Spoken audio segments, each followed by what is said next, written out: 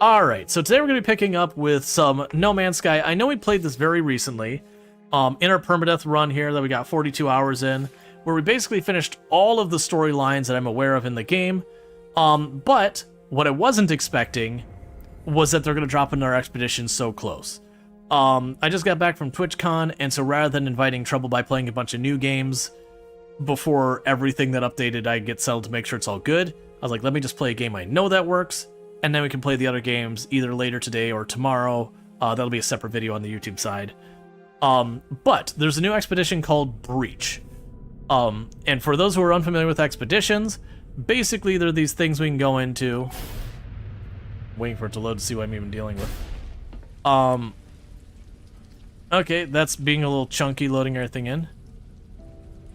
Okay. Getting a little bit of a stutter in here.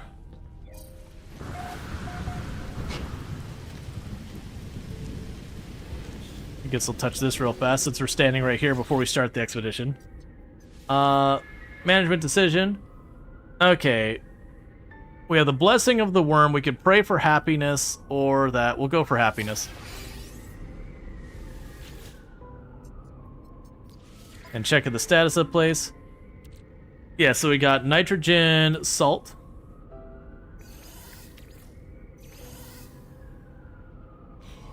Okay.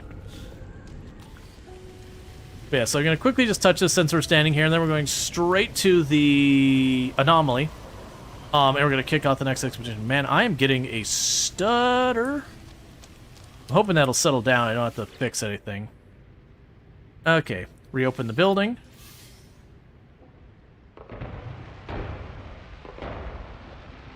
Yep, but they fixed the scary bugs you've been seeing there. Yeah, no, I'm guessing it's probably shader caching. So I need dirt to make that better. That's a B rank, so let's see if we can upgrade this building. Because once we go on to doing the expedition stuff, we won't be able to go to any of these. Superconducting fiber. Now, with the expedition, that's kind of sort of a new game plus S kind of thing. So those are all S rank. We got an A way over there. Hey everyone, it's good to have everyone here. Bionic lure. Alright, I may not actually be able to upgrade anything right now. That's fine if that is the case. Oh, nope. I have 200 indium. Oh, well, that's fine. We'll wait the 2 minutes or whatever it is. Can you start the expedition from your current save? So you can do it from an existing save. What I don't know is how permadeath affects that. Like, will I be able to just bring it over with permadeath, or will that not be a thing? So we are going to try that. If it says no, I'll just go to my other permanent save and pop over. Originally with expeditions, you couldn't bring your character over. Now, to be clear, when you bring your character over, I don't get my vehicle, I don't get all that stuff. I can grab a handful of stuff to kind of bootstrap it up and chuck it over the fence, as it were. And hey, all those people over on YouTube and all that, do appreciate when popping in and all that good stuff. Good to see you. But yeah, so it is a thing over there that, you know, you can go and bring stuff. There was a patch today, fix some bugs, but doesn't mention the black hole bug. Oh, the black hole bug where you can get pulled through, you could get pulled into a black hole from, like, not being in space going to it or whatever. Alright, let's check now. 4, 3, 2, 1.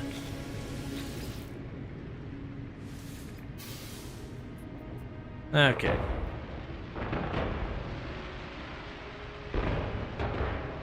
But yeah, so we're just quickly doing, like, the settlement here that we left off.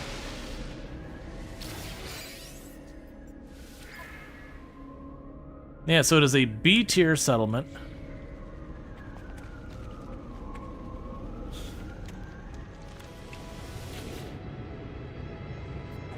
All right, so it's just continuing on its way. All right, so with that, let's get on to our Corvette. Go to our anomaly. And get doing the expedition stuff. Now, my understanding with this expedition is that this expedition is primarily around the Corvettes again. So just like Voyages, it's not surprising that this particular one isn't some like giant like massive overhaul thing. Just because the Voyages update was such a massive update, it definitely feels like they just kind of wanted to quickly get something out for their next expedition. It's a completely dead universe. Yeah, I haven't done the dead universe yet. My expectation is the dead universe will be interesting from like a thematic experience, but I personally think a dead universe is going to feel... There's going to be a lot less to do is what my expectation is going to be. Because if you imagine there's no people in the universe, then you run around and all the things that depend on running into other people. So far as when I say people, I'm talking NPCs. You know, they're not there. You thought I did an abandoned universe run a while ago? I don't think I did. I may have. I don't remember. I've done a lot in this game over the years. Okay, so with the expedition stuff, I can run over, I believe it's here. The expedition terminus. Okay. Expedition 20, 2 weeks remaining, breach.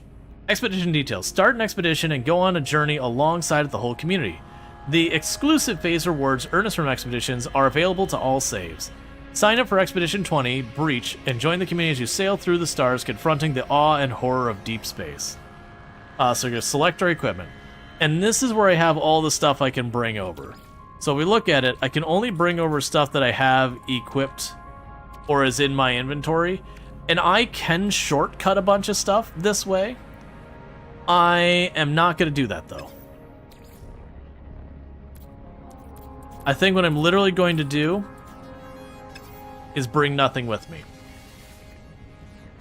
Beginning expedition will start a new journey and place you upon an unknown world. Reach the space anomaly to retrieve your stored equipment. You may switch freely between the expedition and your primary saves at any time. Do you wish to continue? Yes. So basically what I could have done there is I could have been like, here's a giant pile of carbon, here's a giant pile of this, here's a giant pile of indium, here's a giant pile of this. Like basically filled that entire inventory with all of the advanced materials I needed. So the moment I got up to the anomaly, I could build out my stuff real fast. As well as give myself a certain amount of safety. It's a permadeath save. What fun is it if I don't make it super sweaty and try hard? This is different.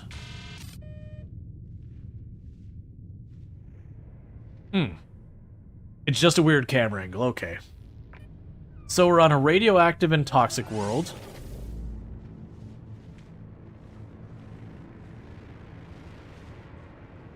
What am I looking at?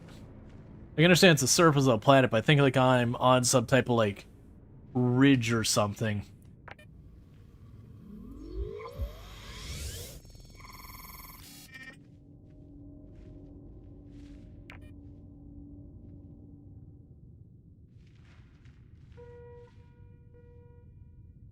Okay, I see storms up ahead.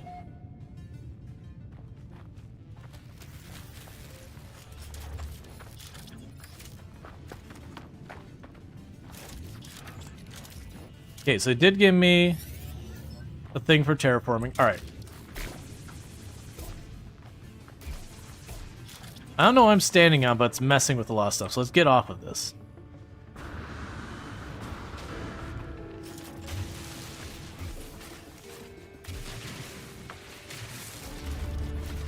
Okay. Join the community as you sail through the stars, confronting the awe and horror of deep space. Complete the milestones to earn new equipment. Complete entire phases for special exclusive rewards. View the progress in the expedition thing. Yep, nothing a whole lot there. Basically, want to take 2 seconds to evaluate what we're even looking at.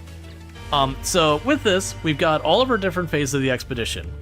And they'll have stuff like, usually these ones the same. Locate your ship. Launch into space. You got your pretty classic stuff, and as you get along here, they'll have more stuff like fight pirates, Cool, that one's just debris. That'll probably be we go into space. Apparently we'll have to fish a little bit, gather polished stones. You get the idea. So first objective, locate my ship.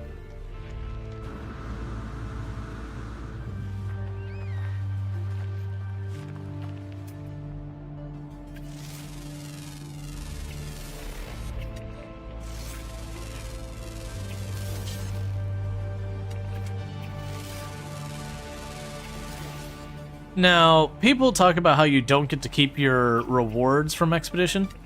That's kind of true and not true at the same time. You don't keep literally what you find in the expeditions, but what it will do is it will give you an equivalent reward out of, you know, a bunch of, like you'll get a bunch of nanites and a bunch of money, and you get stuff you unlock.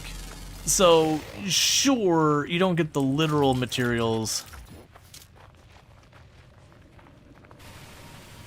that you had picked up along the way, but you do get most of it.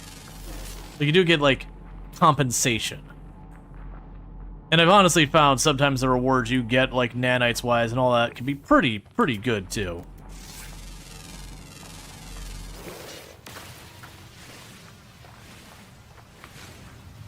So it looks like despite the planet mentioning it had toxic and radiation, I'm not actually taking toxic and radiation damage. Likely it's just not enough. Because it's a dehydrogen, so want that.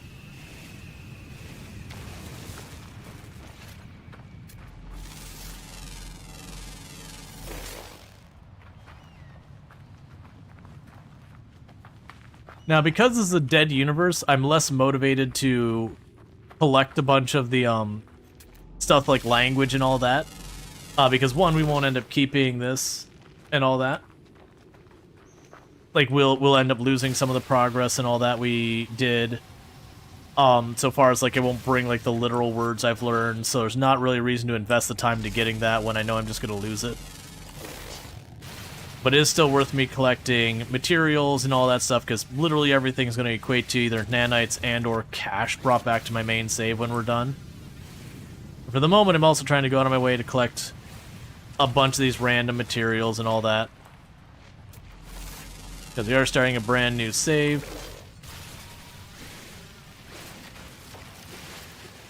So I kind of need everything.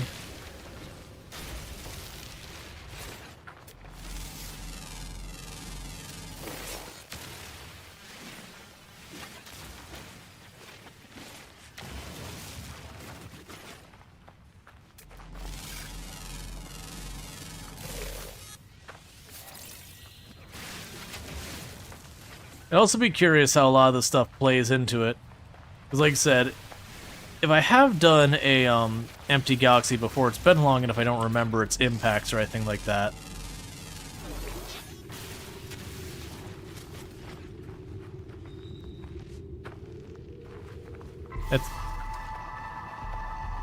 That's interesting that your ship here is right next to one of those.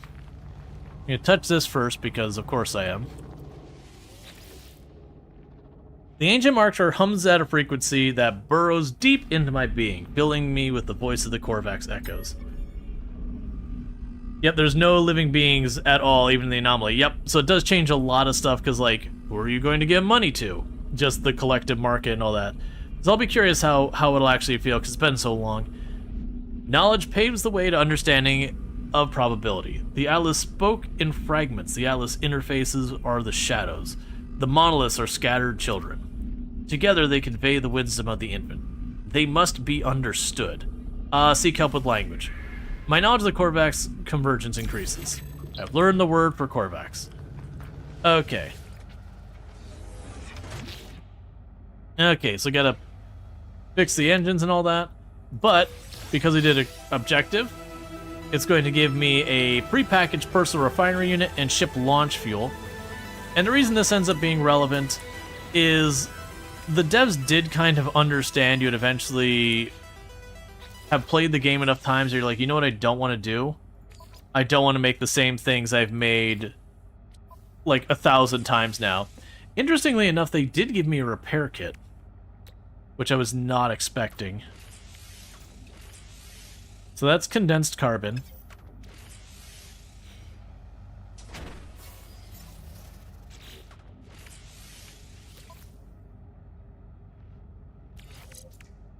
Meanwhile, let's take the hazard protection and we'll supercharge that, and life support and supercharge that for right now.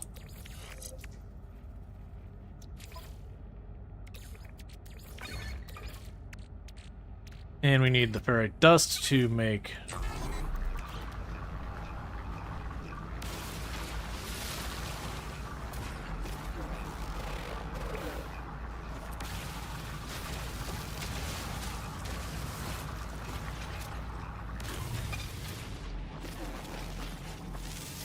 Okay. So I collect a bunch of carbon real fast.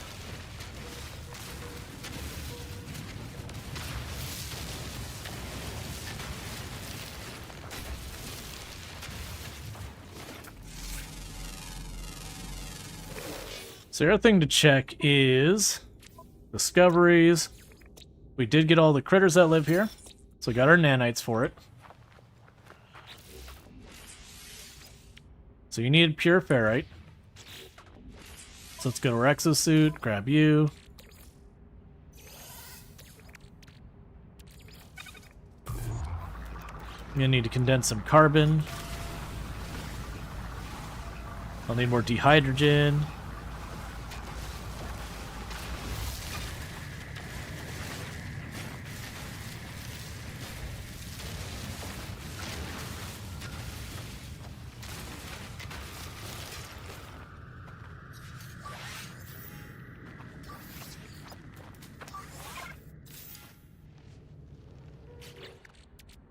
Did I not get carbon out of that?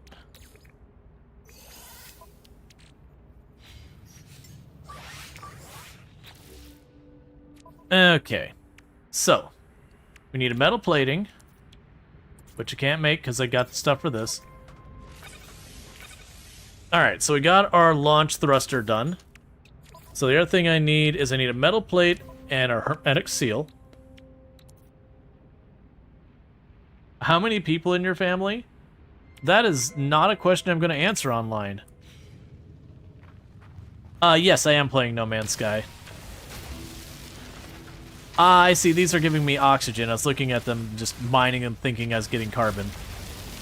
I don't think I've seen a little plant give me just oxygen. It's usually been oxygen and something. Not complaining, that easy oxygen is certainly easy.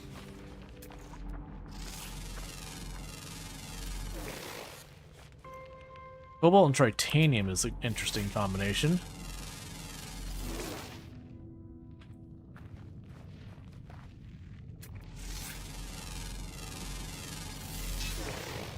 Nice, you like it? Yeah, no, I played a lot of No Man's Sky over the years. We're doing the new expedition here that they just kicked off.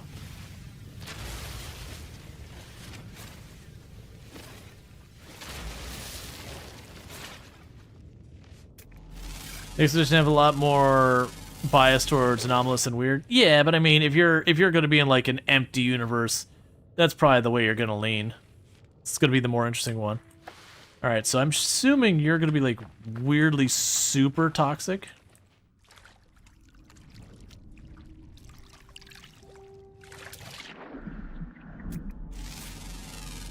Nope. It's just regular one.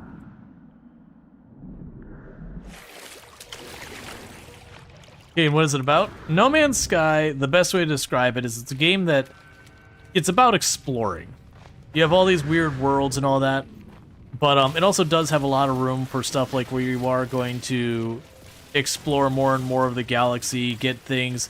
It's another game that's really good if you like a game that's got a lot of opportunity for you to kind of just slowly upgrade and progress your stuff. Lots of opportunity in that, so you'll get like your crappy first little ship and you'll do a little bit of improvements here and there and all that. But the game doesn't force you to do any one mechanic. You can kind of go, I like this mechanic, I'll do more of that. I don't like this mechanic, I'll do less of that. It's got kind of a fun story to it. It's not some like earth-shattering that's going to like change your life story or anything like that, but a perfectly good story. But it is very heavily around exploration and upgrading things. So there's a lot of like running around, material gathering. This plant's pretty tame, but there are plants you'll go on to that just staying alive is either resource intensive or requires a lot of preparation, or you have to run from one hole in the ground to the other and just make it work. Okay, so let's see about now. Can I make the... There's a metal plate. We can drop that in here.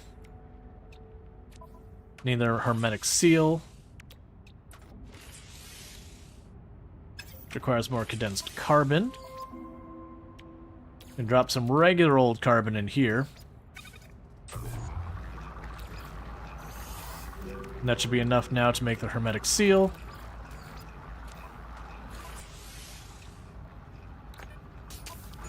Okay, so we've got the ship functional again.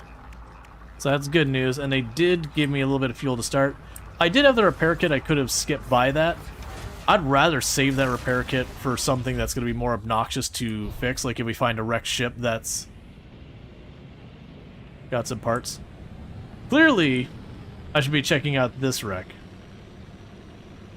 What mission are you doing? So, the game doesn't... I mean, there are missions, but a lot of the game isn't based on missions. So I'm doing what's known as an expedition. It's a temporary thing where they give us all sorts of assignments. And right now, we just started, so it's like, get to your ship, get to space. It's like the pre-canned things, and as they go along the way, they'll start to get more exotic and all that.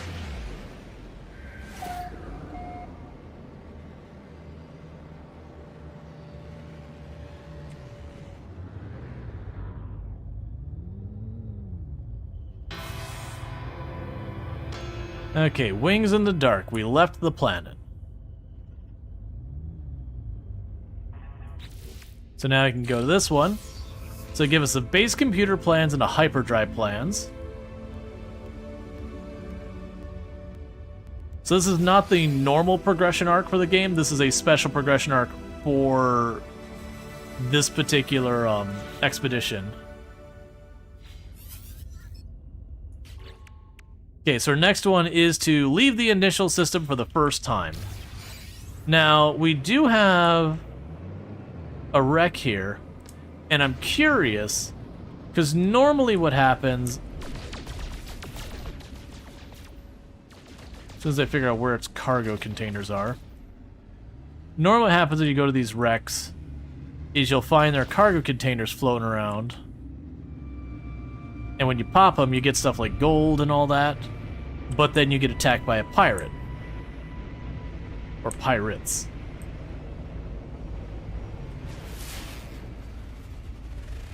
But in this particular case,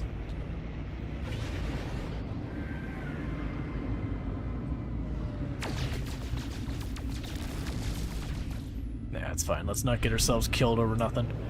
Okay. So we can start here by getting out of this. Do we know what is in our system right now? So we've got a planet with salvageable scrap and a bunch of bases and all that. That one has dissonance on it. That's the one we came from. You have quartzite on you. You normally cannot get quartzite this early in the game.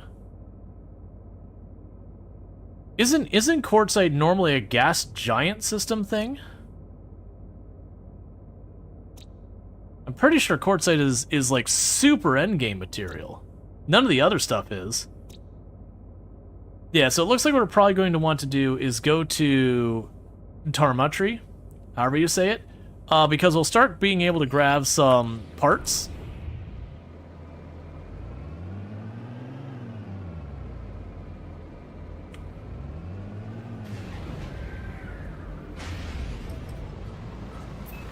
I also want to go to the space station and see what we actually have access to there, because there's no people. That's the whole gimmick of this expedition. It's called a dead galaxy or whatever you want to call it, and it means there's no other sentient things in the universe.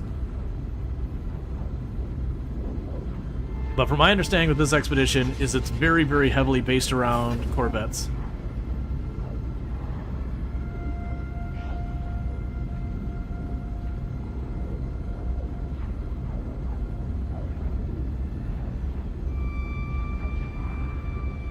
Yeah, we'll go here. Then we're gonna go to the planet that's got the wrecks.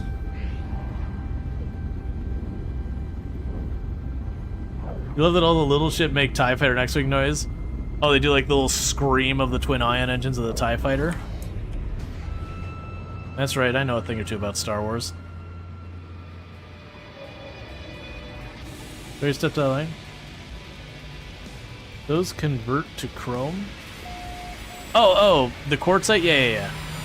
Yeah, no, you're good. Yeah, no, I've played this game, like, you know, obviously don't backseat in the, hey, do this streamer, hey, do that streamer.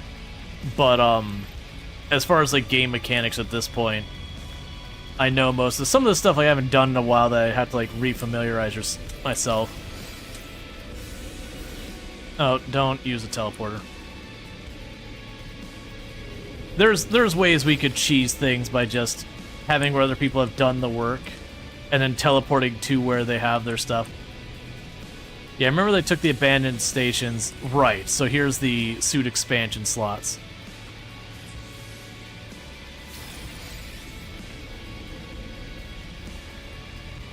Because the suit expansion slot is over there.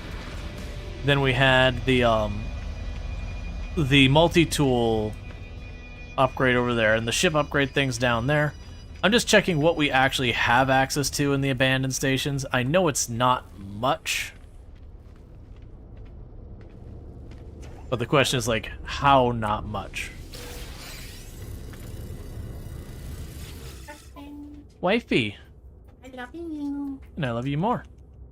I love you more. You're handsome. Nope. Make it straight. Nah. Okay.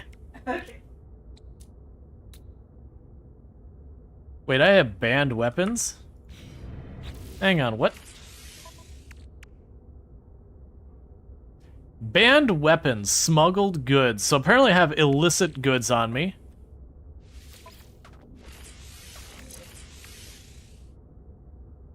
Okay, do you want me to install the hyperdrive, which I can't do yet because I don't have materials.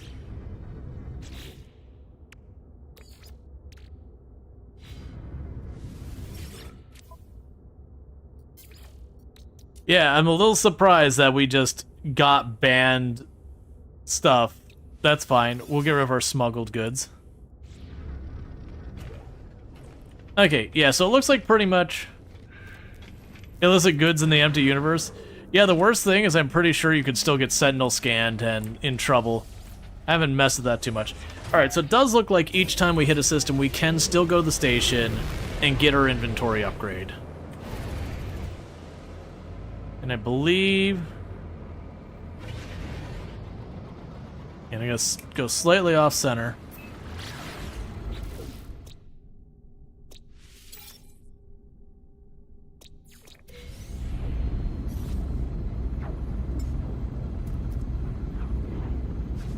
Yeah, I'll end up having to get fuel, but I'm going to try and be lazy about it. And this one says Planetary Anomaly.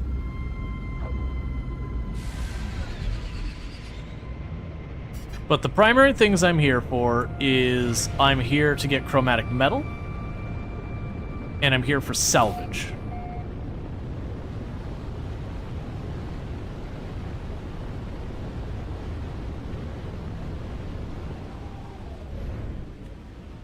And thank you, Dragonfall, for the tier 1 sub. That's 22 months you've been subbed to the channel, coming up on 2 years, and I really do appreciate that continued support. It means a whole heck of a lot, and thank you so much. So we got a film noir planet. Among the worst of the planets out there.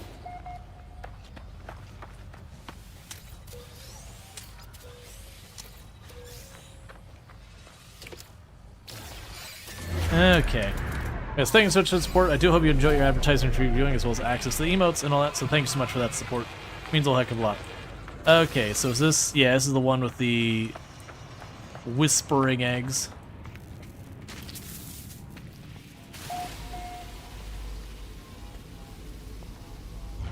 That's fine, I don't really care. Alright. Long ago, it seems, an automated distress call went unanswered. If I can crack the encryption pattern, I could potentially extract the coordinates. 1, 2, 6, 24, 120. Alright.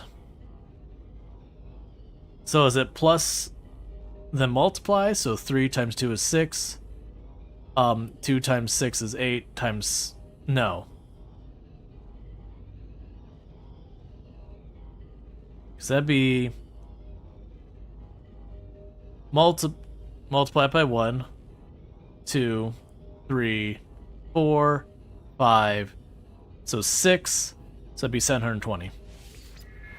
For those who missed what I figured out, it was you start at 1, you multiply it by 1. That's 1. So you go to the next one, you multiply it by 2. That's 2. So then you go and you multiply it by 3. Well, 2 times 3 is 6. And then you multiply it by 4. 6 times, you get the idea.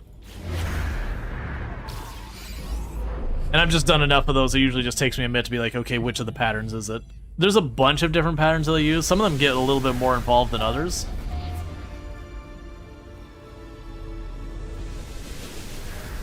Okay, so we got a distress beacon that we'll need to fly to.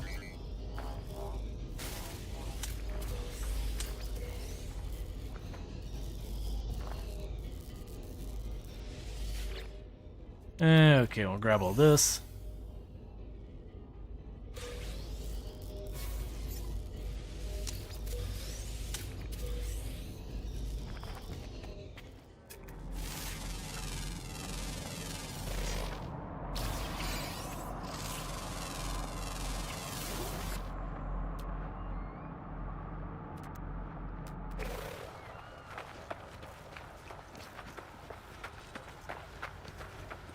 And go over here and grab this stuff too.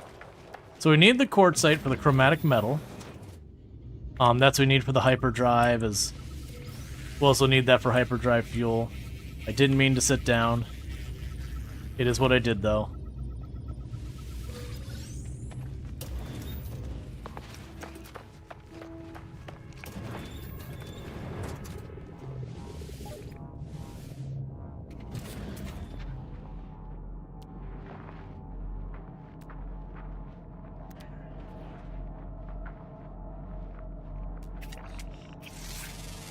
Okay. So how many creatures are there on this planet? So there's a whole underwater area, so we're not going to worry about fussing too much looking for them all.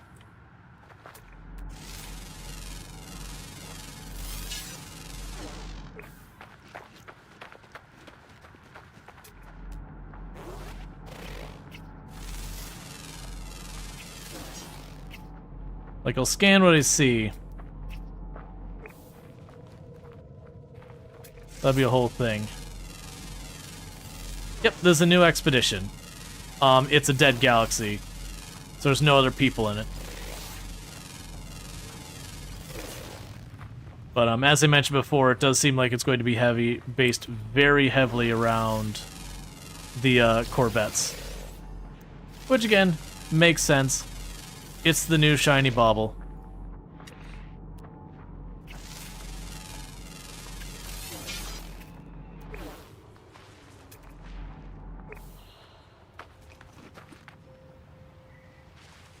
Nearly put out? Yeah. Came out only a day or two ago or whatever it was.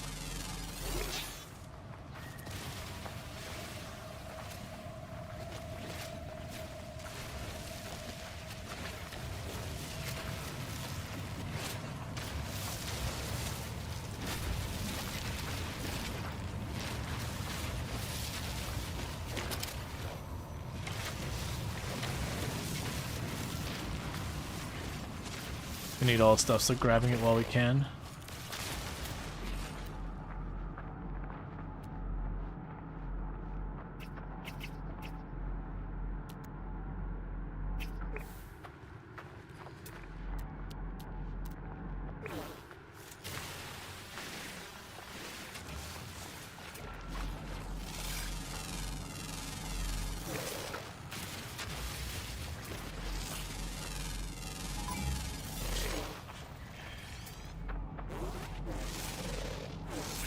Okay.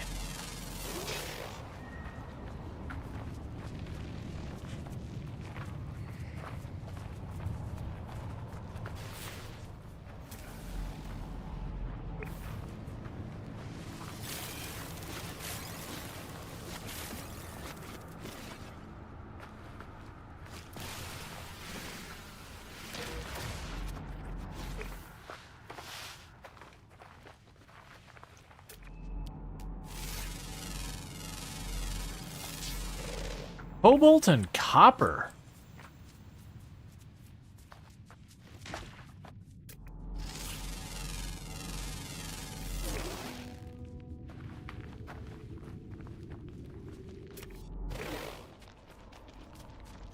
Wonder how much I can get out of one of these for copper. As a secondary material, it probably won't be very much. Maybe just like 1 or 2, but I'd be curious.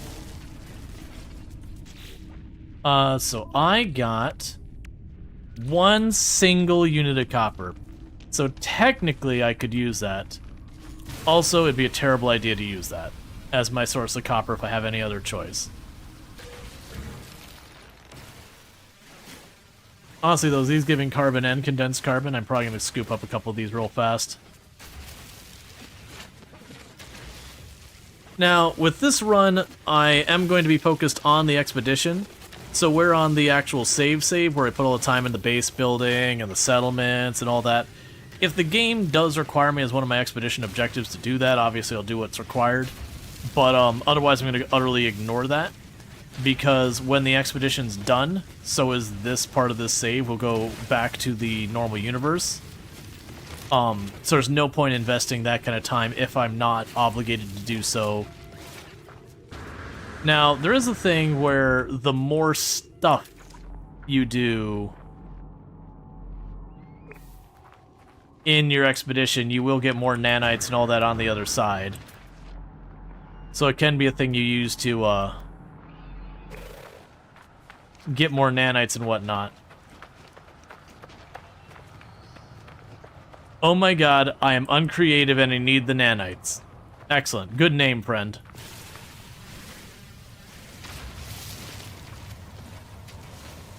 10 out of 10, no notes.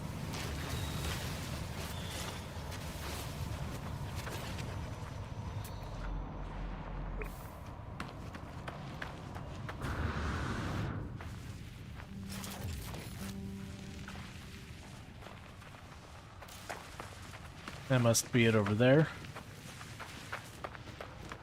I'll grab you since you are standing right here. Corvax, Corvax, Corvax. The stone resonates, producing a sound that fills my mind. A vision begins to take shape. A robotic life form turns towards me. Light steams from their metal shell, forming a glowing fog that surrounds us both. They gesture towards me. Accept knowledge. The best part of expeditions being shared is the silly names people give things. Oh, I genuinely, for me, No Man's Sky will always be a single-player game, even though it is a very multiplayer game these days. So very much when I do an expedition, I try to, as quickly as possible, get away from other people and where they've been.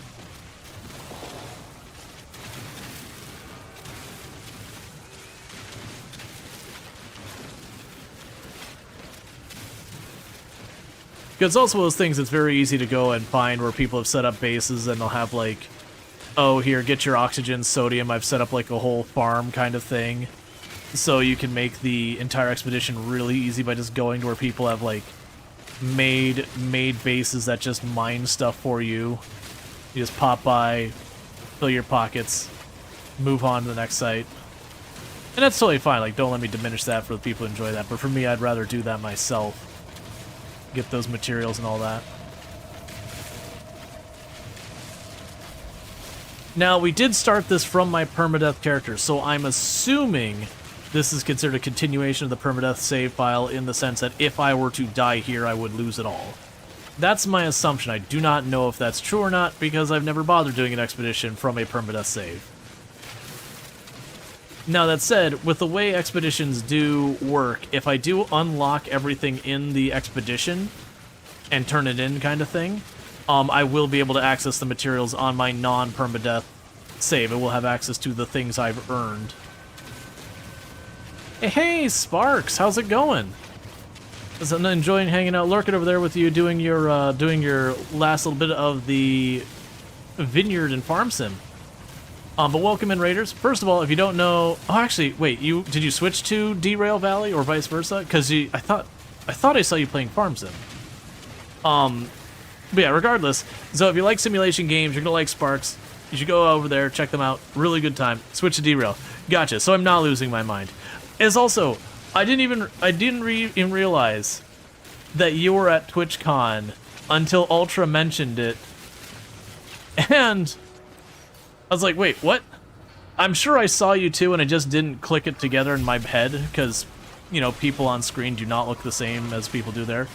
But yeah, no, it's 100% the exact same thing, as I probably saw you a bunch of times there, and just didn't click to me that it was you, as in Sparks, until I was talking to Ultra, and she mentioned you, and I was like, oh, he's here? And she's like, did you not know? But, like, by then it was, like, Sunday.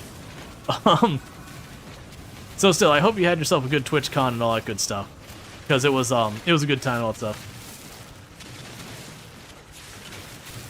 Yeah, no, it's 100%. Like, there was a good handful of people I wanted to talk to while I was at TwitchCon. It just didn't happen because, like, in the best of ways, TwitchCon was chaos. Of just running from one thing to the next thing to the next thing, that until Sunday, like, I had no downtime. Not really.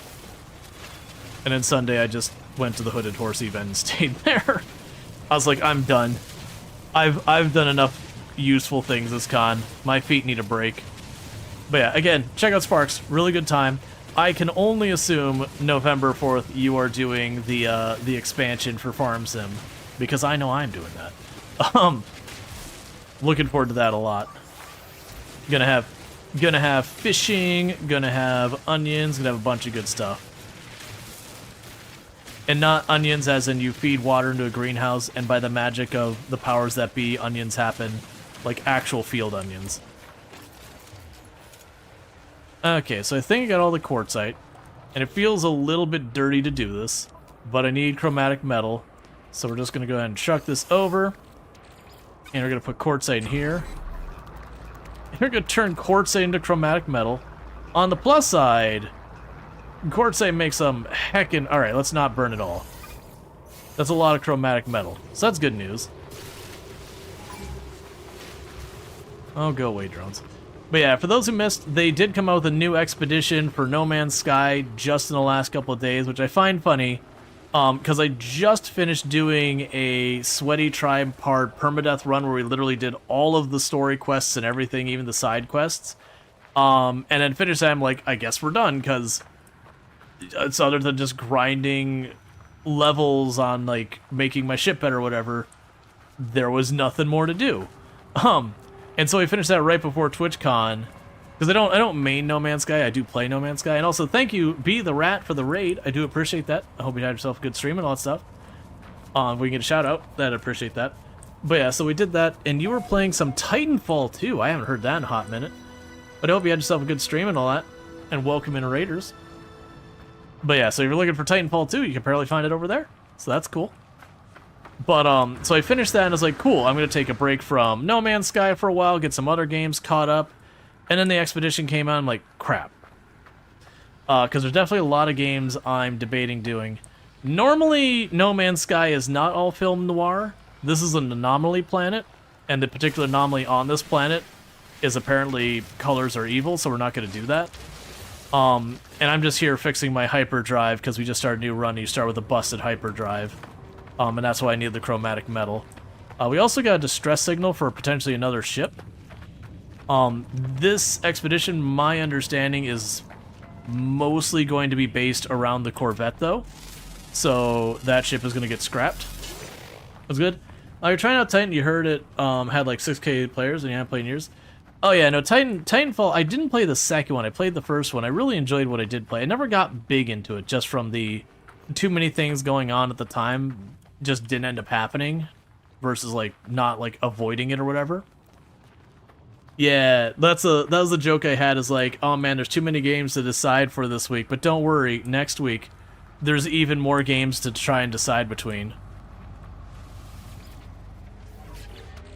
Okay, so let's go here. So we have the hyperdrive. We can start by shoving the chromatic metal in there. We also need a microprocessor, which requires nanotubes and that, so now I can shove that in here.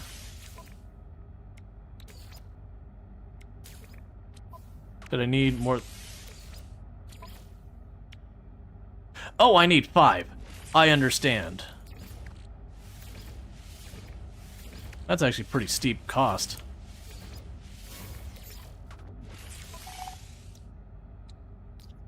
Okay, so our hyperdrive is fixed. Didn't they give me warp cell? Yeah, I'm not gonna... You can keep your junk. I'm tossing you in there. Done. Alright. So we now have the ability to leave the system, but before we go, we did see a distress signal. And that could be a smashed freighter. It could also be a smashed ship. Either way, it's money. So you go up here. I did go to this planet with the intention of salvaging, and then just didn't. Because I don't have my Corvette yet, so it's just going to sit in my inventory for a moment, which isn't the end of the world. Alright. But yeah, so for those not familiar with No Man's Sky, first, it's actually pretty hard to not be, you know, at least introduced to it at this point. But it is a game based around exploration primarily. Normally when you're running around the galaxy, there'll be stations and other ships and all sorts of stuff to interact with.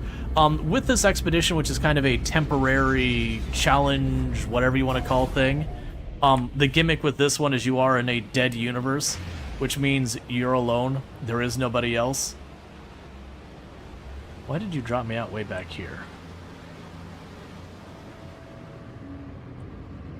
There is nobody else, so... Oh, when in an expedition, how many slots you have in your suit? I have added one on here, so... Let's see, it's 10 rows, so you got 1 row, 2 rows, about 30? Give or take.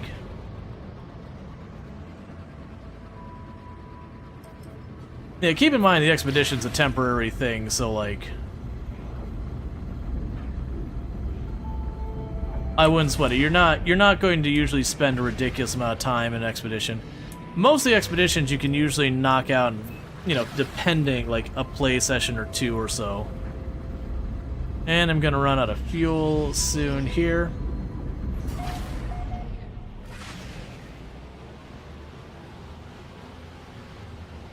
You are weirdly dropping out way earlier than you need to. Yeah, so we have to go and pop some asteroids for fuel. But yeah, no, basically when you're doing an expedition, it's effectively doing like a new game plus. If you want, you can also have just straight up be a new game. So it is like starting the very beginning of the game just as though you started. Keep in mind, I did start this from a permadeath save with sweaty tryhard settings. I don't know how much or how little of those settings do carry over. I would assume if I die on this character in this, they are gone and I lose my other save, because they did get spawned from a permadeath save, but I don't know that for a fact one way or the other.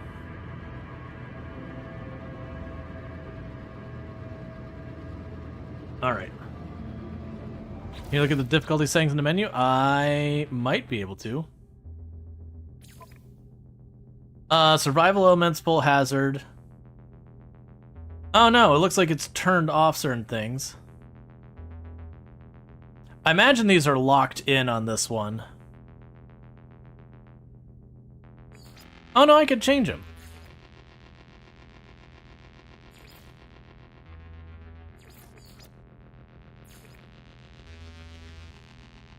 Fishing timer.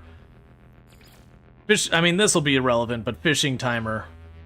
Okay, but where was the permanent death thing? That's when you probably cannot change. Survival difficulty, challenging, natural resources, scarce. Challenging, challenging, technology damage, challenging.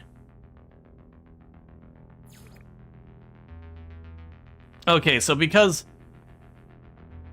Alright. So it looks like we're not permadeath while in here, because you couldn't start with this, because we actually took this from a permanent death one. I will turn it on to items destroyed, because that's as severe. So we basically cranked this up to its max, except for the fishing timer, because that's just silly.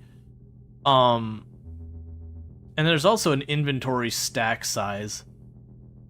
And I'm assuming we can't change most of that stuff. That's fine. Okay. It does make you fish. Yeah, but I don't consider a timer a difficulty setting for that kind of thing. That's a obnoxious timer.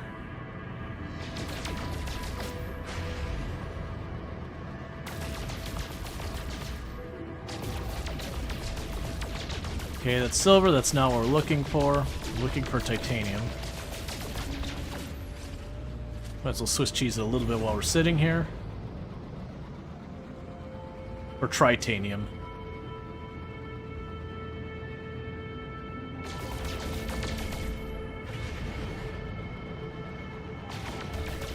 Or silver.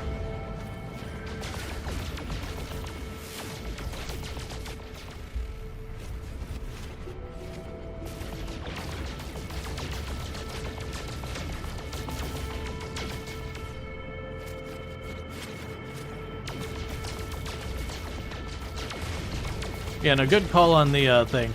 Yeah, so I'm assuming what happens is when you start an expedition, the expedition has its own, like, difficulty settings that you jump in on, and then you can tweak it up from there.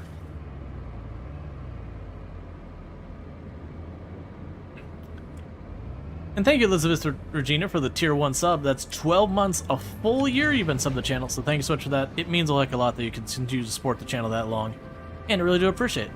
And I do hope you've been enjoying the stream.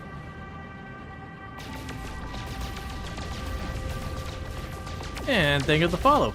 Welcome to the stream. Alright, so let's go ahead and recharge our fuel here.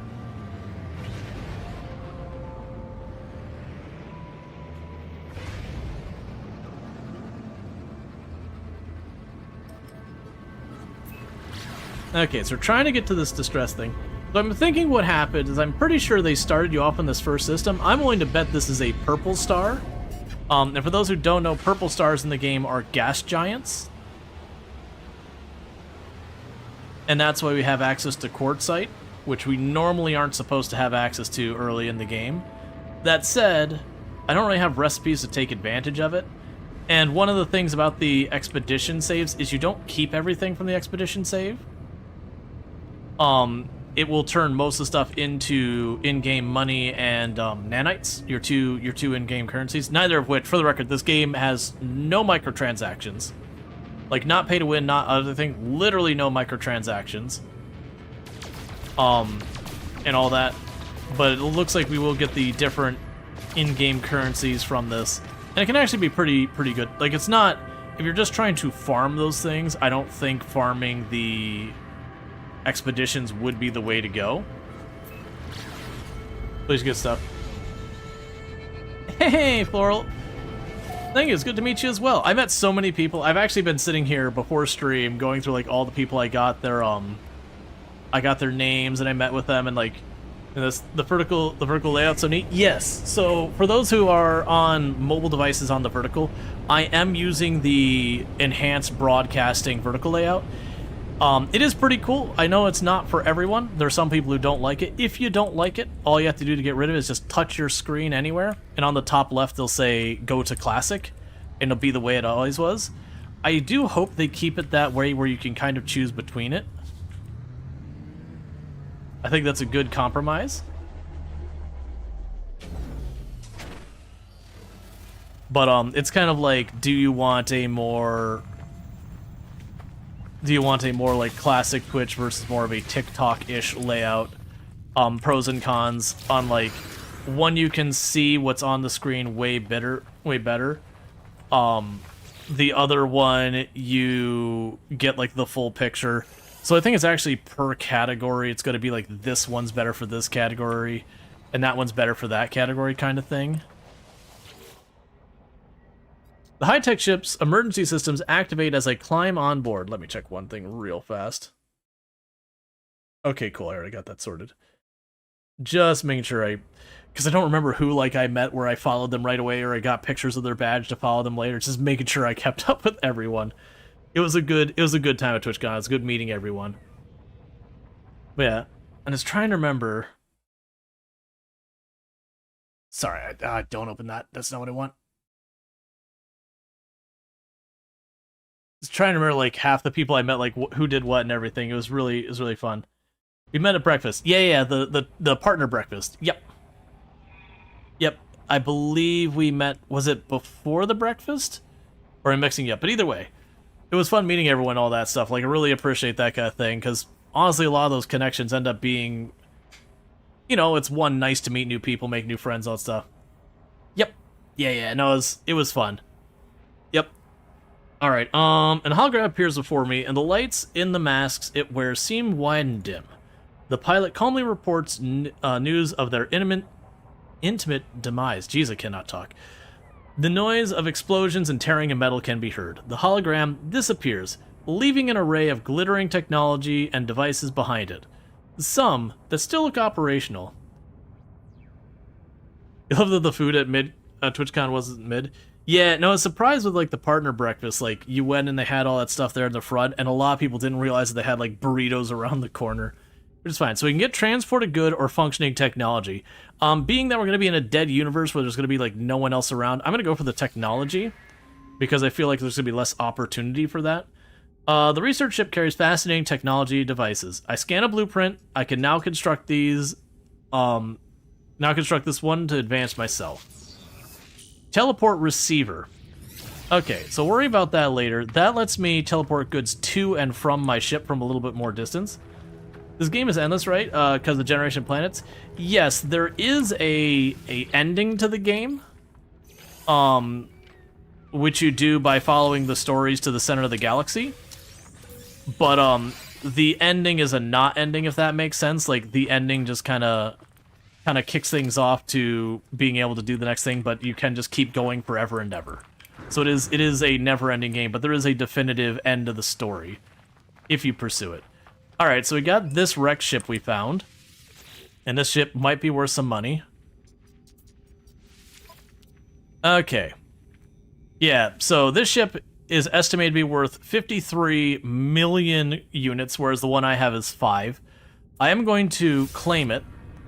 To be fair, it's not doing well. It's pretty utterly destroyed. Let's go to my other ship. Get back on board, move some stuff over.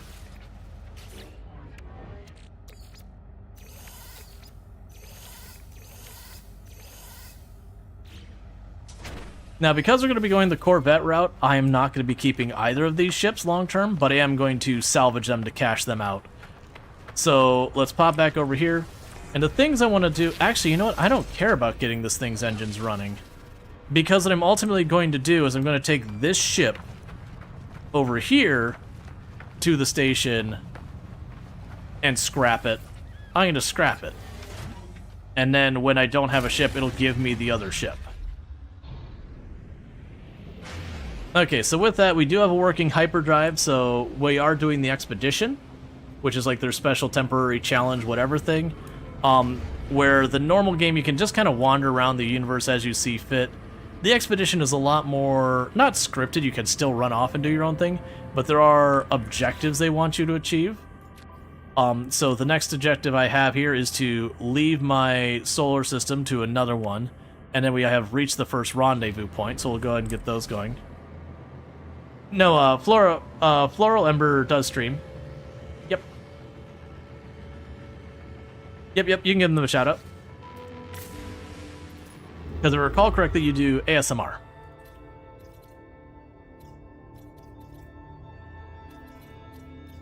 So chill place in the evenings to go to, like, when I say like wind down, you know, potentially fall asleep, that kind of thing, relax, all that kind of thing. Do a player stuff. Oh no, that's absolutely fine. Like, you know how it works. You've been here a while. But yeah. So, you know, new friend, met him at TwitchCon, all that stuff. Yep. Alright, so this will give us progress on our expedition, because we did leave our initial system. Now, with the expeditions, I do kind of just pursue the different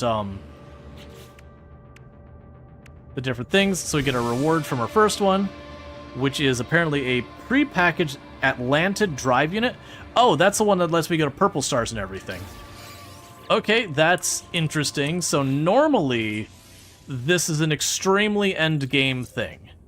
This drive unit we got, normally you don't get that to, like, literally, like, one of the last things.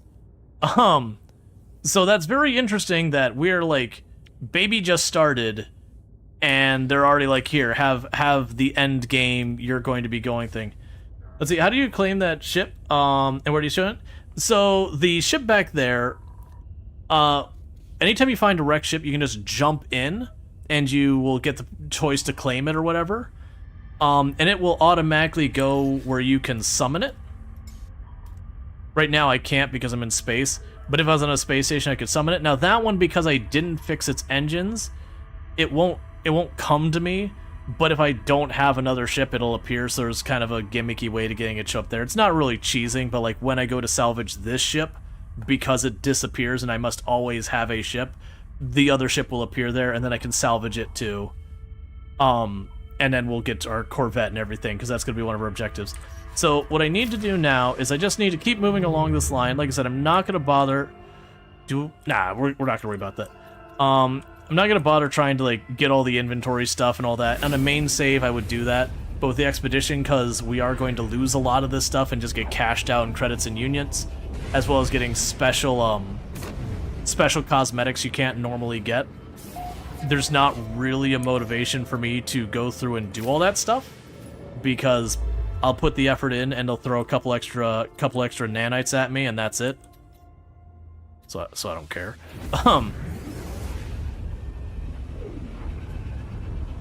Yeah, so we're just gonna beeline here to where this next objective wants me to go. We will see a lot of where other people set up bases. I'm probably not gonna interact with any of them. Okay, so I'm gonna start by going to this station since we had to go here anyways. We'll get the inventory upgrade since we're here. And then I believe we'll end up landing down on one of the planets for the rendezvous point. And they use the rendezvous points as just a means of guiding you, the player, to the next world that the devs have like handcrafted stuff on for purposes of the Expedition. Yeah, there is a lot to learn about this game. One nice thing about this game is it is one of those games, other than like the very, very basics for survival, you know, like your life support and that, pretty much everything else is optional. You can take it as you want, and the game does do a pretty good job of like slowly walking you from the one thing to the next thing to the next thing. So you don't run into that situation where you're like, you know, oh my god, I don't even understand how to get anything happening. They do kind of just step you along from one thing to the next. Okay, so you just gave me a mining laser beam. Alright. Okay, it's just going to make it so we mine a little faster. Okay. So let's check our things. So we have to get to rendezvous point 1. So yeah, so just telling us, hey, there'll be a bunch of marked spots. So all we have to do is that little icon. We go there. But yeah, it is also one of those things that, like, when the game first came out, you really could just explore and then fight a couple other ships. Like, it was an excellent game when it came out, though it got a really bad reputation because they overhyped it and made it sound like it was going to have way more in it than it actually did. But they've had, like, Hello Games as a company has had a really strong redemption arc where anyone else, they probably would have just been like, well, our game didn't sell well, kill it. And then they've continued to develop and expand and develop and expand and develop and expand. And at this point, the game is more than it had ever hoped and dreamed to be.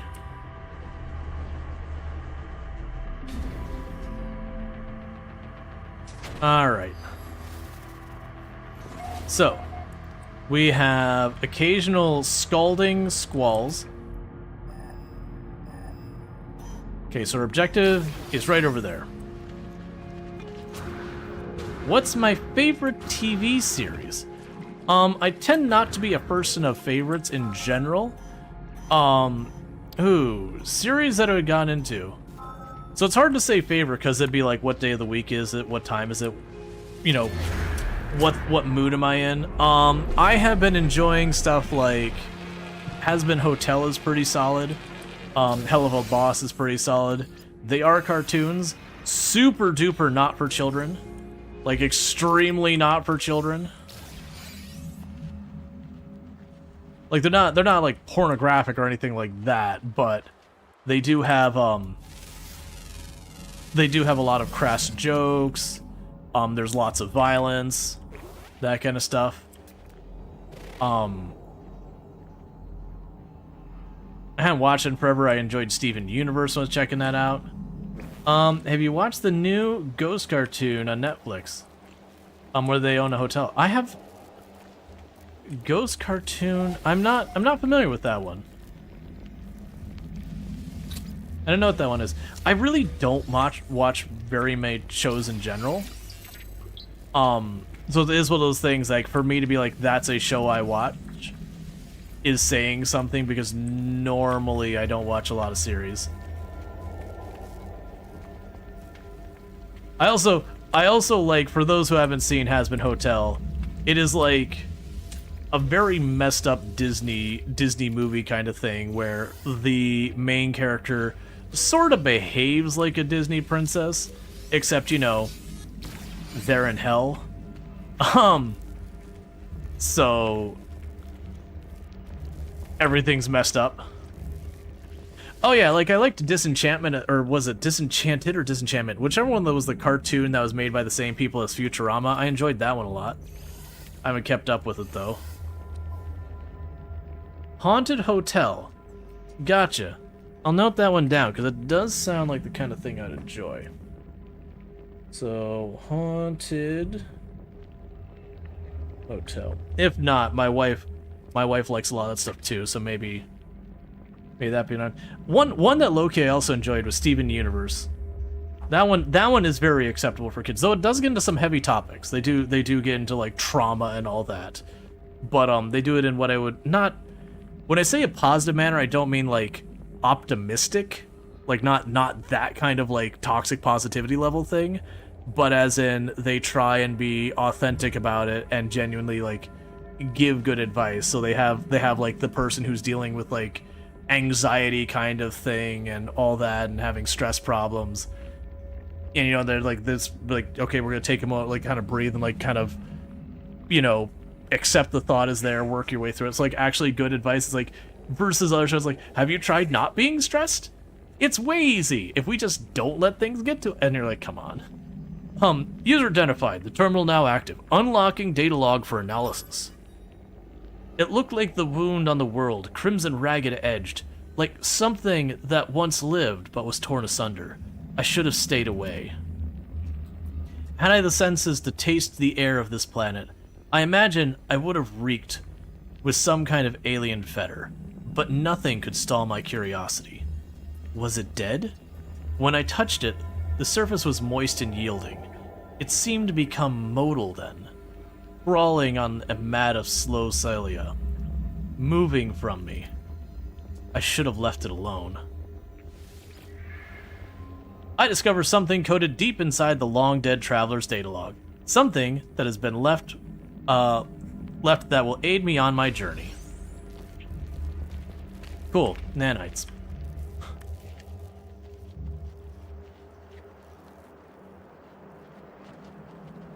Oh, Yu-Gi-Oh? I never got into Yu-Gi-Oh! Not again from, like, any judgment call or whatever. Just like I never really got into the Pokemon cartoon. I did play, like, Pokemon back when it was, like, red, green, and yellow. Like, and I absolutely got all of them and everything during that era. And then the second one came out, I'm like, this is the same game I just did. I'm gonna do something else. And that's not a judgment on that. It's like the amount of time I put into like the first one. I was like, oh wait, you just want me to do that all over again? I didn't care about these other new animals. I'm gonna go play a different game.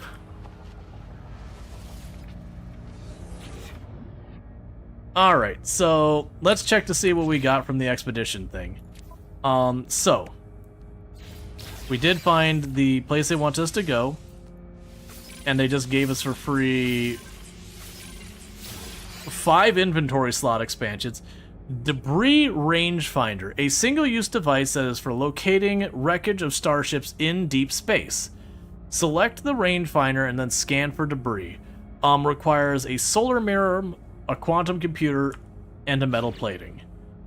They also just gave us the recipes to make all of those things. That's cool. That is a lot of things you just gave me access to crafting at the same time.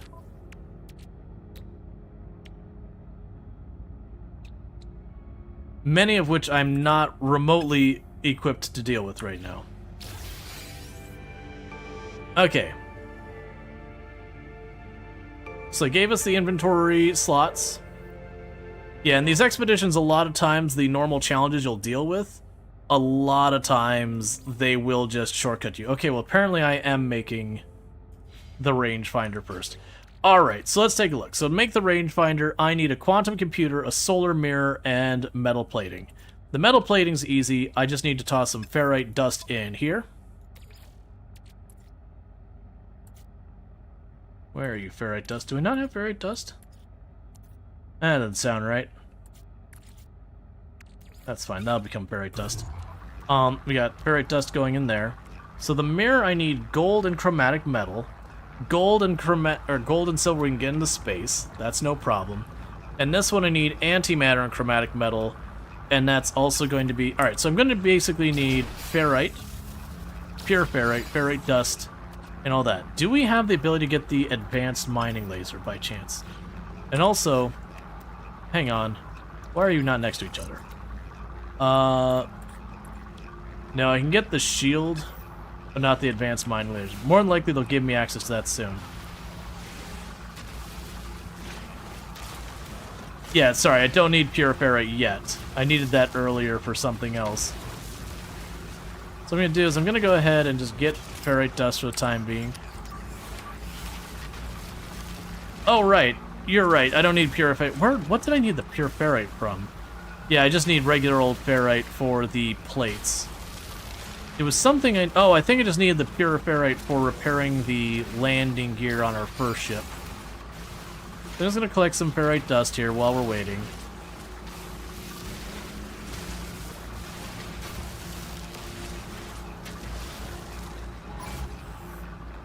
That's fine, I don't care.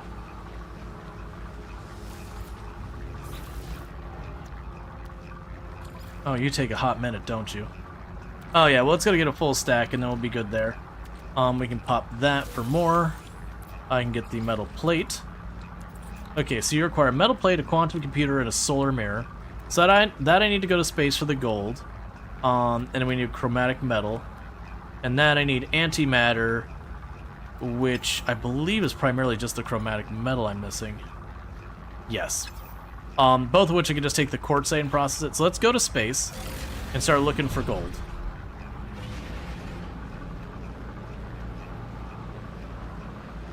I'm not used to having access to all these like gas giant materials this early. It feels weird to like bypass multiple entire layers of the game to just immediately getting the materials we need.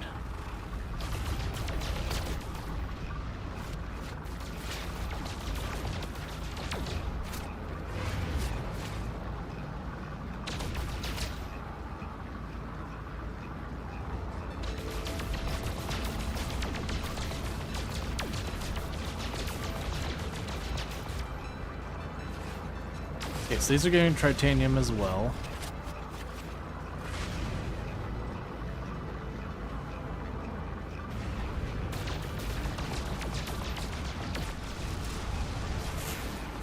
Let's check one thing real fast in the system. Sometimes you can have plants that have just straight up gold on them. It's interesting with the dissonance detective. So it'd be fungal mold.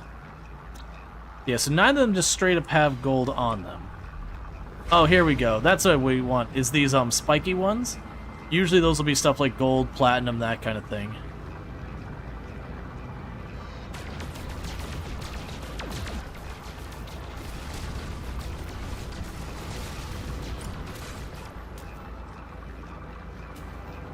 Come on.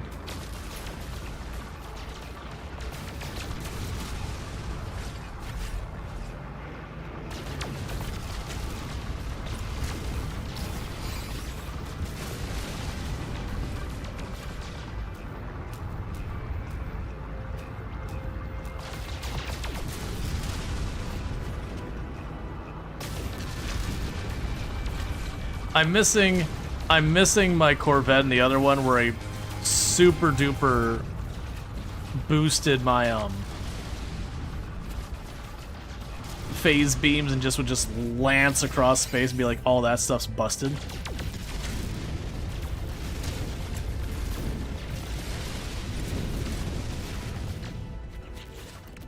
Okay.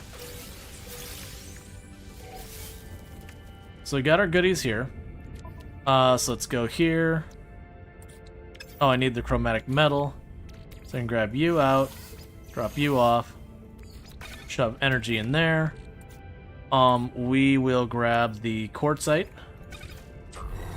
That should give me a bunch of chromatic metal really fast.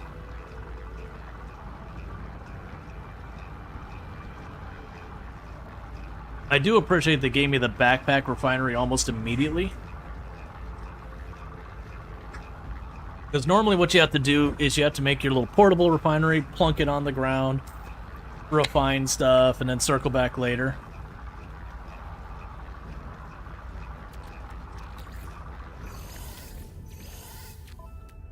Okay. So, there's a solar panel. And you are missing an antimatter. And there's the quantum computer. And there's the scanner thing it wants me to make. Alright. So we did get, from destroying a bunch of asteroids, the Natalon platform. And a bunch of stuff related to that. So that'll let me go to a water world and plunk down a thing on the surface of the water that I could then explore doing that. So you know you're going to make me do that. We also crafted the debris rangefinder, which is something new for this expedition, I believe. So let's go here. Corvette basic modules pack is a reward it gave me.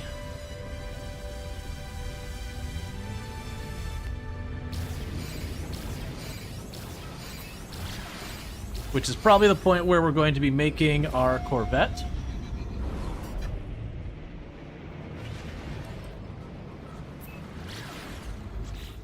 And then let's check our next expedition gold, which is to assemble a Corvette.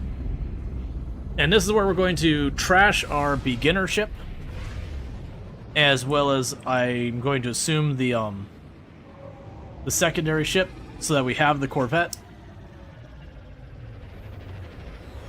And then we will live on the Corvette.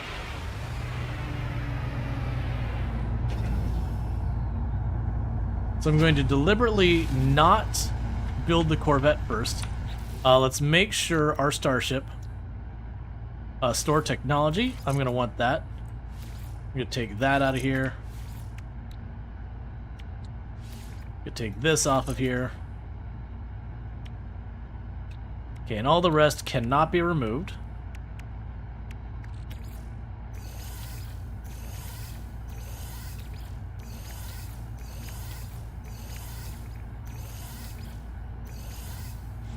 Okay, let's quickly run over to the Corvette thing, dump all the Corvette parts into storage. That way when I disassemble the ship, I'm not losing anything I want to keep. And then we're going to be spending the rest of the run doing the Corvette. It does amuse me how in so many ways, for me personally, the creation of the Corvettes in a lot of ways feels like it's obsoleted the other ships. It hasn't. You can still build your specialty purpose ships and all that.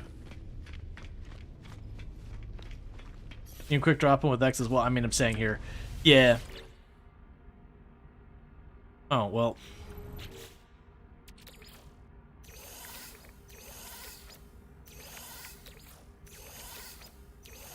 Yeah, it looks like it's giving us all the basic requirements for a Corvette. Cool, so you're empty. That's fine. So what we can do is we can go to that spot over there on the edge. That should let me salvage this ship. Then we'll be able to salvage the next ship. We can sell all the pieces we get out of it for a whole bunch of cash. Which does bring up the question of would I be better served by turning it into just straight up cash, or would I be better served trying to go for the upgrade modules? Probably the cash, because worst case I can use that. Oh yeah, because I'm not going to be able to get the ship expansion slots from missions because who am I going to take the mission from? Let's see. Begin salvage.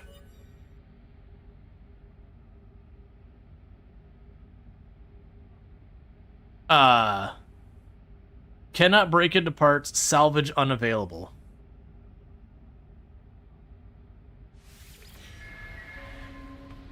I guess I won't worry about then that, will I? Maybe that's just a thing with abandoned stations that you can't salvage? It could also be that they're like, whoa, you won't have any other functional ships, we're not going to do that.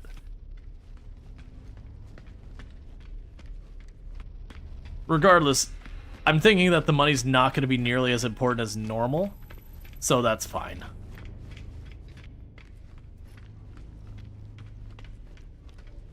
Okay, so let's get over here and start building our Corvette. They fixed it so you cannot have a not working ship. Ah, that makes... Yeah, it's fine. It's a good thing. That means you probably have to fix those ships to be able to fly between. So we're going to create a new Corvette. Alright. So, we have all the modules they gave us. I'm going to start by putting down the landing gear. And I have 2 of these.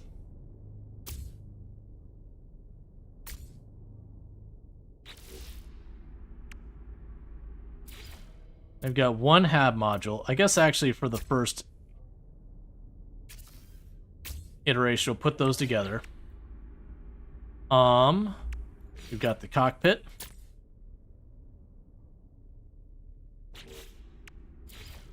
The landing bay.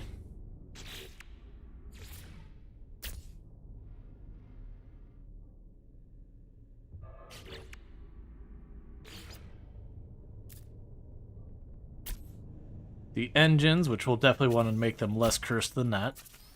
Yeah, so the first version of the ship, we're not going to have a whole lot, because we are taking what they gave us for free, which is going to heavily restrict what I can actually build. So I've got only 1 gun here, so just shove it right there on top.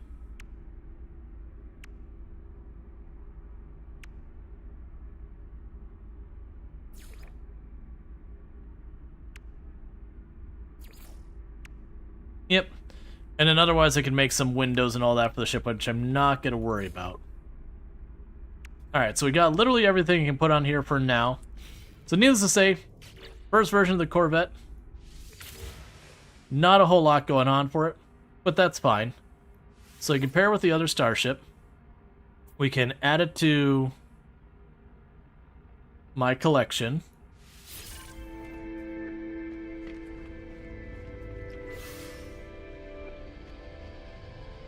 Alright, so we technically have designed a thing. Assembling the official Corvette, yeah. Because, I mean, there's really not much you can do with the layout here. Like, there's not more place you can really put the... Hey, No Name Roy. No Name Roy. How's it going? No Name Roy, sorry. Tier 1 sub.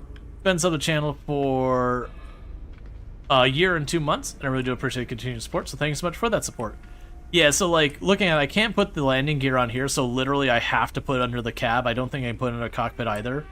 The cockpit has to go off the front, and the landing thing has to go off of where you have a flat side, which means the back of the front. So yeah, no, literally about the only customization I can get is where do the engines go front or back? Where do these go front, back, or side? But that's just the first ship. So let's go here. Now we do have... Oh, that's for...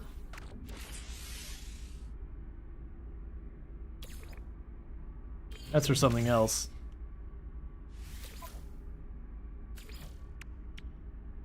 Oh, they already gave you an Atlantic drive. Well, that's an interesting consideration.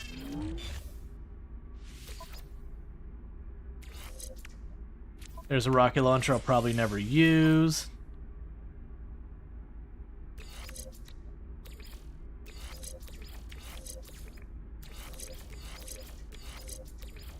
Can't move that all over. Got your warp drive. Got your warp drive stuff there. So you got photon cannon things. I'll put these over here. That doesn't matter. That's maneuverability and boost. So we can just shove you over here.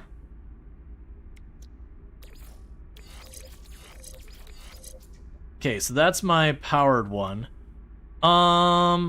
Okay, so what do I want to put in my supercharged slot? Honestly, I'm not I'm just gonna disassemble that. I don't want the missile launcher. And that's a spare Atlantic drive. I'm just going to disassemble it. May not get goodies back out of it, but I'm not gonna sweat it. It's an expedition, it's not nearly as much to worry about. Yeah, so that's launch cost and boost. I can definitely up the firepower. Also, you should be over here. The hyperdrive. I think for right now, we'll boost the guns upgrade.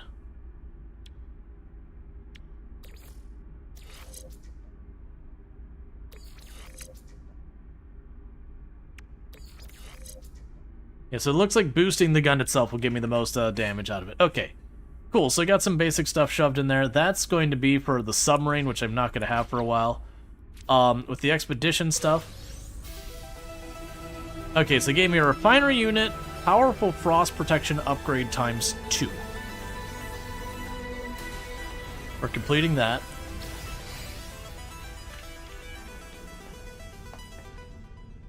So with the refinery unit, we can go inside here. I'm going to shove it right there.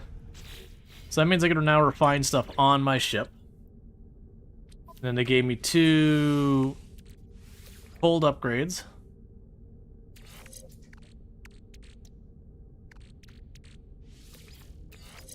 So you can hit that.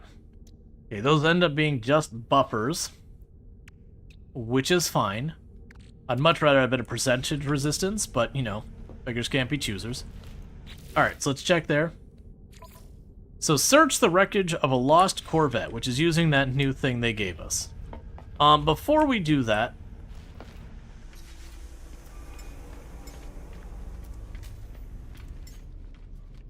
I'm going to bring you back, and I'm going to salvage you.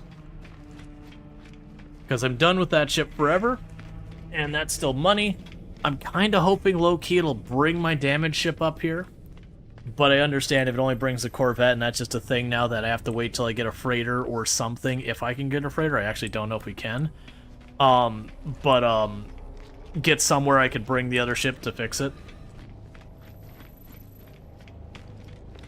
I'm not too fussed one way or the other on the other ship, but we'll see. Okay, so this is the right ship. Begin salvage analysis. So we're going to claim it for scrap. Give me the scrap.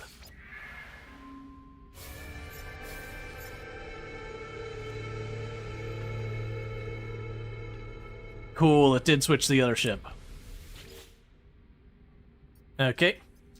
Begin salvage analysis. Give me the 6.8 million. Thank you.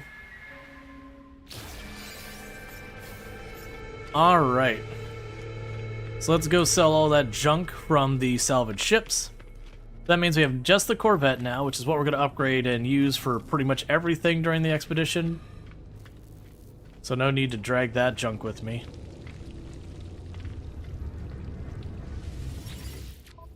Okay, so selling. We will want to sell the junk we got out of that. An unstable gel.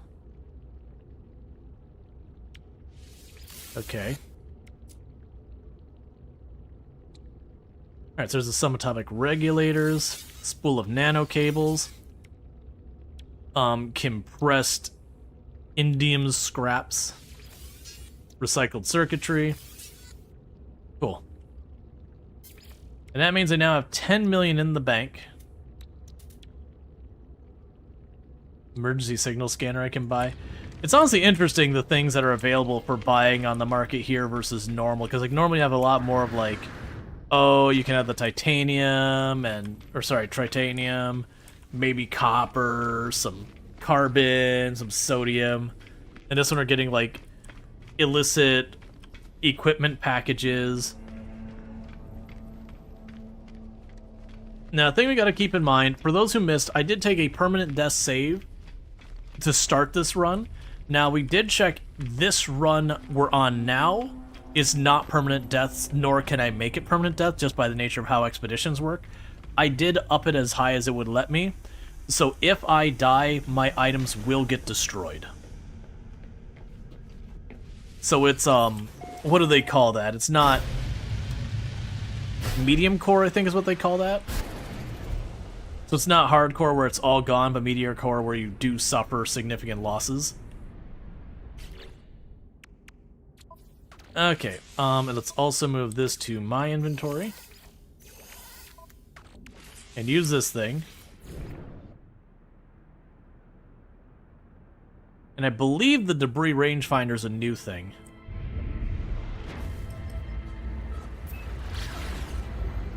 Okay, so just gotta jet for a moment here. They'll detect something and we can see how these work. Now, a thing I've been warned about is that you do go out into this environment to look for stuff. While piloting your corvette, leave the pilot seat. Yeah, that's fine. I've been warned that there's hazards here.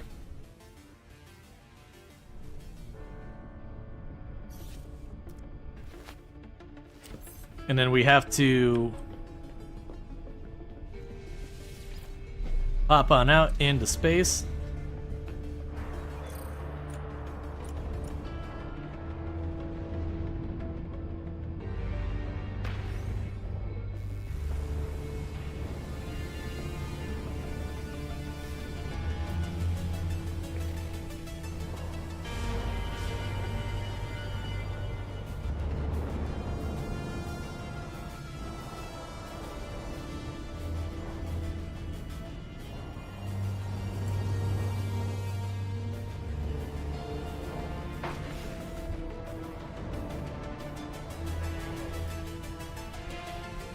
Is that it?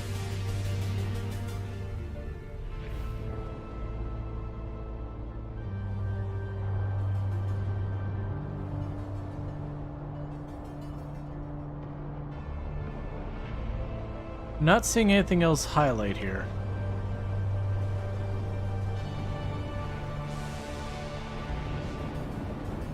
I guess that's it.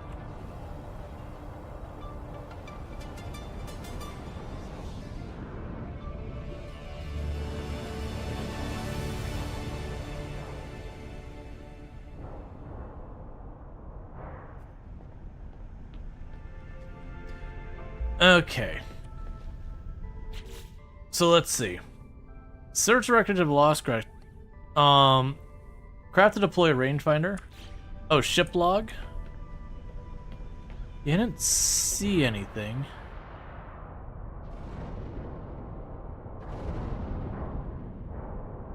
Let's see if we can actually get inside this thing. Yo, I'm waiting for my scanner to recharge again. Oh, here we go.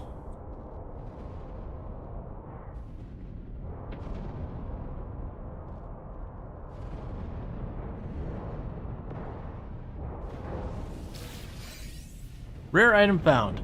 Log of the fireship Arcadia. Captain, found on the last walkout. Says it'll bring us luck. We'll need it. Cruise has been away so far. All the asteroids, just dust and ice. Nonsense, but better than nothing.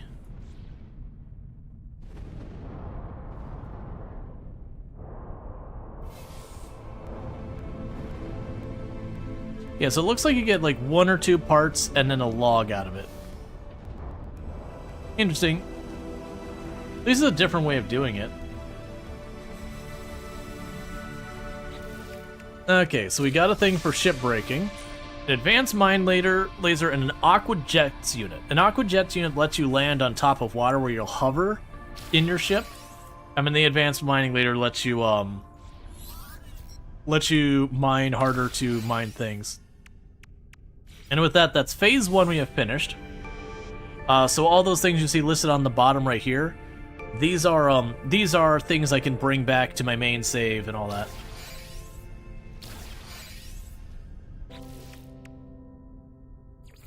Okay, so next we need to rendezvous on the next area, as well as install the mining laser. You can worry about the mining laser at the next location. In the meantime, go check on the map. So the next expedition spot is up there.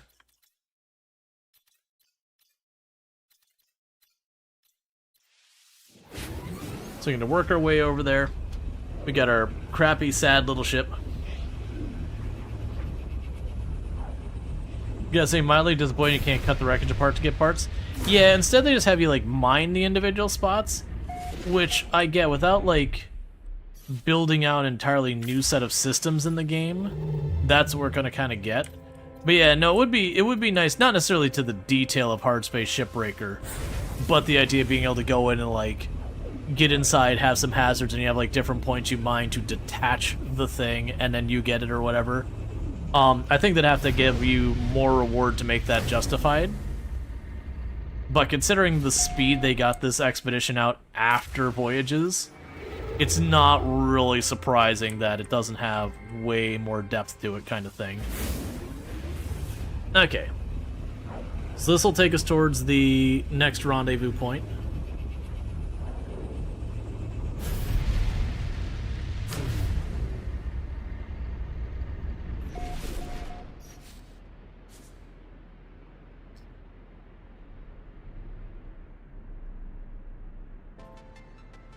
Okay. Meanwhile, we did get some more parts. So I got 2 domed casings. I think those are just aesthetic. We got the pre-packaged aqua jets.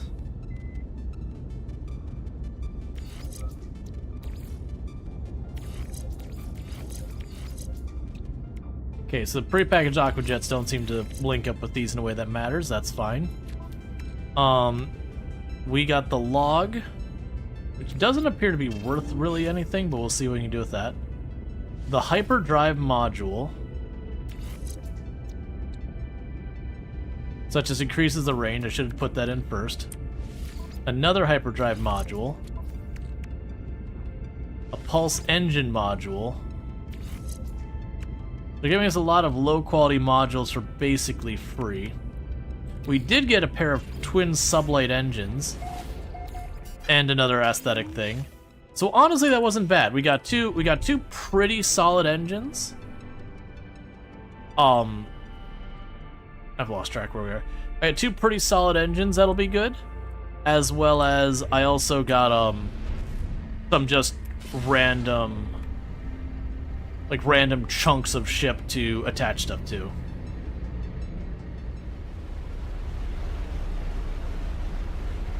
But yeah, no, it would be cool. That's for those who didn't hear, where it got mentioned Hard Space Shipbreaker, like the disassembling things. The devs behind Hard Space Shipbreaker did go and buy the full rights of their IP from their publisher, and will be making multiple games in the Hard Space Shipbreaker universe.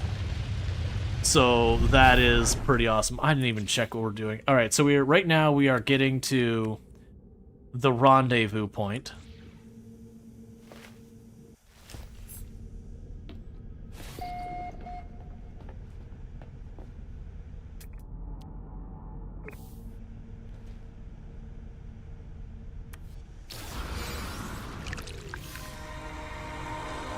That's literally just dipping into the water is the rendezvous point. Good to know.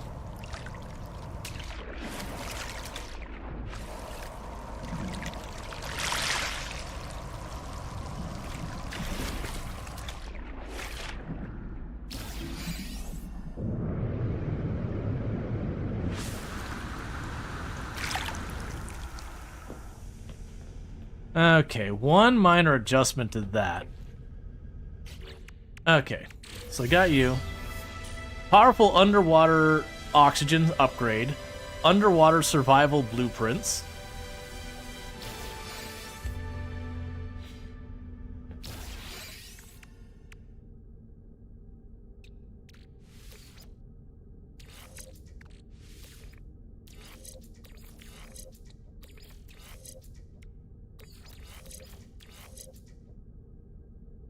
Okay, so those are just buffers. Then we have efficient water jets we could do with living pearls. oxygen rerouter, pressure membranes, all sorts of stuff there. All right. So lost in time. Follow the fireship Arcadia.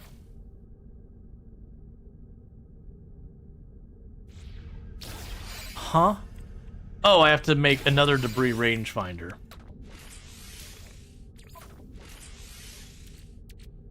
Okay. So got the ferrite dust, got the nanotube, got this thing, got the antimatter, got the computer. And I need more silver and gold, so I gotta go back to space. So what I'm gonna do is the next time we are not landing on the water, I'm gonna jump out, that way we have the teleport back up thing, because it's a little tricky to have to fly up to the ramp. I could see myself starting that process of flying up to the ramp, ending up not having quite enough jets, and then falling back in the water.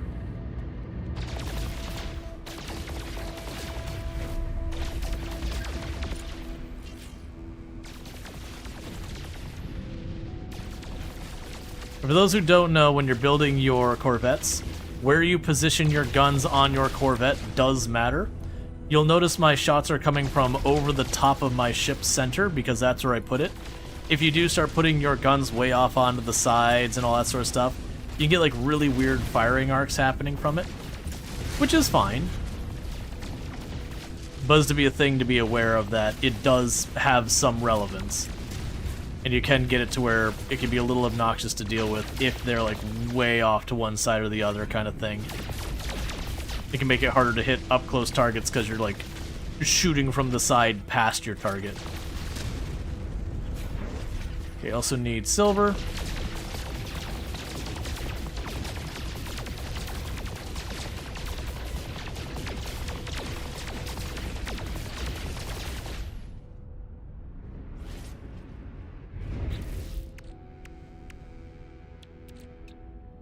All right.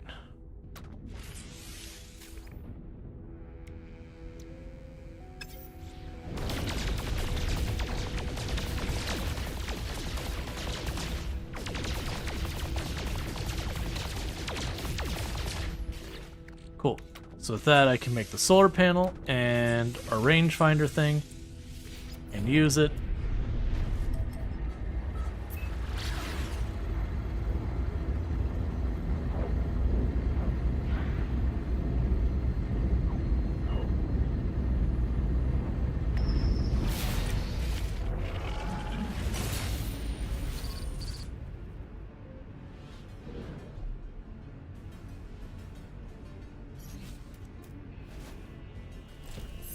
Okay.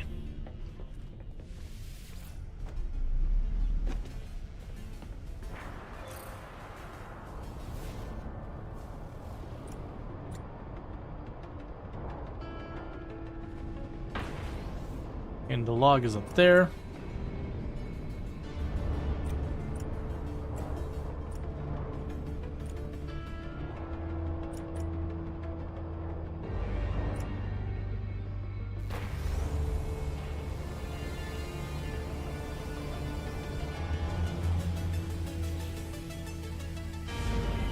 Going from bad to worse. Can't wait to get home. Navigation. Distorted. Nothing but static. Warping but just empty systems. Lost in some abandoned sector?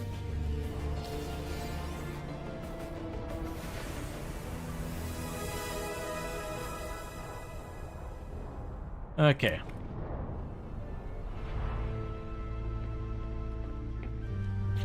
So I can go here, get a reward. Life support gel and ion batteries, which are just things you can use to recharge your systems to help you survive. Deploying the submarine.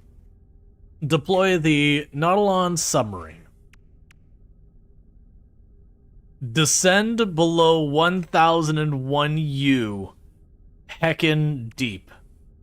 Gather sea glass. Discover an aquatic creature weighing over 10 kilogram, which is very different from 10,000 kilogram. 10 kilogram actually isn't that impressive, but a big creature. Alright, so that's going to require us to go down the station. So before we do that, the first thing we're going to do, I'm going to back away from this, and we're going to head up to the station. And then we'll go back to that water world and put down our thing for making our submarine there. And then the reason I'm doing that is kind of a couple things. One of those is we're starting to get more and more parts for our Corvette. And so it would be good before we start messing around to get that sorted out.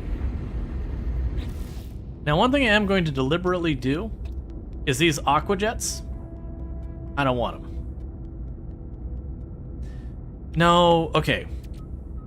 We'll leave those on there because that'll let me retrieve the ship if I get separated. I just need to remember I don't want to actually land with the ship. And the reason I don't want to actually land with the ship is because then I have to, like, try and fly up and walk in there. Whereas if I teleport or jump out of the ship as opposed to landing, then it puts a little teleporter thing on the surface of the water that I can go up, hit the button of the teleporter, and it'll be much easier to get myself back into the ship that way. And where we do have death being very penalizing, while I don't expect to have too many problems, you never know when there's going to be like some really horrific planet with like acidic water or something like, well, toxic water or something like that, that you need to get back on the ship to recover your defenses, and you don't want to be struggling at that point to get in your ship.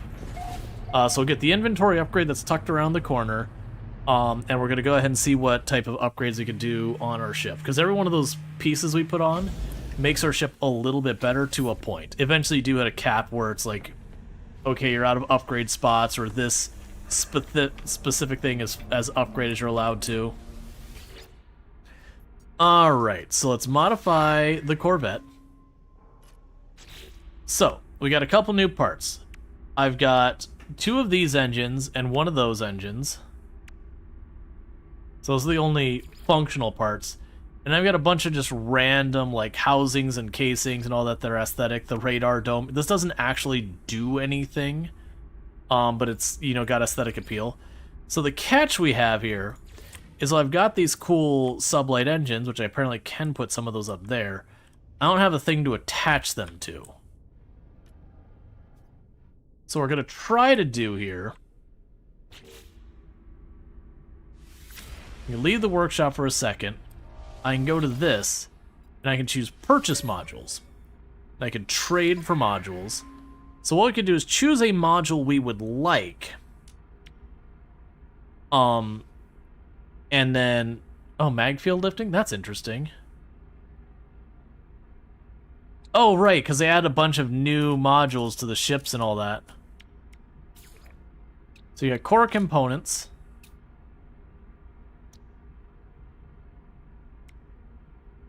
Yeah, so we can add some main body modules that we can attach stuff to. I can also add what are effectively cosmetic. What was that? Infra knife platform. Neat. Yeah, I forgot they added a bunch of new stuff for this one. Yeah, so these are the ones that are like cosmetic, because some of these can actually attach things to, but none of the ones I see there.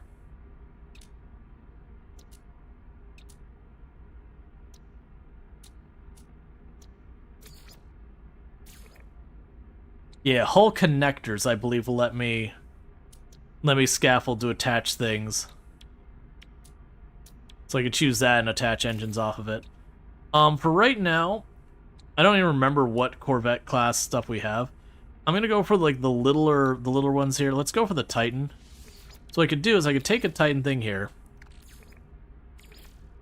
So they're unlikely to trade for that. This is another cosmetic only part. This is cosmetic only part. So what's amusing is you can kind of just abuse it and eventually it'll go. Alright.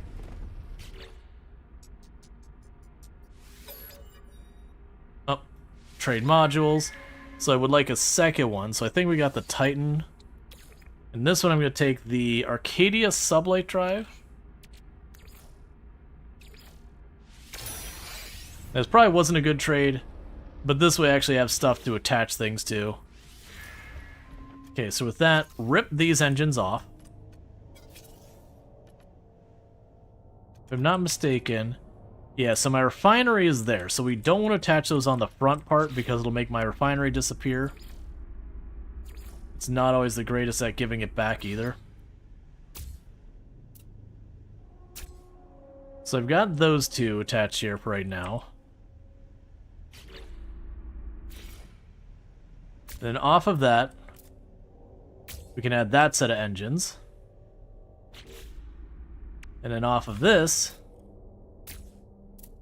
we can add that set of engines. And unfortunately, I have no more parts to add on here. Nor do I have the materials I need to put the windows on here, because otherwise I could potentially put windows here so it wouldn't look quite as hideous. So right now it's just going to be a big blocky thing that's going to look horrible. The other thing we didn't do is we didn't paint any of this.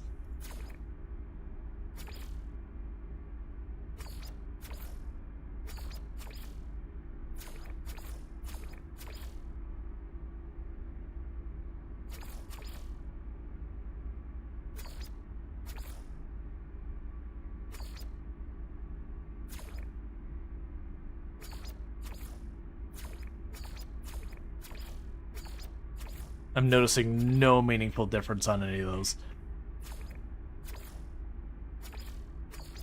I think I'll do the orange and all that. Oh, I see. I wasn't... There's two different apply buttons.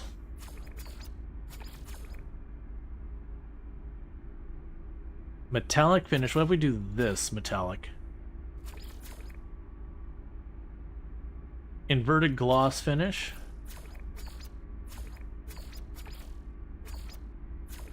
Let's go for the inverted gloss. Good enough. Alright, so we'll apply this. Now, unfortunately, the one thing I do need to do after each time we do this, we need to go to our starship. It'll just throw these in wherever it throws these, so you won't get the synergy bonuses. Now, I don't think that these actually do benefit from synergizing them, because I've not seen it actually give me extra slots or anything like that. So let's see here. We did get more engines, so let's put those over here. There should be two of these, right? Because we got our side engines. Did I not put both of them on? Pretty sure we put both of them on. You know, they're both on. I wonder why I only have one of those. Oh, you know, I'm betting there is a limit on how many you can do of these. So in this particular case, what we'll probably want to do is choose whichever one of these is not as good. Take that off. Hop back over here. Because one of the things you'll notice with this is when you put these on, sometimes when you're going to put on a module. Yeah, so let's go ahead and do this now. So I grab the engine. It says I'll get 11 by 11 by 7 added on here. And now it says the main engine's performance limit has been reached. Farther upgrades will be cosmetic only.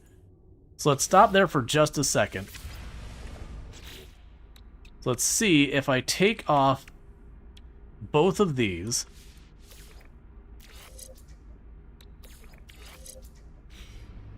Can I add it? Because I actually don't know some of the way these limitations work.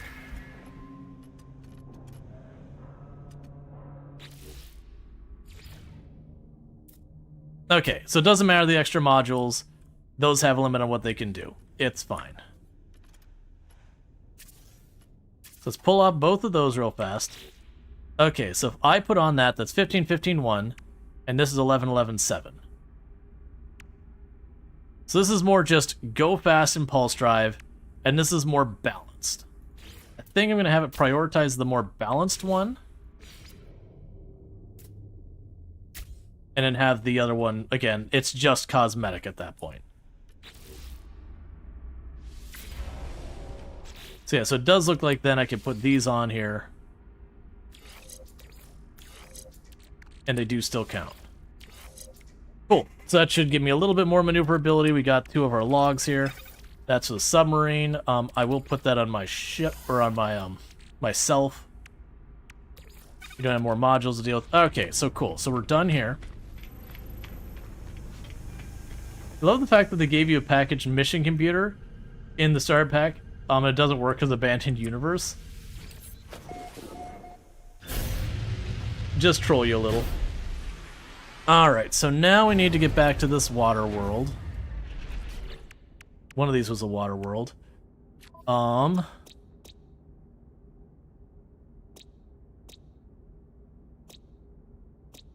Judging by the fact that none of those have anything except for this world, which then has like 20-something bases on it, I'm gonna go on a hunch here and say that's the world they want us on.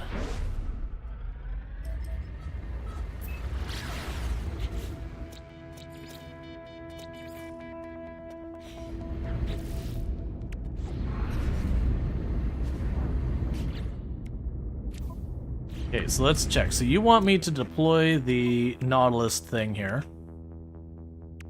I'll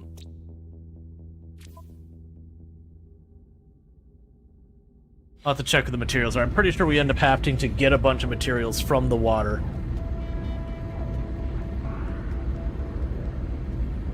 Now, one thing we'll need to do here is we'll need to find... Sorry. I'm just trying to adjust my AC. It's getting a little stuffy here. There we go. Oh wait, was that? I don't think I think it's just the wrong AC. Yep. There we go. But yeah, so we're gonna need to find an area that's a little bit on the shallower side because I'm going to need to get the materials to make the thing to deploy the Nautilus to get to the deeper water. So if I were to immediately go to the deep water, I won't even be able to reach the bottom, which will kind of be a problem. So it looks like I got an island right here.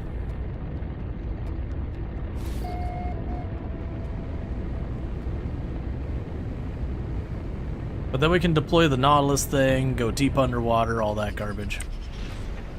Oh, okay, so there's immediately a storm going on. Love that. I don't really love that.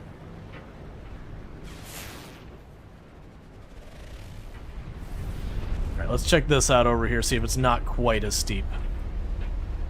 A lot of the water worlds, when you go on the surface of the planet, the weather sucks, and you really want to be under the water.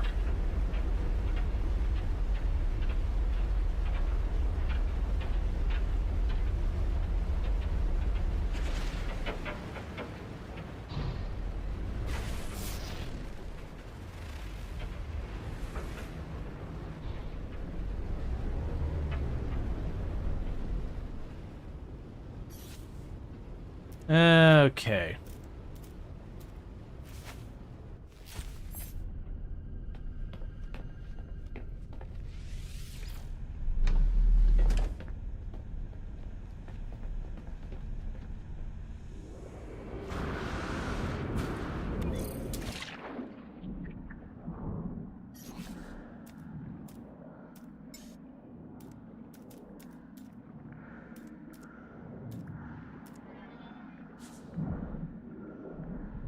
Why am I not seeing...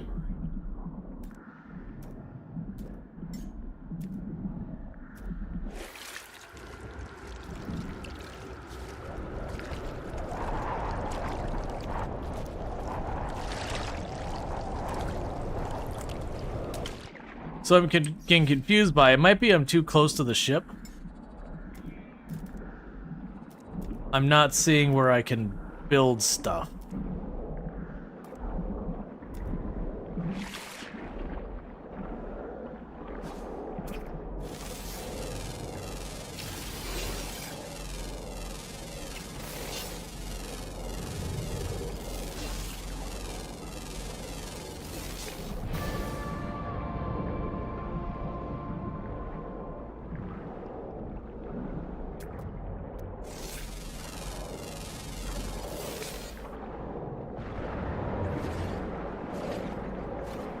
Okay.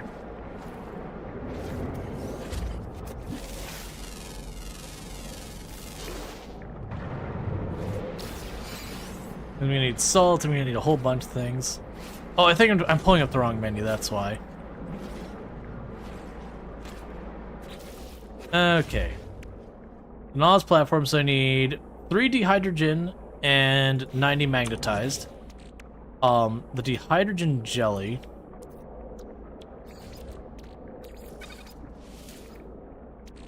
So that's going to be more dehydrogen.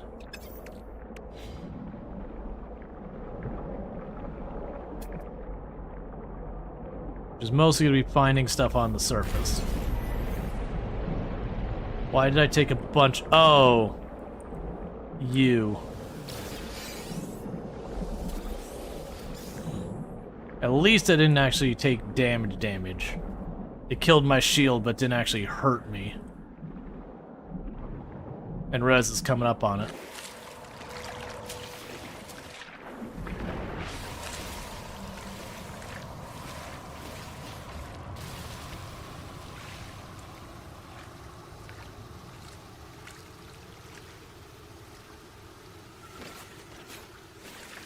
Okay, that should give me the dehydrogen I need.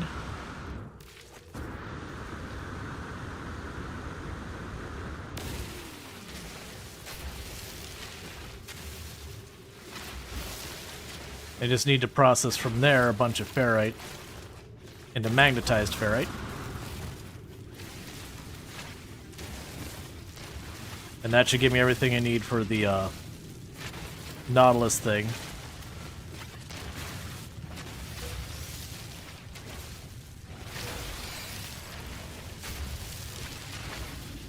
Okay.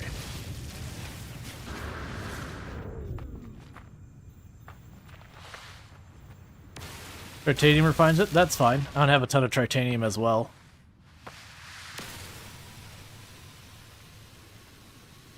It's right here, so I don't need to, like, put a lot of effort into it. Okay. So from there...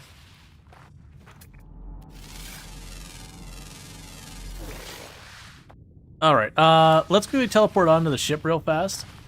And let's check, because we got the plan to the advanced mining laser, but it hadn't built it yet.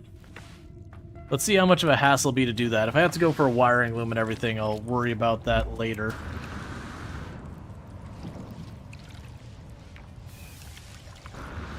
Really? Why is your hitbox being so weird?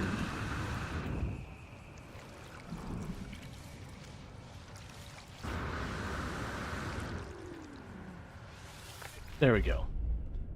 That's being wild. Okay, so let's take a quick look here. So if I were to try and get the advanced mine laser set up, so it's nanotubes. Yeah, so it's 2 wiring looms. I don't have those on me. We can go to any trade station to deal with that, so I'm not going to worry about that right this second. In the meantime, what we could do is I can put some of these refineries to use. We'll start with this one. We'll refine the scrap metal I've got on me and go to our big refinery here and grab some of the other ferrite dust and make that into pure ferrite. And then we can process that into magnetized ferrite. And then we'll be able to get our Nautilus built and all that. Hey, Code Sage, how's it going?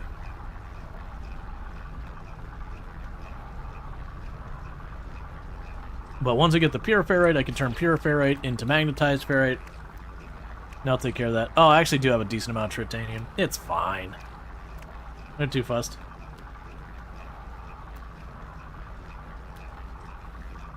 You got a massive discount on core price recently.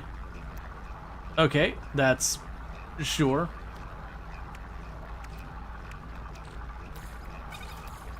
You're not required to like any game.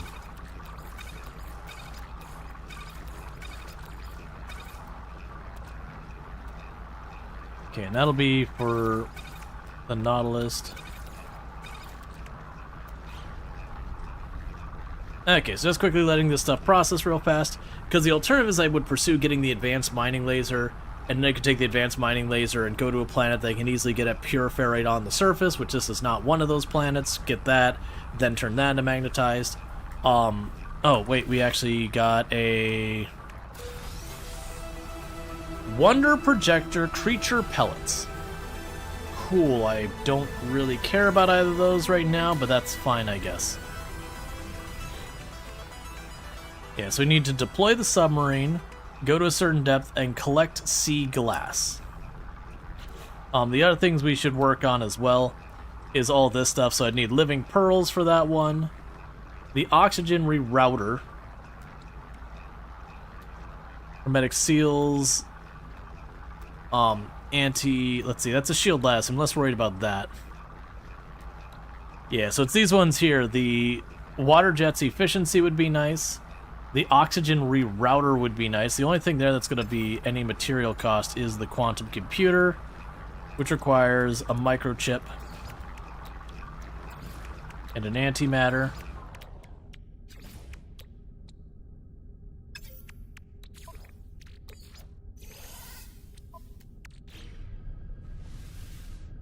Please stop tripping out. Okay.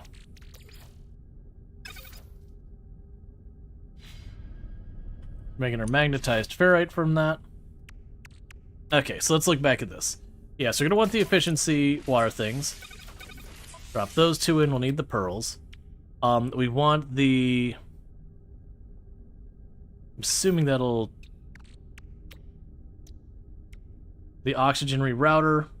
We need more chromatic metal. You'll need more sulfite crystals.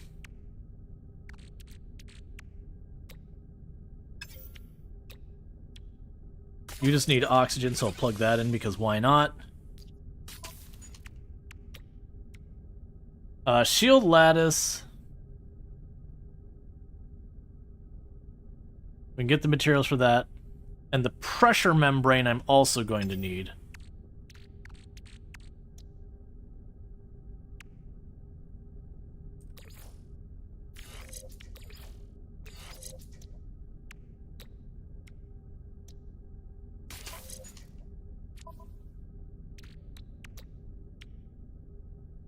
Yeah, I'll just shove all those things there for whenever we get them. Because worst case, I could cancel out and just deconstruct it.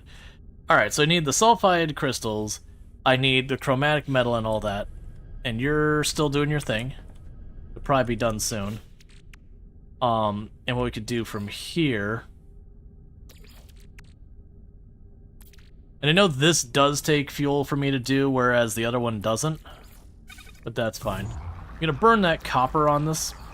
Because the copper I'm not going to use for anything else, really. So that'll just clear up inventory.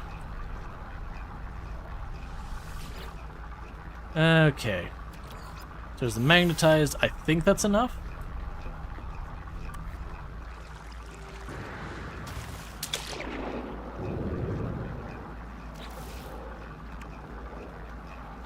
Now I need oxygen. Fair enough.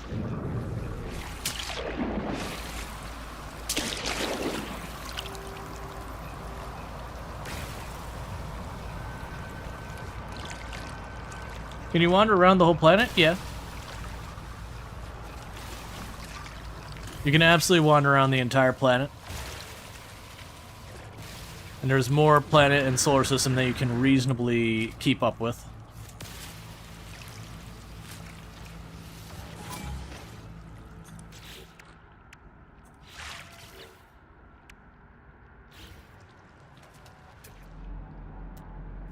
Let's see, do we have... Waiting for the scanner to recharge. Do we have any oxygen plants nearby? Plants are way too big? Okay. I mean, the idea is the plants are supposed to be simulating something reasonably lifelike and all that. And even then, you know, you're not supposed to see every single inch of every single planet of every single solar system. The idea is the universe is entirely too big for you to see anything. Have you heard about X4? Yep, I played X4. Fun games, very different style of game.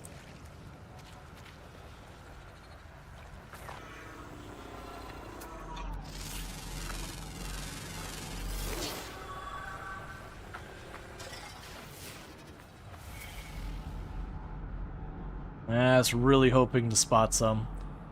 That's it. Looks like we have an underground building there. Or underwater building.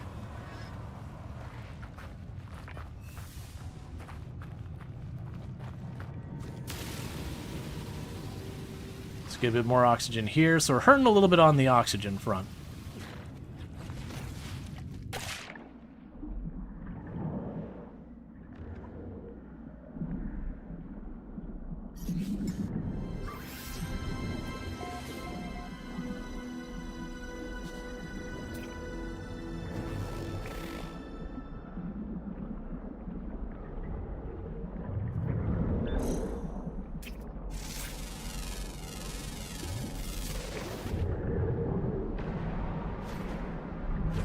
more salt. I know some of these break down into some of those materials as well. I gotta remember which ones were which. Ferric dust, ferric dust.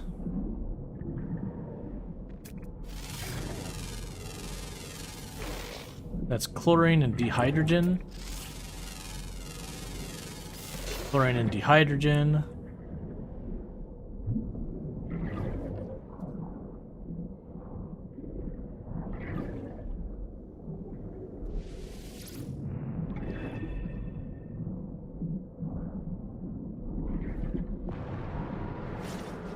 Okay, so those give me oxygen as a byproduct as well.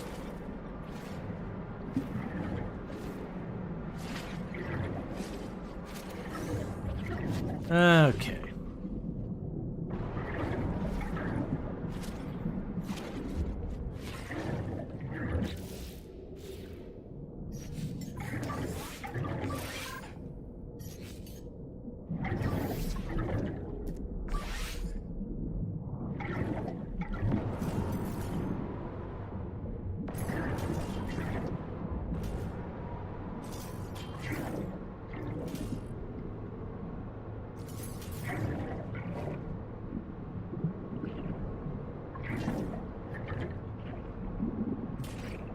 I do find these jellyfish highly annoying.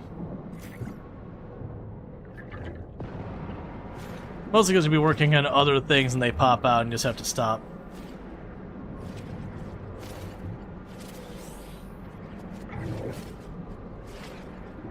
Okay.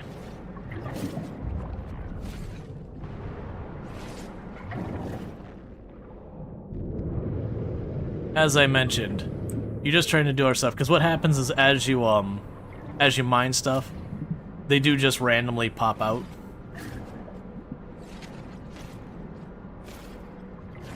And they don't hurt a lot, but they do hurt. So it's enough you can't kind of just ignore them and keep going about your business. Which is the thing that takes time to deal with.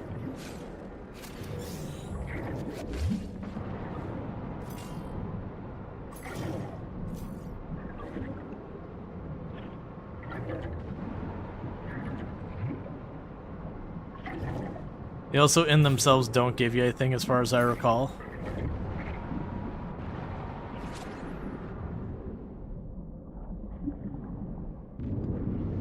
Okay.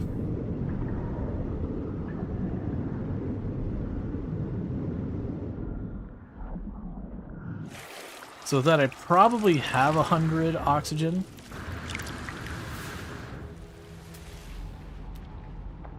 If not, I'm probably close.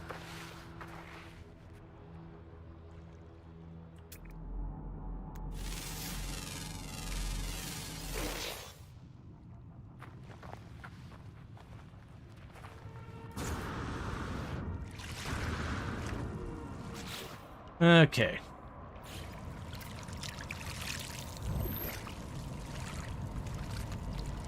Let's jump in the Nautilus.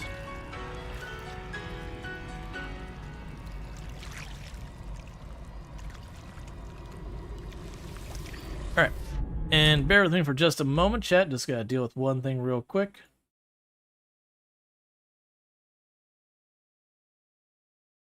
Okay.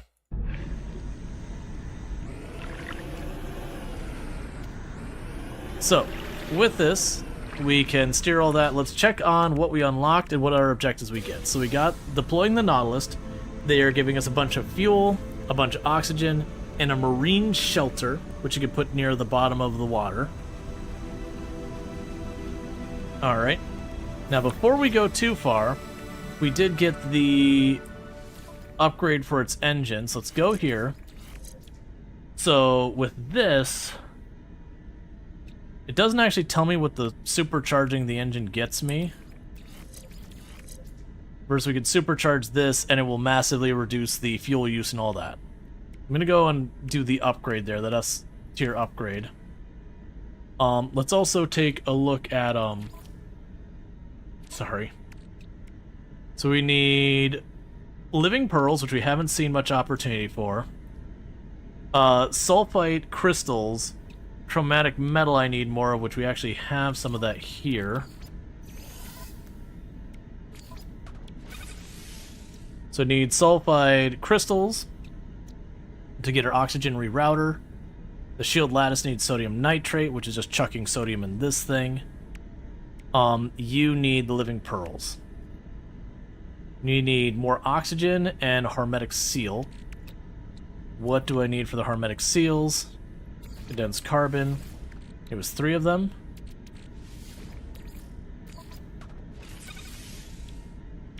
Okay, so I just need a little bit more oxygen, and then we can get the pressure membrane, which will be important because as we go deeper, your life support goes down faster.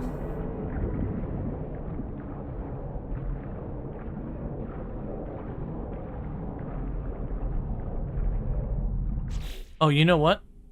Exocraft. I will need the mining laser. And I will need the generator. Just this 2 solar panel, chromatic metal, and living crystals, or living pearls. And then the scanner. I'm going to deliberately not do the scanner yet. Alright, so we're going to have a little bit of a headache here, because I need a lot of living pearls. And I'm guessing for the solar panels, I'm guessing I don't have the, I literally don't have any... Oh, because it's looking at the inventory here. No. So I don't have enough silver and gold. Alright, so before we get too deep, let's get the silver and gold for those solar panels. It's going to be really hard for me to do stuff down below without it.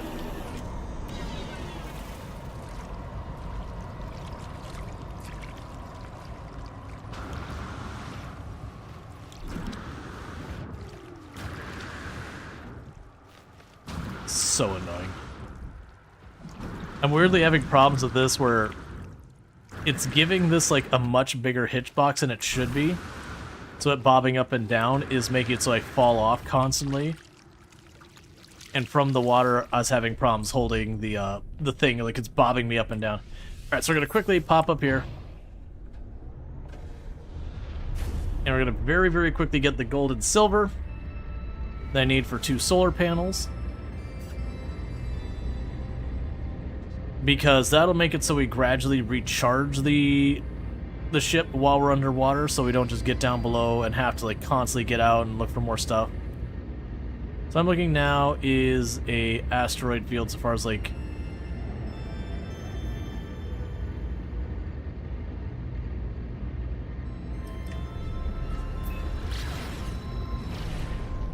the spiky asteroids. So those will be silver over here. Then the spiky asteroids will be gold. And if my math is right, I'll need about 60 of each.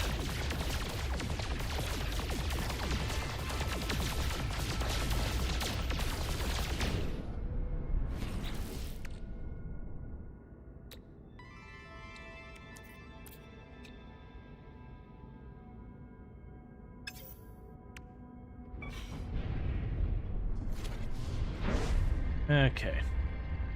I actually got some gold out of that, too.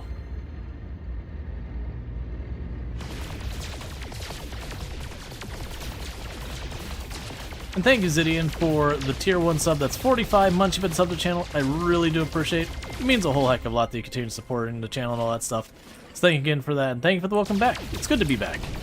I'm happy to be sleeping in my own bed again, not out traveling, going from motel to motel, well, not motel, hotel to hotel and all that kind of stuff. That said, it was a very, very productive TwitchCon and all that, so I'm definitely not upset about going there. But it is good to be back to, you know, getting some normalcy going on, that kind of thing.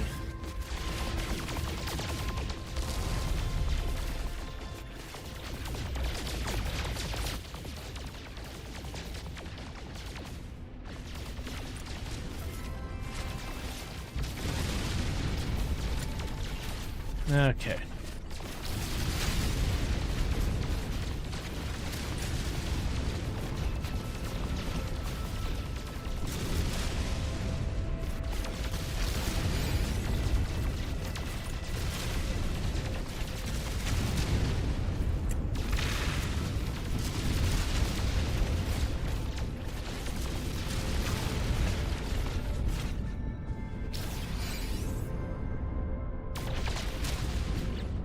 Alright, so like I said, I need about 60. We're sitting at about 50 silver now.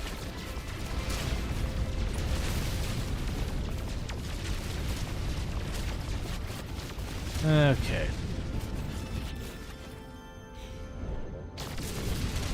Alright, so let's see if we can't make these, 2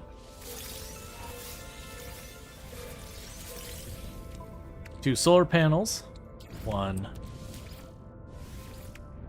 And the second one needs more silver and chromatic metal.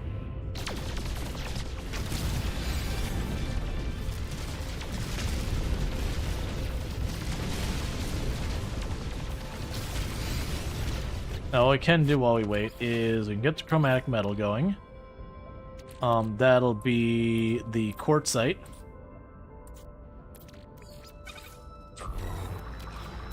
I'm just gonna burn that because we can get more if we need it. Hey, Frosted, how's it going?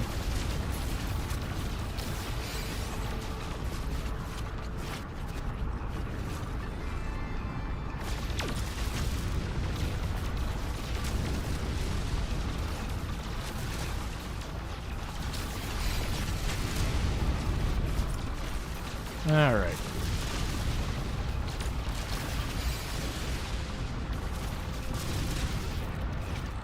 So you can go here. Wait, what is this? Oh, Wonder Projector. I don't care about that. Alright, so you can go in here real fast, pop these again.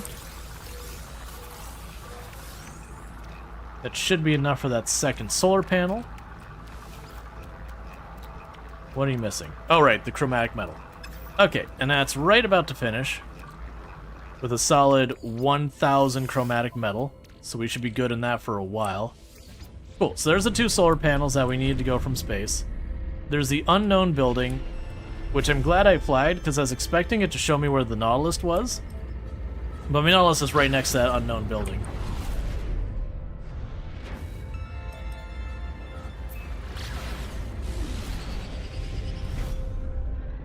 But that should let me get the thing that lets the Nautilus gradually recharge when I'm not using it actively. And all the other materials I need should be down here somewhere. And the Nautilus was right over here.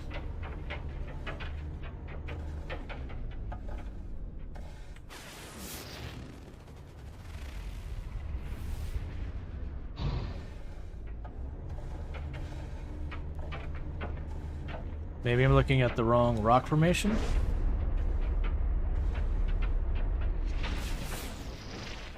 Huh. That's weird. Normally it shows you where your vehicles are on the planet. That's fine. I believe this is the rock formation we were at. This is the wrong part of it.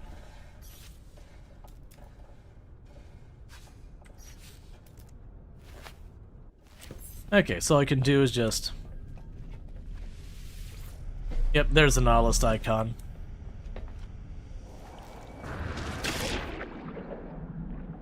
Okay, so you can go over there, get the solar thing in there, and we need to look for the pearls.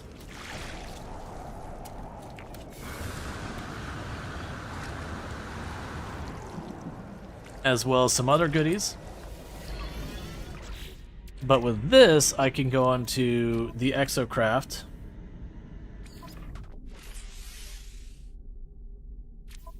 I did not realize you were also going to require solar. Which means another one. Do I have enough materials for another one? I do. If I'm at the ship. One moment, please. I'm going to just try and beach this over here.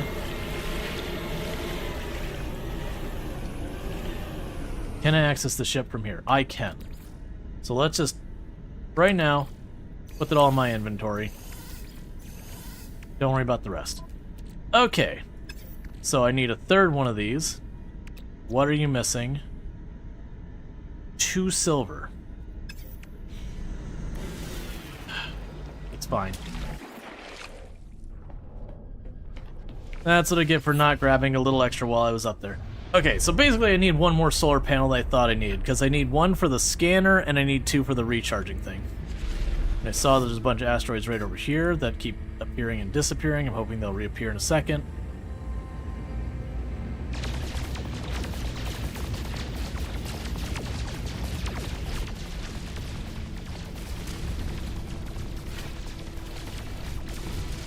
Okay, and already with that,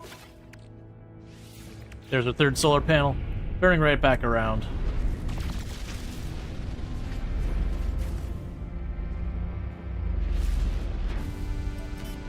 Okay, so that should give me enough solar panels for the thing that gradually recharges the Nautilus.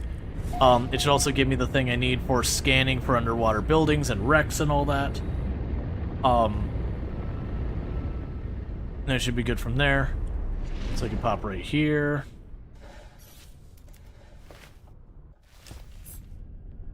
Okay.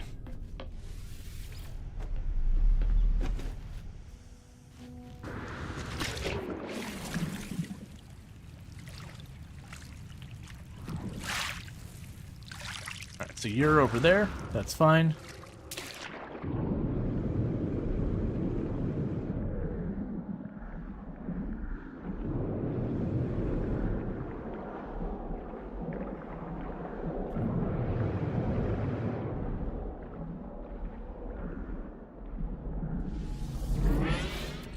Okay, so with this, now I can go in here.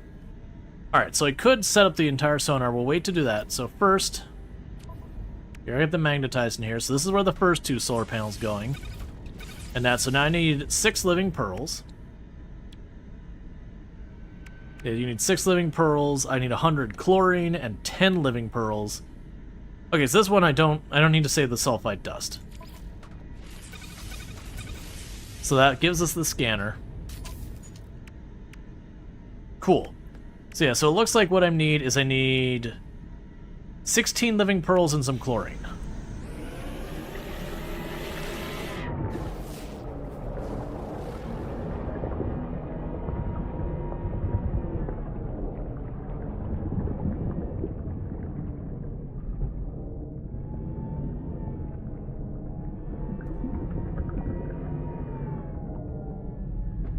That's interesting.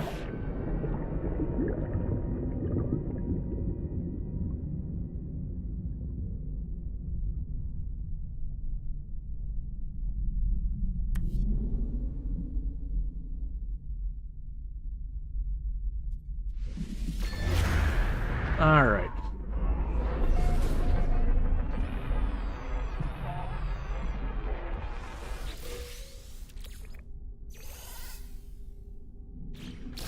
I'm gonna grab a bunch of this stuff.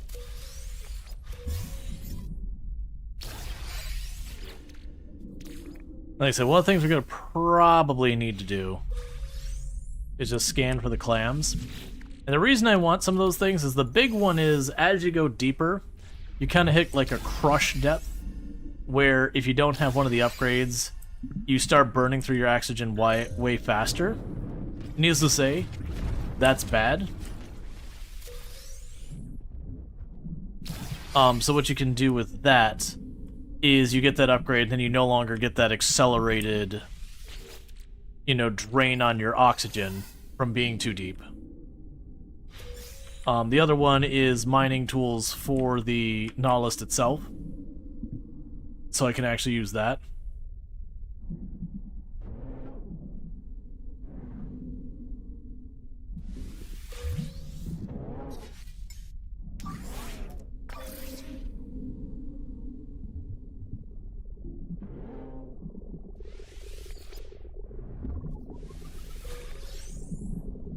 Okay. Well, that's interesting. So we have those things that when you pop open their stuff, they attack you, but underwater, which makes me think I'd be able to just fly up in the air a little bit and just kind of watch them run around ineffectually on the bottom. I don't actually care about dealing with them in any way, so I'm not going to bother. Because potential risk with absolutely no reward that I care about.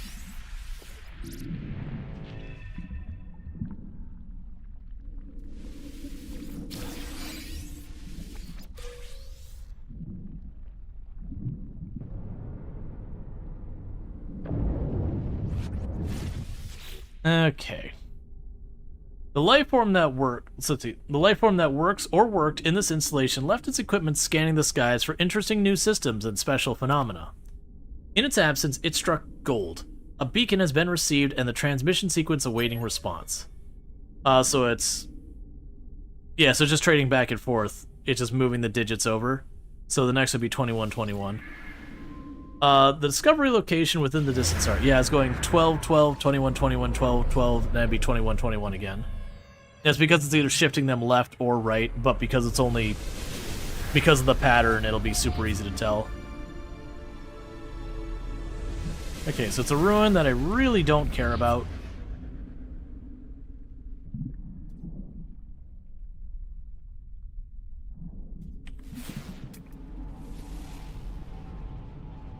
So again, armored clam over there. So I need those.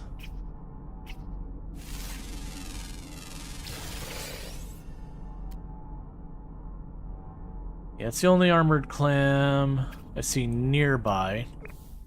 So let's start going over towards the armored clam because I need the living pearls and a lot of them.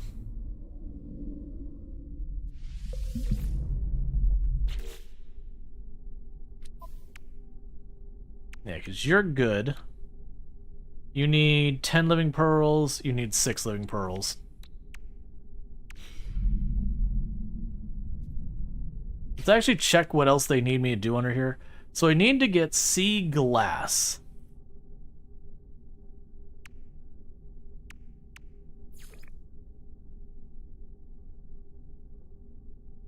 Okay, so I might not actually need to do much with that, so we might not even need to deal with that. Let's actually ignore the pearls. Because it doesn't even look like I have to do that much. I have to mine oh, you know what? I bet you for the sea glass, I'm going to either need the pressure thing or that. So let's not worry about getting all the upgrades. Let's get just enough. Okay, it looks like they're in a tunnel down below me.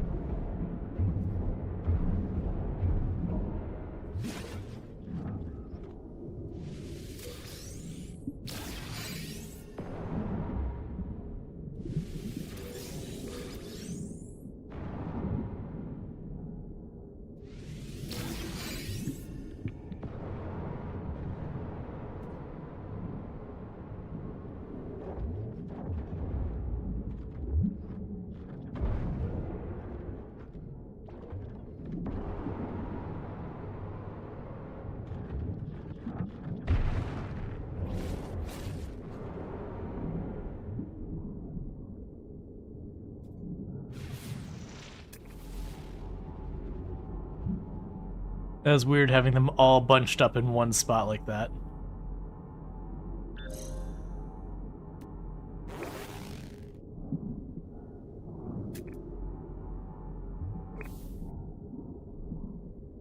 Okay, well, we got all those ones.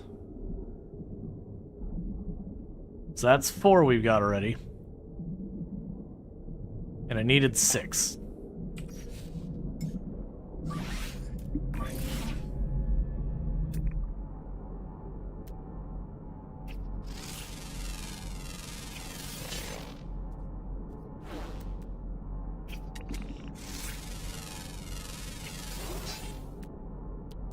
We're looking for real quick is another spot that's got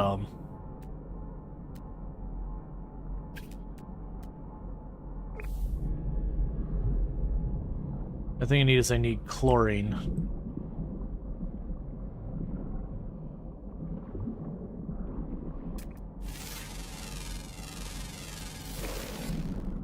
Oh, actually, now I think about it, I think I can turn salt into chlorine if I remember correctly.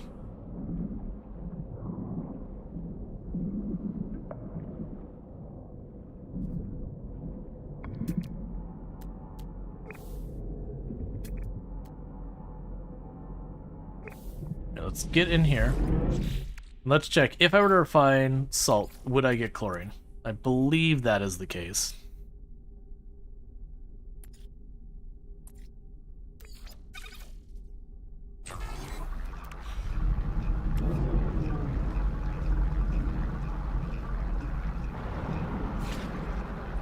Alright, so let's go ahead and get ourselves some salt for the chlorine. I still need to get at least 2 more of the living pearls, which is finding more of those big clams. With that, I should have the thing that lets me dive extra deep. And then with that in my possession, we should be able to reach that 1,000 it wants me to go without dying, and then seeing about... Would you go away, you stupid jellyfish? It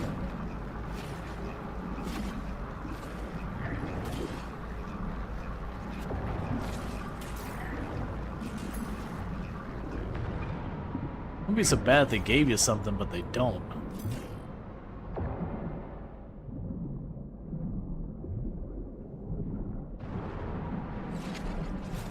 That's one of the benefits of having the Nautilus for, mining.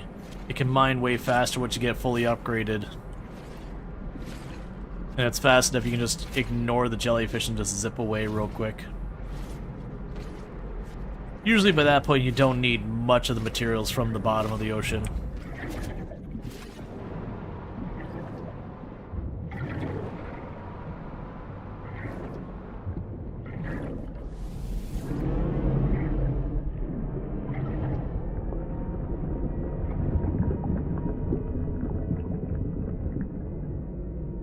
Okay, let's get the chlorine out here.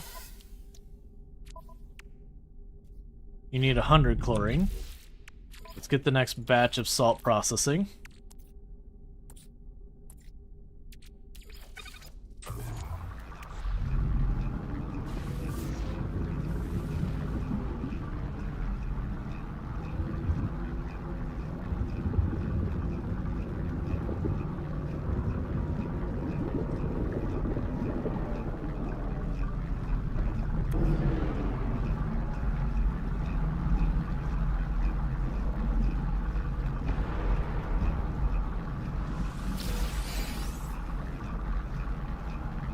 Okay.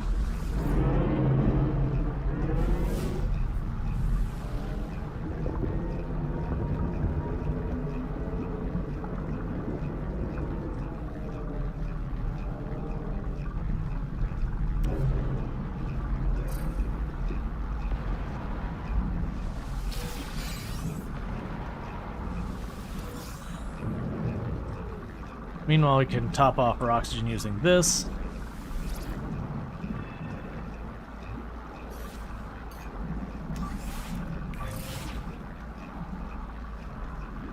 Alright, that should be enough to get my stuff here. Oh, that's what I needed. I needed the sulfite crystals for this thing. Boo. Alright, that's fine. For the quantum computer, I need an antimatter. Then we can get the quantum computer. We can go here. I've already shoved one in, so I made that for no reason. It's fine. Alright, so I need 6 sulfite crystals for that. I need an antimatter for this one. I can go ahead and make you. And just shove that in place. Cool. I just need more oxygen from that one. That's not too big a deal. This one was the one I needed the living pearls for the efficiency of my jets. Meanwhile, you need the living pearls to recharge stuff. Okay, so that one's done there. So they need still a bunch more living pearls for a lot of things. You're just missing living pearls as well. You need the seals and the fuel cells, and that's the pressure membrane. And what do I need to make you? I need salt.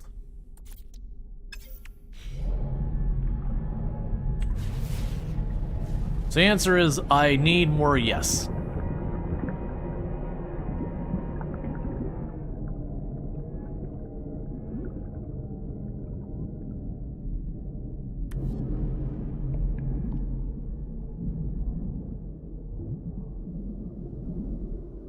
See, let's give it a moment to erupt.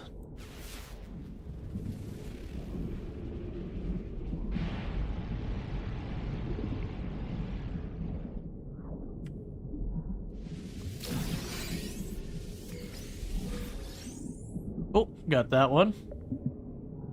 Because we needed 6 of those.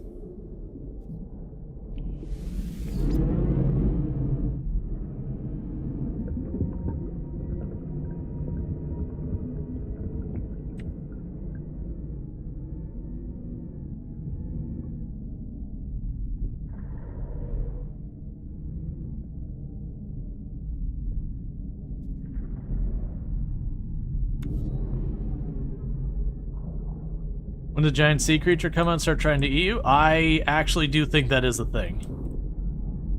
When we get to, like, extreme depths. I could be wrong in that one.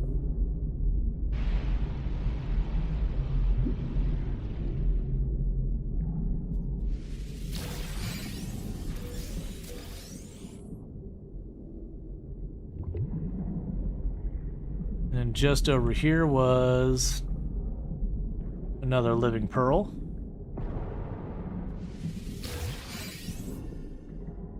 Okay.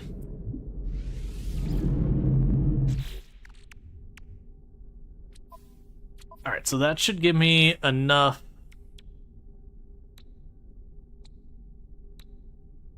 for you, the oxygen rerouter. This makes your anxiety really bad, like Subnautica? Yeah, that's fair. Alright, so you need more living pearls. Sodium nitrate is just sodium that has been processed. We can go ahead and grab the chlorine out of there. I'll need more condensed carbon there. Do I have some sodium laying around we could just process? So I'll take care of the sodium nitrate for this thing, which will give me some environmental protection. I do need more oxygen. So we're primarily looking for the clams now. Looks like there's a couple over there.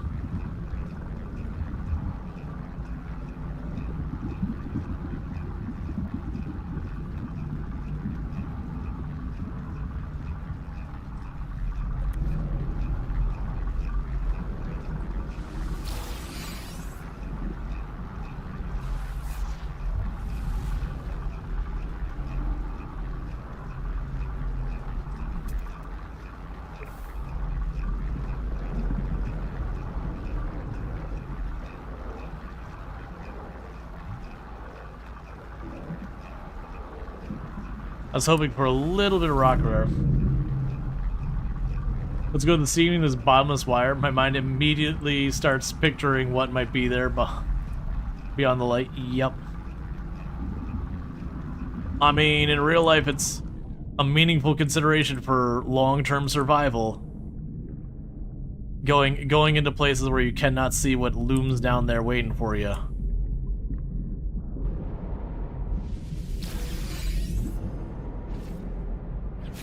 Alright, so let's get ourselves some more salt, because we need that for one of the other things.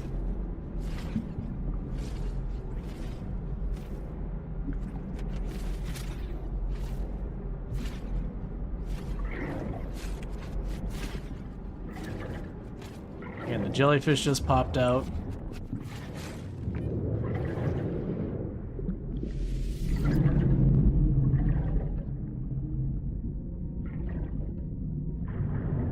More living pearls over here.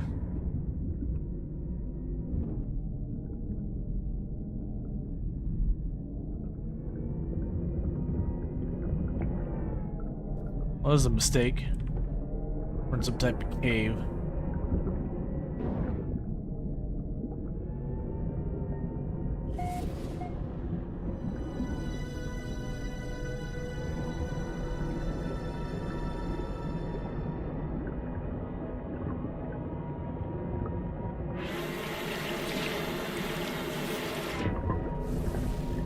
Okay.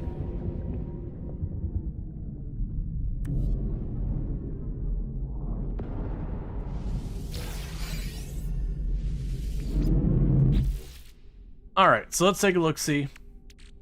For you, I need one more living pearl. We can grab the sodium nitrate out of here. And that means you're done. You just need more oxygen, which just means me grabbing the oxygen from stuff. We don't care about that. You need more magnetized ferrite. and living pearls. We're actually doing pretty good there. We could go in here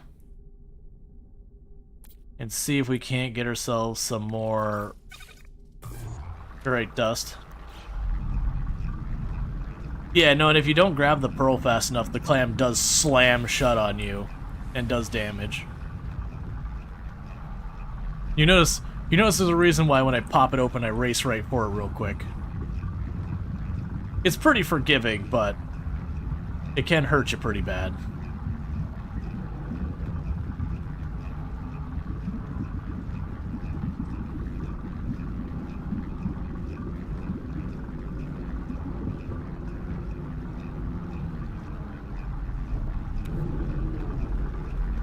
Did the second just now become available? Because we commented on it earlier, we're like, oh, I guess no one's gonna grab the second, and people are like, well, I can't. So not sure what took it so long, but that's pretty funny. Yeah, no, earlier it was like straight up not working. So I don't know what happened, that either bot just woke up or something. Well, that's not what you want. Alright. Yeah, so you see, even the Nautilus took half damage from getting hit by the, hit by the clam. Thank you. It's good to be back from TwitchCon. Alright, so I think the Exocraft gets priority over my suit having this one upgrade here. Yeah, so I just need a little bit more oxygen. If we go up to the surface, there's a good chance it can... Oh. There's no surface here. If we go up towards the surface, I might be able to score some easy oxygen up there.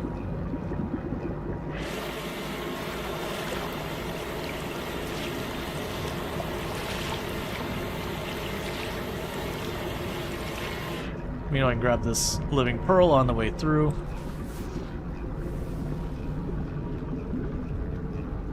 Because then I'll have all these upgrades.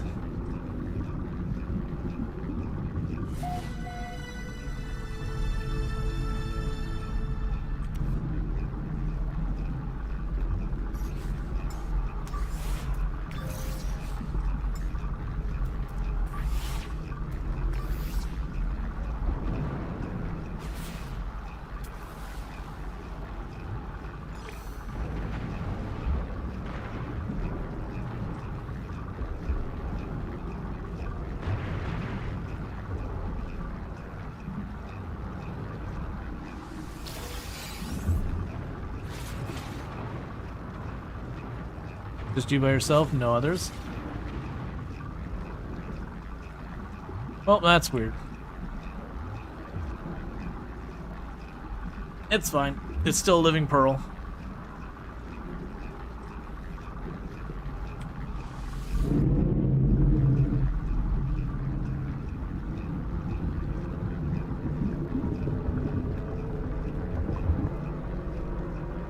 Okay.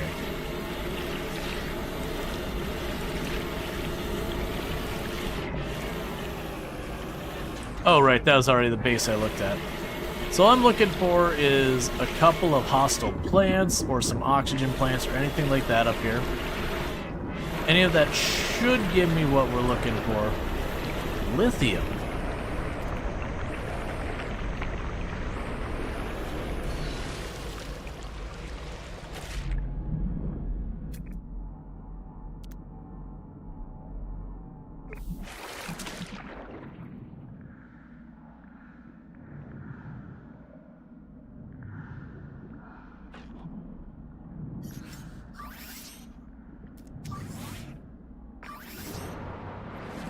Okay.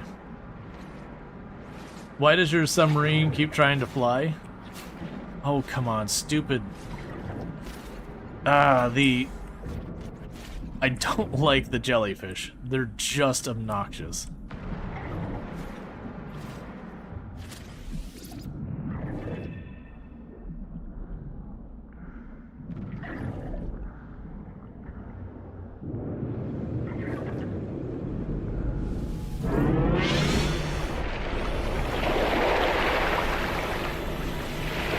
And it's because they're waves, so I'm getting kind of hucked out of the water every so often.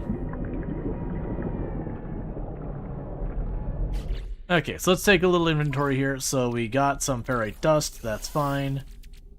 I'm running out of carbon, that's not particularly great in all honesty. Oh, I'm gonna have to get more carbon, aren't I? So we do have enough oxygen for the upgrade though. So that's sorted there. So with that I can handle the deeper pressures.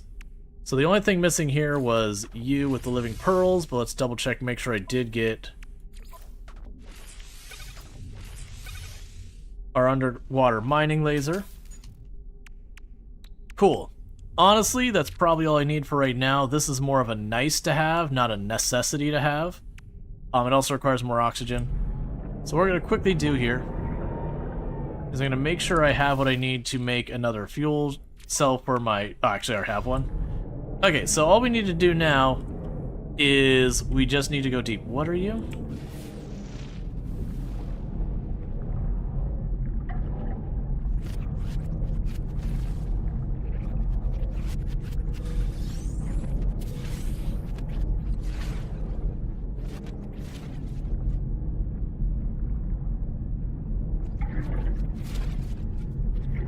Okay, so now I could just straight up mine stuff and not sweat it. And the jellyfish can't hurt us.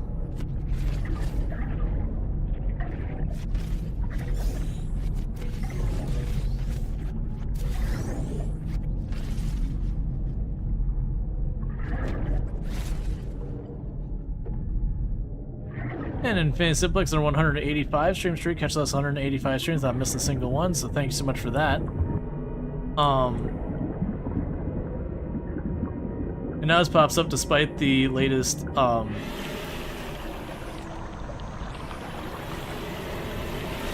issues. Alright, so let's poke over here real quick.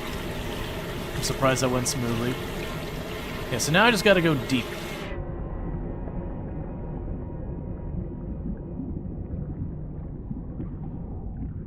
For me, Rual is only played just as Rual is on the ad break and the stream freezes for a couple of minutes. Oh, that's usually if you have stuff like ad blockers and that kind of thing, it'll do that type of stuff.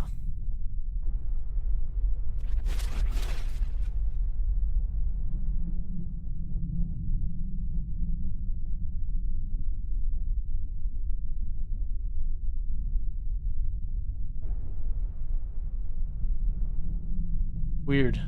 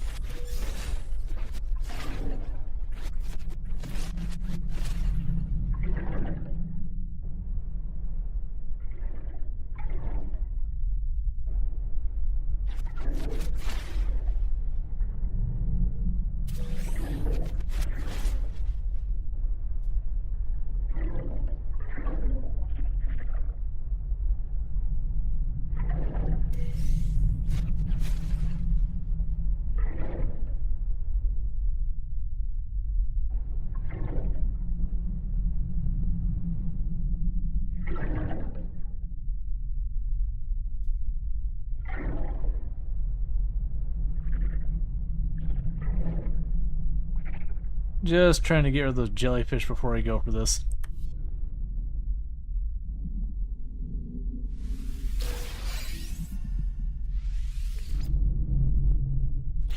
Okay. So we got our first sea glass, and I don't remember how much of that I needed. You want me to get 5 sea glass. Okay. But see, when you watch the VLs with VLC, it sometimes shows a warbling commercial break and project stream. Then with a shirt, rare items would actually show ads. Gotcha. Yeah, no, I know there's some weirdness you get around a lot of that stuff. Like if you're using not Twitch to watch Twitch or other stuff like that, you can get all sorts of wild things.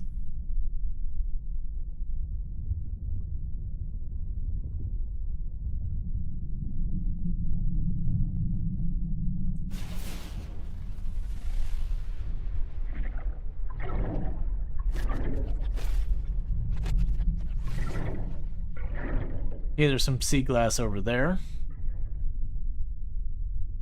And some more over here.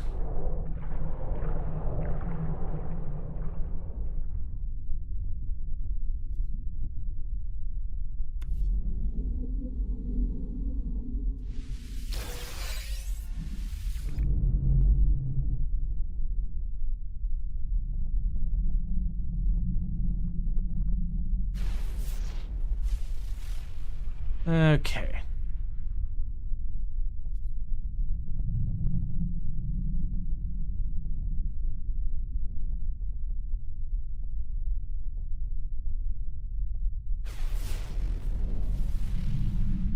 I've lost track of the sea glass. That's fine. We'll go down to the next one.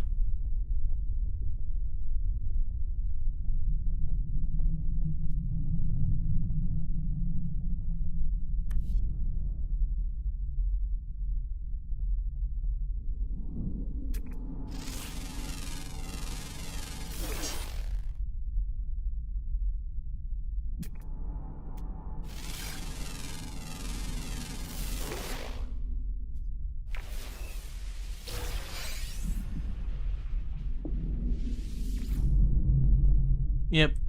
And every time I pop out now, I'm getting hurt by hyper pressure.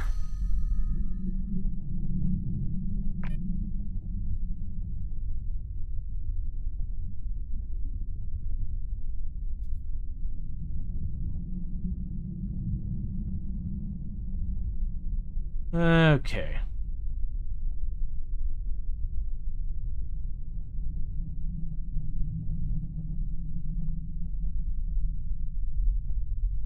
They've got a ton of sea glass down there somewhere. Yeah, no, when they made the water worlds, they introduced all that stuff.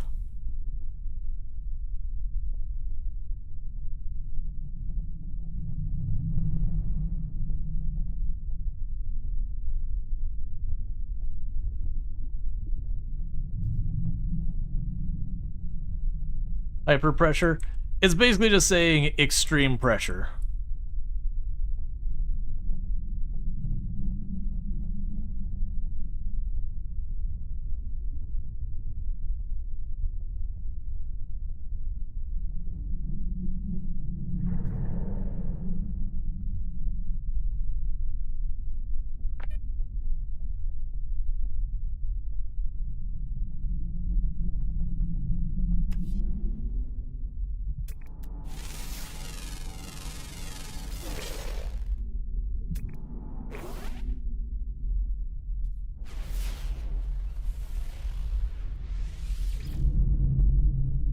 Oh, what do you got, Psychotic? Alright, so it's right below me.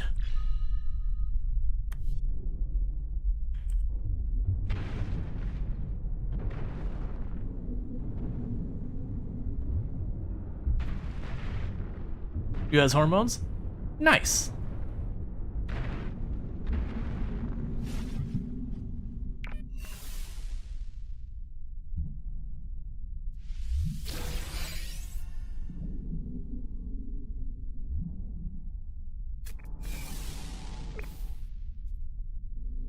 Okay.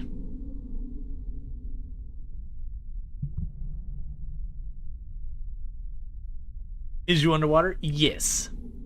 Well, hyperpressure, you've not gone to that part yet? Yeah, no, once you get below, I think it's 200 U underwater, you still have to worry about, like, extreme high pressure.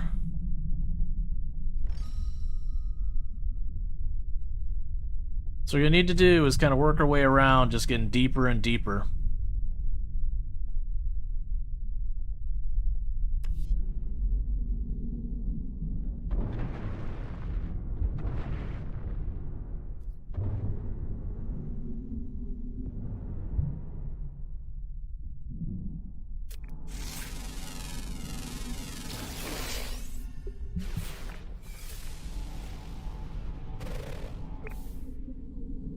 I think it destroyed the sea glass.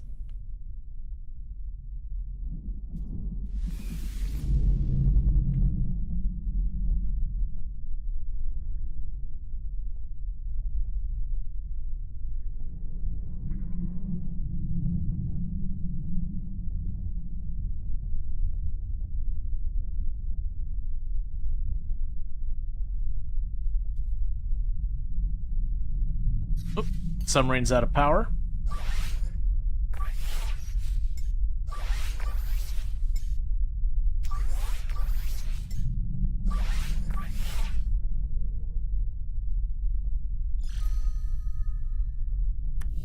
Looking at some fuel cells already made. So something to mine down next to it, not straight at it.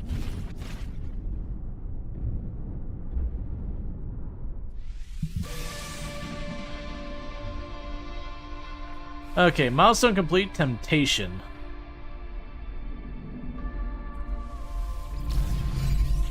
How are we done on collecting all the animals on this planet, by the way?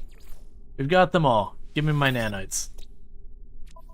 Okay, so let's see what we got here. So temptation gives me a supreme mining beam upgrade laser and multi-tool inventory upgrades. So that's cool. So the only thing I need to do on the water planet is just go heckin' deep. Oh, you're just gonna do this right now, okay. And did you put it in the exocraft? That's the only thing I care about. So let's move the stuff over here.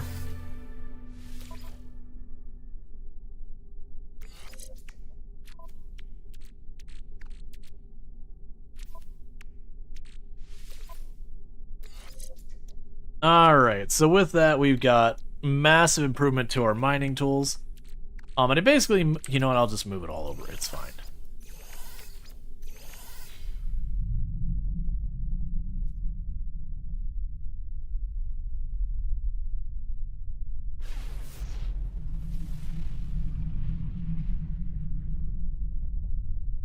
So what we're looking for is different parts of the ocean go deeper than the other parts.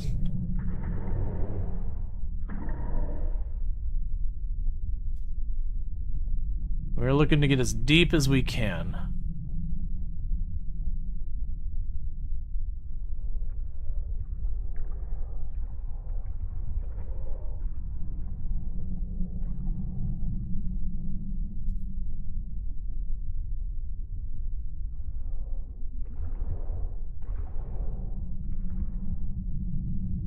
All right.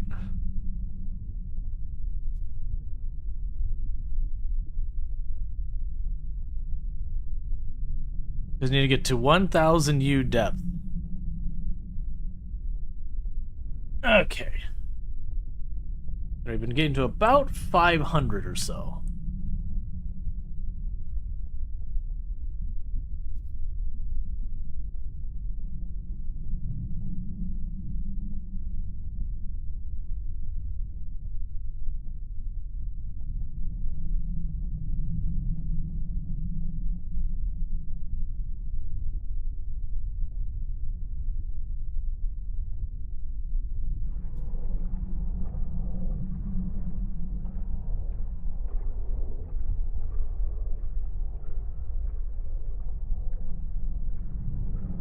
Okay.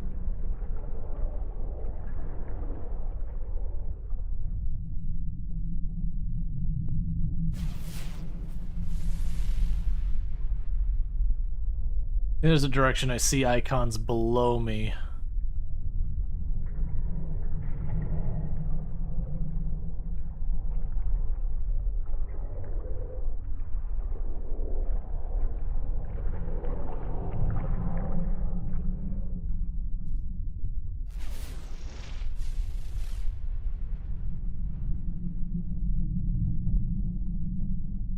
Yeah, it's not going to caves and it's gonna get stuck.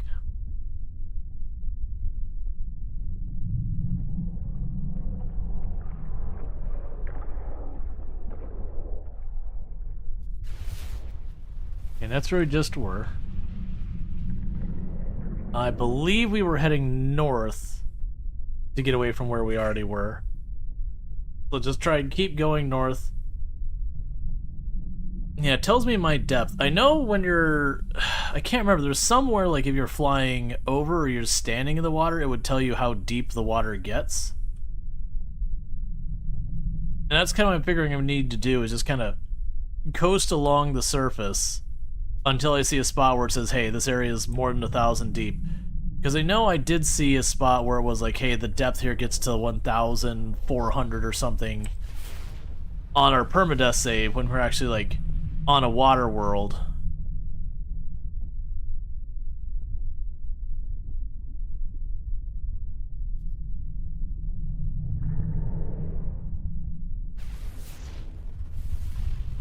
Right, we're heading north. I'm only saying I'm heading north just so I'm not doubling back to places I've already been again and again.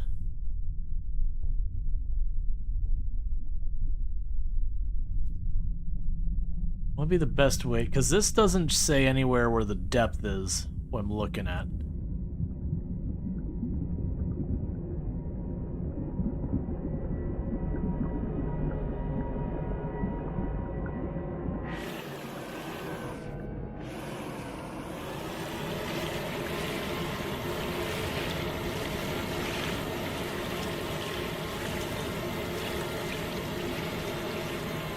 If I jump out, does it tell me the depth?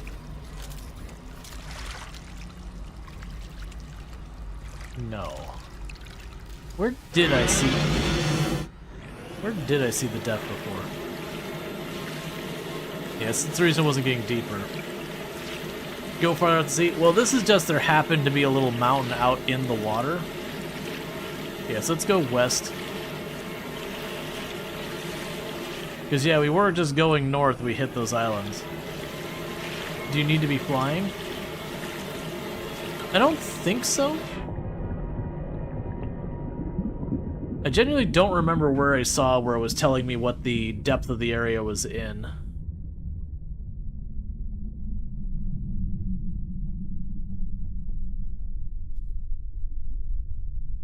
Okay.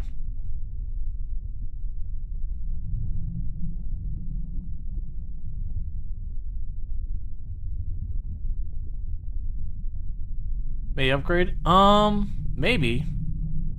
I don't recall what the upgrade would have been because I didn't do too much on the other save. Hey, Allison, how's it going? Can we shout out for Allison Adventures, by the way? Another fantastic content creator on the platform. Someone I definitely recommend checking out. But thank you for the welcome back. Plays a lot like Product Zomboid, RimWorld, stuff like that. Have your bag of tea. Playing some Product Zomboid recently. Yep, you had fun? I did. It was very productive. Okay, so we're getting close to the depth I need to, because I need to get to 1001 U depth.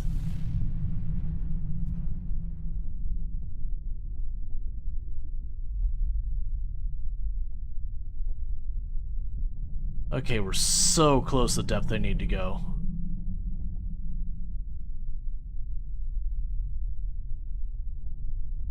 There's definitely more stuff ahead of me below us.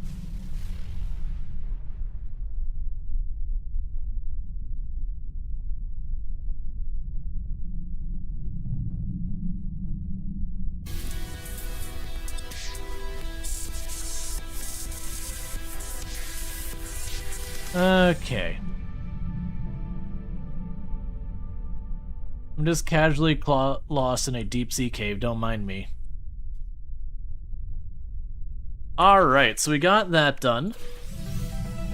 So, Supreme Scanning System upgrade, Supreme Movement System upgrade, 3 more inventory slots. Okay, I'm gonna put the inventory slots... Oh wait, they won't let me put them up here, that's fine. Okay, so let's get some of these upgrades where they need to be. So, movement would be over here. And you were looking for more living pearls for these. I'm going to go ahead and cancel that installation, because we're not going to need it. And then we can go over here to the exocraft stuff here. And a scanning module. You put that here, and that gives me a significant boost to the money and all that we get. Alright, so with this, we need to get back to the surface. Oh, we have more rewards. Okay, so we finished phase 2. So next is phase 3, where we just have to rendezvous, so let's get up to the surface. Yeah, so basically we got custom ship parts and a custom engine trail for our actual save, instead of just the expedition thing.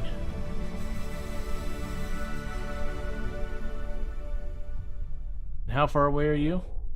Only 5 minutes. That's fine. But yeah, so you can actually build bases like that deep underwater and all that. It's a shame they don't do more with it, because it is kind of a cool thing, even though it is like spooky and all that. But it does feel like there's a lot of potential opportunity there that just they don't do anything with. But that was another expedition, is when they introduced the water worlds. There was an expedition to go down where you got your submarine and you went down, you had to do base building on the bottom of the ocean, that kind of stuff. That's pretty much the way all the expeditions work, is they go, here's a new mechanic, go tinker. And then usually what'll happen is if people seem to resonate with the mechanic, they might give it a little bit more of a like quality of life pass, upgrade, that kind of thing in regular non-expedition updates. And then the next expedition will be whatever the new thing is. So in a lot of ways, if you ever played the game Path of Exile, it does remind you a lot of how Path of Exile approaches its leagues, where every league adds a new mechanic. And then, you know, if people resonate with it well, maybe that mechanic sticks around and expands. I haven't seen them just outright get rid of a mechanic from No Man's Sky. They do tend to always keep them. But there's definitely times where they come out with a mechanic, they kind of just leave it the way it is, you know, fix some bugs and not really expand on it. And then there's other mechanics that very clearly they enjoy and they just keep adding and adding and adding. Alright, so really all I have to do now is get to the ship, get to space, and start moving to the next rendezvous point. And then we're probably done with the deep sea stuff, because that's another thing they also tend to do with the expedition these days, is they tend to look back at a lot of the other expedition mechanics, like derelict ships and all that, and be like, alright, here's an objective or two with that last expedition's mechanic, to kind of, you know, let people know they're there. Because it is a thing that's really easy in this game, is to completely miss entire systems in the game entirely, because none of them are forced on you. So it can just be one of those things that you could be completely blissfully unaware that derelict ships are even a mechanic in the game.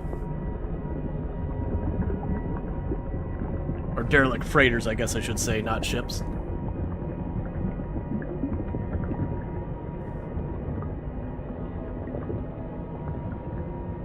Alright, Psychotic, you have a good one. Sleep well and stuff, it's good to have you. But yeah, no, TwitchCon was really good. It was really, really productive. I also got to see, like, meet up with a bunch of friends that I've made over the years. I got to make, you know, new friends and all that hopefully I'll see around a whole bunch and get to know better and whatnot. Got to meet a couple of the people from the community when we had our big community meetup.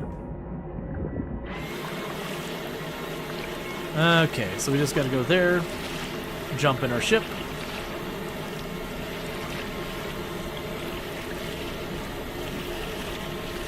But yeah, so it's cool.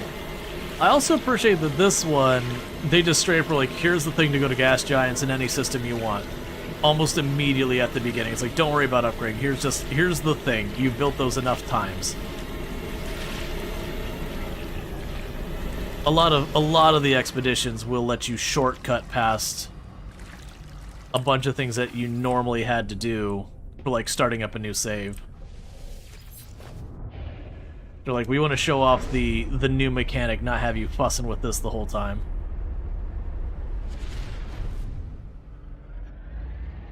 Alright.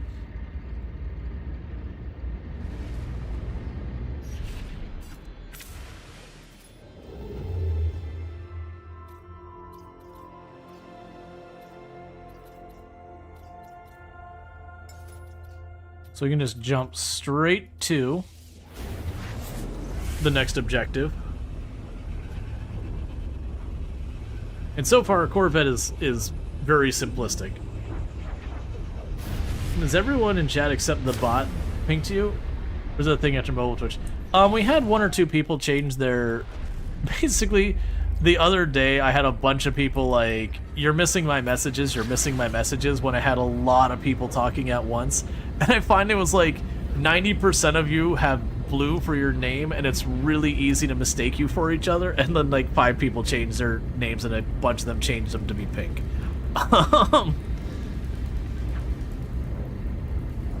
So it was just one of those things. And it was mostly just like, you know, when chat is really popping off and I'm on a game that I have to focus, it's really easy to fall behind chat. And I do try and do my best to keep up with every single message. There's some games that are very conducive for that, and then there's some games that are really not conducive for that. To be fair, Twitch doesn't really give you that many colors for your names, so no matter what, you're going to be sharing your color with a ton of other people. It's fine.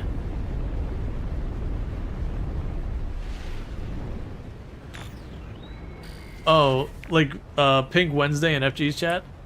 We stopped doing that because it got very difficult straining for her. I see. I hadn't heard about Pink Wednesday. But yeah, no, I think it would be a fun idea, but also from a being able to keep up with chat, a really rough time. Alright, so we are going to get the murder worms really close to here, which I don't love.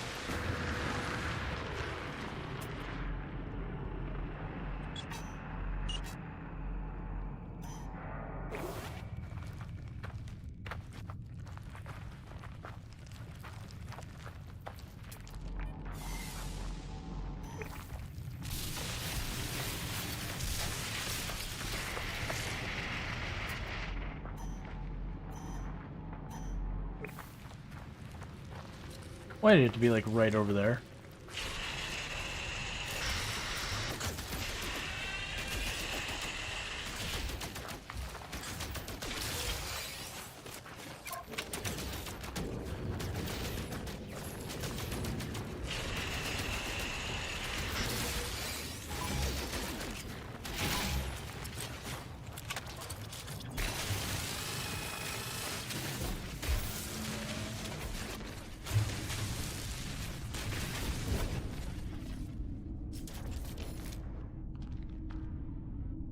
You cheer for the worm doom. Hopefully those aren't smart enough to dig through the...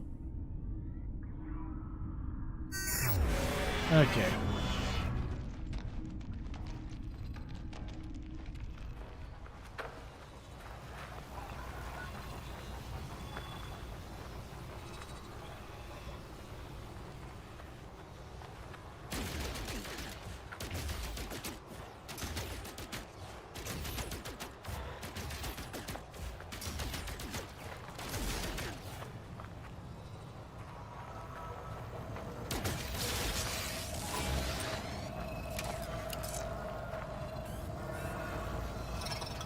It's fine.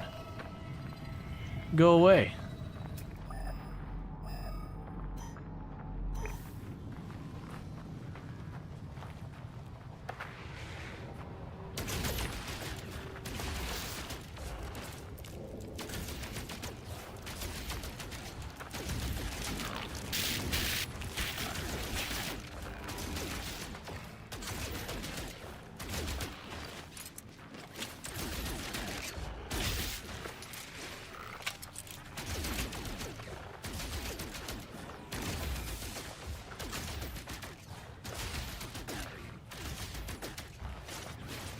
I'm gonna leave them alone.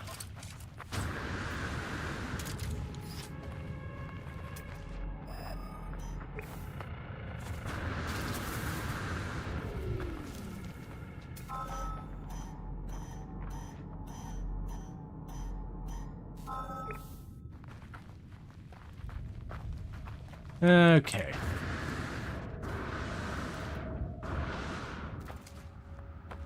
This is a terrible planet. Oh, that's pretty funny because this is a, an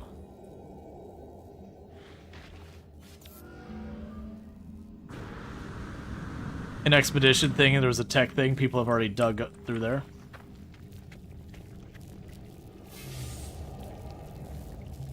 Okay.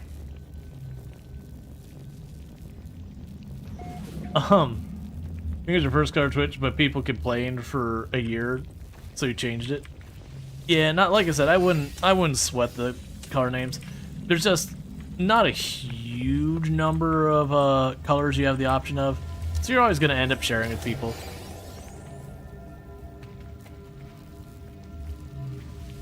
Okay, 15 I will let you 3? Sorry, I don't understand what that's supposed to mean.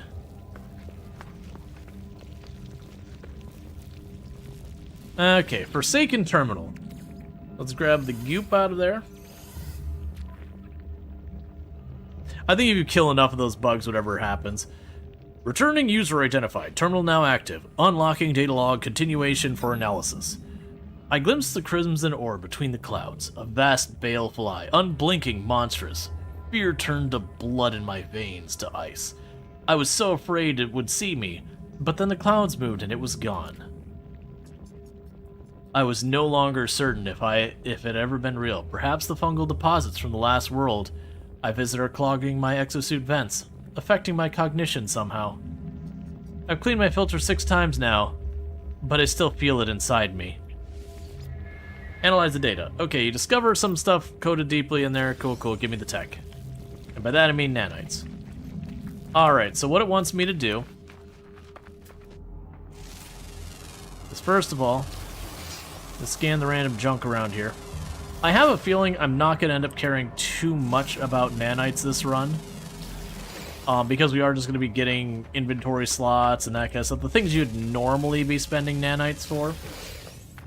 So I think it is new mineral record, highest salt. I didn't realize we had YouTube chat the mineral. Well, YouTube comment section, I guess, is more fair. YouTube chat is more unhinged than salty.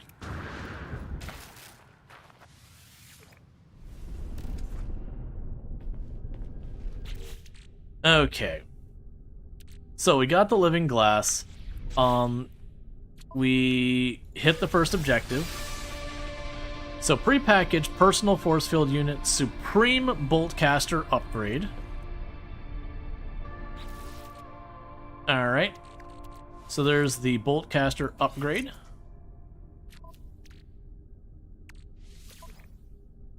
And the force field. You're gonna make me go fight something, aren't you? Okay, so we need to make another thing for this.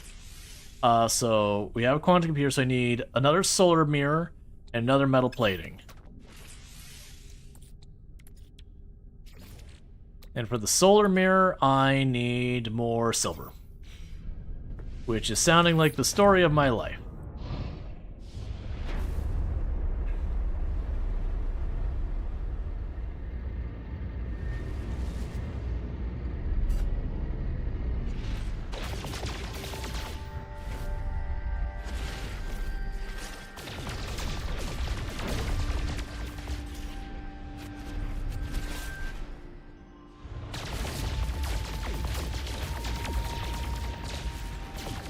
You try to type something in a chat box, and you get shrunk so small, the space of text is like one character. Oh yeah, no, there's it is one of those things that annoys me with a lot of data like entry stuff, where you click on the field to do the data entry, and rather than like, you know, it fills up like the keyboard and all that, and then focuses on the data entry thing, it'll be like still the whole page. And you're like, well, I have no idea what I'm typing because it's hidden away from me, but that's fine. I guess. Doesn't happen super often, but when it does, it's pretty obnoxious.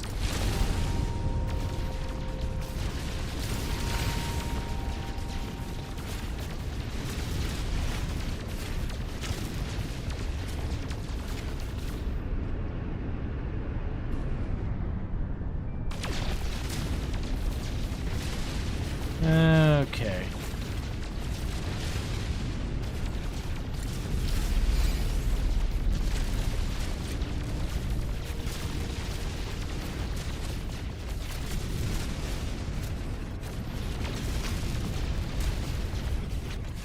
Cool.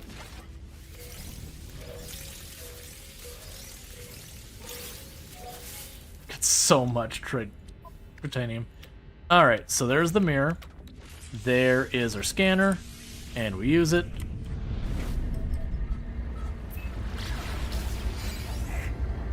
Let's see. More when typing a threaded answer in mobile app. Oh yeah, so you're going into like Reddit or Discord and you're typing a message. And you get like that one little line. So you've got multiple paragraphs because you're trying, like someone's asking a question that requires a certain amount of answer. Okay.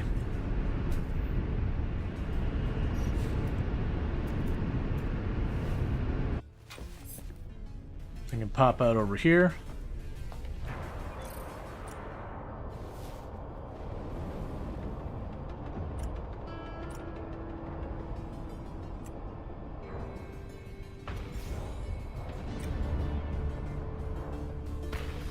Get our parts.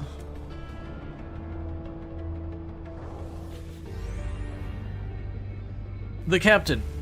Gone. Tried to wake them from their watch. No sign of them. Nothing on cameras. Door logs are normal. No kit missing. Where are they? Where are we?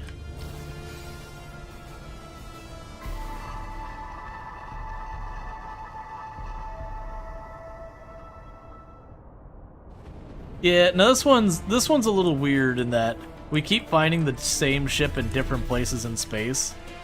So I'm going to take it just that, you know, space shenanigans. Alright. Prepackaged paralysis mortar unit, unstable plasma, and signal booster. Hey, Bravo Gaming, how's it going? I need to kill a bunch of biological horrors. Cool. Non-violent projectile, and right now I'm going to... You know what, honestly, you can just stay there until I don't have space. And yeah, it gave me a signal booster, which I'm sure you'll want me to use. Okay. Adopt an anomalous floating companion. Uh-huh. Completely explore a derelict freighter. Crush a vile grub.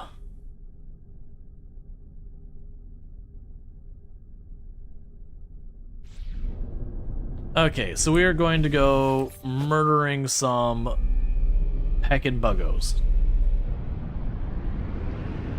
That one's fine. That one's fine. Vile brood detected.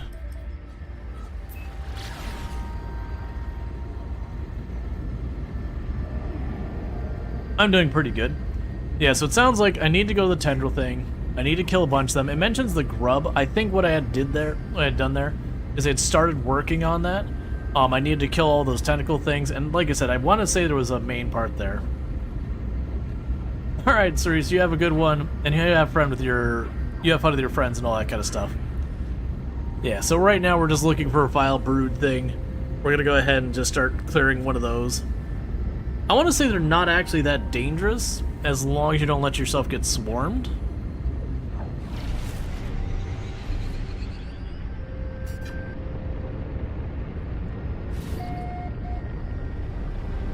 It's the crushing... Oh, are you a water planet? Don't be a water planet. Well, look. Alright, new thing. We're not going to this one. I'm not going to have much opportunity to deal with that there. Okay, so let's check what planets are in the system, because we had a planet we were on that had vile brood. No, really? It was that planet? Yeah, because none of these other ones have vile brood on them. Alright. So let's boost this way. I don't think there's a full-on water world. Yeah, this'll do good. We got a continent of some kind over here.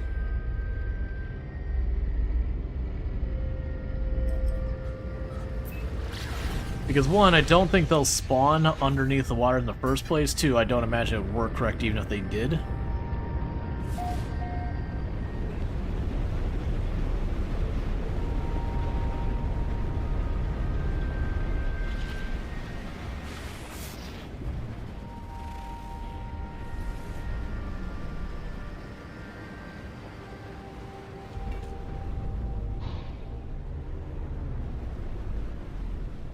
So what do I see back there with those graviton spheres?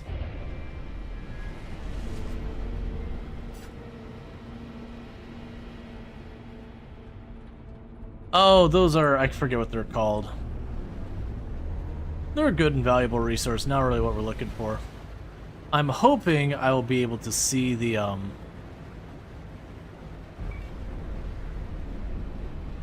well that's worth checking out.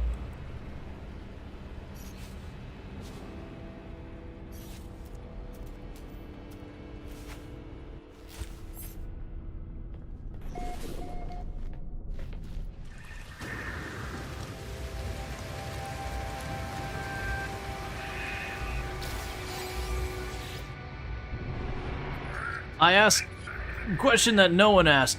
It was simple. The Sentinels. What are the do they come from? Made it my life's work to find left logs, records across worlds. The fallen traveler's grave is marked by a glyph, an epitaph of some ancient technology. I obtained the glyph and the ability to travel to unknown worlds. I leave the fallen traveler in peace.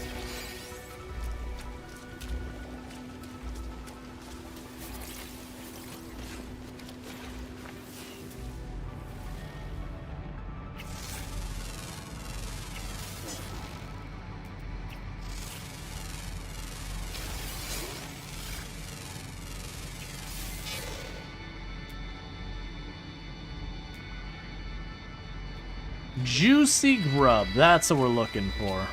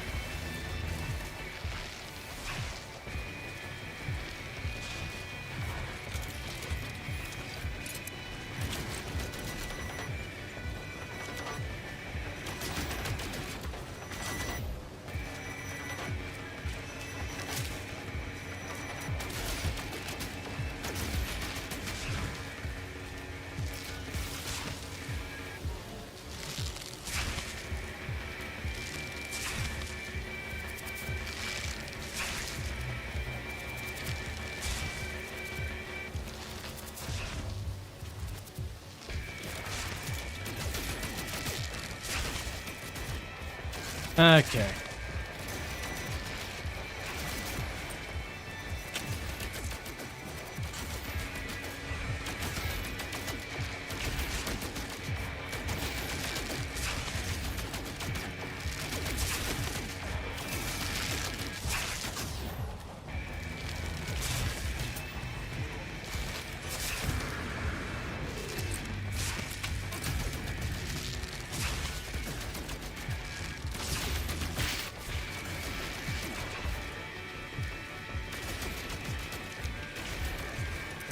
I apologize for not focusing on chat, because these things can be a little dangerous if you let them stop and swarm you. And the Sentinels chasing me this whole time is not really helping what I'm doing.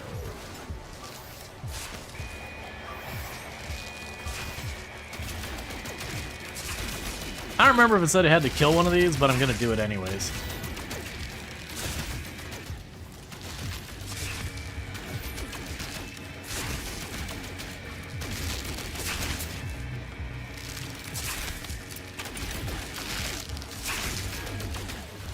I mean, if I was being chased by giant spiders, I wouldn't pay attention to chat either. That's fair. I also have these stupid sentinels that, luckily, I'm deliberately not engaging them so they won't escalate. As long as I keep moving, the chance of them landing more than a mortar on the rare occasion is pretty low.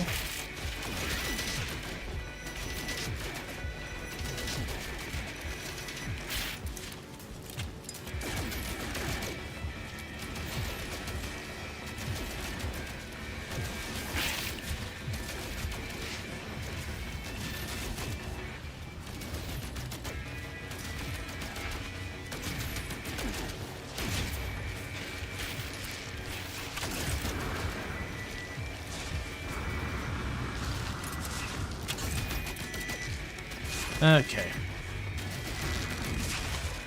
She's just attacking the air. She's spawning more of them. So she just spawns lots and lots of the little ones, these things, and they do the actual murdering you.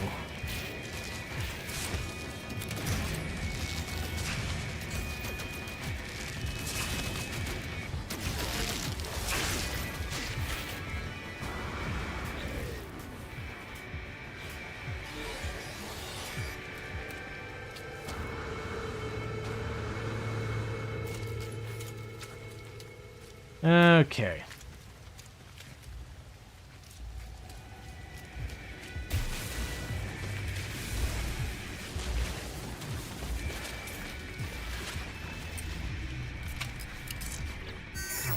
Alright, so let's check the expedition stuff. So those are not biological horrors I killed. And also, objective crush the larva. I did not get credit for it.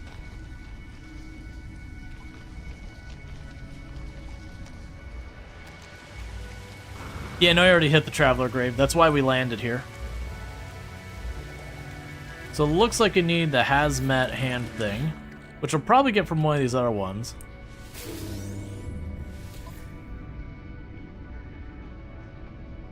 I got no space for those, that's fine.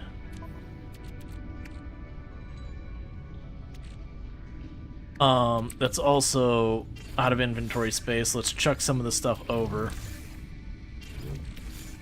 to be dealt with over there in a minute.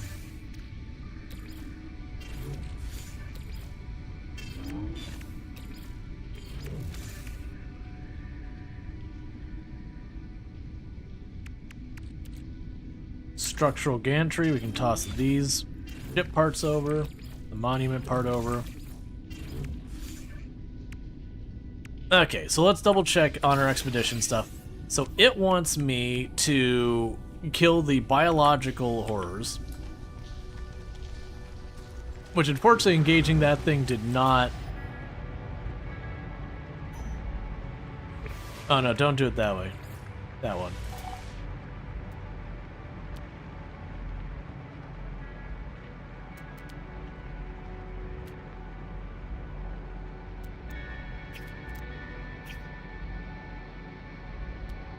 Okay, so nothing nearby here.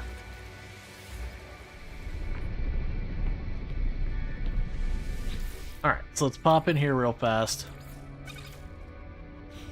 Get you processing these things. Okay, so what we're looking for... I'm gonna really appreciate if that is exactly what I need. Not looking like it. I didn't mean to do an actual landing, it's fine.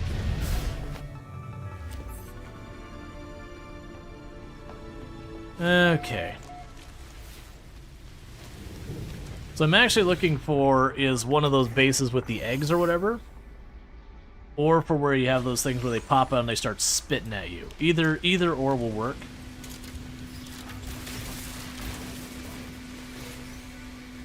Because then I can get them and use that to get the biological horrors. Because like I said, my assumption is we'll get the hazmat glove from just doing those things. And then we can just grab the juicy whatever it is and run off.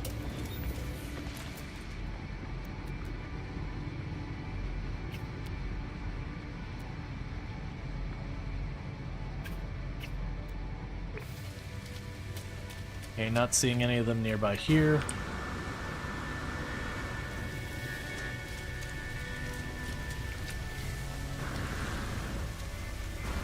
It's such a shame if I would have just stuck with,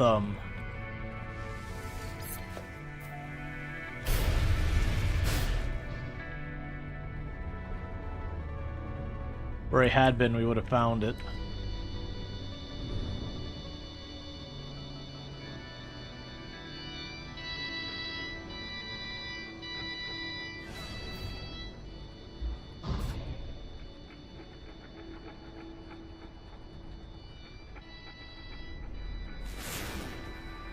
Okay, got another unknown building over here.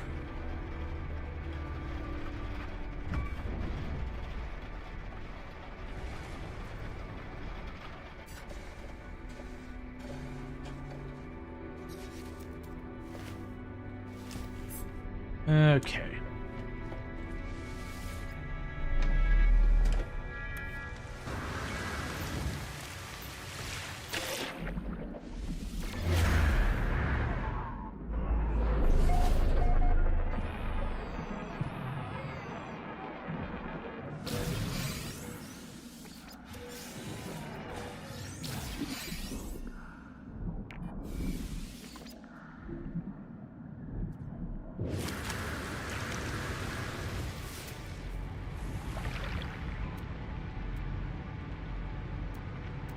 Metal fingers, we already hit that beacon back there. Ammonia.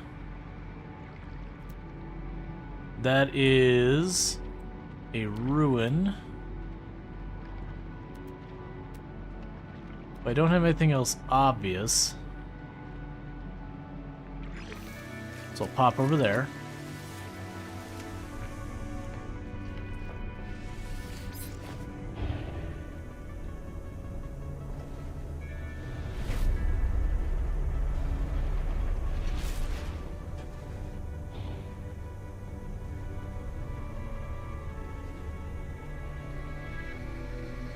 That's an interesting, brightly glowing crystal over there.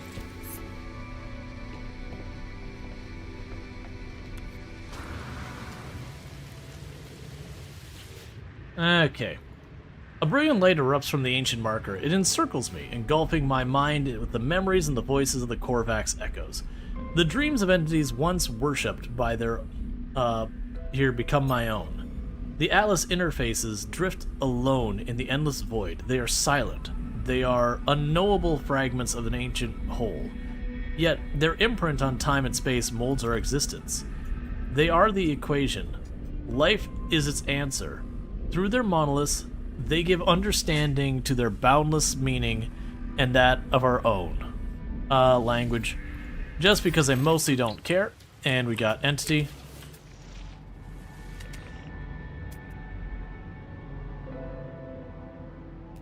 I'm pretty sure digging up those fossils. Unknown building. That's probably where I literally just came from.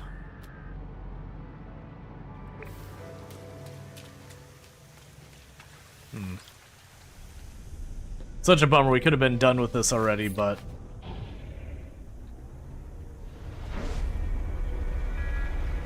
zip across to this set of islands and start scouting.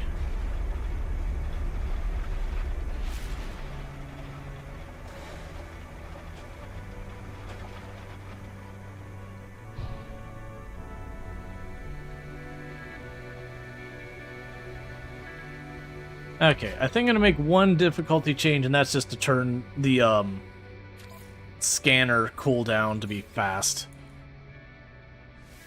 And the only reason for that is, like, the alternative here is I would literally sit here and just wait, and then scan, and then wait, and then scan, because that's kind of what I gotta do. It's more meaningful when you're on the ground trying to scan for oxygen or whatever. But up here, it's just a mild inconvenience. Okay. It's fine.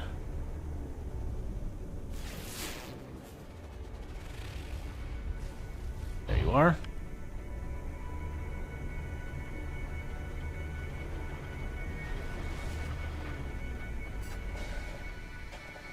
It's literally just in our beacon. We don't care about that. Not beacon, it's another place that just shows you the nearby area. We got a wrecked freighter here.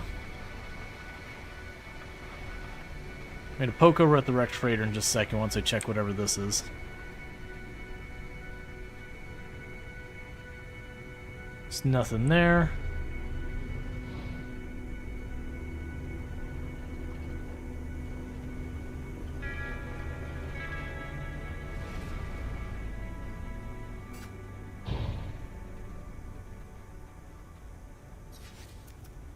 Okay.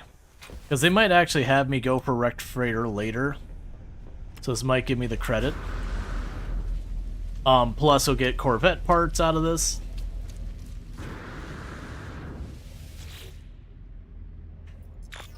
Log extraction complete. Read log. Data stamp 2056. Life goes on, day after day.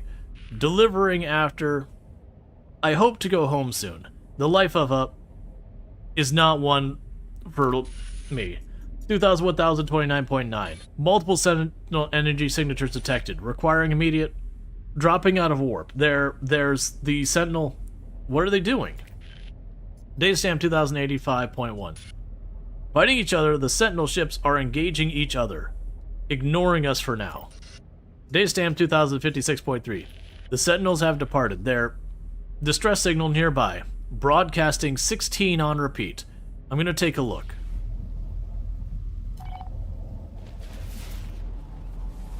Okay.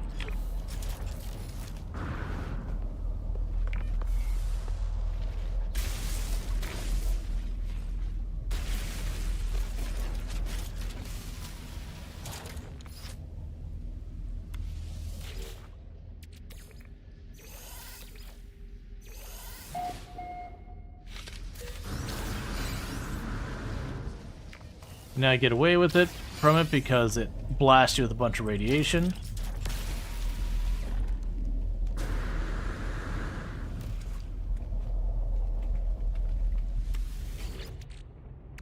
Okay.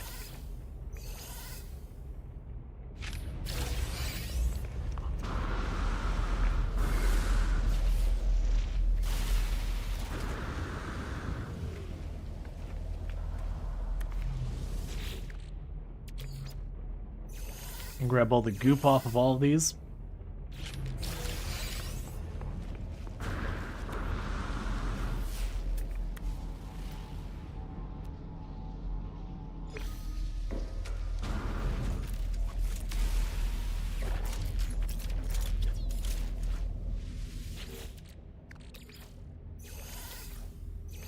Okay.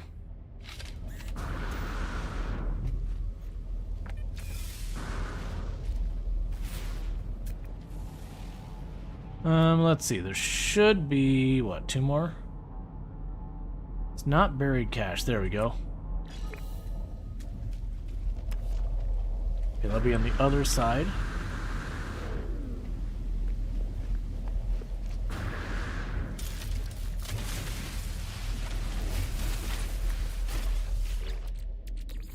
Yeah, you can get all sorts of goodies doing this. Some stuff you can sell. Corvette parts.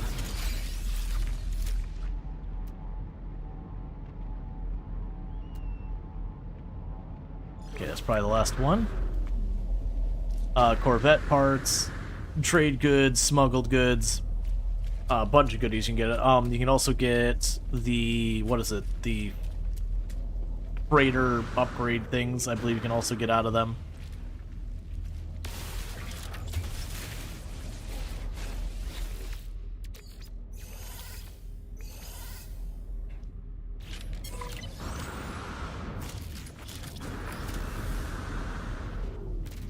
Okay, that's...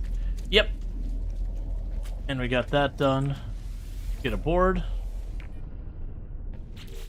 Okay, so we get anything like super amazing. Yeah, so we got a fusion core. We got things to expand our inventory, some more sellable goods. Not looking like we got any Corvette parts out of that one, but that's okay. It didn't cost me anything but a tiny little bit of time.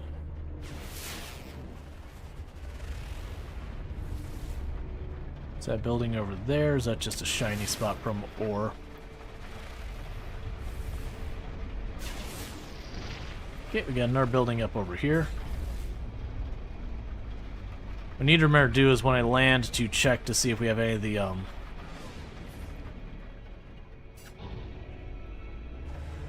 stuff nearby of potential interest.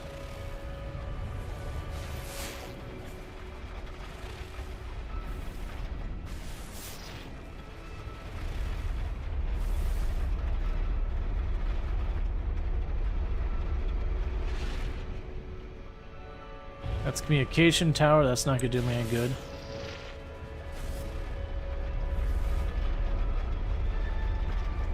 Okay.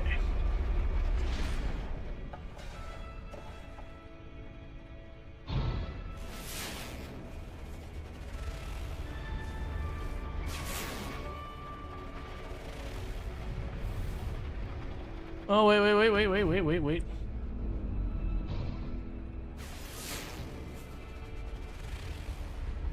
A couple things. Saw some of the grub icons over here.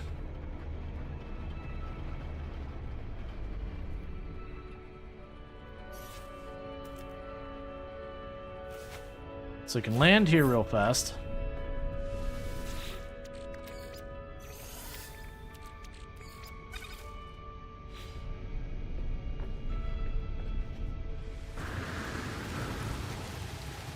Okay. So worst case, we might be able to scan, find that. It is interesting that whatever planet we came in on here first for the expedition Rovent debut point had what I needed. And we killed a bunch and we left, not thinking much of it. And I didn't kill enough of them because I didn't realize it was a later objective.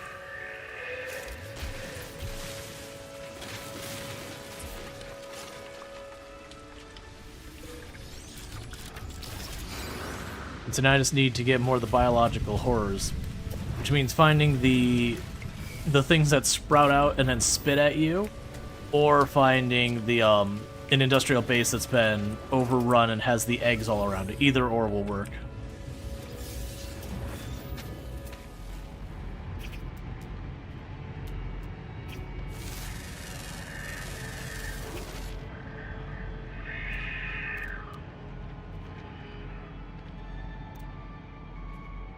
Apparently not close enough to wherever it was I saw those, because I saw it flash by the HUD for just a second.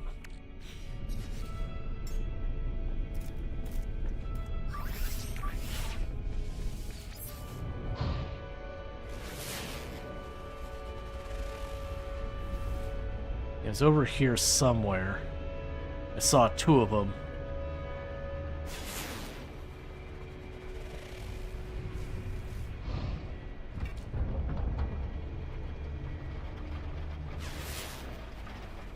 Okay, got two side-by-side buildings. Okay, this is promising. That's what we needed. That'll do it.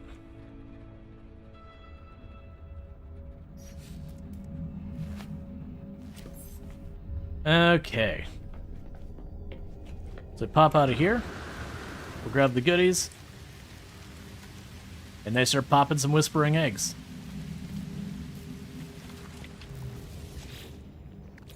And those whispering eggs will make the biological horrors pop out. We kill those. And then once we do that, I will hopefully start getting the stuff for my hazmat glove. And then with the hazmat glove, I will hopefully be able to get the grub I need. Yeah, so this one's exploring, dealing with like all the big bug things.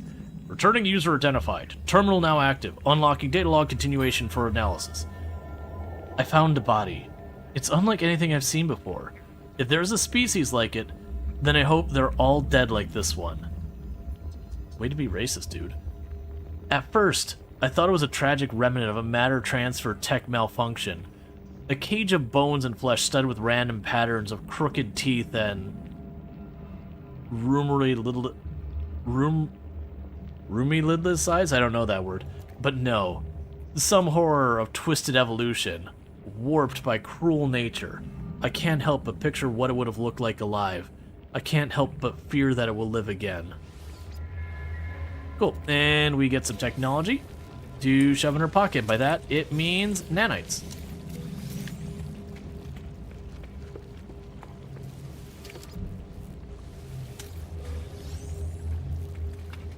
Yeah, feels kind of messed up to be like, I found some new creature. I'm glad it's dead, and I hope there's never another one in the future. It's like, look, man, you can be like, yo, it's scary, but also kind of messed up, man.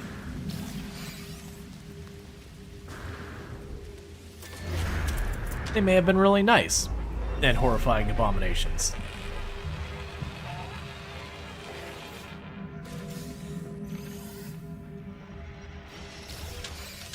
Okay. Opening all these things. Alright. So now it's time to pop the danger egg.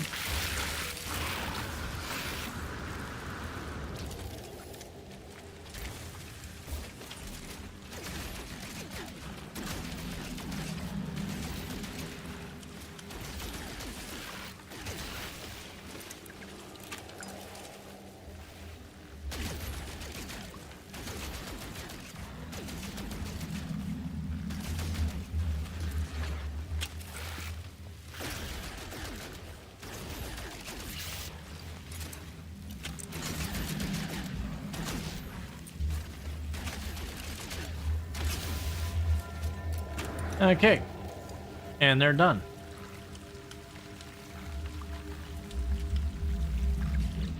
Okay, so let's go check on our expedition. They feed. Supreme life support and 5 more inventory slots.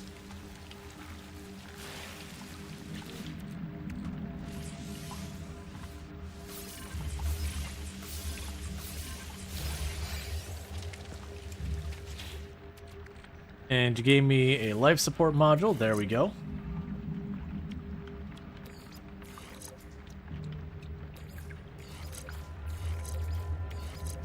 Just realized it doesn't actually connect to those.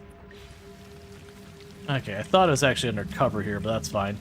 Alright, so adopt an anomalous floating companion. Find an anomalous floating creatures in purple star systems.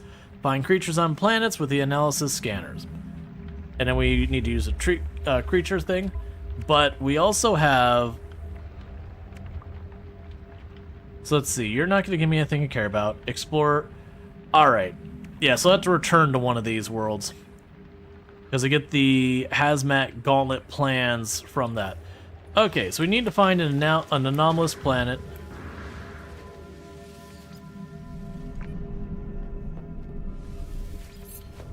And bring ourselves a weird creature.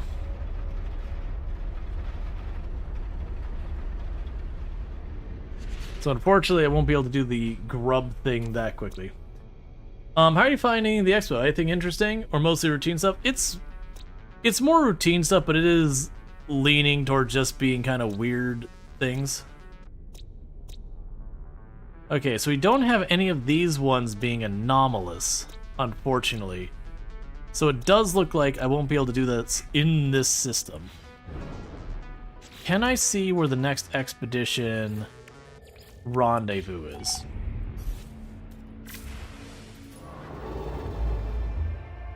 Because then I can just start moving towards it.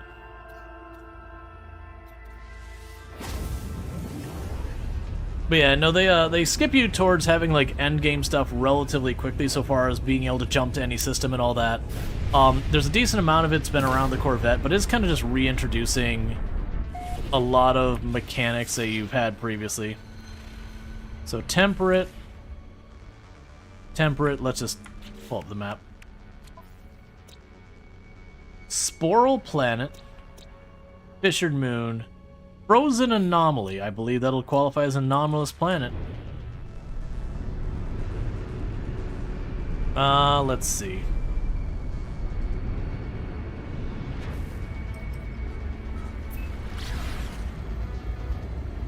But yeah, no, it's they have you doing stuff like doing the derelict freighters, dealing with the bugs. Yeah, no, I chose to go with this mostly because this is the first stream we've had since I've gotten back. And very genuinely, I didn't want to take my chances with a new game until, because like everything is updated on my computer. So I wanted to kind of hold off doing something new until I had a chance to like figure out if there's any issues. Because I do plan on doing, like, Farthest Frontier has a big update, so I would like to do that. Very, very genuinely, Pacific Drive is one of the ones I want to check out. They've got new DLC that I want to check out. There's, like, Super Fantasy Kingdom or something like that, which is a whole wild name. Okay, so... Pacific Drive DLC? Yes! This won't spoil anything, but it's basically the idea is there's supposedly a cult that's super fascinated by all the things going on. End story. Frozen mist, sharded from the Atlas, copious amounts of flora, abundant fauna.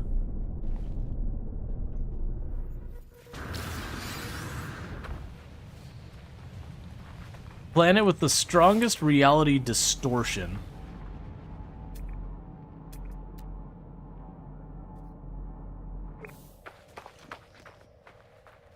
Oh, okay, I do have the pellets on me.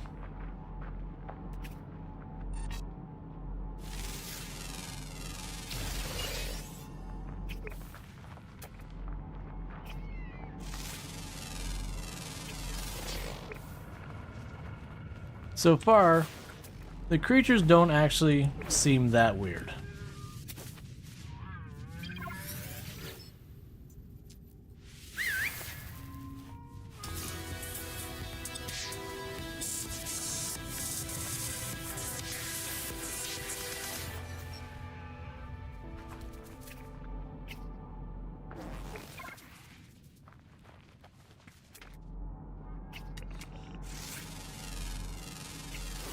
Yes, this planet may not actually qualify as an anomaly planet.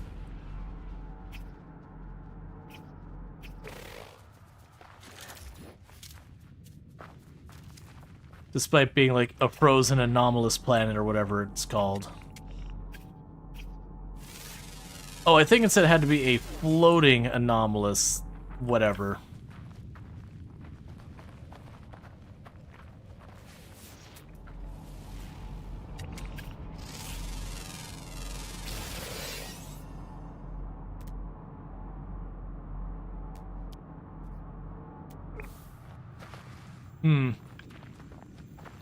You never finished Pacific Drive? You've been meaning to go back the game, but games keep coming out? Yeah. No, I hear you.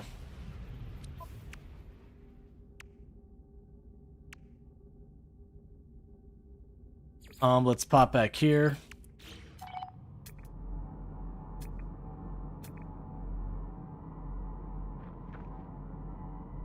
Yes, the planet's called a frozen anomaly. In purple star systems. Oh, I didn't check to see if there's a purple star system. Well,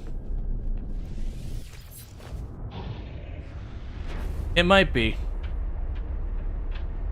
I've seen people playing the RV game. You really want multiplayer in Pacific Drive? Yeah, I feel like for Pacific Drive to work as multiplayer, that definitely need to change up a lot of what it is, though.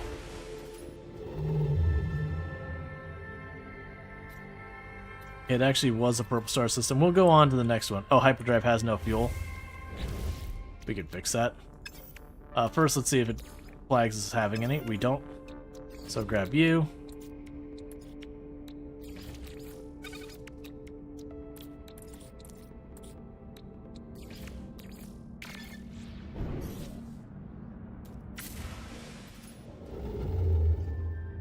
Yeah, because we could just jump down here. Did I not put the fuel? Oh, it's not enough.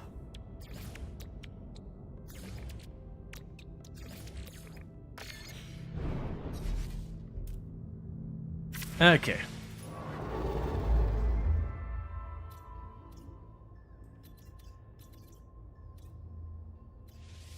Yeah, so yeah, the way the car upgrades are really not room for a passenger. You collect so many more resources with two people.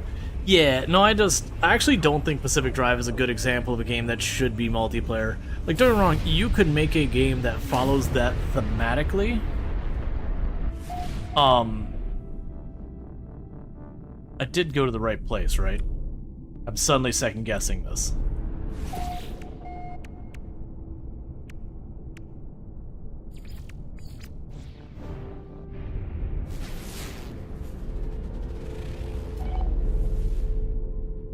Okay.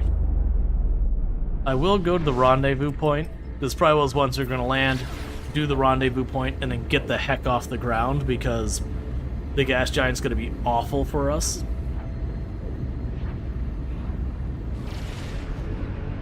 Oh. You think it'd be fun for emergent interaction with two players between standpoint? Yeah, no, I feel like there's room for a game kind of in that. It's kind of the issue around with Pacific Drive to be multiplayer, you'd have to have both people interacting in the same car. Because trying to do the extraction with multiple vehicles and all that I think would be more annoying than beneficial. And at the same point, as you mentioned, that has to completely overhaul the car because there's no room for a passenger and all that. I could see a game that is like an extraction thing where it's based around the car that you all have to team up. I think though you'd need to basically develop the game from the ground up with the intent of it being that style game, but multiplayer.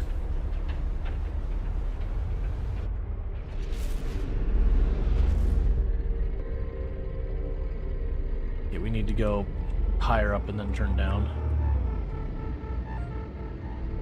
Like there's a lot of games that people would be like, I'd love to see a multiplayer, but you'd need to just do such a massive overhaul. Not to say it can't be done. I think it'd just be you need a Pacific Drive game that from the start the intention is for it to be a multiplayer experience, not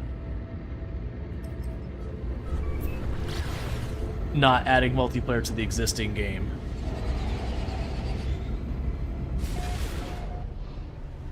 I don't know really what I'm looking at right now.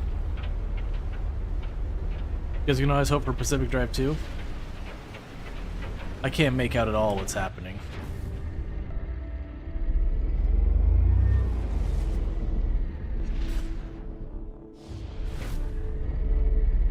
And it keeps pulling me down too early.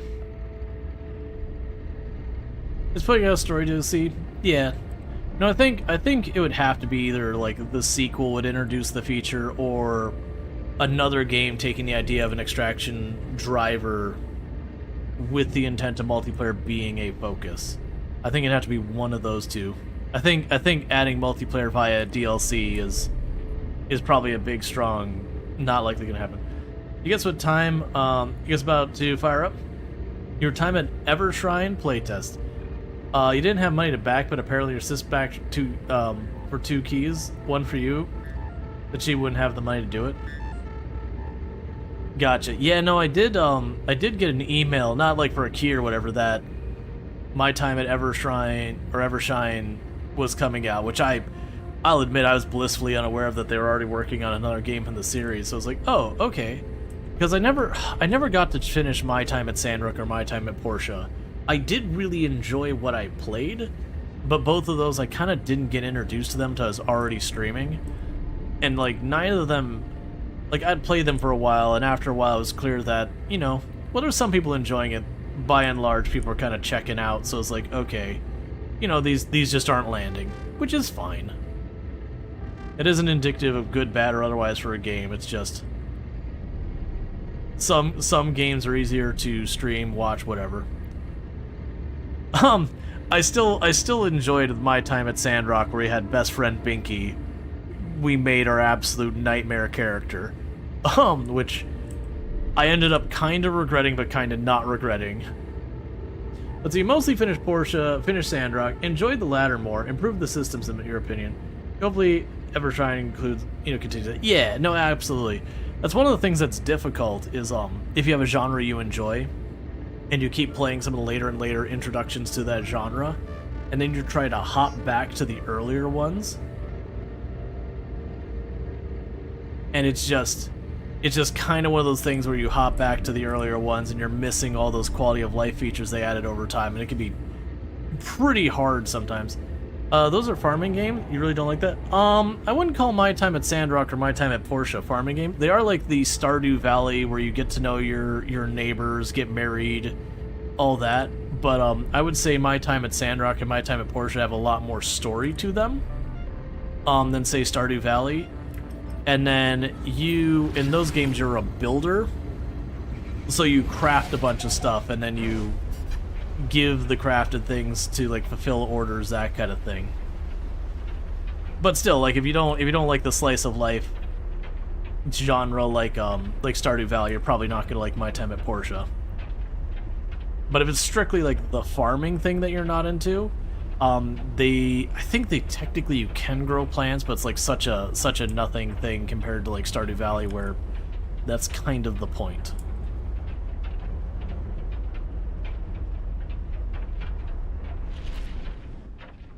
That's fine. Totally valid to be like, yeah, it's just not my jam. Alright, so we do not have good environmental protections for our character.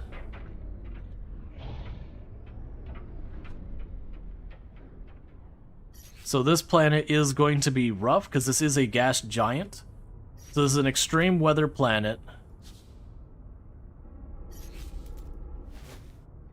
And we are not set up for extreme weather.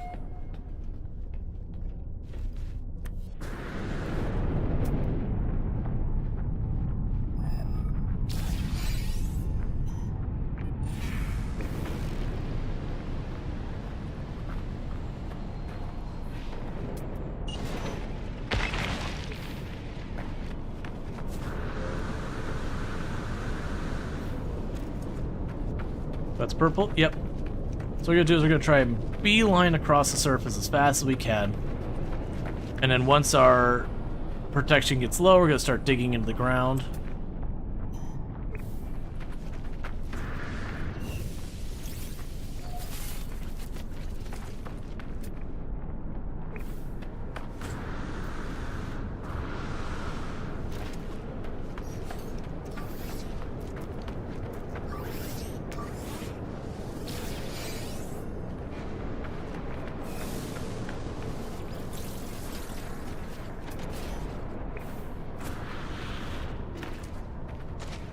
Okay.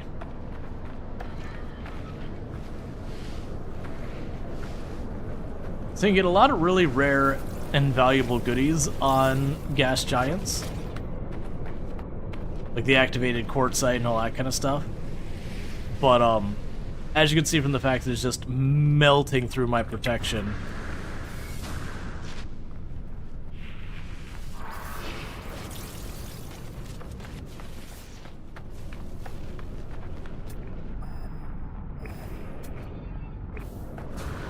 They are just a rough time.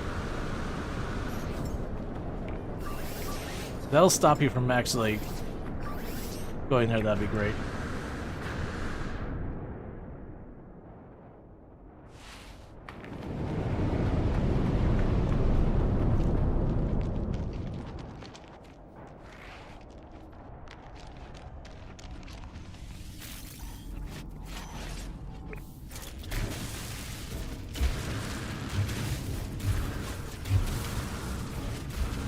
Okay.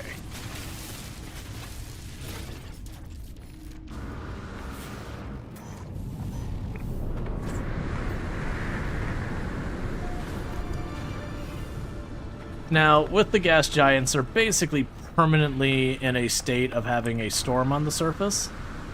So normally you've seen when there's a really bad storm, a lot of times I'll like,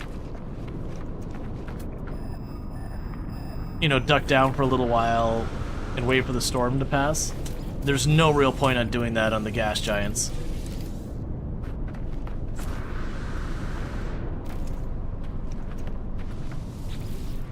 Oh, I don't actually want to... I don't care who you are. I'm on the surface of a horrible planet. Give me my knowledge and let me go. So we got Vakeen.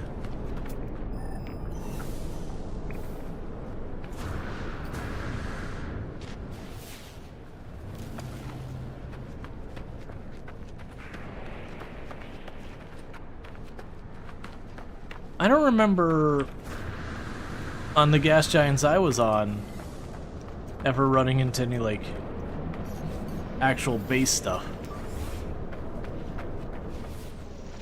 Might just not be remembering it, but that's fine. Don't be one to have to smash the door down.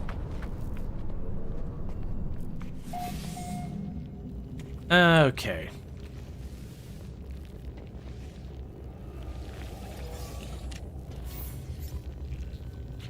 says the starship inventory times 5 and 1 million units.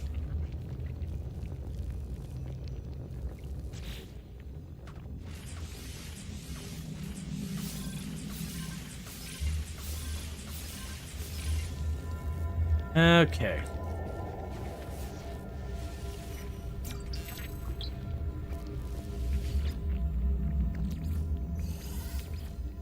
Now I could probably summon the vehicle back to me.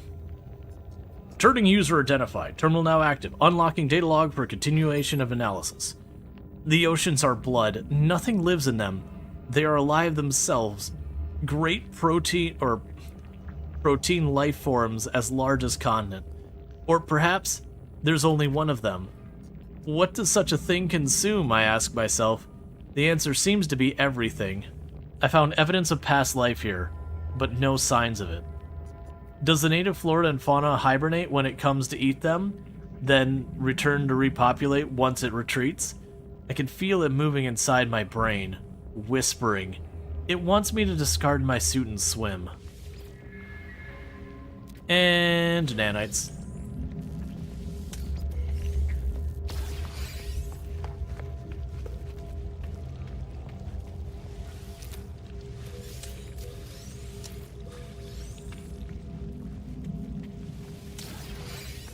Okay. So.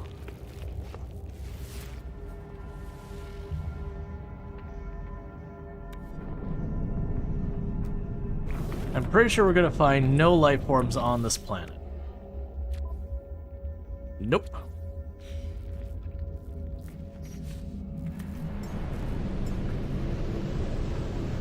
So we're not staying here any longer than I need to.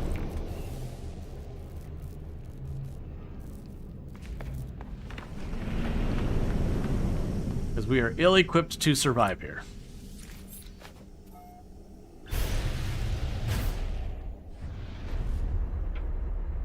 Alright. So, now that we got the rendezvous point, we're looking for an anomalous floating companion around a purple star. This is a purple star. But we need to find our anomalous companion. So we can start by going to discoveries. Metallic moon looks pretty promising. A lost blue moon. Let's try the metallic moon. There's a good chance a metallic moon will have what we're looking for.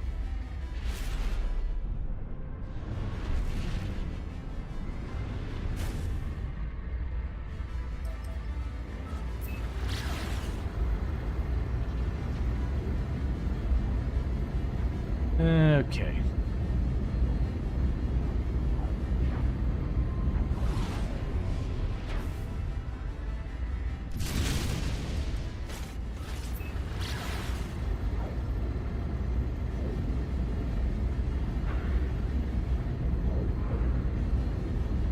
Don't go in the atmosphere.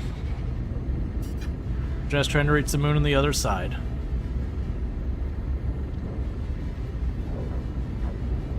Gas giants be big. News at 11.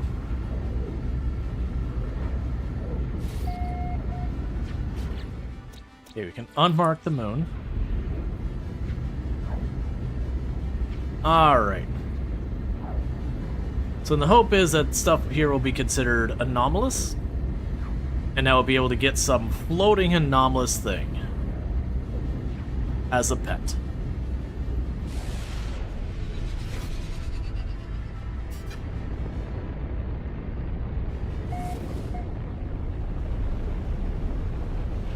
Alright, bear with me a moment, chat. I need to use the restroom real fast. We're on an ad break anyway, so I'm going to quickly do that and I'll be back here in just a minute. And thank you again for tuning in, and I'll be back here in just a couple minutes. Alright.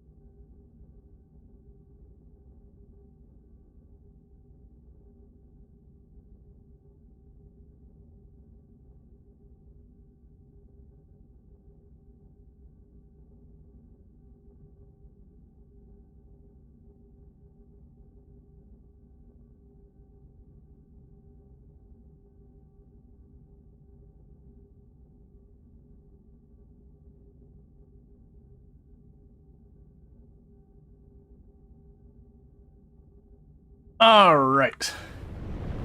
Let's get back to landing, doing all that stuff. Oh, did it have the farming simulator thing where it got stuck on top of a box and slowly lifted up into the air? Okay, well, I didn't mean to land, but we're doing that now, I guess. Alright, so we are looking for a floating anomaly to make into a pet.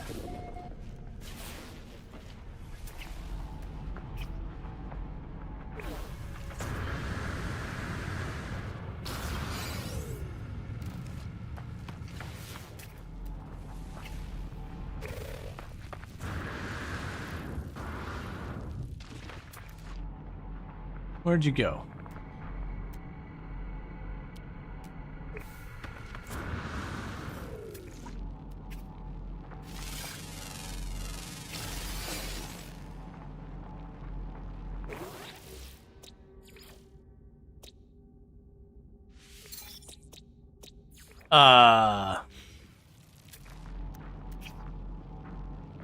That's a new one.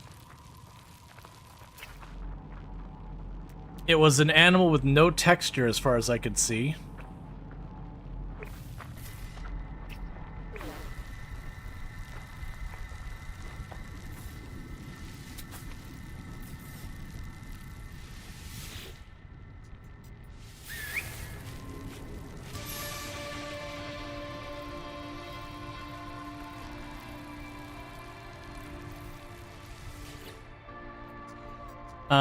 Give treat. Gently pet.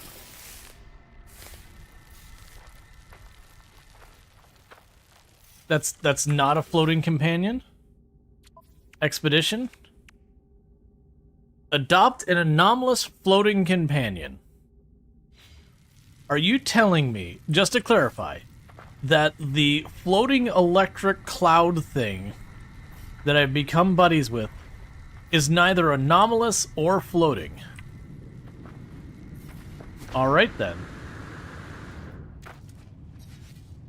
Meanwhile, creatures.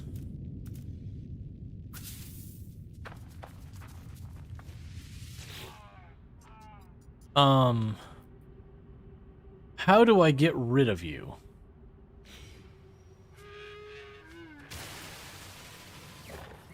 How do I make you not my pet?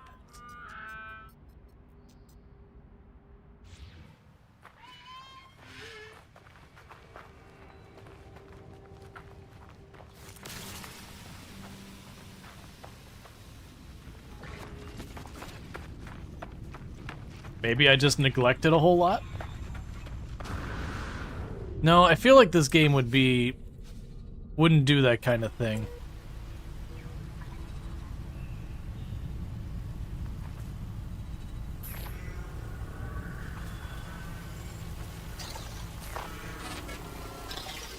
I think you can only send them to storage.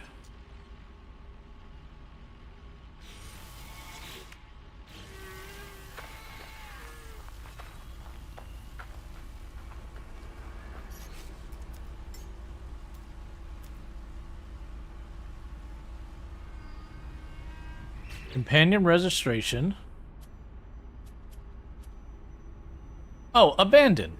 Excellent. I have now abandoned the pet.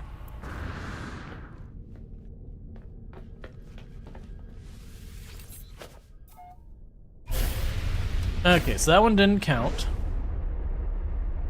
So we got one more planet in system that's a maybe. If that doesn't work, we'll just skip on to the next thing. And then just make it a point when I land on any systems that are purple to take a quick peek. Because the Lost Blue Moon may be anomalous?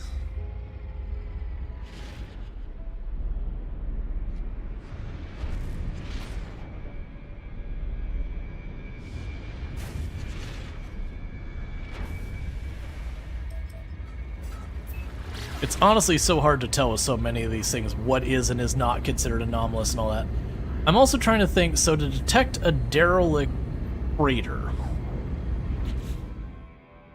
Let's look at our expedition.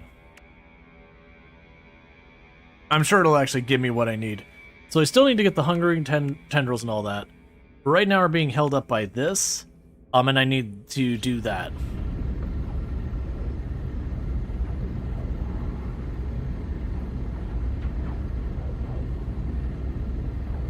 Let's see, if you go to the system with the rendezvous point, for that set of milestones, there should be one guaranteed.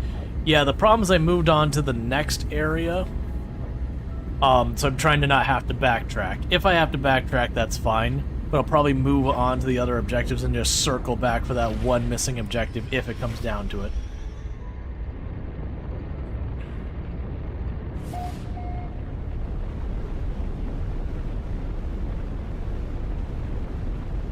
This is looking like a pretty normal planet.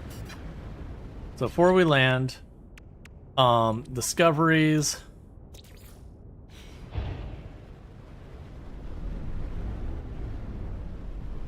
Alright, looks like I'm gonna... this might actually be anomalous. It's got weird lighting and everything. Electric rain.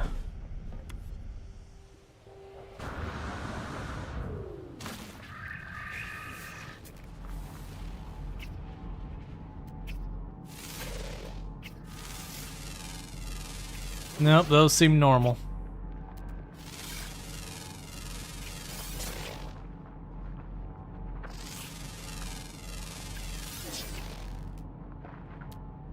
Yep, those seem normal, so we're just gonna go ahead and leave the planet.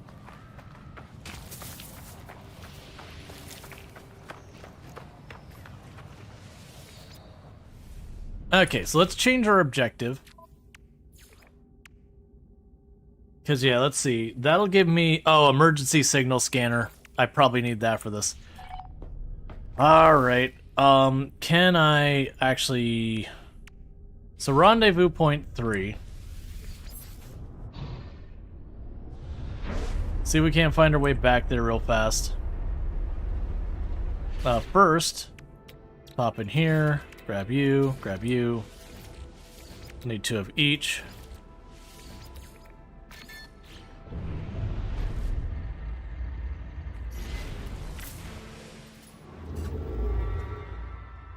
Okay, so it wasn't the last jump. Oh, it's actually got a highlight where I can do it. That's actually helpful. Alright.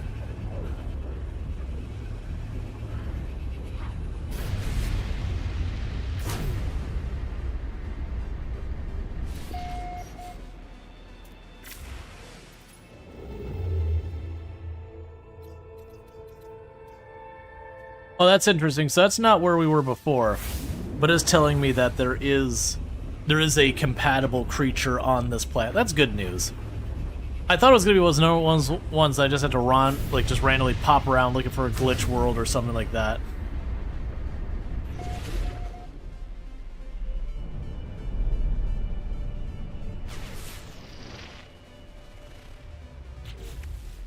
Okay, and will you mark the different planets?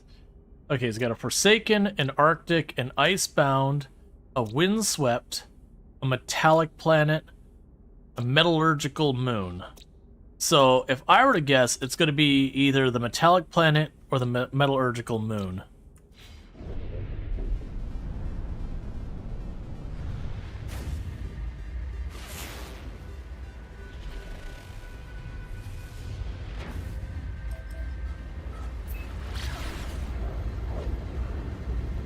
Meteor side where I can actually read these things.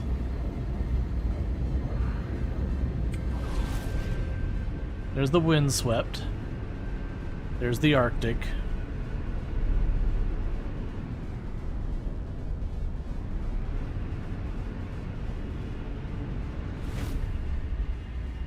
Let's go for the Metallurgical. Or not, it's on the other side. We'll just go for this one. It's fine. Because we can just pop over here real fast. Because it did mark this system as one that has stuff.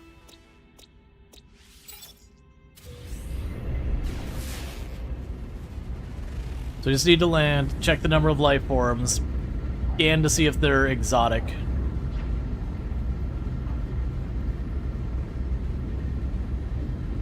Then that should give me the thing to scan for the derelict freighter.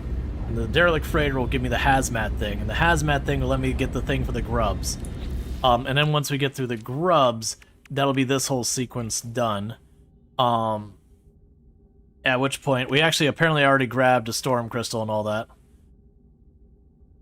Okay, so it looks like on the next plan I'm going to go to extreme weather ones and collect a bunch of stuff. Because I did grab a storm crystal, but it looks like we need to get like 7 of those, 6 of the radiant shards, and a bunch of other stuff like that. Which I'll just be going to lousy planets that are terrible to be on, collecting some of the rare materials.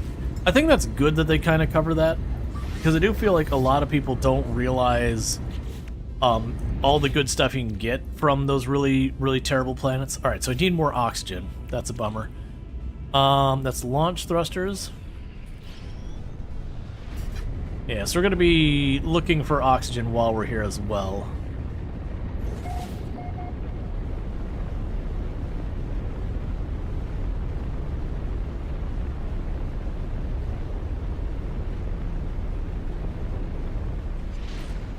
Oh, that's some player built their base here.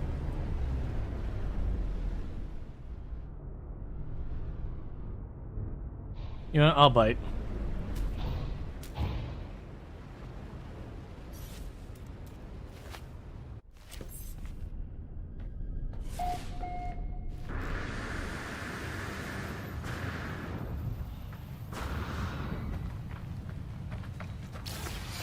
We've got a ton of power here.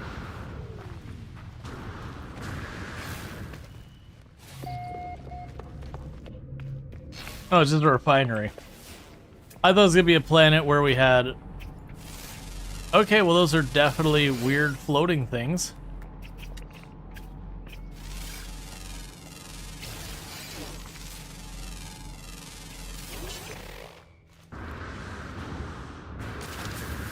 Ow.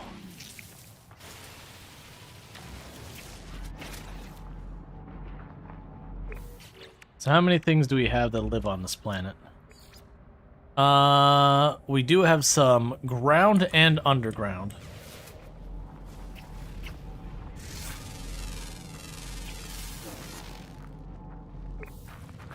I wonder if you can get a flying pet. I've never really tried. You'd have to be able to feed them somehow, which requires them getting low enough to the ground for you to do so.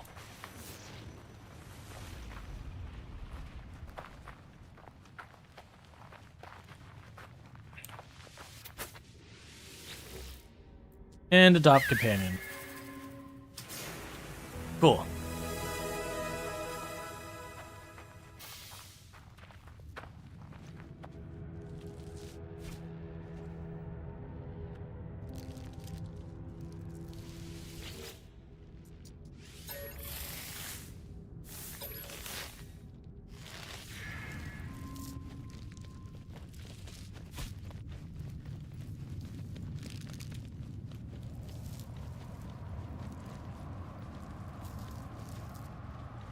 And thank you, Mohan Rai, for the tier 1 sub. That's 18 months you've been subbed to the channel.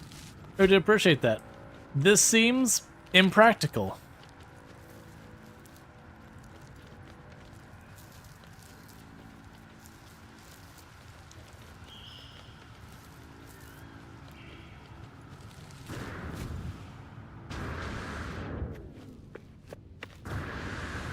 But regardless, that satisfied it. Let's get back to our ship. Okay. Let's grab the stuff out of here. Chuck you in there. Chuck you in. Keep you processing. Okay, so let's get our goodies. So emergency signal scanner, supreme defensive systems upgrade, repackaged scatter blaster, shell greaser unit. So we're gonna get a scatter blaster. That's what's gonna happen.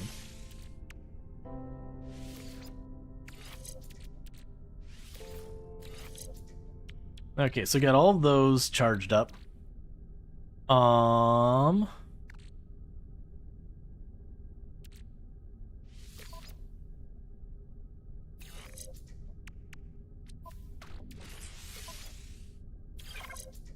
There's the scatter blaster.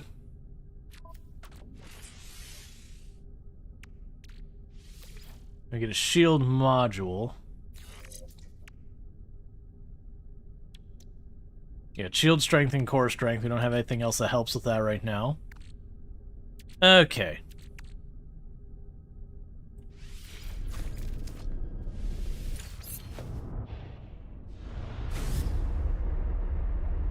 Cool.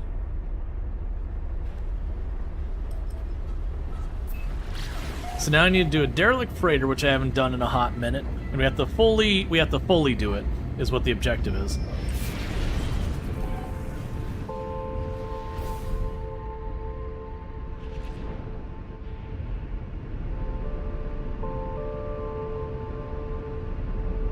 Come on.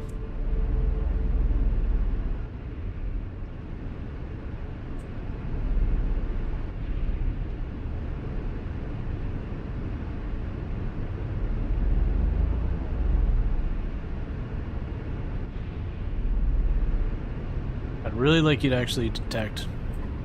Okay, never mind. Yeah, and that's the thing, is treating it like you do with these stations and all, and that's not how this one works. Okay, now one big thing I learned when they first introduced the Corvettes, do not step out and use a ramp. Teleport down.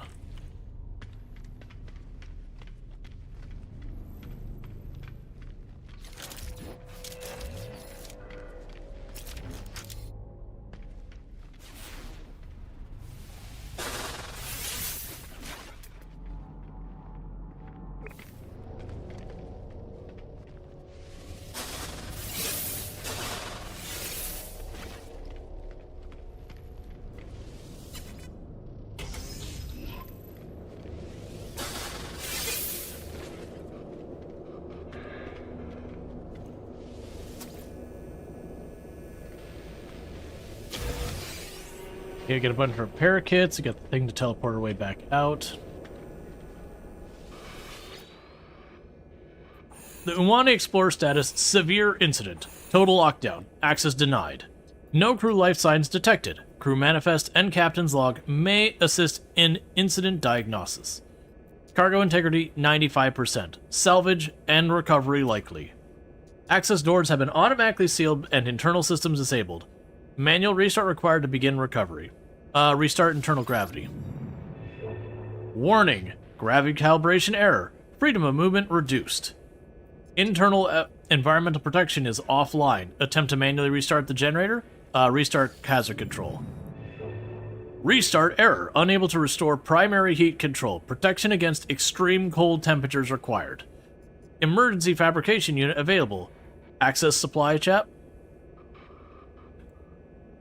Unseal the door. One active receiver. Seal irreversibly compromised.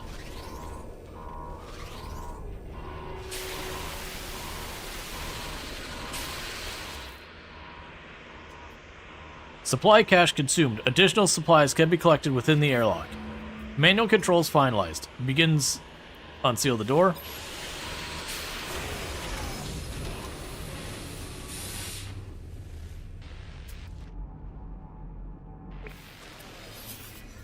Stop telling me.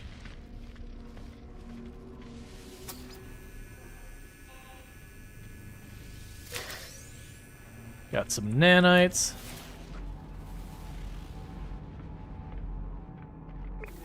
So we got a heat unit over here. Unstable container.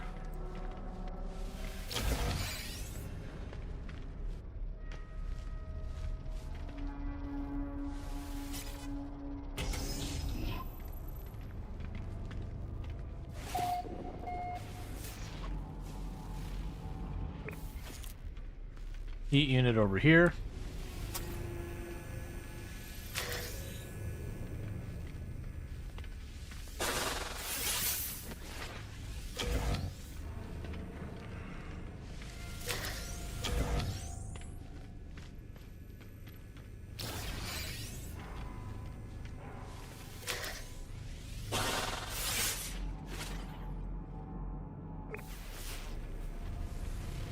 Okay, popped all those open. Yeah, so a big part of this is kind of popping over to these heaters and continuing to make sure you're keeping yourself warm. One of the mistakes I see a lot of people make when they first do this thing, and they're like, I don't understand why am I dying? It's genuinely they're literally freezing to death because they're not getting those heaters on and they're not sticking around with them.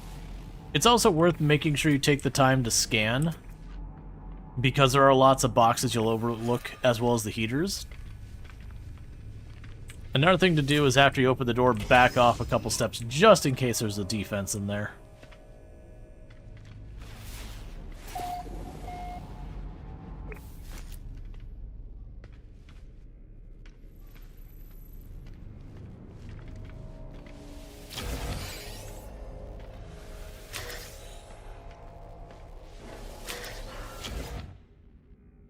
New storage unit. Cool. Get the heater online.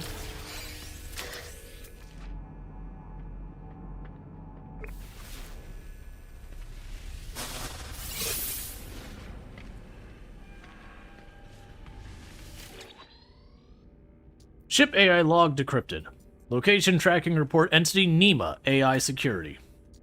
Personal bioscan last detected 8 days ago in cargo security room. 0 others present. Biometric readouts indicate entity infected. No farther life signs. Okay, so we got a, rare piece of data from them. Partial cargo manifest follows. Dirty bronze, 388. Microsingularities, secured, 1. Relatticed arc crystals, 537. Simulated consciousness chip, 57. Missing.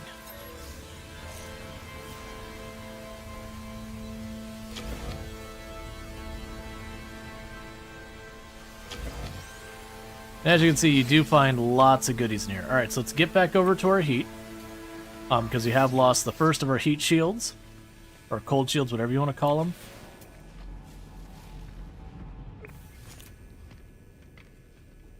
Alright, and we will find dangerous things in there. Living slime.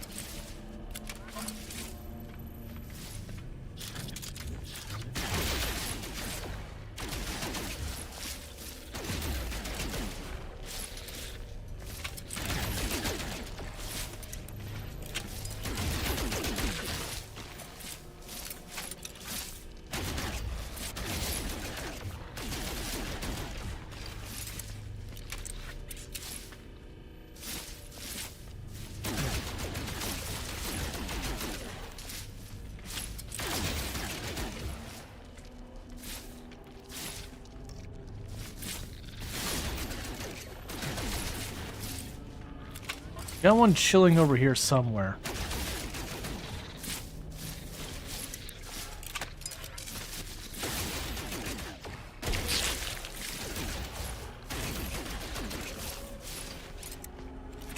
Let's back off, get to our heat. Let recover our shields for a minute.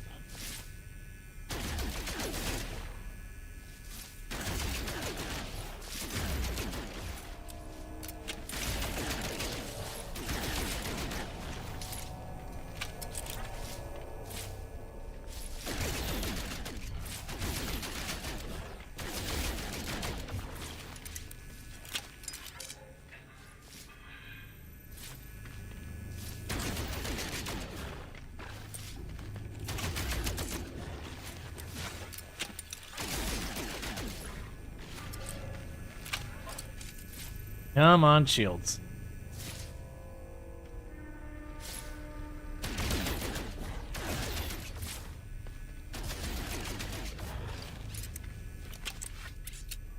There they go.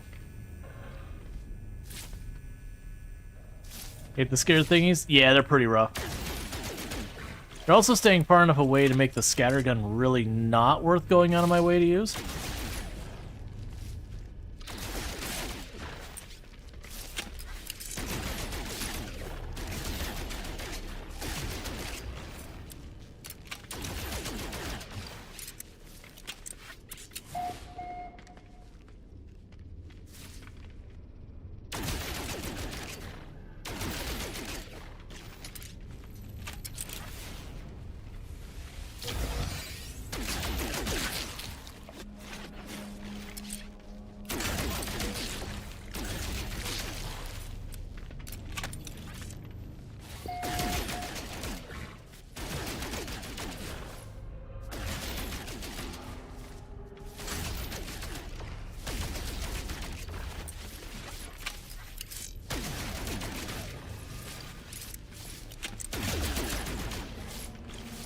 Get back over to our heater.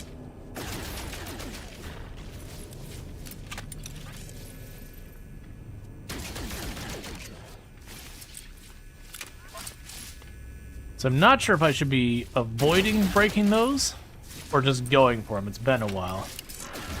I feel like I should go for them.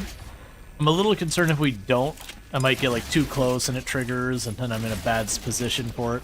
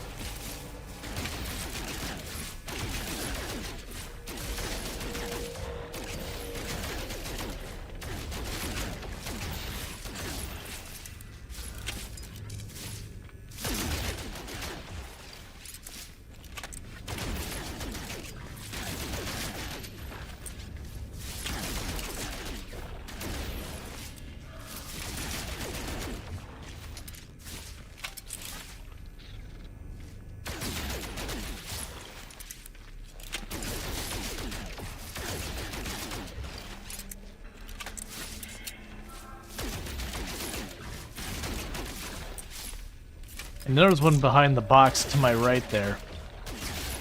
I'm waiting for it to figure its way around to the other side.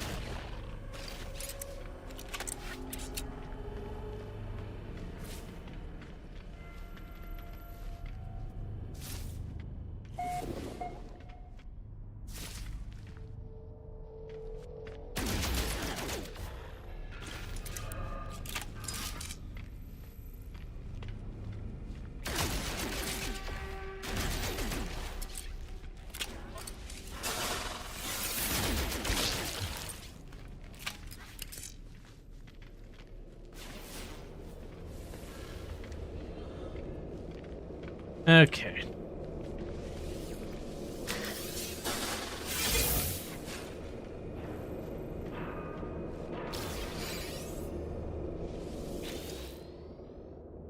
Records terminal accessed. Searching.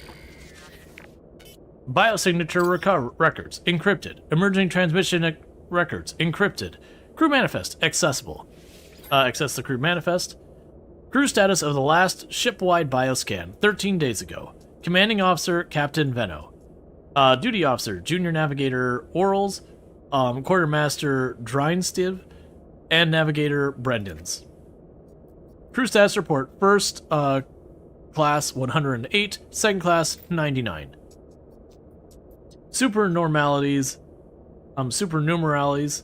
Work entity Ilano captured en route. Convergence entity Rapusquito, asteroid dig crew. Analyst entity Osetta company accountant. Update bioscan. Scanning ship for biological traces. No detected biological traces matching crew records. Retrieving last known crew positions. Captain Venno, redacted area. Junior Navigation Orals, this terminal 2 days ago. Quartermaster Dreinsted, emergency transmitter 4 days ago. Navigator Brindens, primary transmitter 4 days ago. Okay, so we got the crew manifest.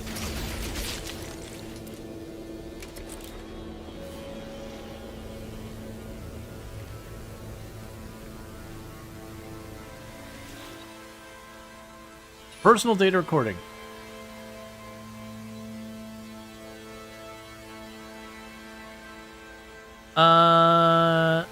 Yeah, checks out. Hey, Panga, hope you had a good stream and all that stuff. But yeah, subbed for 39 months. fast approaching 4 years. But thank you so much for that support. It really is fantastic. I hope you had the rest of your stream went well with Baldur's Gate 3 and all that. If we can get a shout out for Pankraru, one of the earliest viewers of the channel and all that good stuff. Playing some Baldur's Gate 3 earlier today, but plays a whole mess of stuff over there. Lots of fun, lots of chaos. Definitely someone I recommend checking out. Thank you for popping before your own stream. Yeah, no, I popped in and hung out for a little while. It's good to be back to be able to actually watch some people's streams, because for like the last 10 days, I only managed to very briefly pop into Ultra stream one day while I was actually at Disney at the time, but like I needed to sit down for a minute. I was just getting so tired of walking after the con and then Disney and all that stuff. And so, like, Toon was like, I want to do this ride. It's like, it's an hour away. It's like, and it was the second time to do it that day. I'm like, you know what? I just want to sit down. So I popped in, you know, lurked there. Well, I mean, I actually sent a message or two, but mostly lurked there for like 20, 30 minutes before all that. But yeah, no, it's mostly, honestly, it's mostly just my feet are tired. Because, like, our hotel was a little over a mile away from the con, and I walked back and forth every single day. And then, like, all the events I did around the con, it was like, go to the con, walk half a mile to this place, go back to the con, walk 0.6 miles that way, go to the con, walk, half a mile that way, go to the con, all in one day. It was good chaos, but I'm ready to not walk anywhere meaningful. And plus, for anyone who's not been to the San Diego Conference Center, it is a big building. There's a lot up there. Personal data recording access for pure entity, holy, general hand, data stamp 2518.2. Audio transcribing, thing. Drones malfunctioning again. And it just keeps coming. It won't stop. They're burrowing through the walls. Their records end.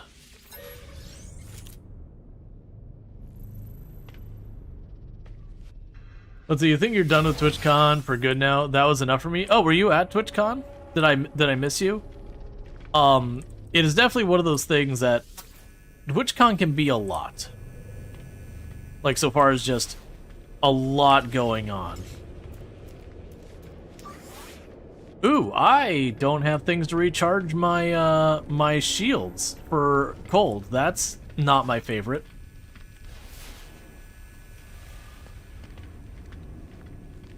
Because then we'll start having it actually drain our actual hazard thing. To be fair, those things that we were using...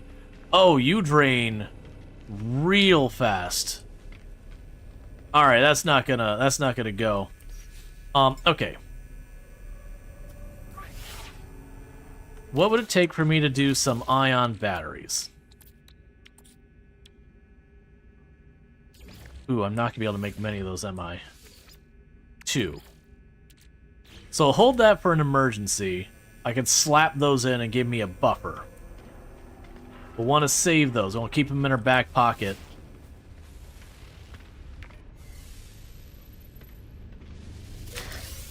For when I cannot get to...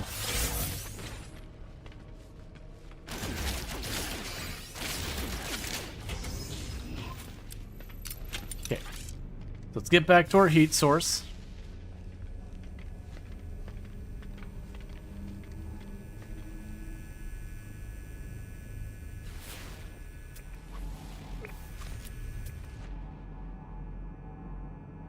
Yeah, we already got the other heat source there. We already popped all stuff here. So it looks like this is going to be our next place. So here's hope we find a heat source in here relatively quick.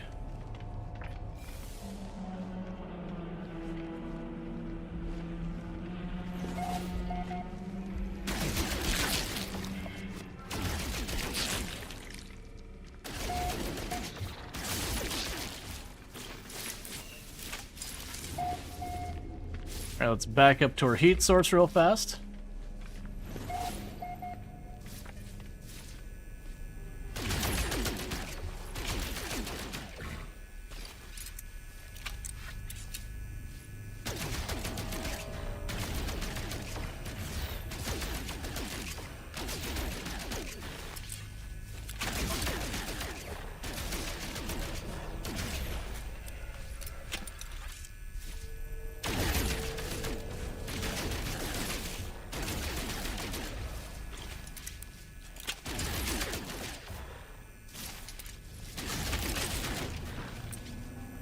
Okay, taking a couple of hits.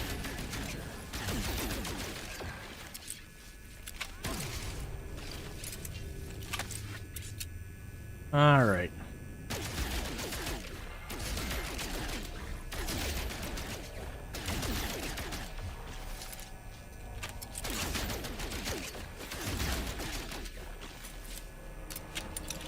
Okay, so released 10 more of them.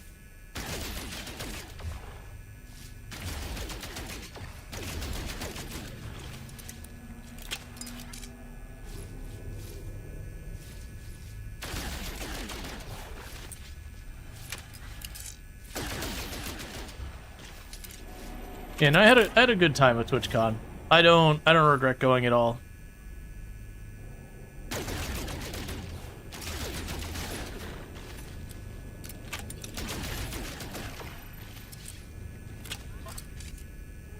There's definitely like lots of opportunities to network with the people who work at Twitch and all that to get an idea what's actually going on versus very unfortunately outside of the conference. A lot of things can just get very rumor mill very easily because we're all trying to figure out what's going on and dealing with like very imperfect data. Not like on any fault of our own, just, you know, trying to suss out what's going on and whatever. And unfortunately does make things very, very rumor mill. Okay, there's a heating thing over here. Ah, there's one right here. But things can get very, very rumor mill very quickly. And it is good being able to go, hey, what's actually going on? Talking to the people who actually work on the development of it and all that, getting it like first-hand information. And like very genuinely, for example, there's been a problem going on Twitch. And it's not like it hasn't happened before, but more people are doing it now. Where what someone will do is they will do a bot raid onto your channel and then just spam Prime subs to you. And then what ultimately ends up happening is your channel gets suspended because it looks like you're committing fraud. That you are trying to make money off of it. And it's being done maliciously, so it's good to get that in front of the people there, because that was a new attack that they weren't very familiar with. So I was very happy to see that the response was really, really like, oh, like asking lots of questions and figuring out, because I've known 2 people who got impacted by that. And it's a very recent thing that's been starting to pick up. So, you know, someone has to bring it to their attention, and it does, but being able to actually like grab the person in charge and be like, hey, here's something we need to talk about. Like this is something we need to put on your radar. Because by the time you get through the support chain and all that, you know, because when the person reports it, it's hard to be like, oh, there's someone who committed fraud and got caught, which is not the case here. But it was good to be able to grab 2 different people and pull them aside and, you know, give them that conversation. Hopefully that gets resolved relatively quickly. Research log entity follows. Collected radioactive sample on P-wart. Performed radiation scan. Observation. Do not repeat experiment. That's not good notes. Observation. For the love of God, don't do I did. Why? Like, what did you see, man?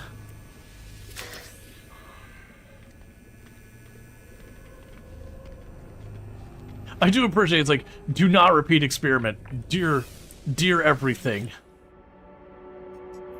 Extract from Watch Officer Daily Report. Discipline. Data stamp 1628.1. Entity Crowell Engineering confined to Brig for unauthorized airlock usage. Offense number 5. Sentence length 111 days. Additional punishment will be removed at next space station.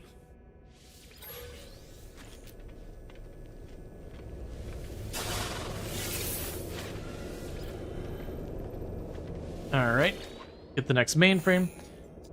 Private mainframe access denied. Captain's DNA required to access personal log.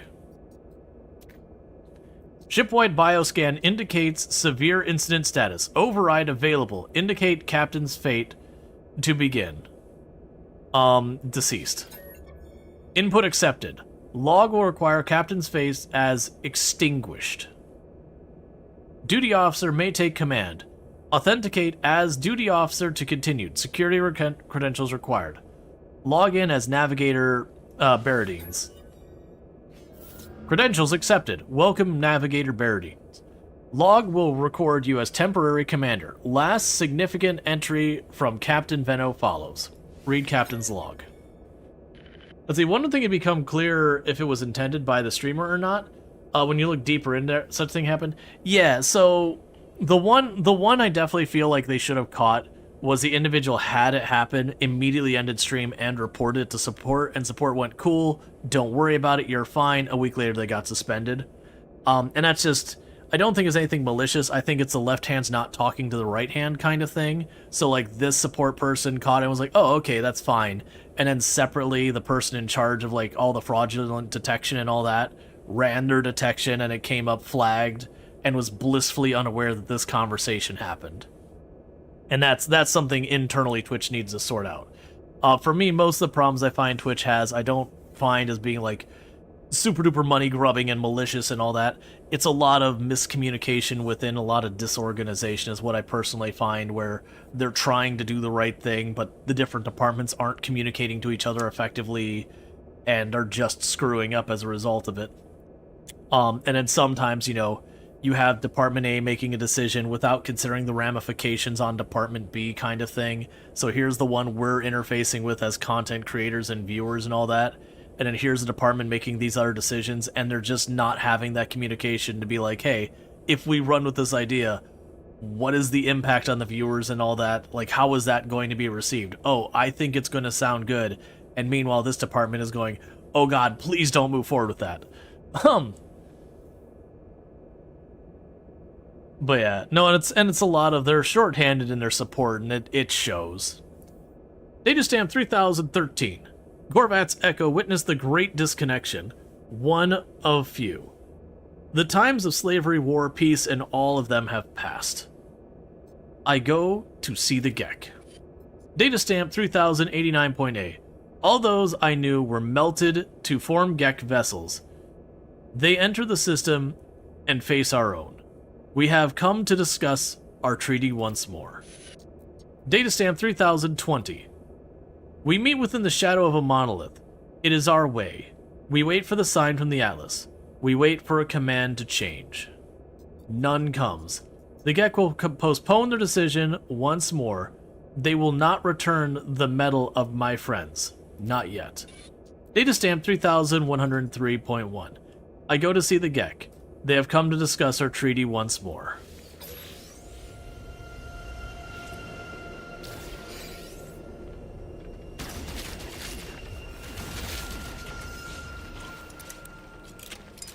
Okay, so there's a heater.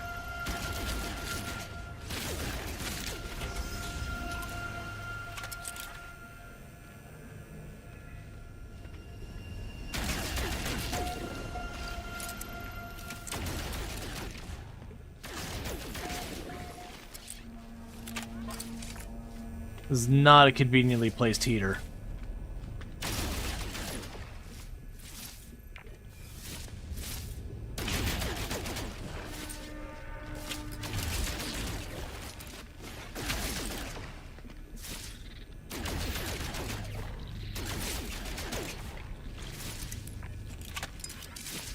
So I have to, like, pop out, fight for a little while.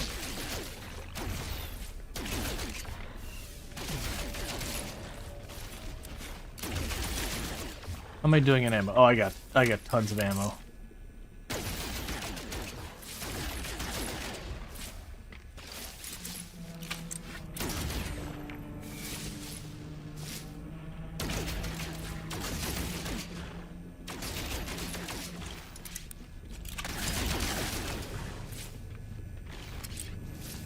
Back to the heat. Because if I let my cold protection drop to 0, it takes direct health from me.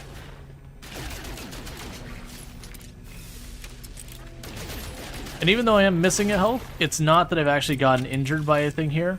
It was we got an upgrade that increased our health, and it doesn't give you... Like, you can't do the cheese thing where you unequip the thing that gives you health and then re-equip the thing that gives you health as a means of recovering health.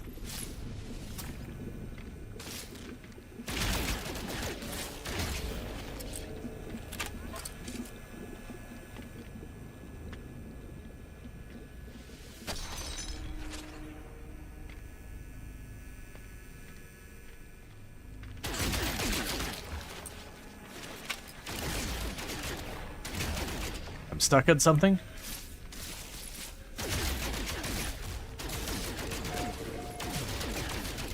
Full retreat.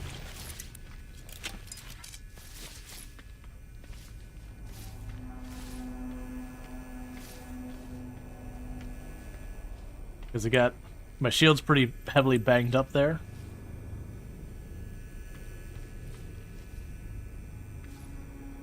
Just gonna give it a moment for my shields to recover before we go back in.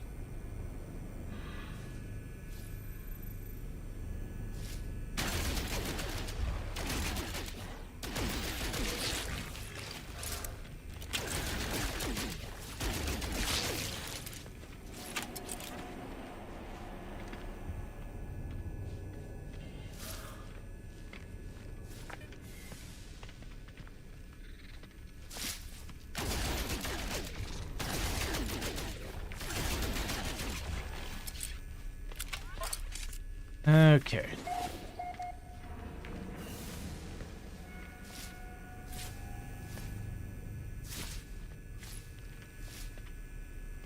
Get out of my way.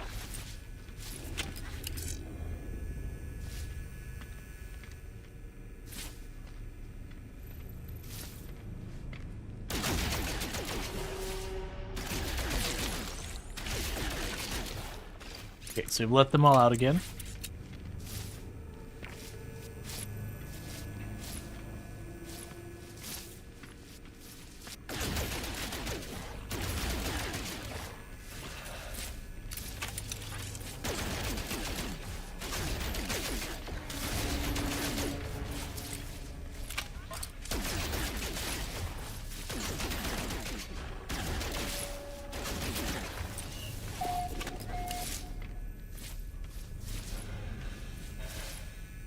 Alright, let's see. Sorry. Yeah, it certainly sounds like the support staff need to achieve some throughput, but definitely a significant amount of percentage of misjudgments they have granted. If requiring fast decision, did you expect both support person deciding on suspension and the management staffing them would be fully aware? It's a very general problem around all. It's also possible... Yeah, no, it's definitely one of those things that, like I said, you have different support staff working on different capacities, and so, like, I do think it is a matter of, you know, where they should have communicated and been like, hey, this might flag, it's actually okay. They're just not, they're not communicating effectively. And I think, like I said, I think that's just a larger organizational problem that Twitch has, that I do feel like they run into a lot of problems that to me sounds like you have individuals responsible for different things, and they're just not communicating effectively. That, you know, they have the responsibilities, they're working on them, but there's a lot of things that are kind of cross between, and it's not a uniquely Twitch thing. I've worked with Microsoft in the past, and one of the jokes we used to have was, you have all these conspiracy theories that come from Microsoft about how they're like tracking this or that, and they're doing this or that, and we used to joke within the group being like, man, I wish Microsoft has organized enough to pull that off. It'd make my work so much easier here. Because half the time, it's the same kind of problem. You need 10 different people involved in the process, and you're just not getting the communication necessary to get the work done. That you end up having a lot of times where you start working on something, and it just sits there for a while while you wait for, you know, the next person involved just to respond to you. Not even whether or not they did the work. You just need a simple answer. That floating helmet just tanked an entire magazine worth of rounds.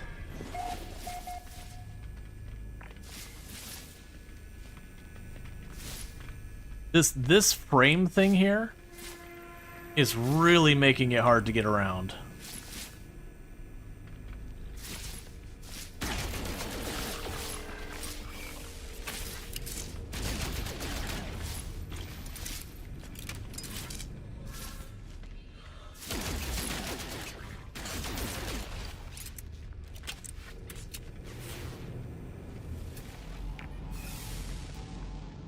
Okay, so we've got heat on the other side of that room.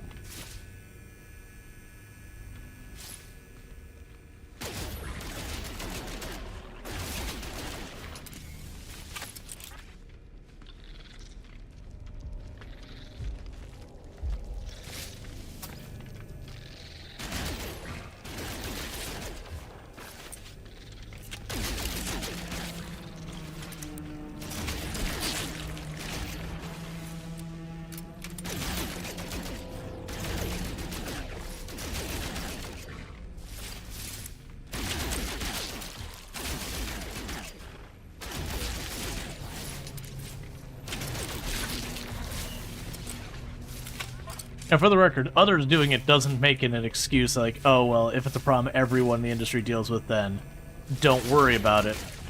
It's more, if it's a problem everyone in the industry deals with, maybe you need to be more conscious about making sure you're doing at least something to address it, since it's a known quantity, as it were. Let's back up. We're pretty hurt, so far as our shields go. There's no need to rush this. Because we did jump into an expedition, even though this is our permadeath character, when I went to the expedition, it made it so we weren't permadeath, and I can't turn it on. But we did set it up so where if I die, I lose all my items. Because that's as high as I could turn it for the expedition.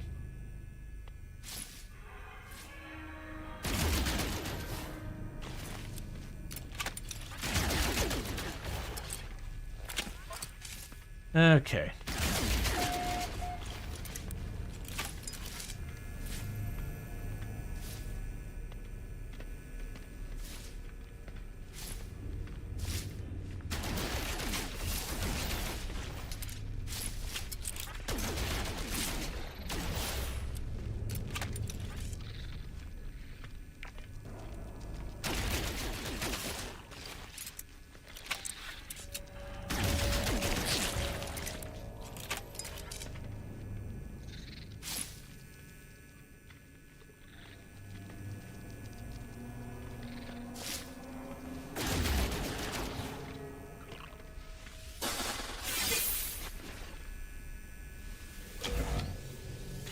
Okay. Research log entry follows. Maintenance crew found an immortal jelly in the cargo bay. Performed precautionary venom analysis. Observation. Sample unresponsive. Alright, lots of salvage in here.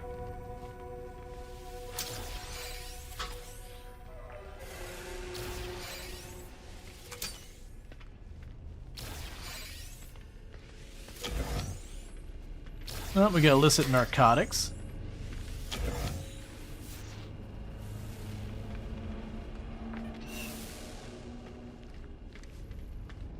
Okay, got more stuff over there. So I gotta hustle over here to recover our cold. Alright, Strider, you take it easy.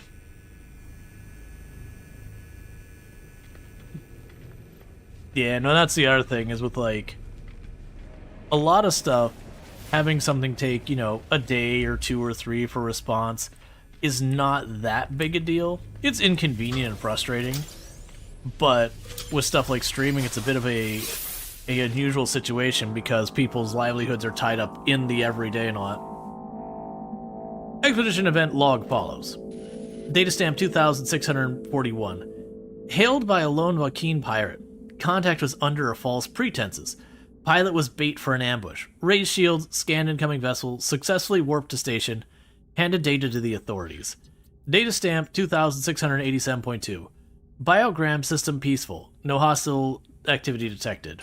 Data stamp 2645.2.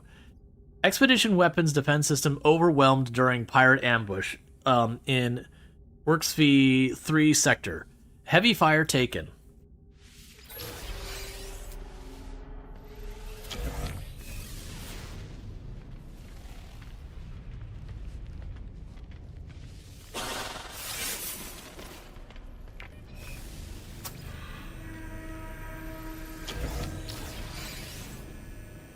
Okay, so we got a door to open over there.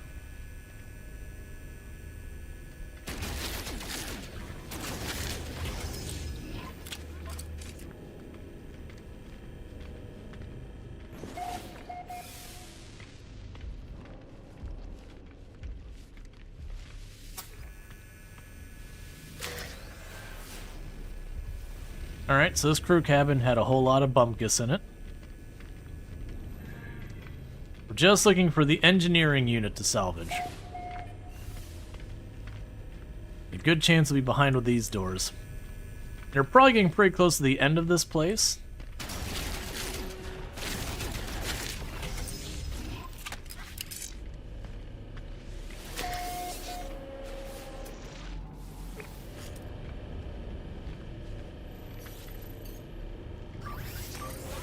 Alright, this will be the point where I'll want to,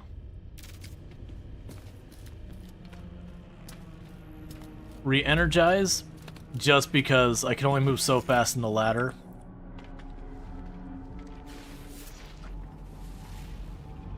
Oh, you have no heat over here anywhere? This is a bad room.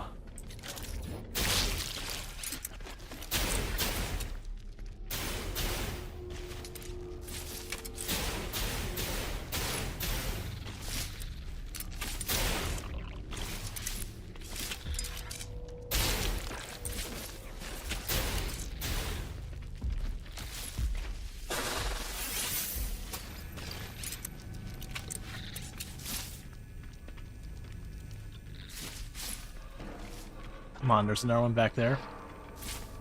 The reason why this room's so bad is just the fact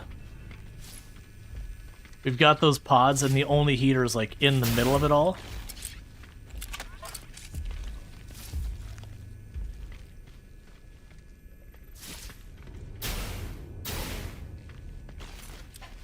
Okay, my assumption is the way these work is if I get too close, they pop out.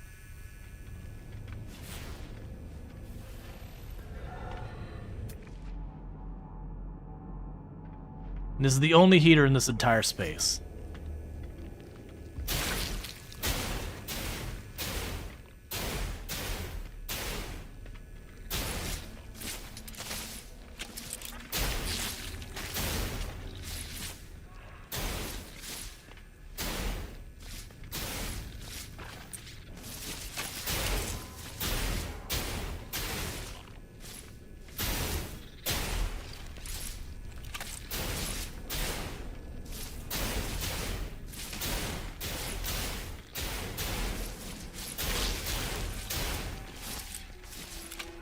I am in deep trouble.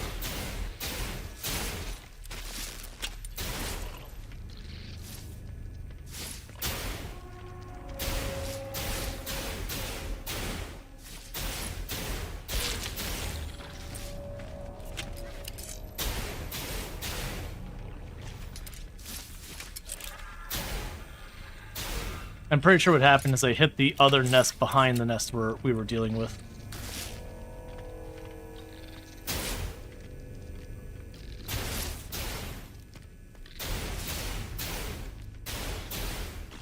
Okay, I managed to get through that without actually taking a single hit point of life damage. I have in no visible amount of shields left. I got like the tiniest sliver.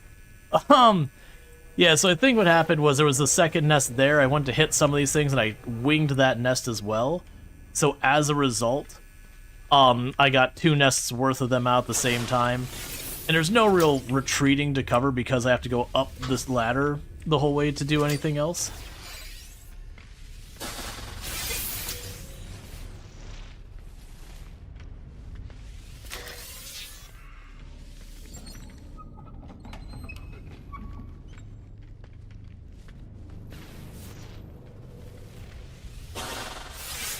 Okay.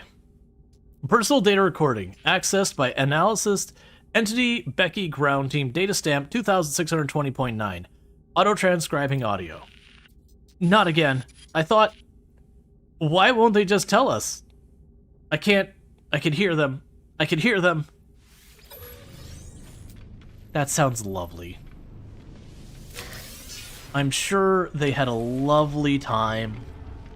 Nothing went wrong. Oh, inventory full. Okay. Alright, let's get a little closer to this up here.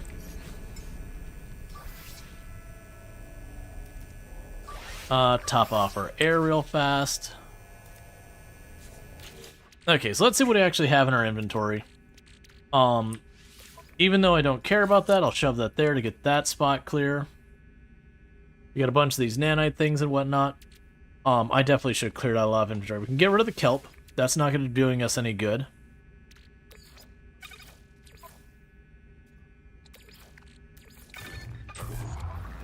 That'll make us some more nanites. Okay.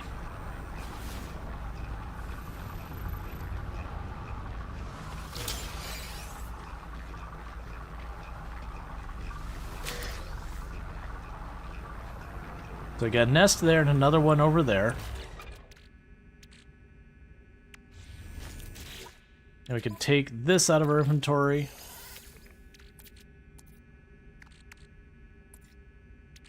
And what I want to do here... Oh, wait. Okay, I have a lot of junk on me. Like, a lot of junk.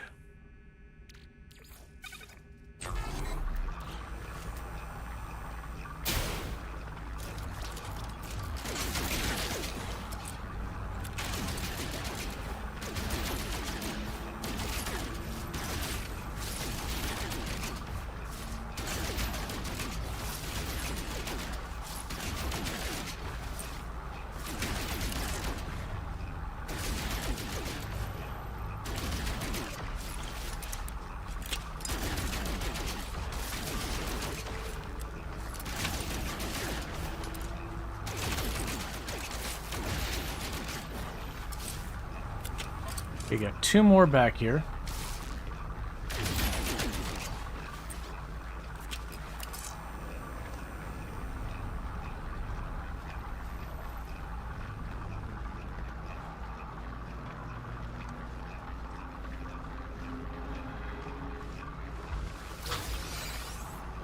Cool, ammo.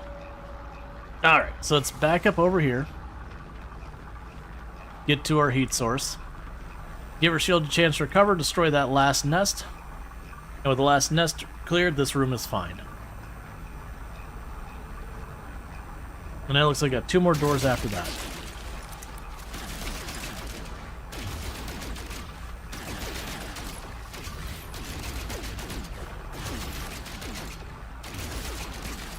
I've also seen a lot of people get killed in this because they try to go for like killing the whole big group of them, which isn't a bad idea, except for the thing you do that are explosives in very confined spaces where it's very easy to hit things closer than you necessarily want to. And so you almost don't have to worry about the damage they're doing because you're doing plenty on your own to yourself.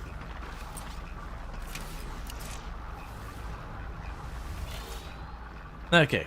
Personal data recording accessed for entity Roche genetics. Data stamp 2637.8. Auto transcribing audio. 3 days now, and still no sign of. Why is no one answering? Why? Sounds of choking. Recording ends.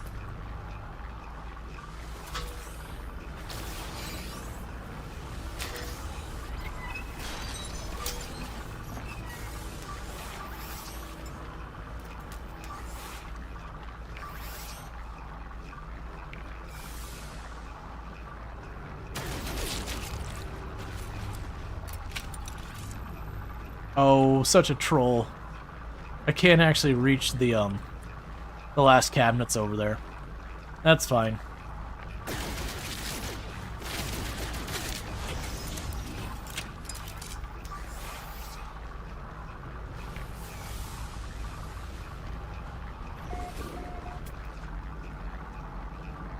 Is there really no heat in this room?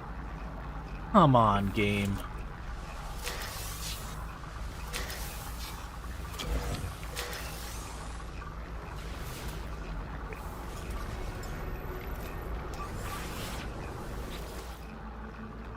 Personal data recording access entity Might Sin Vyong maintenance.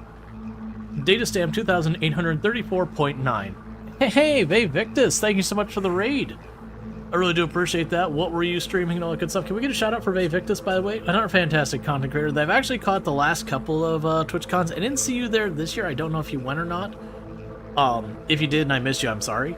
But definitely someone to definitely check out. Playing some No Man's Sky as well, doing the expedition, I assume. But yeah, but welcome in, Raiders. Always a good time. But yeah, check out Vey Victus. Plays a whole bunch of similar games. Definitely a good place to check out and all good stuff. They can't get in. I made sure of it. Spilling plasma everywhere. Can't get out. We can't end a recording. First time playing No Man's Sky? Nice! I hope you had a good time with it. Are you doing the expedition or are you starting without expedition stuff? Okay, let's get this log. But yeah, no, it's good to see you as well and all that stuff. But yeah, nothing. Just starting fresh. That's probably the right idea. A lot of the expeditions will shortcut you past the earlier stuff. And you can get lost pretty easily. Because otherwise, if you just follow it as you go and you just follow the quests as they show up, it's pretty easy. Like, you'll get overwhelmed in the sense that there's like 30,000 things you could be doing at any moment, but if you just choose one and you work on it, it goes really well. You just got to anomaly? Nice! So you're still relatively early and all that. But yeah, no, definitely good times. I really enjoy No Man's Sky. It's very excellent. Partial crew equipment record follows. Name, Entity Dincola. Specialism, AI security. Personal locker contains annotated maps, copper wiring, navigation charts, miscellaneous archived holograms, last accessed 4 days ago. Detailed scan reveals scraps of living tissue adhering to the locker interior. It's probably fine.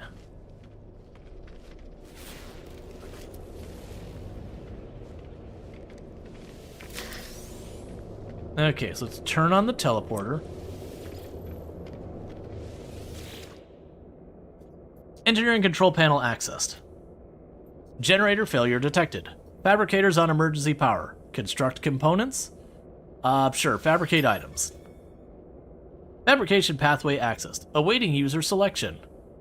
Corvette modules. Corvette module replication initiated.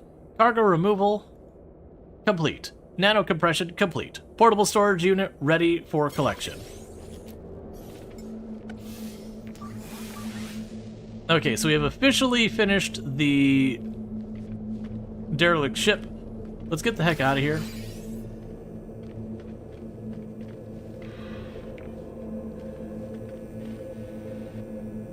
Alright. So let's check our inventory.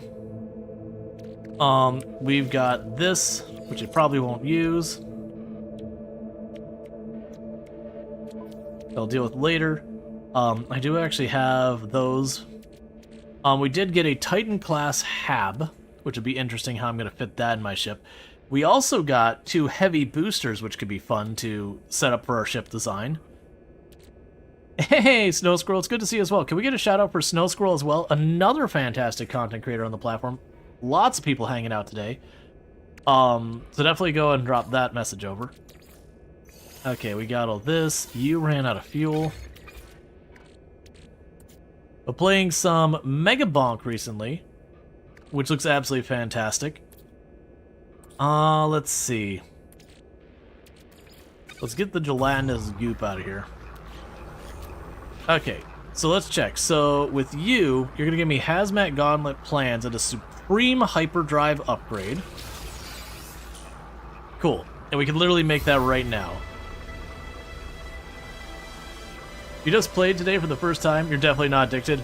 Oh, it's been 100, I haven't played it yet, but I've seen it, and 100% sounds like the exact kind of game that you boot up and you go, what have I done?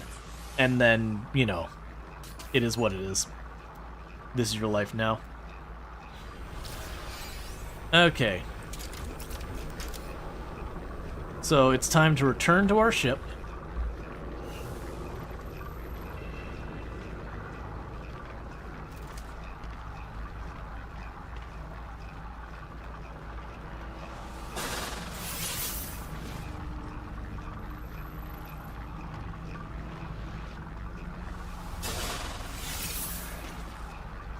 Okay. Hours go by and then it's time for bed. Yep, exact same type of problem with like Factorio and Balatro and so many of those games. Cool. So let's pop over to this machine. Grab you here. Alright, so we got some stuff to move around because inventory is a problem. So you're going on the ship, you're going on the ship, you're going on the ship, you're going on the ship. You get the idea. Pretty straightforward how this is all working out now. I got all these logs. Oh yeah, so a lot of this I won't actually be able to use because normally you dropped it off with people. And drop out the hypnotic eye and all this and that. Drop off you. I'm kind of looking at the stuff I don't necessarily want to carry on my person. Okay, we got another hyperdrive upgrade. Cool.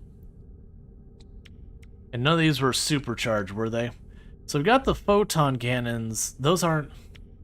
That's not supercharged. That is. So we haven't had any real space fights because we're kind of alone in space here. What I'm going to actually do here is put that S tier up here. Shuffle those around so that this is supercharged. So that'll give me a ridiculously big jump in our increased efficiency and hyperdrive distance, which will be good. I have to figure that out. So leave the derelict freighter.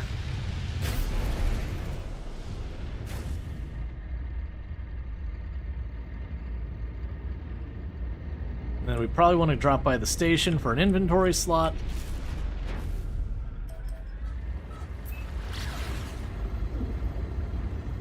Because then we need to get the hungering tendrils I need to go after.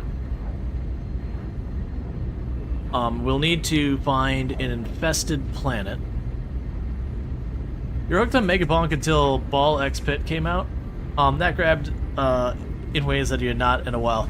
Yeah, no, that one's that's another one that's been on the list. Like I had people bring up, you know, that I should check out Megabonk, and at the time I kind of went, oh, you know, maybe I'll hold off on it. It's not really aligned with my normal content. You know, maybe I'll revisit it. And then, you know, like seeing everyone else playing is like, okay, this actually looks really good. At this stage, it's kind of been long enough that it's probably not as worth it for me to hop in. I think so far as like Twitch goes and everything, it's like not that it's in a bad stage. But I feel like I'm going to be very late to the party, and with everything else coming out, I've got plenty of other things I want to jump into. Because, like, we've got, I think there's like 3 or 4 games coming out November 4th, including, you know, we play a lot of Farm Sim here, historically. And they've got, like, their big expansion coming out. So that's definitely one I'm going to do. But then there's a whole bunch of other stuff, like Necesswin 1.0, we had Pacific Drive just had a major update kind of thing. So that's another one that I want to check out because I really enjoy Pacific Drive. So let's take the Corvette parts and chuck them over here. Okay. So, I have 2 slots available here. Realistically, what we do is we yoink some of these other engines and put the bigger engines. 1.0 is good? Oh yeah, no, I figured it was going to be. Alright, so let's modify our ship. We're going to start by ripping those off. And ripping these off. So we're going to rip off all the engines for a minute. Hey Zilliard, how's it going? I'm going to pull that off. I'm going to grab the Titan class hub. Move the landing gear back here.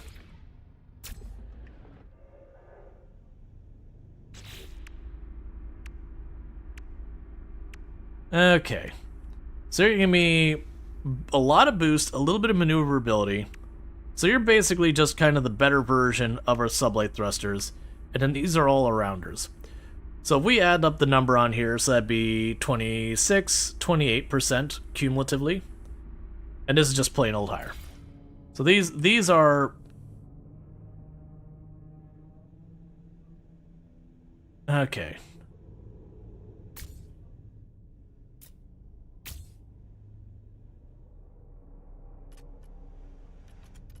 So we got the big engines there. Those give me more maneuverability. Yeah, so that's 31%, and then this would be 29%.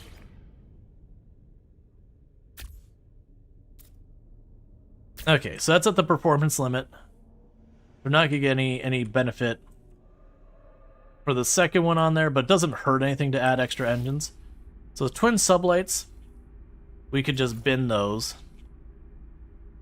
And then stuff like this, the trim and all that, that's fine.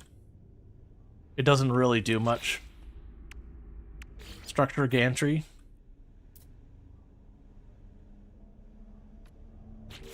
You'll hold on to some of that. That's aesthetics. Okay, meanwhile, we have the inverted gloss finish. Apply that to the entire Corvette. Apply that to the entire Corvette.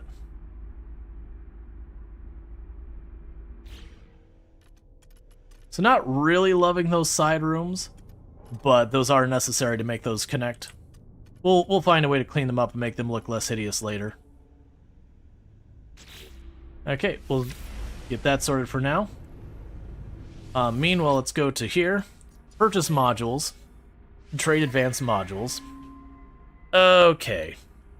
So we've got core components, which is fine. I don't need much of those.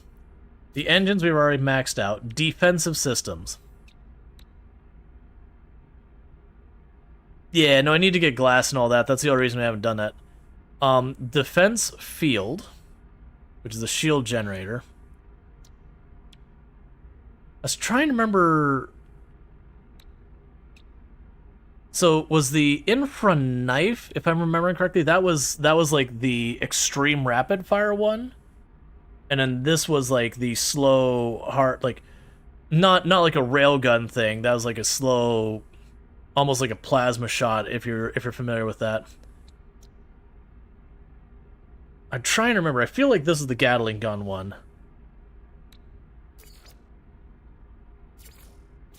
Otherwise, you have access ways. We have reactors. Reactors are a potential place to do stuff. Those are all aesthetics that we don't care about.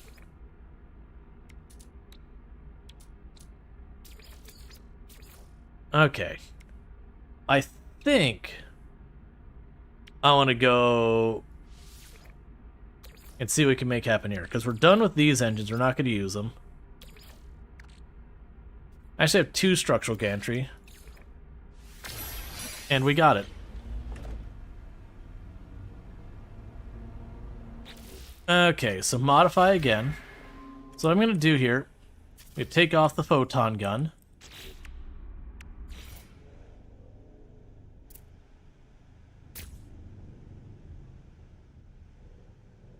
Okay.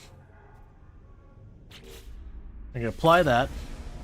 And really quickly I'm going to look at it. So we still do actually have modules left. Well, that's interesting. It automatically gave me the weapon and the bonus. I do wish you could take off these, like, base guns here. Okay. Now, genuinely, the landing gear, I can see taking one of those off to not occupy the spot. Yeah, so I should be able to get one more photon gun, so I can move you down here. Alright, let's see if I can't get that other infra knife to happen. So purchase module, trade,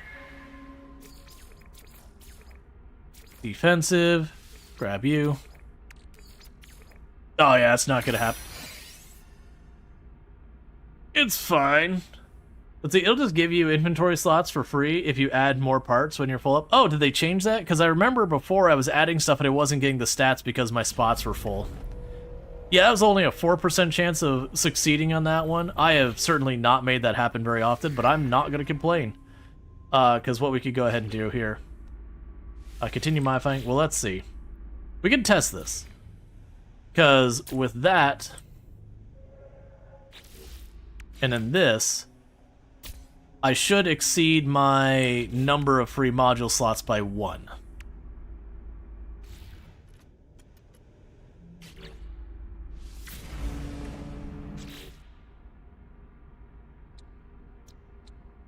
Yeah, no, it did. Not sure where the extra slot came from, like where it went, but... Right, so downside is I'd want these to be next to each other. There's not really a good way for me to do that easily. We could start by storing you. That'll give me the space to move stuff around. You, actually...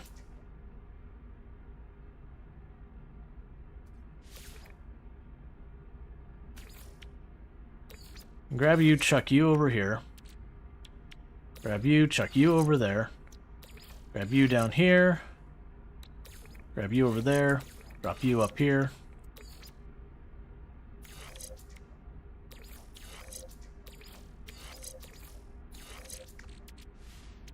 And there we go. Yeah, so that means we definitely got a more fire rate. Not that it's going to matter much. Top off the fuel there. We do have the launch thrusters, but I haven't really cared. That's fine. Okay, so with that said, we've got all that set up. I believe the plan I had here was to run down here, grab the inventory slot. This is not the way. Grab the inventory slot. Actually, I don't care that much. Alright, let's move on to the next system. We're looking for a system that will give us the infested planet. They can go out to the hungering tendrils and the grub. And let's see here. Oh, before we do that, I actually do want to pop back. And the reason I want to do this is the inventory slot's less of a concern. I got a bunch of crap that's only worth selling. It's taking out my inventory. I want to clear that out.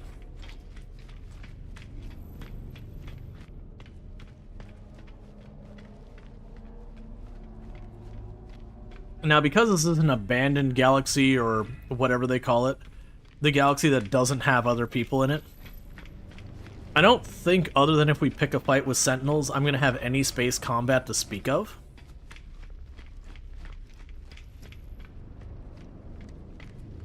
Oh, you can sell stuff? Yeah, that's a fair point. Either way, I'm running up here to grab my free mod, well, not free, my extremely cheap inventory slot. Could make a cargo container? I could. If this is a permanent playthrough, I could see more argument for it. But, with this being what it is here, it's interesting they cannot seem to put them up there on this one. Oh, I bet you have to put them on those left slots is what's going on. Never mind, that was silly. It's fine.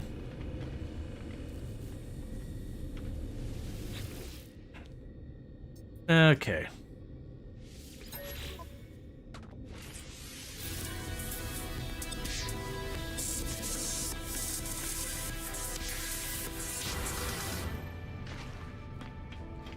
Do we know the name of this galaxy? No, off the top of my head. It's the Expedition one. This is an expedition thing. They started a new expedition just a couple days ago called Breach. Okay, Galactic Trade Hub. Alright, so sell. Let's see here. Just gonna go through all our stuff, looking for junk I don't need, and dumping it. Apparently I got a warp core at some point, which I'm not going to complain about. Yeah, I'm assuming we don't want to sell those. I have no idea. We've got the sea glass. We can sell that for the cash. Take the Gek relic. Take the polyfiber. Take the fusion core. I'll hold on to that in case I feel like bringing it across. There's a hypnotic eye, and the drugs, and the larval core, and the pre-latticed, or relatticed arc crystal. Have the rancid flesh, the Vakeen effigy, the flesh rope. I'll need that for an objective, so we won't worry about that. The Haddle core. There's things I want to buy. Cursed Dust, Ashes of Despair. I haven't seen that before. At least not that I remember. Wiring Loom. Got a couple things we'd want for that. Okay.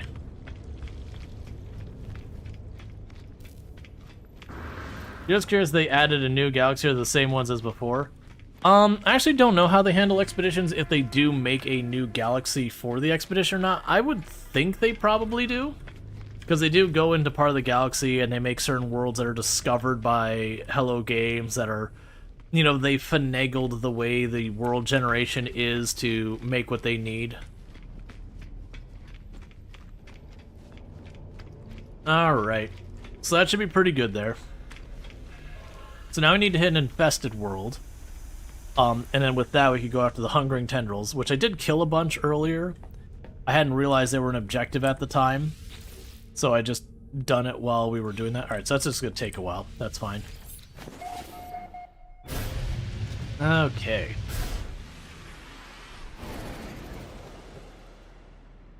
So let's pop in here.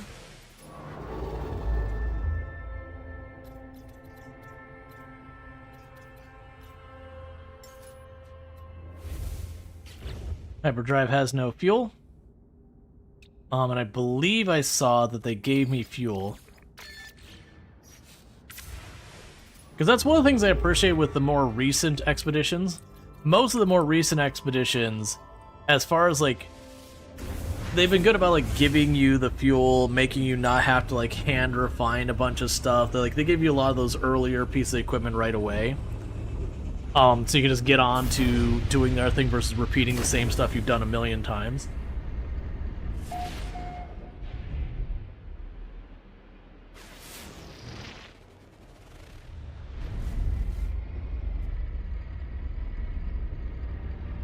No infested planets detected in the current system. Interesting. Now, it said, I can deal with the vile grub. That we could do real fast.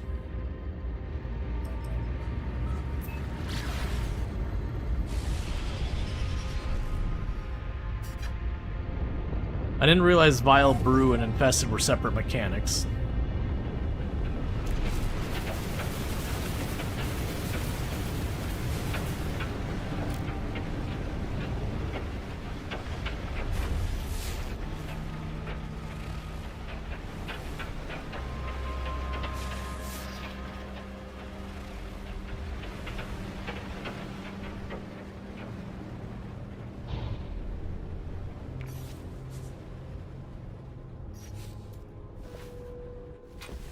Okay.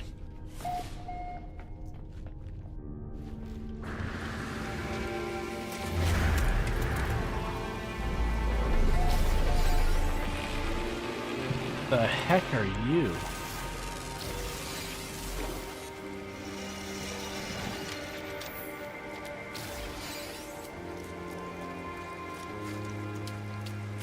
All right. Carbon nanotubes, sodium nitrate, and an antimatter housing. We could probably do that. There's the antimatter. So we need just straight up carbon. And then sodium nitrate. And the sodium nitrate is as easy as going in here. Alright.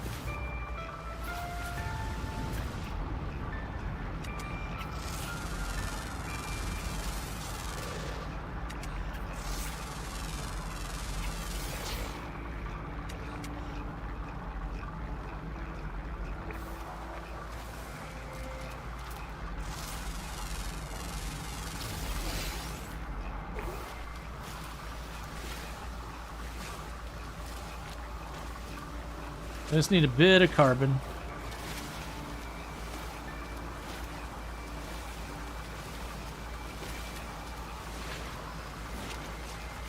I still haven't made my advanced mining drill. Do we actually queue it up even in here?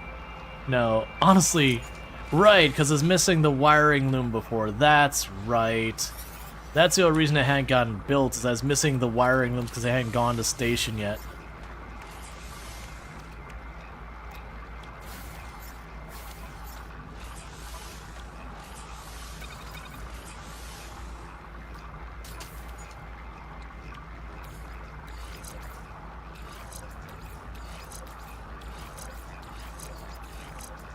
There we go. So that's sorted. Hey, Dread, how's it going?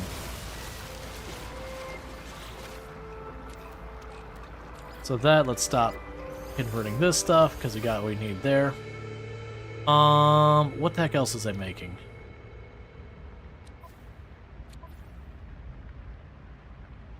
What was I making? Oh, right. I was making the thing for over here. That's right.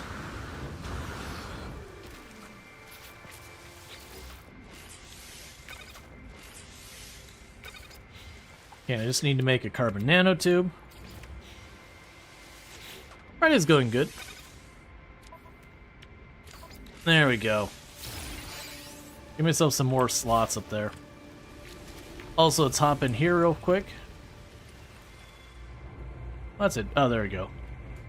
Get a chance to recover. Now, what I actually want to do is you'll see like a red curl.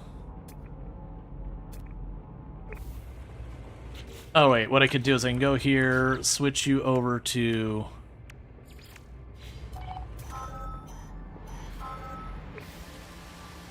Oh, it's like literally right here? I think it spawned it into existence for me.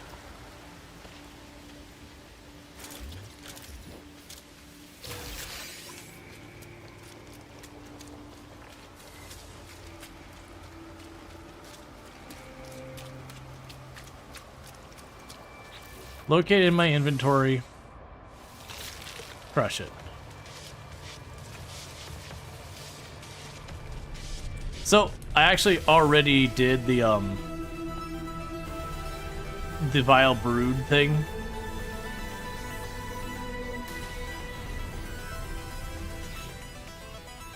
Okay, detoxified slime, choking monstrosity cake, wriggling tack, haunted pie.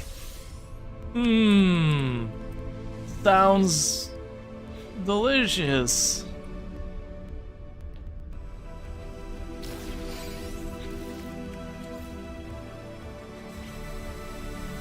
Alright, so it says...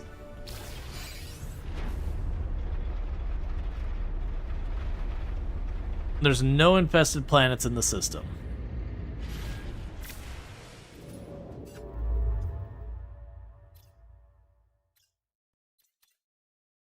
They haven't queued up any nearby.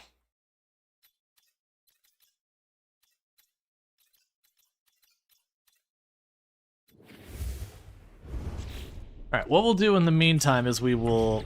Is there anything that's probably blocking? Multi-tool inventory slots would be nice, and scatter blaster upgrades would be nice. We'll worry about that. So we're gonna go ahead and get ourselves another debris rangefinder. There's the antimatter and that and you. And I need more silver. Because existence means I need more silver.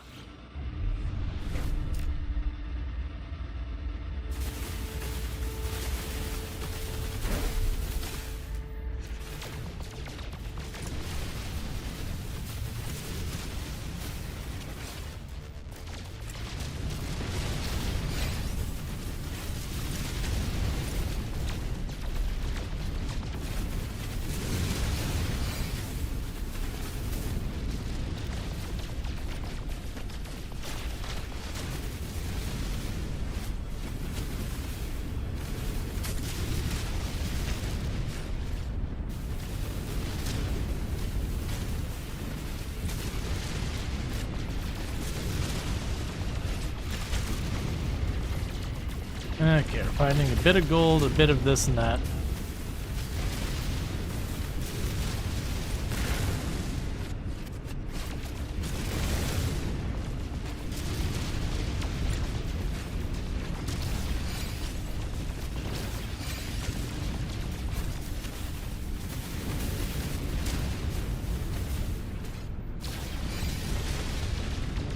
Got an anomaly detector out of that, which I didn't realize was the thing you'd find in random asteroids. Oh, it might be because I killed those.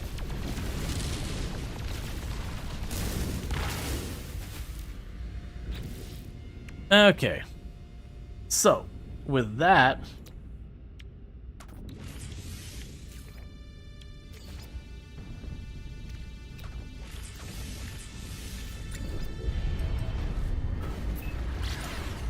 we can go find the wreckage again, get ourselves more Corvette parts. Because one of the things that you're supposed to be able to get with this one, you can get some really wild stuff like Atlas ship parts. Oh, slow down, slow down, slow down. Okay, that's fine.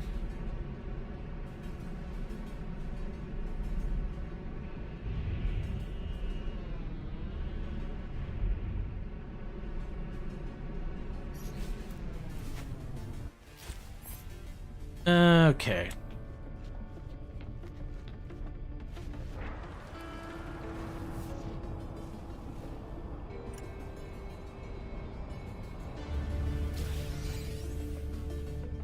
We saw them. They...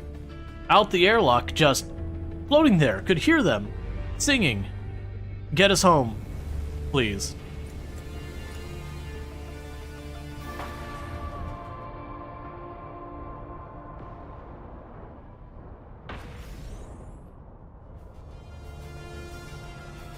Alright.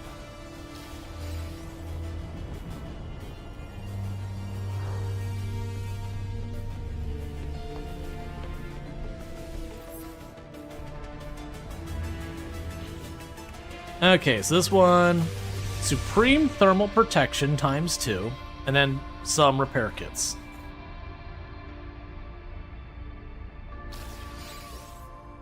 Alright.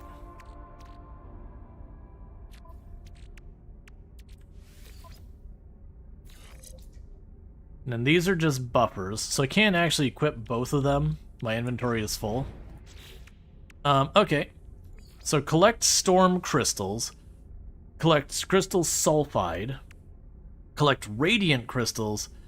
Visit all the moons of a gas giant. Spacewalk into a black hole. That says spacewalk into a black hole, like spacewalk, not fly into it. It says current objective drive into a black hole, but the other one says spacewalk into it. So let's see here what we have in the system.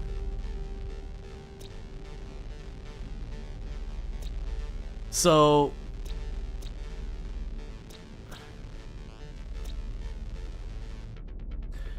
we can use that one. That'll get me the radiance.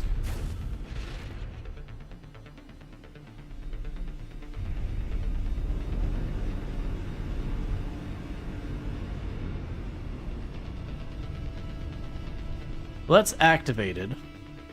Activated should give me... Well, activated just means an extreme planet. That's the buy it.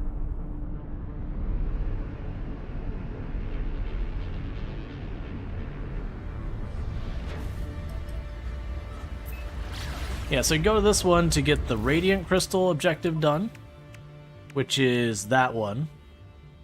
Or Radiant Shards.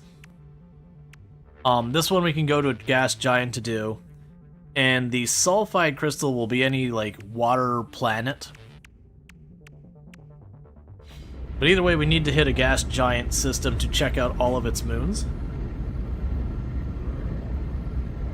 Which I believe all we have to do that is land, scan something, and get back on our ship. Once you've landed, I believe it counts. As long as you've detected something on the planet. So we'll probably just need to jump to a gas giant system.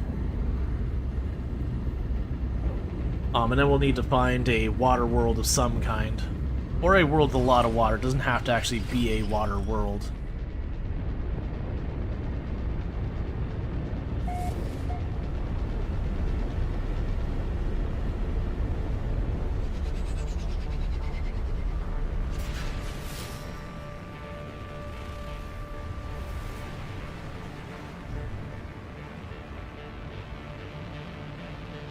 Okay.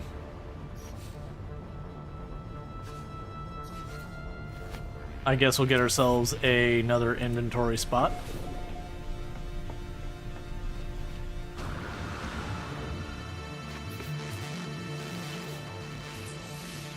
There's sodium nitrate, you just need a carbon nanotube and a housing. So I need oxygen and carbon.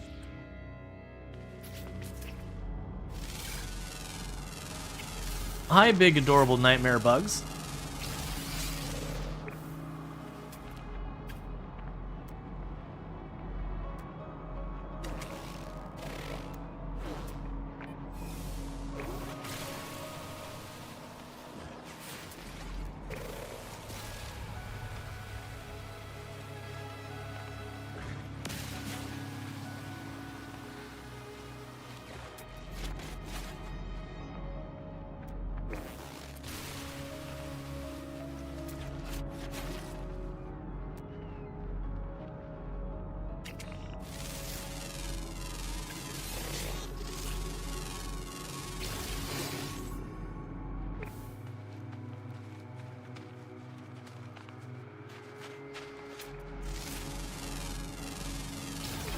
Okay, so a lot of time when you're looking for oxygen, going into these caves ends up being pretty good because of all the hazardous flora. Now, if you're really lucky, you find like a field of the oxygen-rich plants and you just grab yourself a couple hundred oxygen. Now, if you're talking like a permanent save, then yeah, you can just build a base. And where your base is at, you can just take the time to seek out, you know, place where you can put like a gas mining thing for oxygen, and like on the actual permadeath run itself, I do have a place where I can get all the sodium and oxygen I could ever want. That we took the time to set that all up.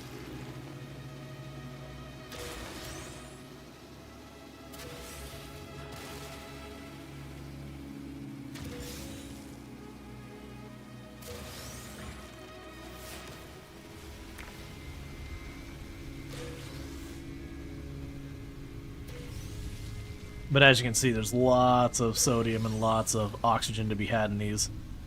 You can also get lucky sometimes, and the things you find in them might have good materials for you. Yeah, like this is perfect. All these little chunkers here, all that's the carbon I need. And you are cobalt and titanium, which I don't really need.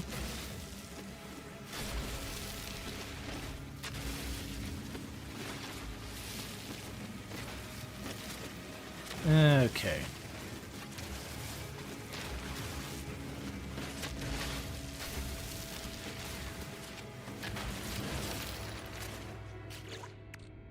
Alright, so we can go over here. Make the carbon nanotube. I need to make that happen.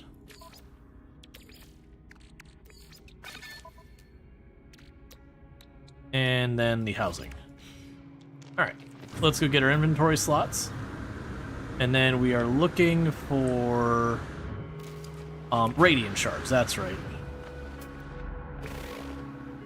So what I'll do is I'll switch over my search for the radiant shards here in a minute.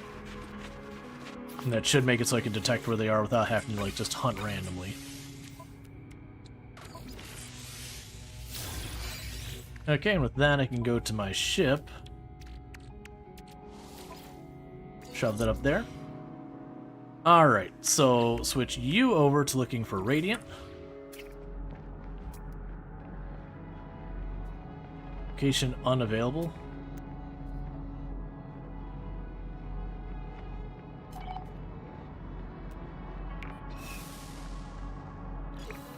Interesting.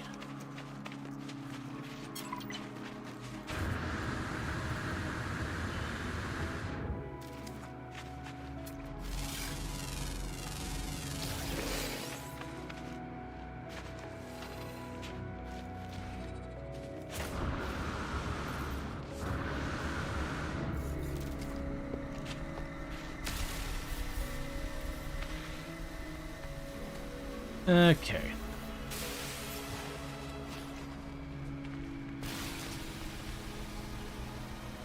We need 16 of these. And getting them is not a huge ordeal.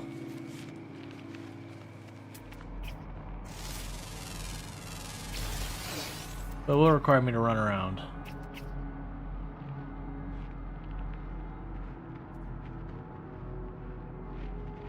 So that's at 400. That's at 200.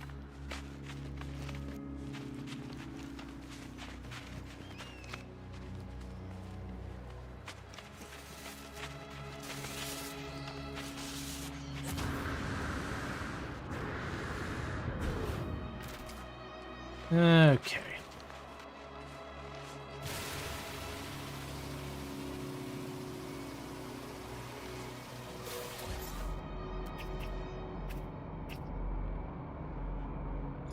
So that's at 500. 300. Alright, well there's 300, there's another one past it, and there's also an area back behind there that might have stuff.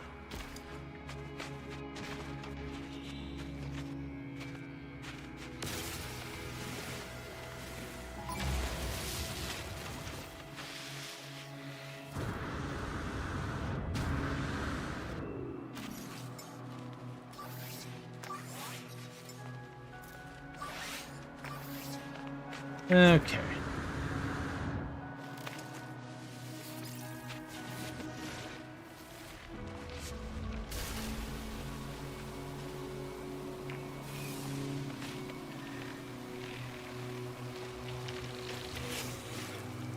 Didn't I see there was a thing for a later objective that required polished stone?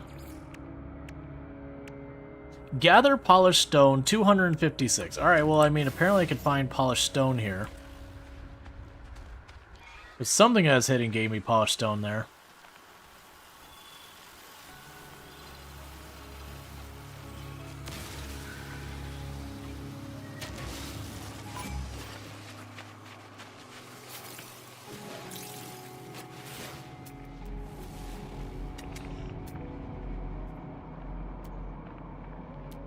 Very technology, ancient data structure. Got an unknown building at 200 and you at 300. Okay, so it looks like all the ruins give me polished stone. Let's also make sure with that, discover creatures on the final world, relocate that, reach the rendezvous point, complete a skeleton, catch fish. Yeah, so we just need to get some polished stone, that'll be no problem. Okay, so we're actually getting pretty close to the last stage here.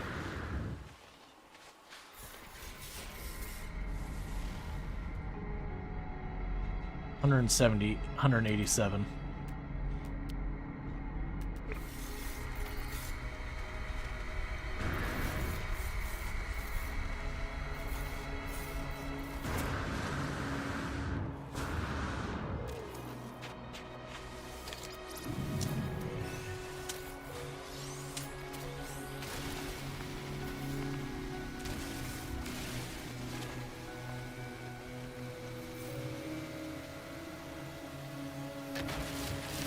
Okay.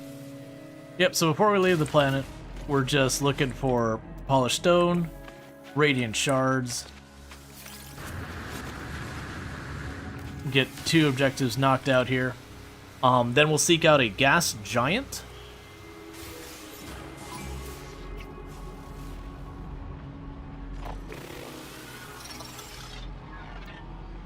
And the gas giant will allow us to get that, like, to get the storm crystals done. We'll check out all the planets around it, per the requirement. And as we're working on those planets around it, there's a very good chance we'll find at least one other planet that qualifies for other stuff we need to do. Okay, we'll go ahead and knock you out real fast. I convulse as I reach out to touch the beautiful stone marker. My mind is filling with the deadly knowledge of the true history of the Gek. We are the masters of the galaxy, the overlords of the cosmos. Each foe will submit with a bended knee to the almighty Gek dominion. We are the first spawn. Look upon the works and despair. So we learned the word friend.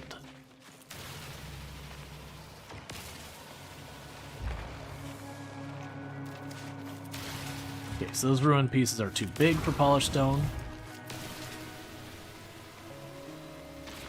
Surprisingly, we haven't had any objectives that have been to fight sentinels in any capacity whatsoever.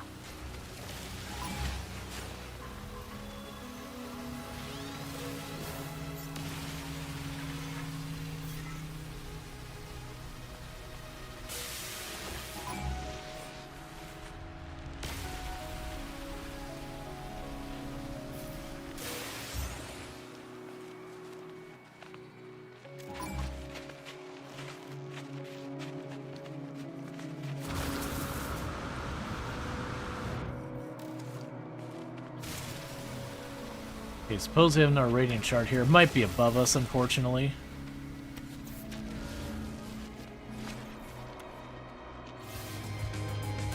Okay, so got the polished stone.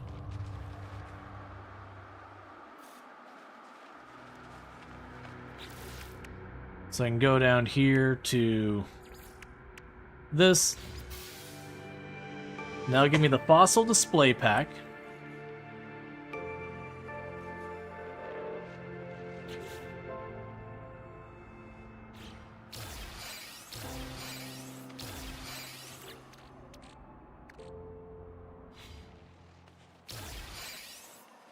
And now I'll hop back over to the phase we're actually working on. We keep getting those radiant shards.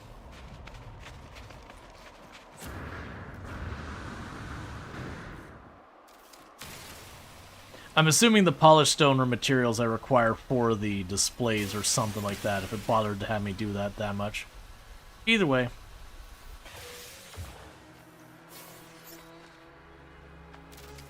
Okay, there's one over here.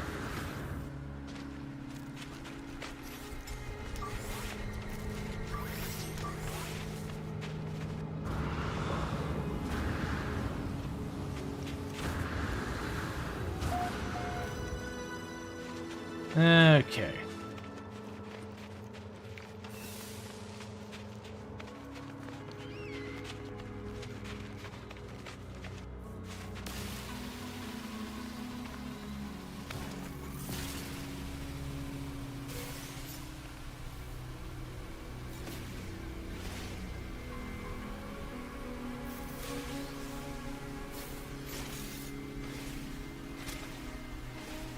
It looks like I got at least 3 here.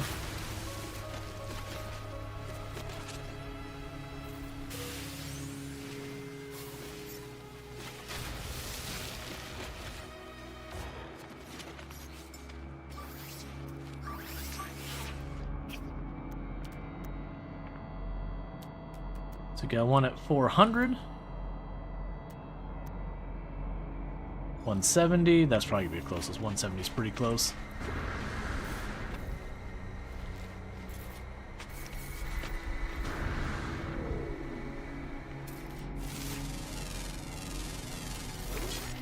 All right.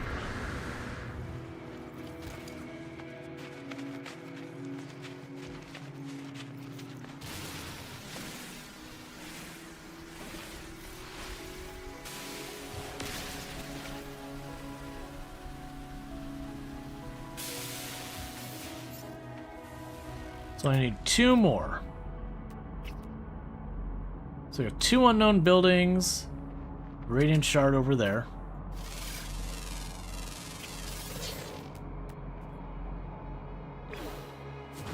There'll hopefully be more than 1 radiant shard over here,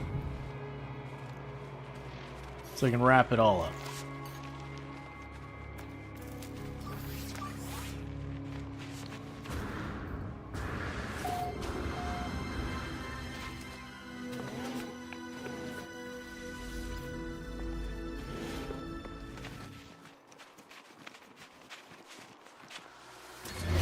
Okay.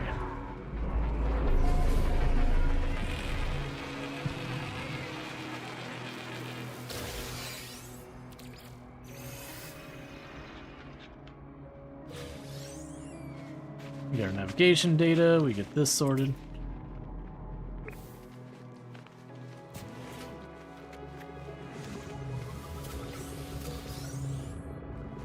Hey, Desolation's Edge, thank you so much for the raid. I hope you had yourself a good stream. Can we get a shout out for Desolation's Edge, by the way? What were you playing? I'm assuming No Man's Sky, but you never know. But I hope you had yourself a good stream and whatnot. Okay, so we had another building right there. Let's get these 2 radiant shards to complete this objective, and I'll get going. But welcome in, Raiders. I do apologize, there is an ad break about to start. It's unfortunately already hit that point where it's spooling up the ad, so I can't stop it. So I don't have pre-rolls, it's just unfortunate timing. But I hope you had yourself a good stream and all that good stuff. But welcome in. Can we get a shout out for Desolation's Edge by chance? If not, I can grab it myself. Playing some No Man's Sky. Well, I hope you had yourself a good stream and all that stuff. And everything went well and all that. Are you doing the... I assume you're doing the expedition. And if you got a raid and run, like, absolutely, you know, don't feel obligated or anything, but you're, of course, welcome to stay and all that stuff. Hi. I know. And I love you more, and you just have to live with that consequence. So what's the other building over here somewhere? Want to check out your channel? Well, thank you.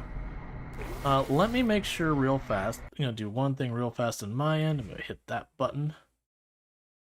It's always good to make new friends and whatnot. Alright, so there's another building that's like right here. Let's check that out, and then we'll go and do that. Oh, it's a trade hub thing. I don't really care about that. Alright. Yeah, well, thank you. I appreciate it and all that stuff. Alright. And for those that don't know, Treacle, another fantastic content creator, friend of the channel and all good stuff, does a lot of RimWorld and all that, so if you enjoy that, you can find it over there. One of our mods and all that. Okay, so with that, I believe we've got what we need on this planet done. So let's get the heck out of here. But yeah, so we are doing the expedition. We did max out pretty close to all of the settings.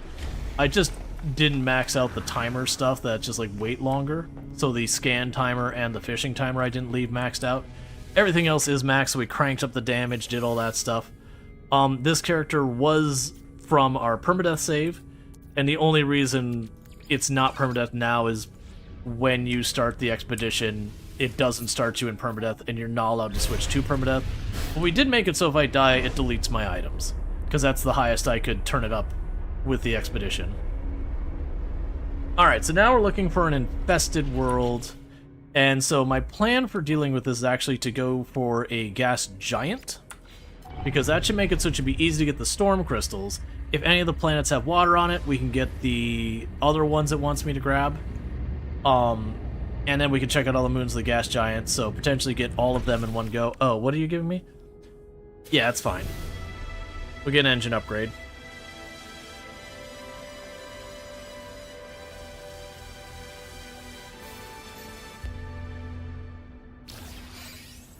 Alright, let's take a quick peek at what we grabbed here.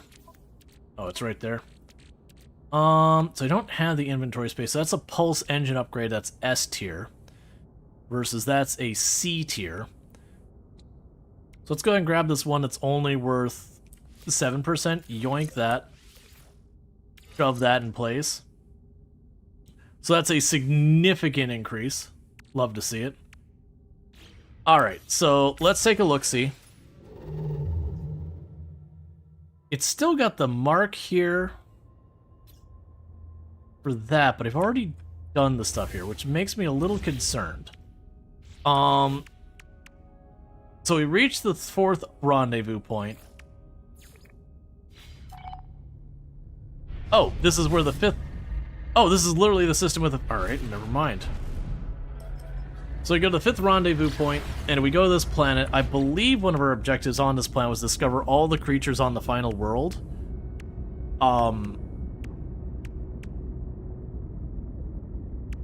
Yeah, that should be no problem. And then that'll be, like, the end thing. Okay, yeah, that'll be fine. So we can pop into this world, and we'll check that out, because then I need to find a gas giant, I need to find a world with some water, and then I need to find an infested world. And then all the rest should come easy peasy lemon squeezy. If we're lucky, when it comes to finding the water world, I'll have already gotten the, oh, the reassemble the skeleton? Yeah, so we're gonna have to go to a planet where we can get that as well. That's most likely when we hit a gas... My plan is to get to a gas giant world, and then hopefully knock out all of the rest of this in a gas giant world, because with the gas giants, they usually have quite a few moons, and I do need to explore all the moons on a gas giant, which just basically means land, scan something, move on. So it's not super long. But with all the moons, there's a good chance I'll have one that's got at least water present, if not water world kind of thing. There's a good chance I'll have one that is infested just by the number of moons and all that. If not, we go where we gotta go.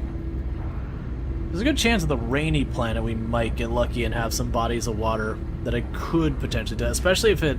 Because we have to scan all the animals on this planet. If there happens to be a water area, we're gonna go to the water anyways. You find that other gas giant you found already? Visited a couple of its moons? Yeah, I'm not too worried about it. I'm probably just gonna go to where I could find it. Like, find another gas giant. Because I do have a bunch of stuff to track down. But yeah, you're not wrong, I could backtrack to the previous system's gas giant. And I don't think that would give me the infested thing. But that did have a water world. I'm pretty sure I saw water just a bit off to the right.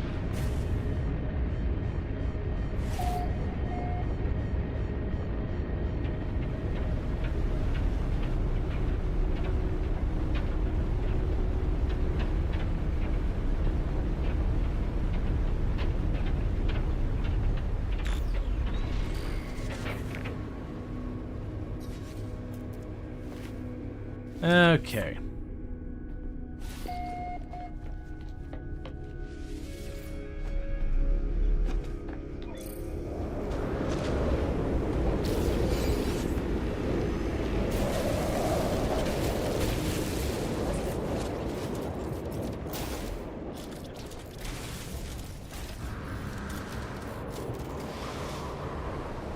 Oh, it's open here.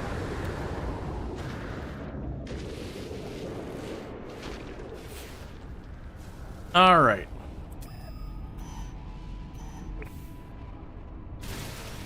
Let's go ahead and pop some flora. So we do need to scan all of the animals on this planet.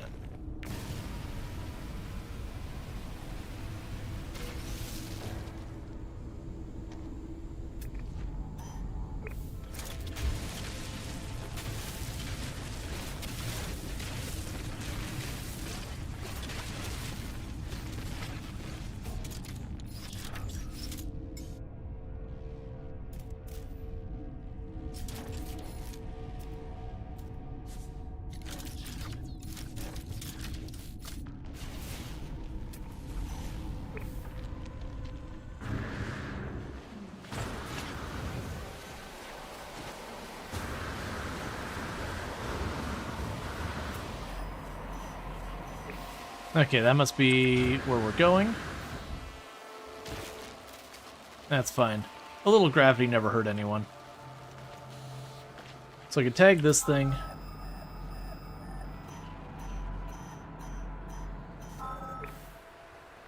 And get the credit. Run in there. Get that objective sorted. And that'll be another one of our objectives knocked off the expedition. Okay, so very good chance we're going to get this whole expedition done in a single stream, which is always a good thing.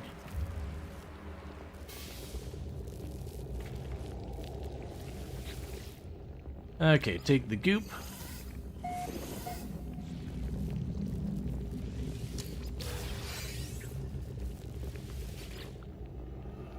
Returning user identified. Terminal now active. Unlocking data log. Continuation of analysis. I woke from a dream where I was drowning in some thick and gluttonous. I filled my pores and it suffocated me. I want to believe that this is my tired mind playing tricks. I've been so long without deep sleep. The crimson sphere shimmers at the corner of my eye whenever I try to rest. I cannot comprehend how it tracks my spore from world to world. Or is it that I'm following it? The orb cannot be in all places at once. That cannot be. Alright, you have yourself a good lurk, and thank you again for the raid and all that stuff. I do appreciate it. Analyze data log. It'll give me some nanites. Thank you for the, thank you for the nanites.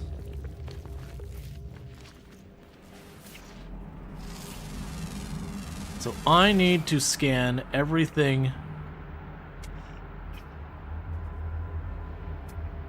alive on this planet.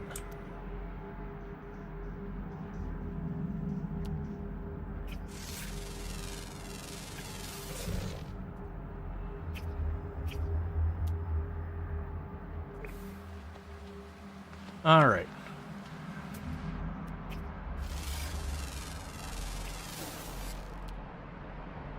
Yeah, so I didn't get the scan of those flying things here.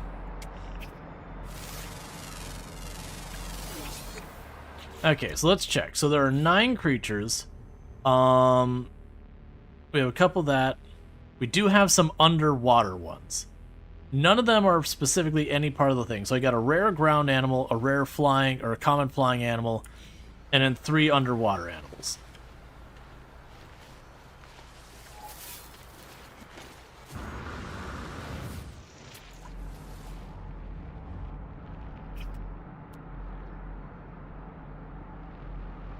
And luckily no rare underground, because rare underground can be utterly obnoxious at times.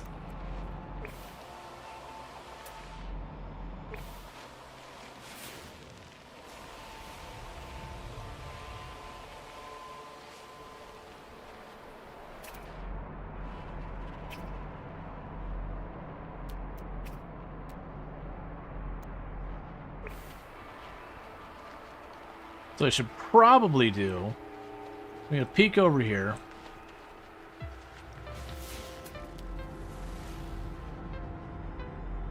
So I should probably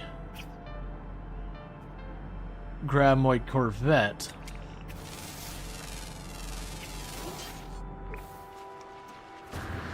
And fly to the water. That way if I get caught in the storm, I can always just race back. I can always just race back real quick to the water, to hide in the water to recover, you know, not deal with the storm. And then when the storm's not going on, I can go up top and scan stuff until I run out of things to scan where they are. Now granted, I'm down to just a rare surface animal and a bunch of underwater animals.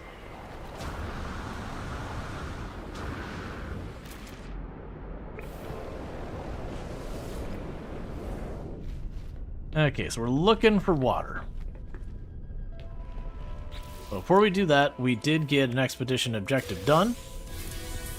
So silver, gold, platinum, and nanites. Cool.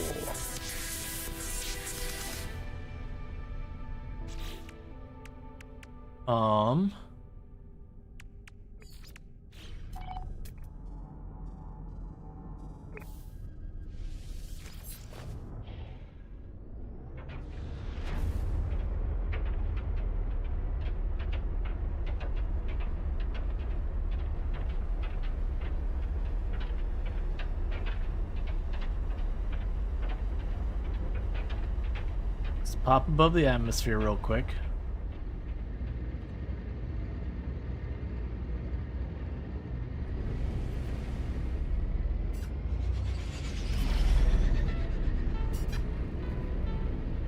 Can't tell if that's water I'm seeing over there or what the deal is.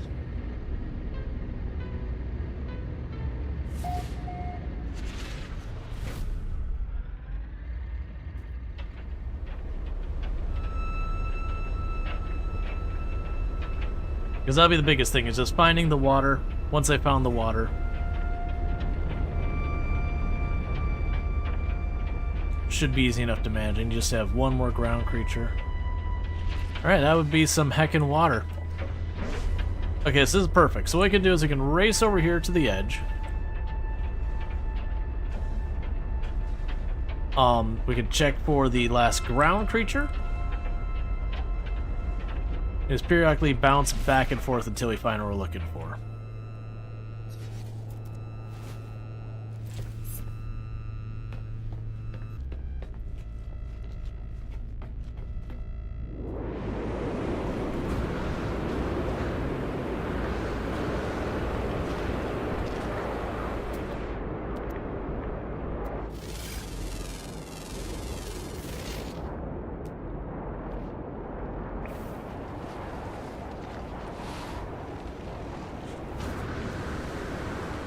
Okay.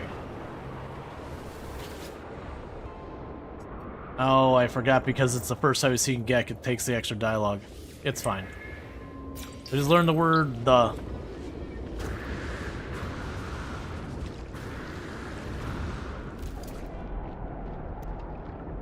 Okay, no sign of the last ground creature.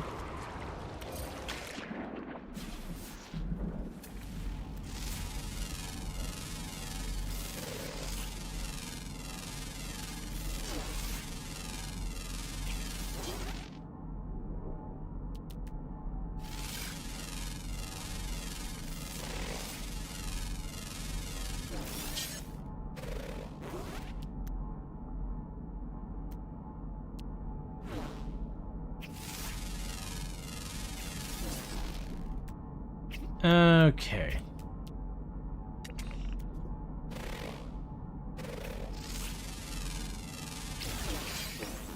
Well, oh, that was literally all of them. Okay, well, that was easy.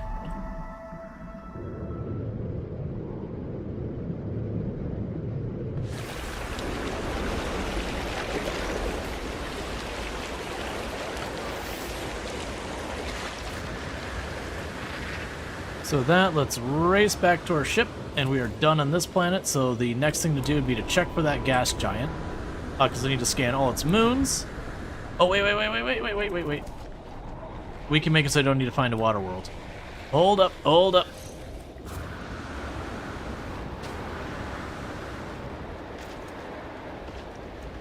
We can pop right in here really fast. Okay. So, we got this. Fauna decal plans, blob decal plans, and a lot of carbon.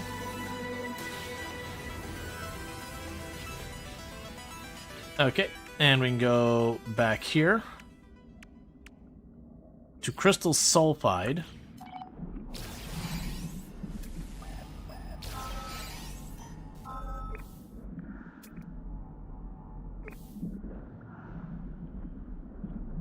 Okay, and all I have to do here is wait for it to blast. Then we go in, grab and go for the next one. And it should take me 3 of these to get as much as I need. Like three of these geyser things. It's usually 3 of these per geyser.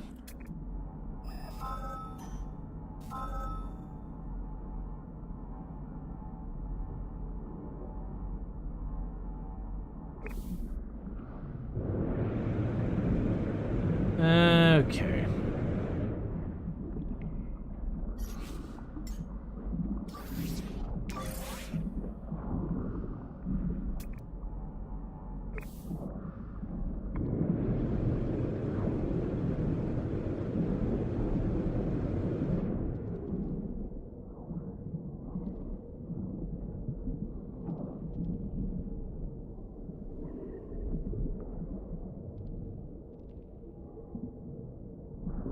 Come on. There you go.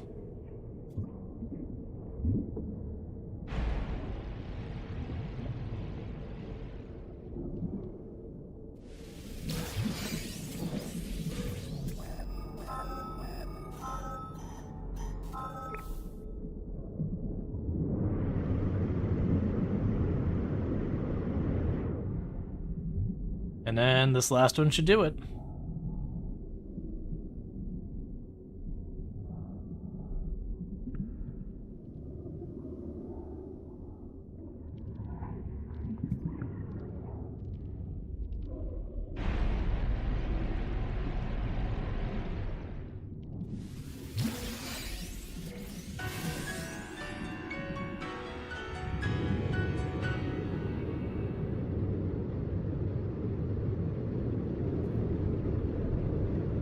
Okay. We'll quickly get our reward for it. A pre-packaged optical drill.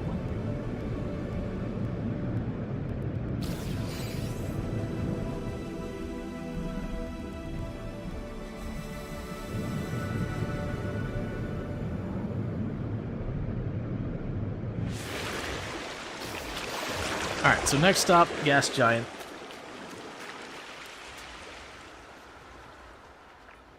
Sorry about that.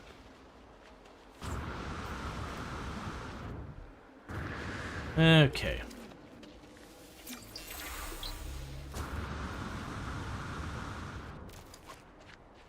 Alright. You love this game? Yeah, No Man's Sky is excellent. Alright, so we can pop over here.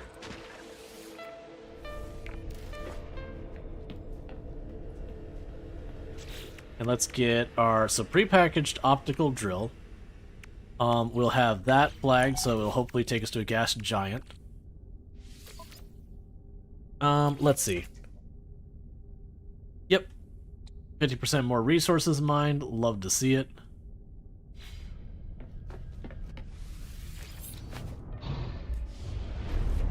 Okay. Yeah, so we find a gas giant. We do have to do a quick check of the different moons and all that. But also that'll guarantee we'll be able to find storm crystals, because gas giant will have the storm crystals on the surface almost perpetually. Okay, so it didn't automatically flag another one for us. So it's not marked as a gas giant. That's not marked as a gas giant.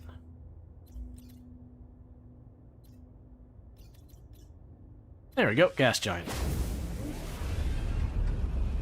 But yeah, so we can go ahead and just pop down onto the surface real fast, grab the last 7 storm crystals. That takes care of that. We can go to the various planets in the system, and if we're lucky... Yes, there's only 5 moons.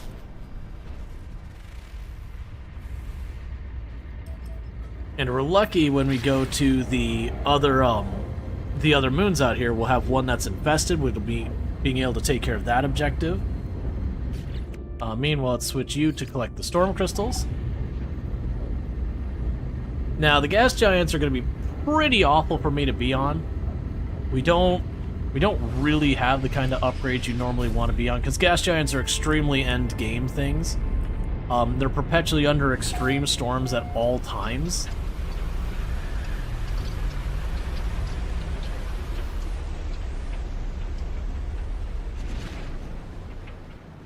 Oh, I came down directly into a wrecked freighter. Okay.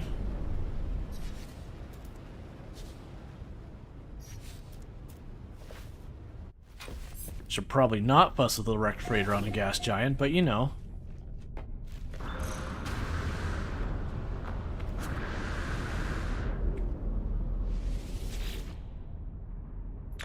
Log damage. Partial records available. Read log. Data stamp 2964. My love, I dive into the black hole tomorrow. I know I agreed not to... Data stamp 2984.1. I learned a lot about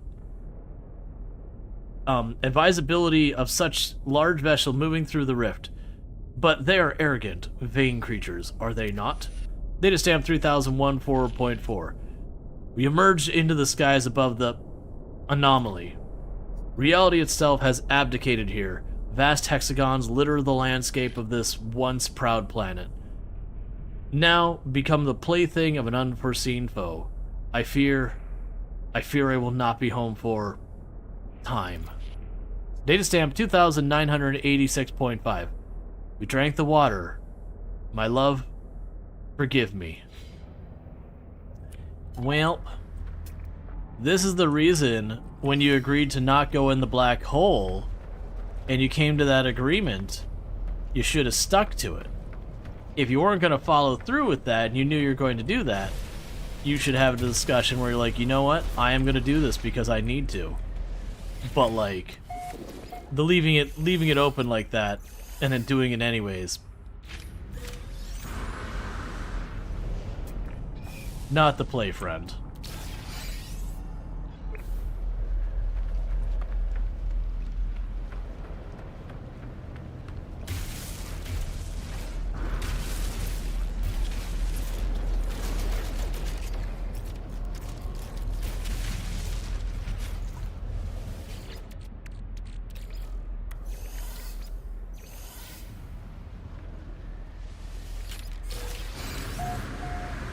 Oh, please, for the love of everything, let me out of there. Okay, we're fine. When I got stuck for it, I was like, don't make this how I die. I just get stuck up against the edge here.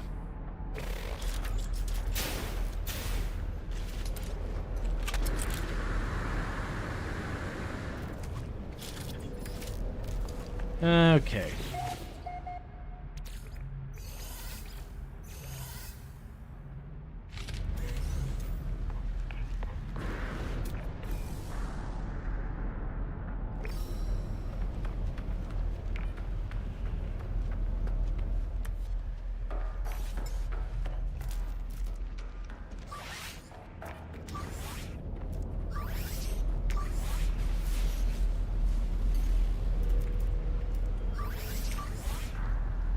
Oh, that's not good. I'm getting low on oxygen.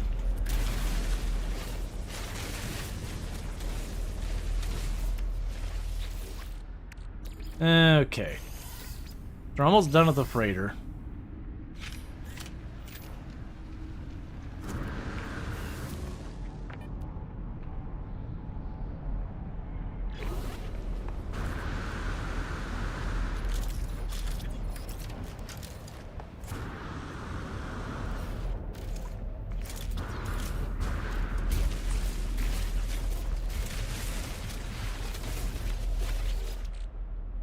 Just grabbing all the goodies, and then like I said, I'm gonna need to run around and go for the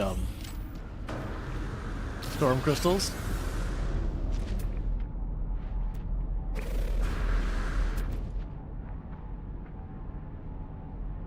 Okay, looks like it's the last one over there.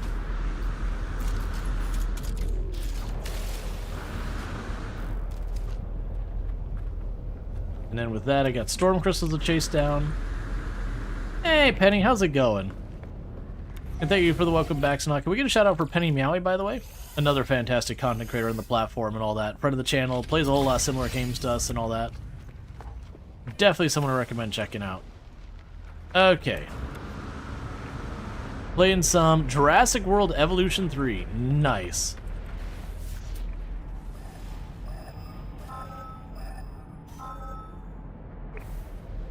Alright, so you need to very quickly... Oh, that's not what you want. Alright. Very quickly we're going to need to go and get these storm crystals. Because we need to get 7 of them. Fighting a sinus infection, but doing great otherwise. Sinus infection's no fun. I hope that gets sorted out pretty quick. Because that is definitely not a good time.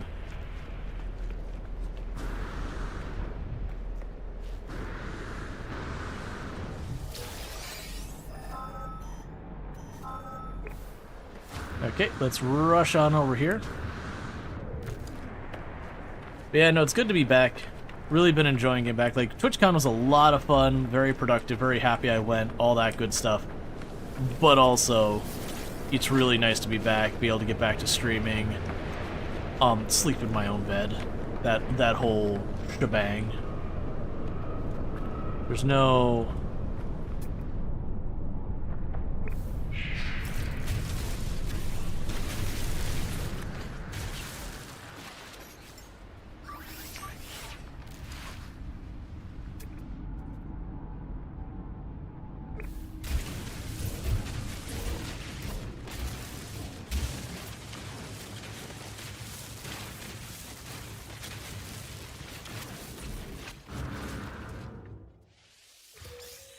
Sure, why not?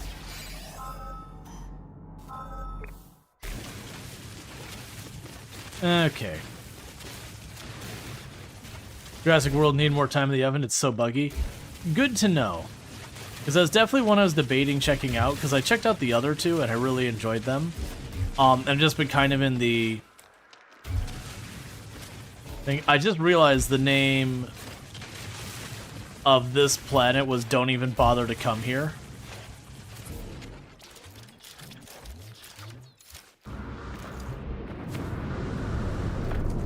Or didn't even bother to come here. Ah, there we go. Hopefully that's more than one.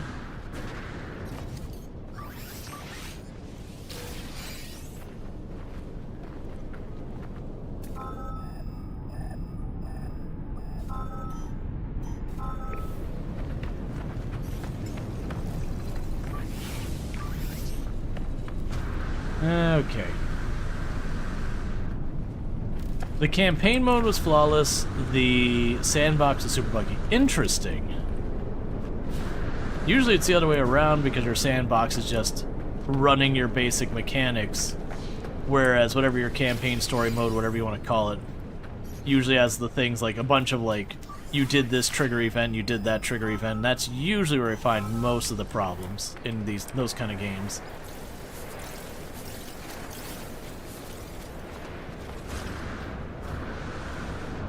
He really enjoyed 2. Applied for a key for 3 yesterday. We'll see, I guess. Yeah, I applied for the key. I was pretty late for applying for it because TwitchCon things. So we'll see if I end up getting it or not. Honestly, I'm not too fussed if I don't end up getting it, just because I am kind of overwhelmed on how many things there are. So I'd absolutely love to check it out. If they don't give me a key, it makes it a lot easier for me to decide on what's left.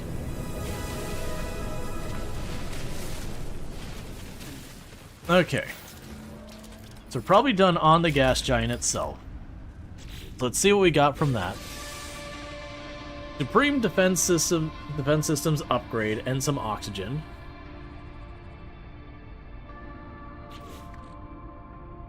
So unfortunately with the Supreme Defense System, I don't... Oh, actually I do have some more spots.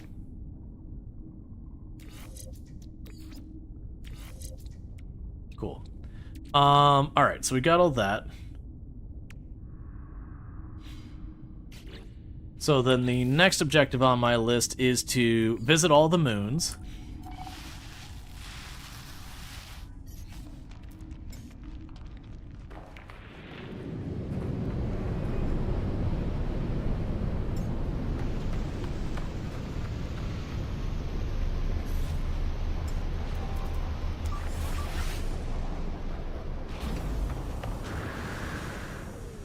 Okay.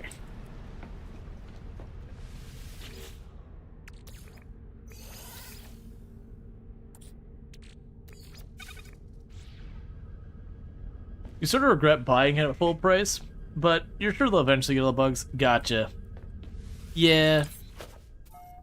Yeah, and that's a whole thing these days. The number of games that just come out and they're not fully baked. It happens way too much in all honesty. Alright, before we worry about that, we're still missing the hungering tendrils. Okay, there is no infested plants in that system. That's what I wanted to check. So we're going to land on these moons and we're going to be quick. We're just going to land. We're going to do the thing where we have that.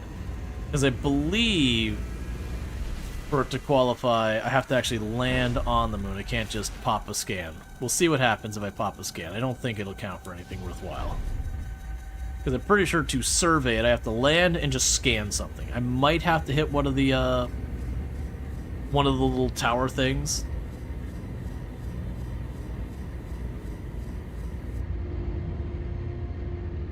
Come on. Stop telling me about that.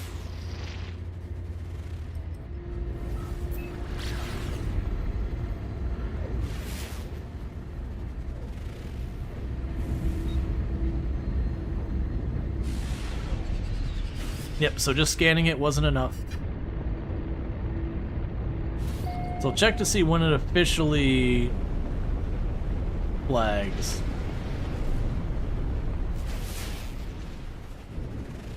That moon name? I missed the moon name, didn't even bother to come here as the name of the solar system. So what I'll do is I'll land nearby any type of building. We'll scan one thing, and then see if we get credit. And if that doesn't work, then we'll grab whatever the beacon is for whatever we do find.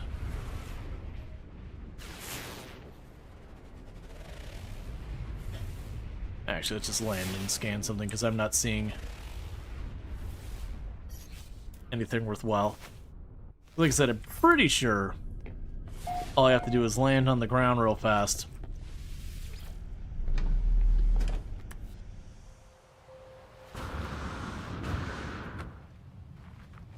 Okay.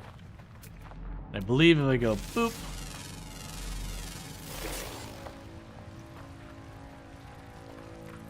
I think that's enough.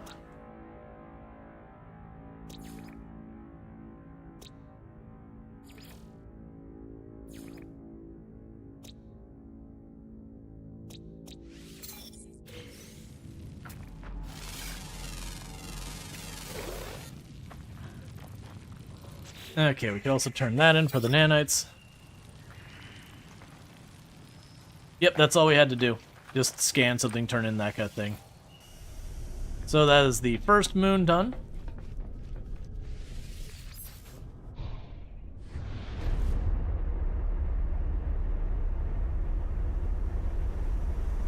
The next moon is right up here.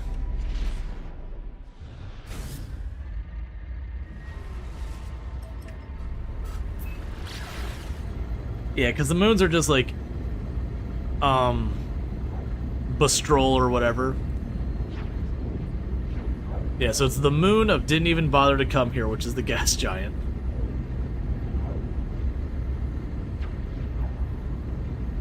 Meanwhile, let's top off our engines. Yeah, so we still need to find an infested planet.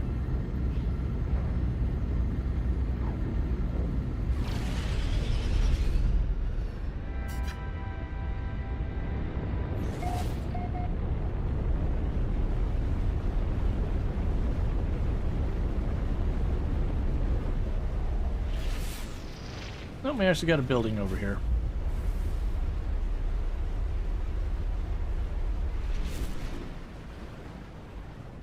Well, a beacon or whatever.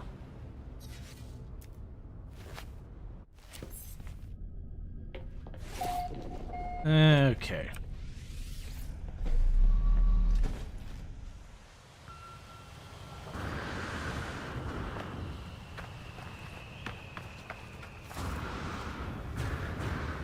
Oh, hey, a trade hub. That'll actually work out for me. Because at the moment, I'm technically carrying smuggled goods that I got from something. You know, get rid of you. Get rid of the signal booster. Get rid of this garbage.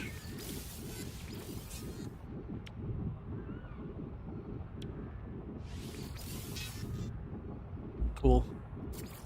Switch to the ship, which I apparently can't here. That's fine. Alright. Okay, so this actually did count as surveyed by just me landing there and touching stuff, but that's fine. The moon looks prettier than the planet.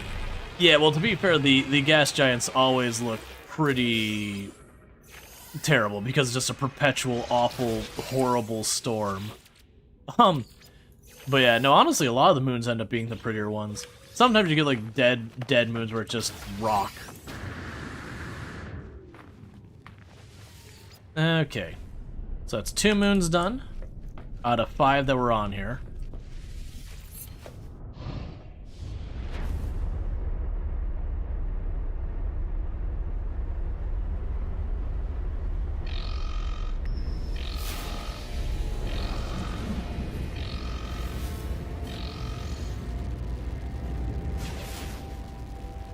Oh.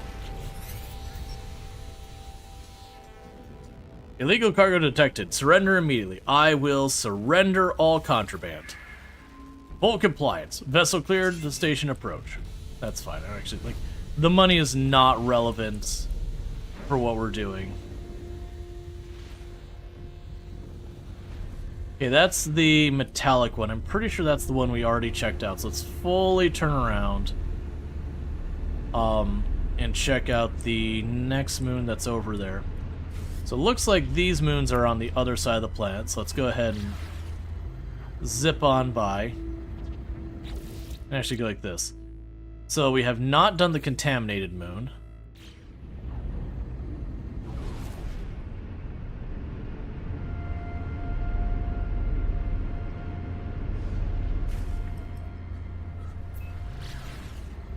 So get that going. And we can just work down the list. Because we saw the metal one. I don't remember what the last one we just went to was called, but it's fine.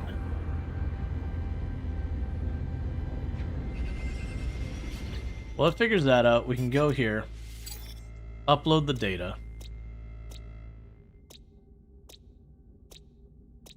Does it tell me which ones we've already gone? Yes, we've already seen this one.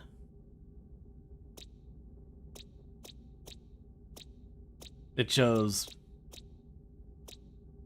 no difference.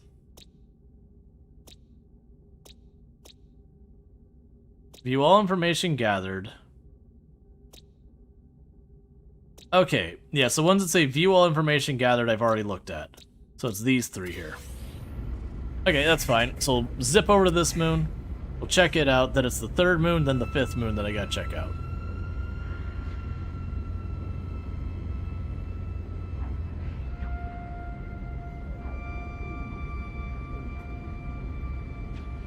And then after that, expedition-wise, I've got the Hungering Tendrils to do.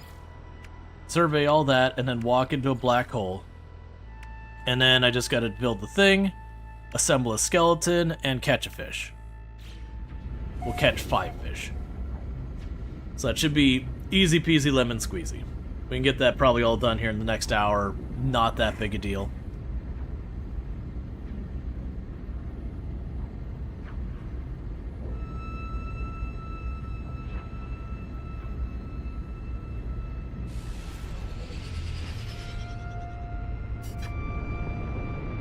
Okay.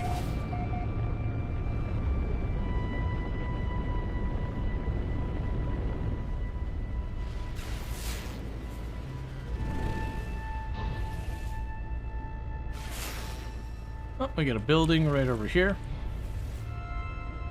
We could use that as where we survey the planet.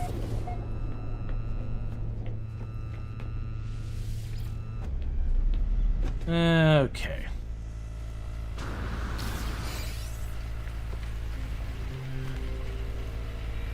Localized murder storm. Could you not be here?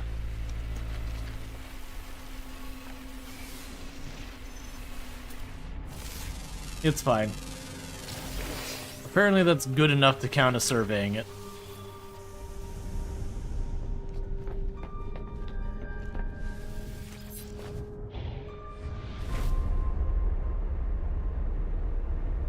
Okay.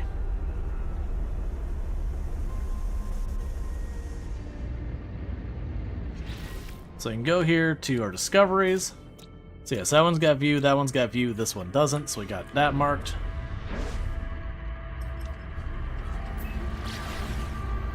So it's gonna zip around to the other side of the gas giant again.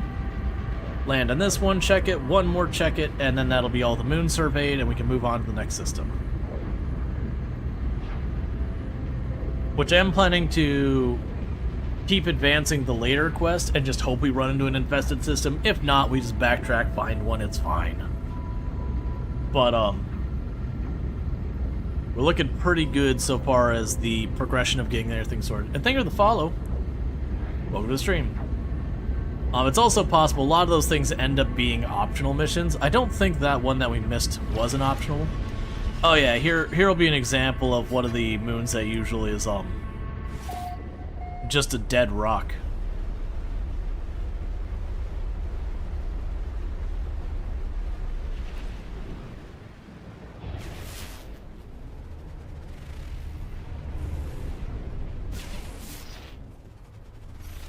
Yep, that's fine.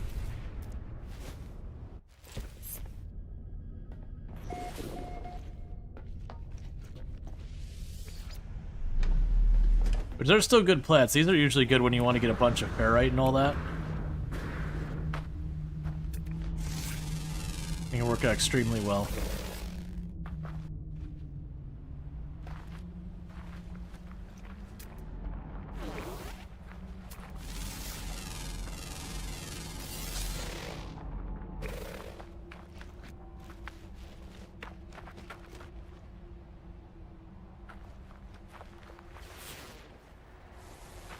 Okay.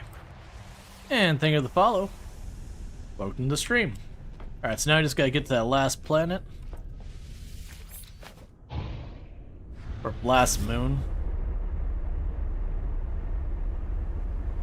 And then that'll be all we need to do to get the gas giant planet. Gas giant system surveyed. And that's the last one. We're right there. And that'll be good to move on to the next system, and that'll be another one of our expedition objectives done. So we've got fishing to do, which should only take a minute because I only got to get 5 fish. I forgot what the thing that led into the fishing is. It's fine. We have killing a couple more of the tendrils. That's just a matter of us finding an infested world and then just landing and killing them real fast. Like, genuinely, it's gonna take me, like, less than 5 minutes once I find the planet. Because unfortunately, file brood detected is not the same thing as infested. Infested is a different mechanic.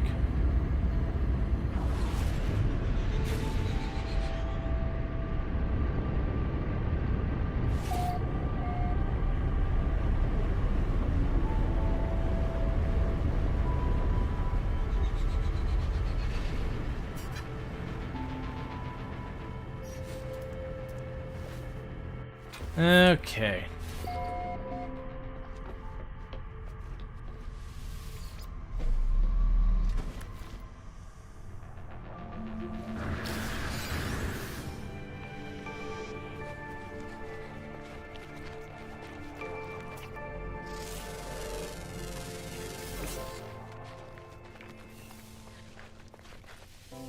Alright, so let's grab the goodies we can off this area right here real quick.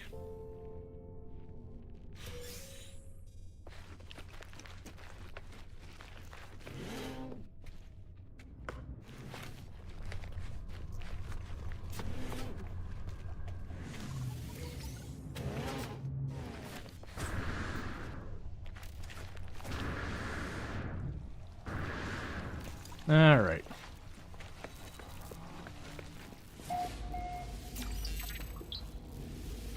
And this will probably just give me a thing. The observatory hums as it gently scans the sky. The trader that manned this is clearly looking for something in the cosmos, and it seems the observatory may have found it. If you can decipher the beacon's code, it may be able to pinpoint its origin. 913.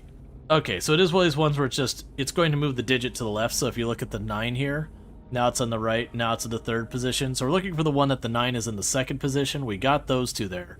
But it's the 3 is next to the 9 than the 1. So boom. Okay, so I found the location.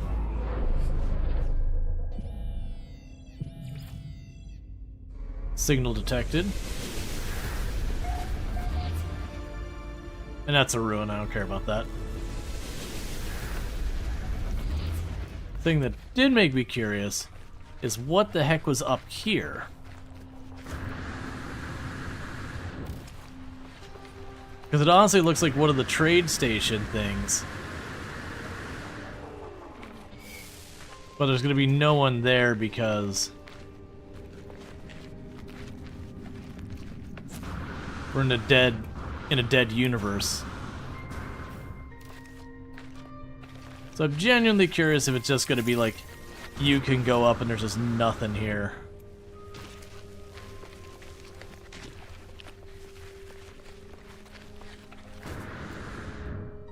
Which is what it should be. No ships. No nothing.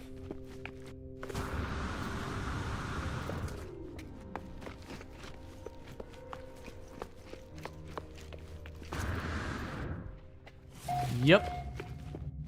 So where you'd have the mission people and all that. No one's here.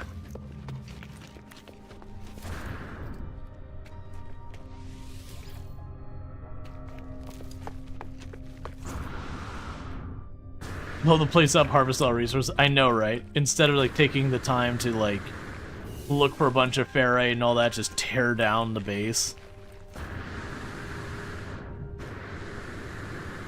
Who's gonna stop you?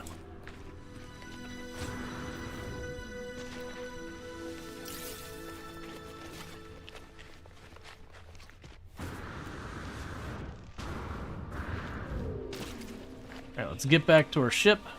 Because we don't need to do anything here, really. We did what we came for, which was just scanning the system.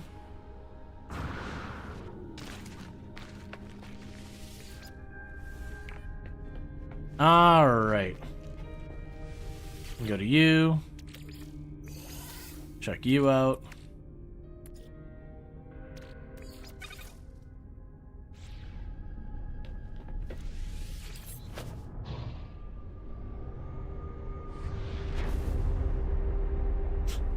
Just some mild planetary disintegration. Alright, so let's check on what we got here. So we have the expedition.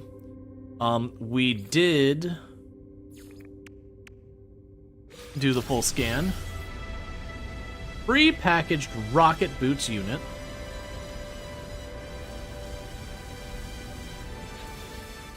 Okay, this will be interesting.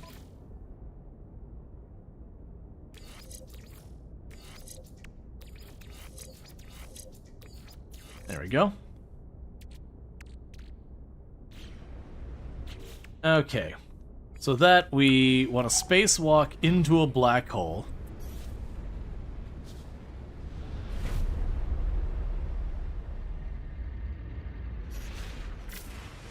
These are the ones I'm more worried about.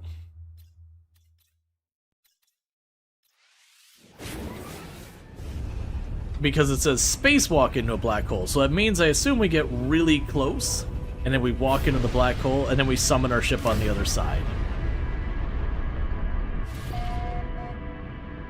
So let's choose the objective. Well, actually, first... Come on. Stop doing that.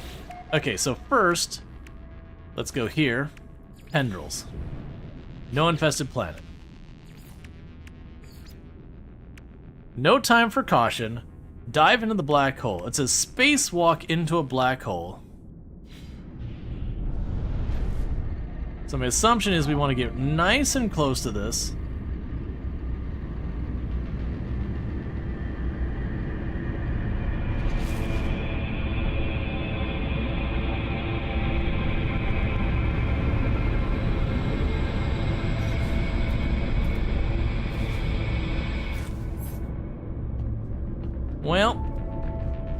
Hopefully this works correctly.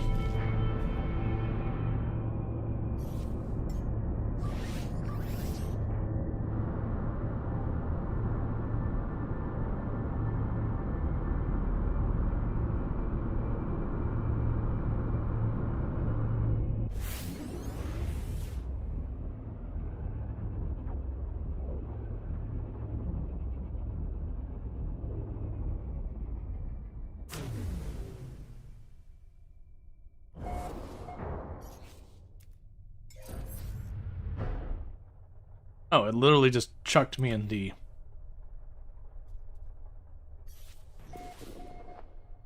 driver's seat. Cool. So we did the thing. Cross the event horizon on foot. You don't think anyone's been closer to a black hole before inside a game? But maybe it's possible in real life, not being pulled in. I mean... there's plenty of games that actually let you go into black holes and all that, but... nah, there's... like, if you're that close to a black hole, there's no escaping. Now with our understanding of the universe or anything like that. Oh, weird. It gave me... thing? Alright. Spore, yep.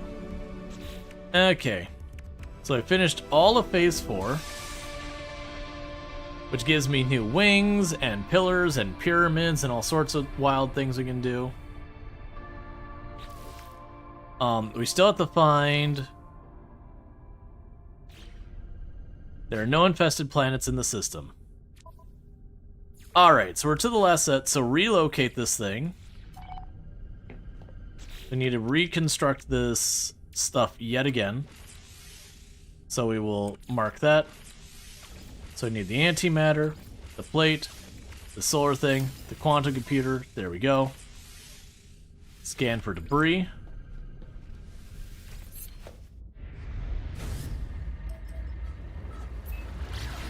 Okay.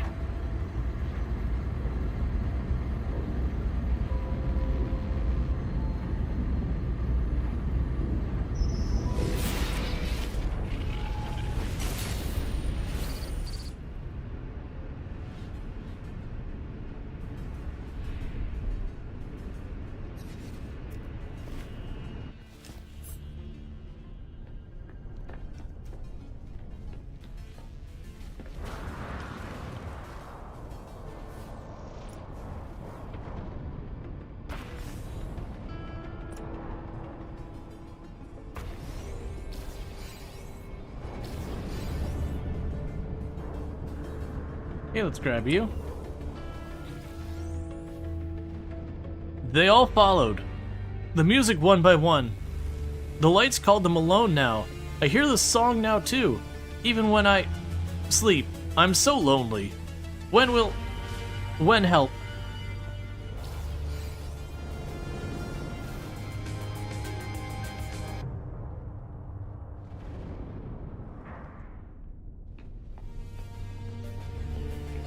Okay. So Reborn in Song. We got a Supreme Movement upgrade and a Supreme Scanning upgrade.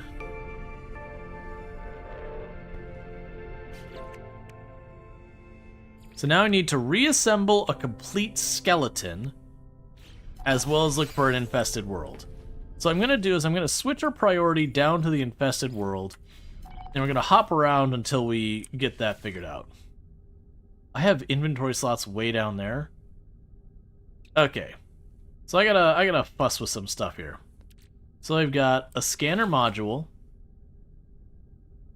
So those are over there. So what we could do is move you down. Oh, you're full. We could store this technology for a minute. No, we can't.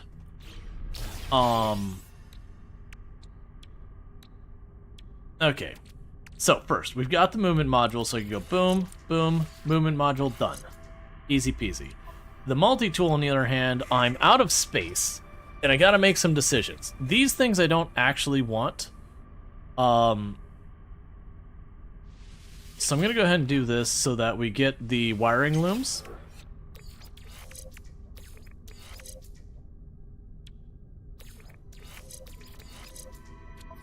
And then grab you. And shove you there, and we're good.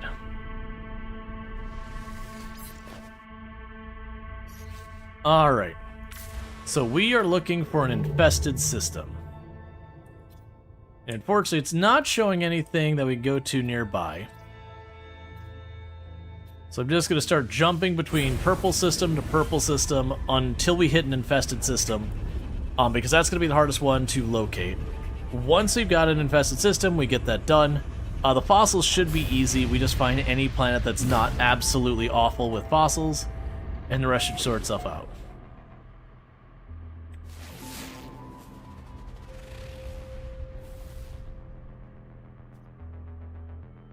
No infested planets detected in the current system. Fair enough.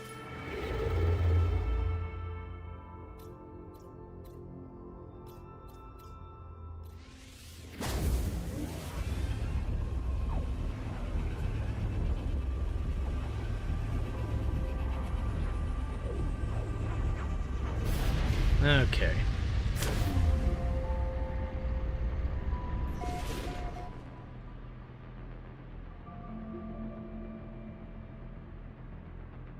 Vile anomaly sounds terrible. No infested planets in this system. Okay. We can just keep going farther and farther abroad until we find one.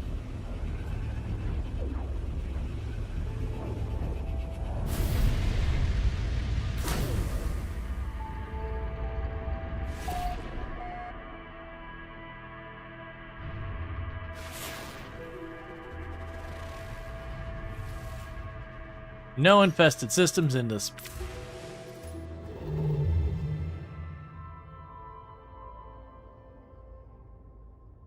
And thank you, the very last Sardine, for not only getting a tier 1 sub, but getting 6 months in advance. I really do appreciate it. It means a whole heck of a lot that you'd support the channel in that way. And yeah, it is over a week. It's, in fact, 2 years on the money. So thank you so much for supporting the channel that long. I really do appreciate it. And I hope you've been enjoying your advertisement previewing as well as your emotes. So thank you.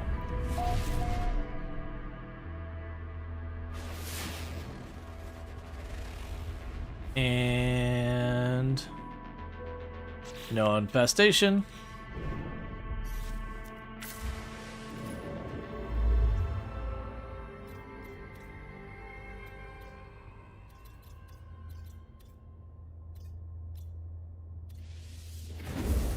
Oh, I should check to see if the filter is on. No, it wouldn't be faction because it'd be Korvax, not dissonant as a as an allegiance or whatever.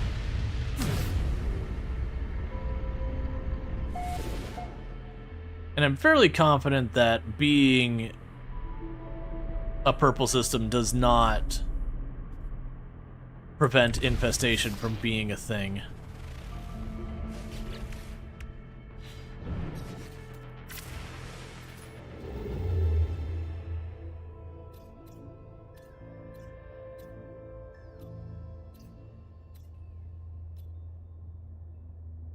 I could just start jumping to every system nearby, not even focusing on the purple one, just literally jump to any system nearby. Because I don't think there's any restrictions on what stars infestation can happen on.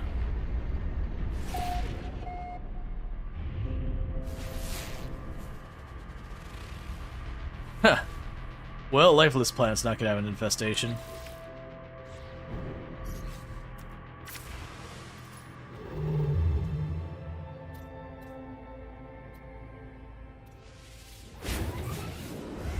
Okay.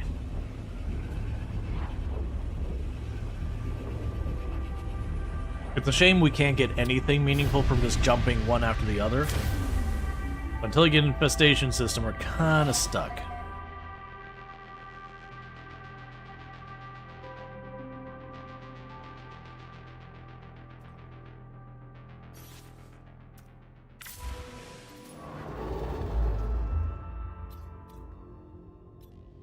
Okay, so gotta get myself some fuel. Where are you at? There you are.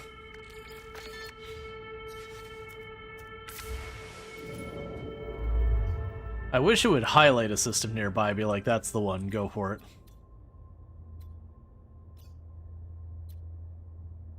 Yeah, so water, water, water. We'll hop over to a gas giant to see what we got. It's a shame because we took the black hole, we're no longer near where the actual other stuff was happening. And I could go to the station and teleport back.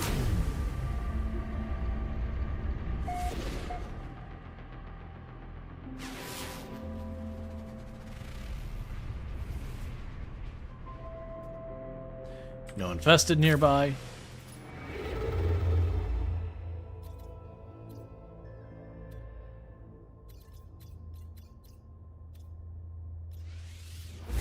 Let's jump to a green star because why not?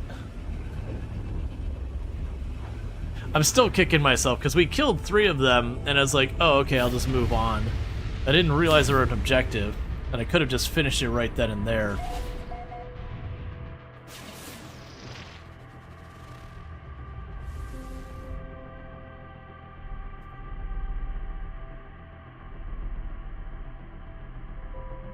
And we have the very last Lardine at their 575 stream streak.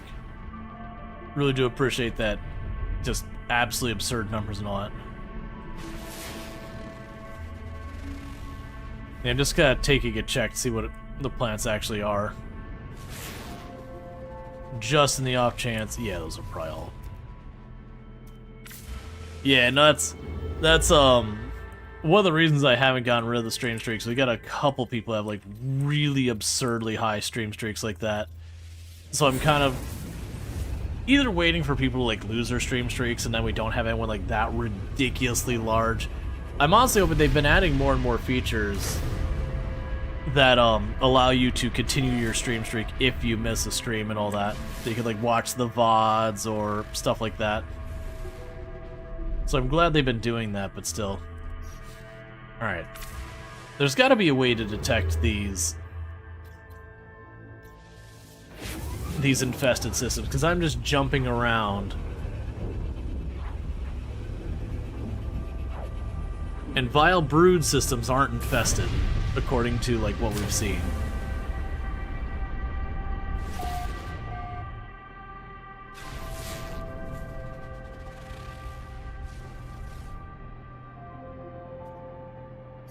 Come on. Alright, Luxray, you take it easy.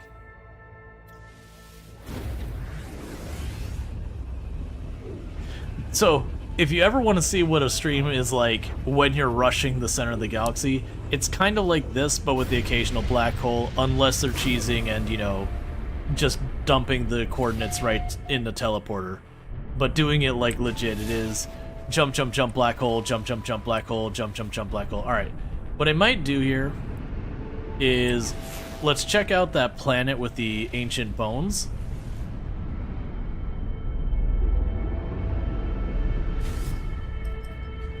Because I do need to build a complete fossil or whatever it is. And if this place isn't absolutely awful, I might just do that, get it knocked out.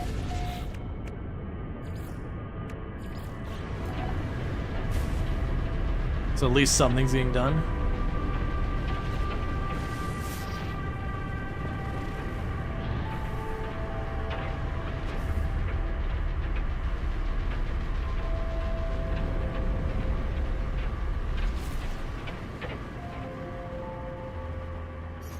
It's looking like this planet might be pretty awful.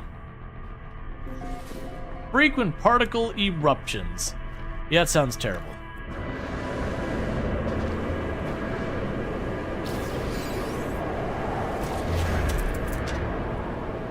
Yeah, so I might just move on to the next one.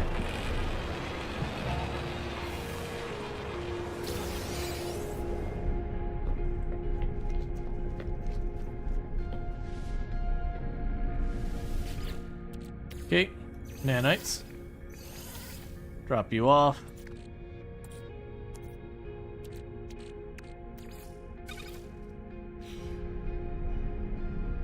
Yeah, it's not like when everyone is trying to reach the center for the first time, and no one really had an idea where to go. Yeah, no, the game was pretty good about being like, hey, here's like you can use these black holes to shortcut you. And I know they change the black holes and all the time, but if you did follow the way the game kind of taught you, it would pretty much kind of hand you how you get to the center. But it's not like what a lot of people were going through. Like, a lot of people were, you know, they were just jumping. But I mean, at that point, if you got like the S-class sail ship and you got the like the S-class like hyperdrive bonuses, you could jump at something like 3,000 plus light years per jump, and you could genuinely just jump, no black holes or anything, and get there. And honestly, not a horrific time, but it was just, you'd do 10 or so jumps, and then you'd have to like make some more stuff. Alright, so first thing I'm gonna do is switch you back here. No infested planets. Okay, so which planet was the one with the fossils on it?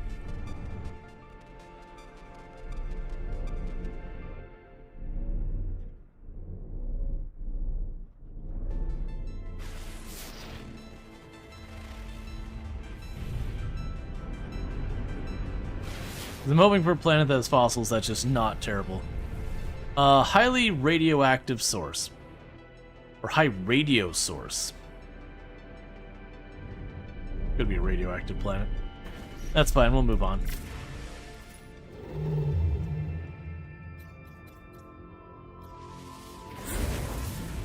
Because like a lot of distant planets are usually relatively chill. So if we found, well, I mean, you're probably not gonna, well, no, you can have a fossil dissonant planet.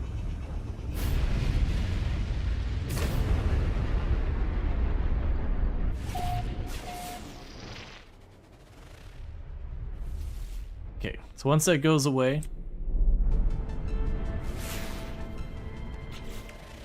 well, again, oh, there is a infested planet on this system.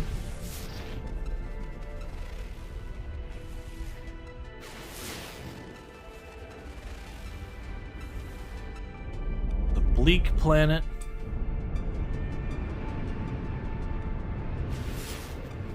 So this might be the last system we go to. Rocky. Mutated.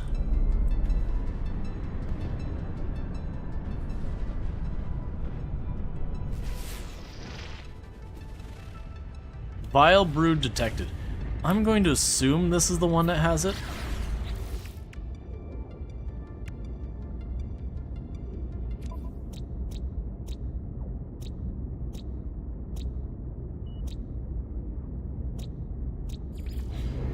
I missed scanning one. So let's just check real fast, just in the off chance.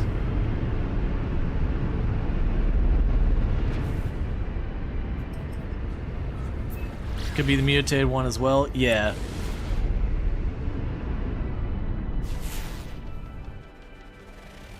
Contaminated. Alright, so we've got mutated, rocky, contaminated, murky, bleak. I'm actually leaning towards the mutated.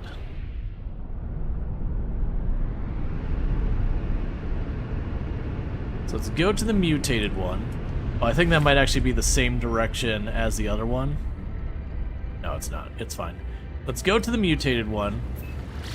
I take my chances with that being the one with the infestation. And while we're flying there, I'm going to take 2 seconds, I'm going to grab a drink, and I'll be right back.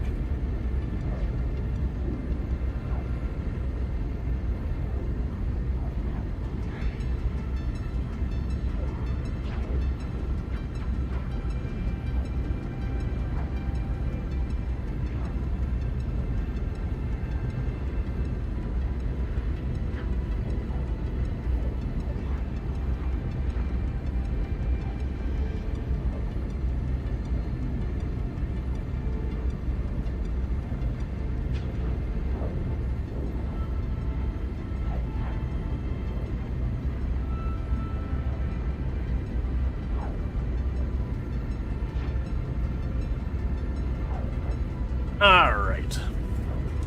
So we'll go ahead and get that. Nice space shuttle. Thank you.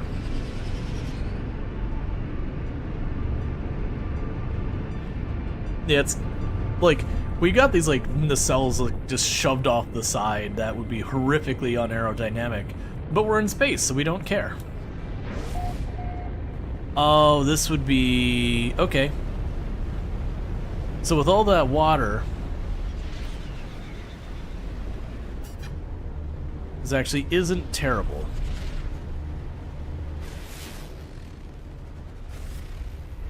So the big thing is I need to find where we got some land.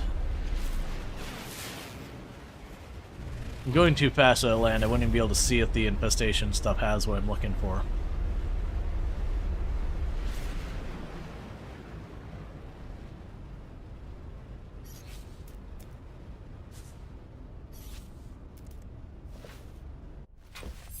Okay, let's jump down here real fast.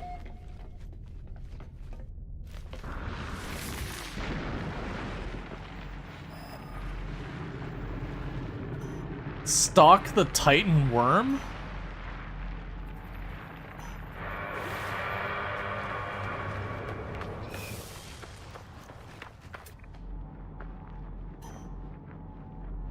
But why?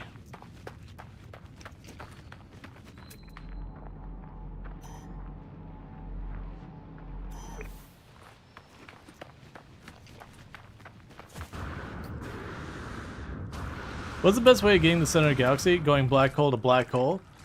Or warping the farthest you can to get aligned to center? Usually it's you kind of take black holes until you start getting roughly close to center. Because each black hole will, you know, scrape off a decent amount. Unless you get like an absolutely absurd distance.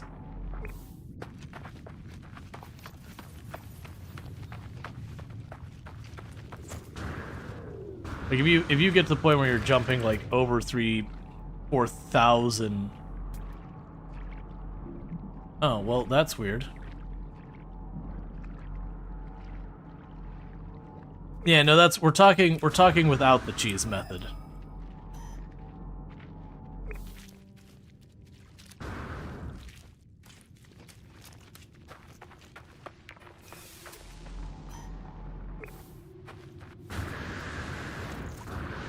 I didn't realize the mouths and the worms were in any way related.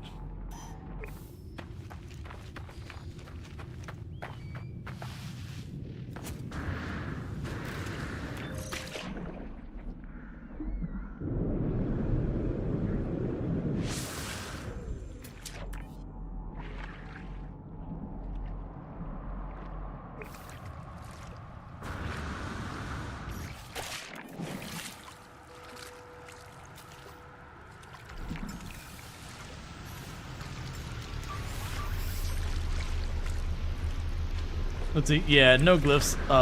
Better than black holes as long as you have the items to repair your ship. I don't think I've ever had systems break from going into black holes. Like, if that's a mechanic, it's what I'm unfamiliar with. Like, maybe they changed it at some point, but yeah, because it used to be you just go, you know, black hole to black hole to black hole kind of thing. And if you just got yourself a decent enough warp, and it's once you got down to, oh, maybe they did. You know, I hadn't heard of having any systems break without like getting into a fight and taking hits kind of thing. So I'm trying to have the general direction that worm went.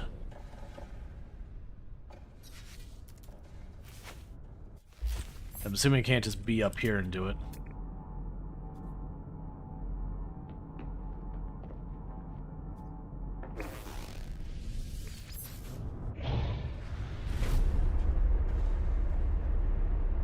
Yeah, been in a black hole in a long time. Yeah, and I don't remember them damaging systems.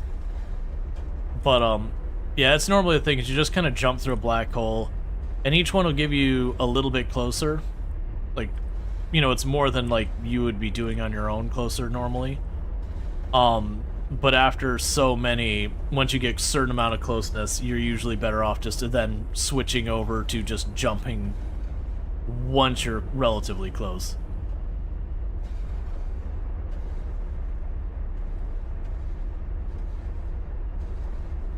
You're just jumping as far as you can to whichever black hole is around there. Yeah, I know they changed the way black holes worked at some point.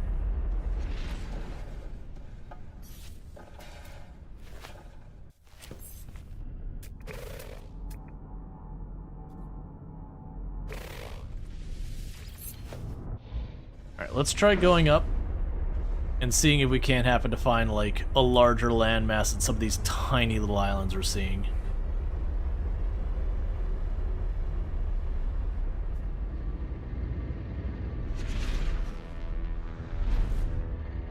Oh, I can't see crap up here through the atmosphere. Never mind.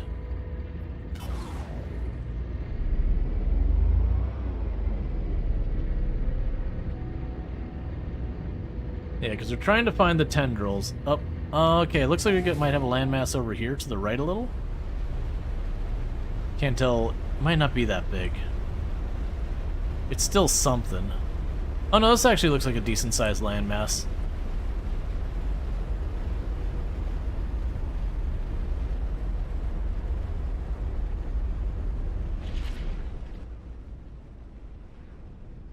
There we go. That's what we're looking for right there.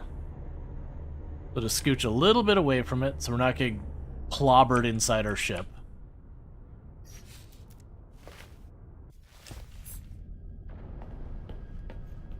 I say as I immediately see there's another one right next to me, but that's fine.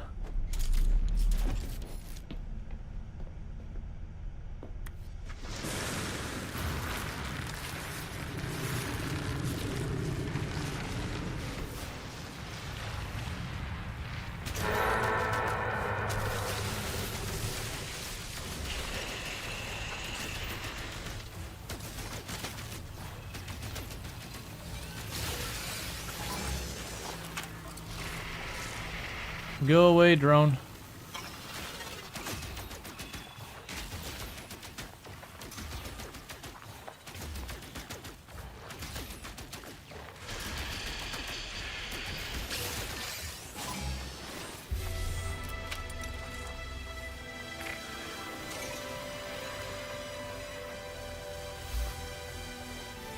Okay.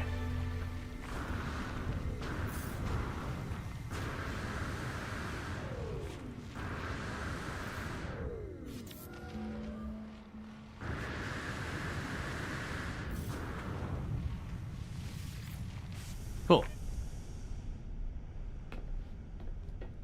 If you're live again, well, thank you. It's good to have you. I really do appreciate it. And all that good stuff, raids and whatnot and everything. So thank you so much for all that. And you have yourself a good night. So we got the expedition done here. So that's the next thing. So that's multi-tool inventory slots we've been needing desperately. So that'll be good. So let's...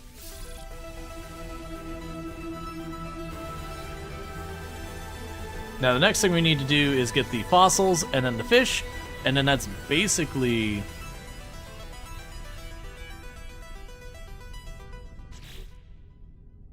like everything there. So we got the multi-tool. We also got... That's weird that didn't do the other two as well when we were there. That's fine. Oh, our inventory is like full.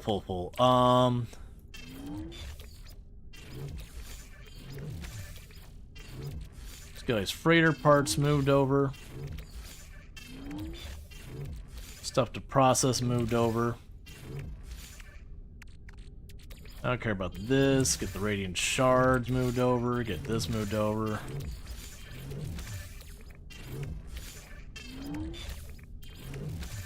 What the heck are you? Oh, that's just something worth a bunch of money. Okay, ship's full. Alright, so with that...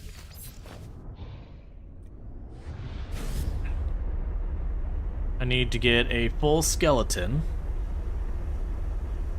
Which should be interesting. Let's take a quick pit stop at the station real fast before we go to the next thing. because I can get myself one more inventory slot, and then the other thing I can do while we're there is dump off all the Corvette stuff, put a Corvette upgrades we want to do, get our multi-tool to have an extra slot or two, and that should just really clean out our inventory, because the fossils, I do recall, take a decent amount of inventory to make happen. Because then all we've got left is, let's also grab this reward.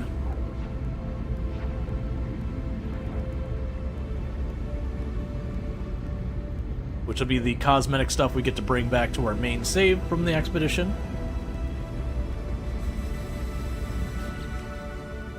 And then that's all done. So we got phase 5, which is literally just getting that all wrapped up. So it's Grave Robbers, the next one. So yeah, so literally all I've got left is just to get the fossils, catch the fish, and then defeat the Siren of the Deep. Okay. That's interesting, because before I couldn't see what that was. So I apparently need to defeat the Siren of the Deep. I'm not genuinely loving that I'm going to have to fight some Siren of the Deep, but I guess we'll get there when we get there.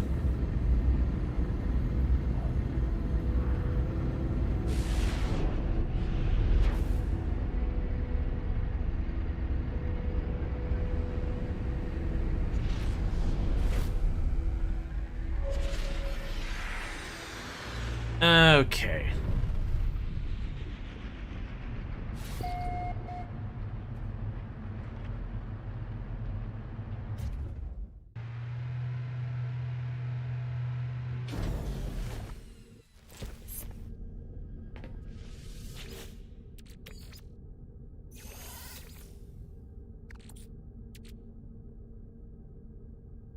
Oh, I see what happened. So put that there, drop that in the ship.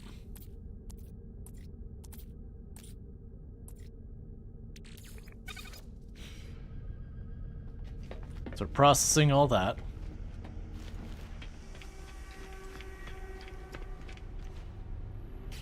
And now I can move all of these to Corvette storage. What are you?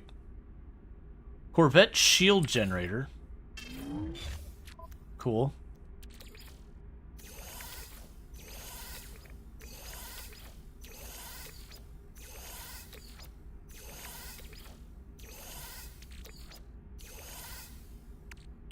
Okay, I think that is all of the actual modules. I also just realized I got you sitting here. And go back to our starship.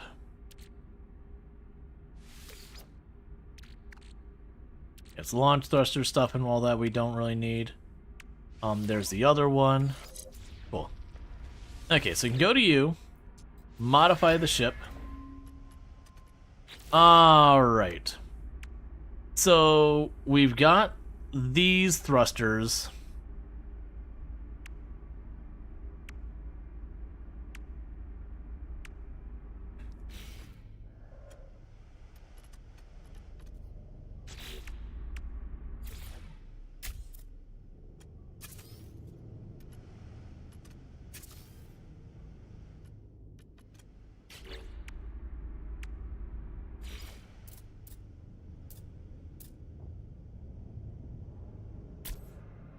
I know they're not as good, but kind of the idea of it like hovering there is kind of nice. And then this one will be cosmetic. That's fine. Alright, so what are stuff that we actually have is functional? We do have this shield booster, which you only got one of.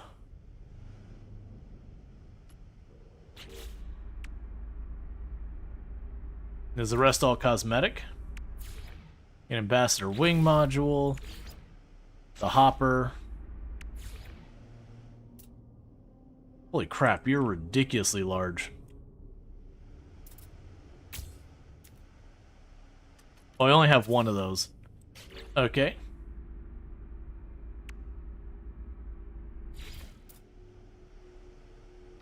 Got the cowling, the diffuser. And all those I've only got one of, unfortunately. We got these things, the bolted joints.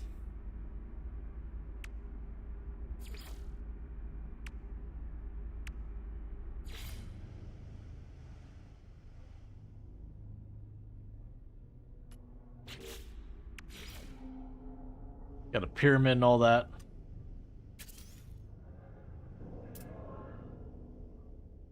How close should be used before you stop doing the black hole? Jumping like 500k plus, but you only get maybe 5k closer. I mean, if you're getting to the point where you can jump more reliably the distance closer per jump, because I think you can get your hyperdrive up to like 3, 4, 5k per jump and all that with enough upgrades. Oh, that's interesting. I was actually kind of low-key thinking I'd do is I put this like right in the middle of it. I did not anticipate it was going to have attachment points on the inside lip of it. It's fine.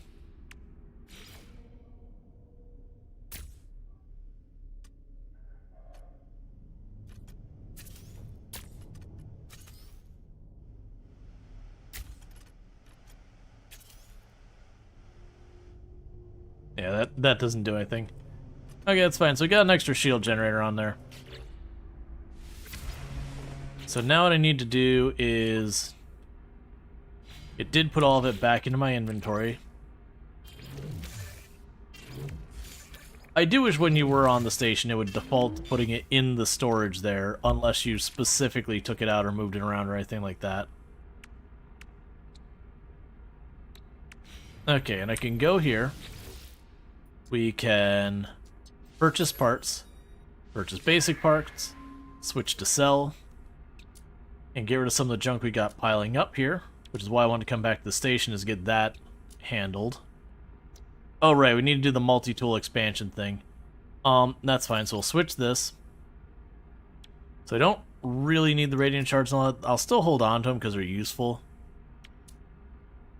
A lot of stuff, so get rid of the storm crystals.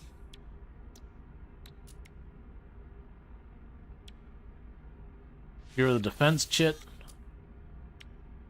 and the inductive processor, and the flesh rope.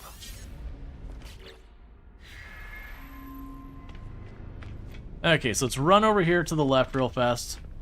We can get our inventory spot, and then we can also go in there and get our other upgrade. I don't really see a reason to spend money on upgrading our Corvette. We're almost done with the expedition, and afterwards I lose it. Basically it gets converted into nanites and into cash.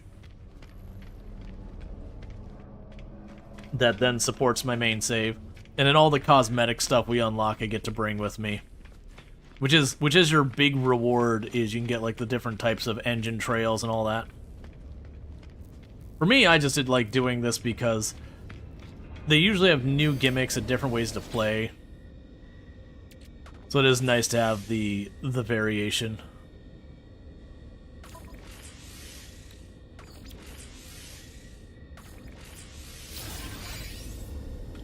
Okay, and then we got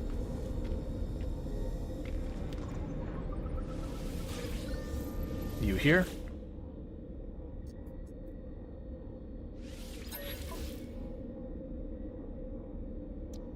Oh, we're at the max for the tool here.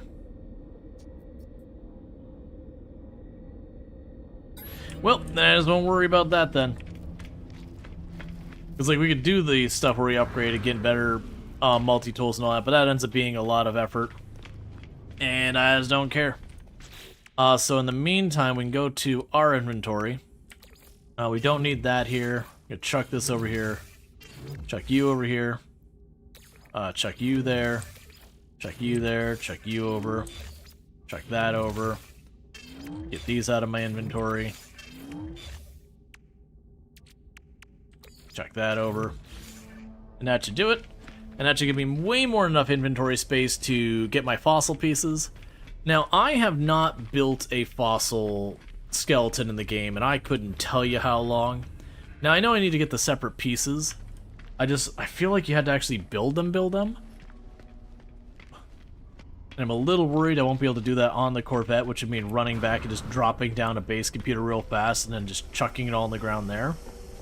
But we'll see. First of all, before anything else, I need the skeletons. Okay.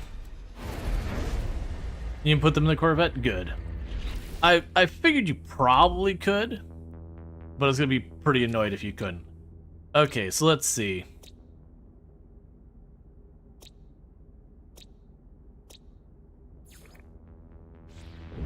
So this is the planet we have in this system I can get fossils. And I don't mind if it is an unfriendly planet, but if it is like a truly awful planet, like I said, we could just bump over to another one. So bleak planet with activated quartzite. Activated usually means you're talking extreme weather. But bleak, we'll see when we get there. It'll tell me, oh, like torrential downpours or super awful nights or whatever it is that the actual issue is.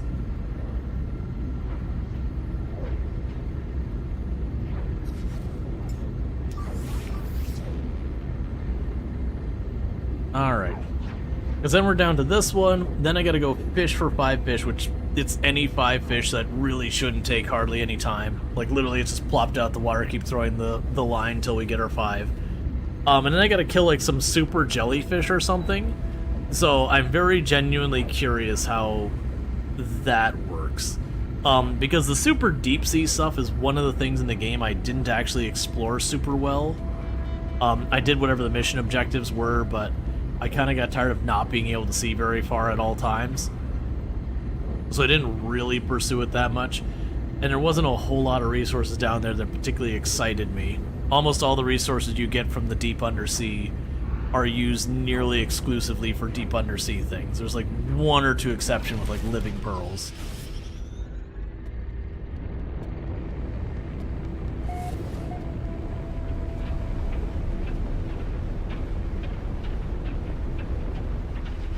This is looking terrible.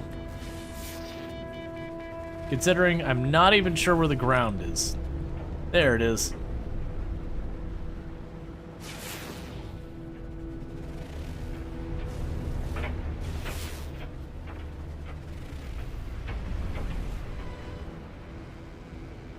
Okay, so let's just stop here.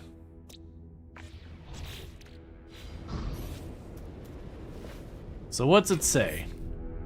Inferno wins. Everything else looks relatively okay.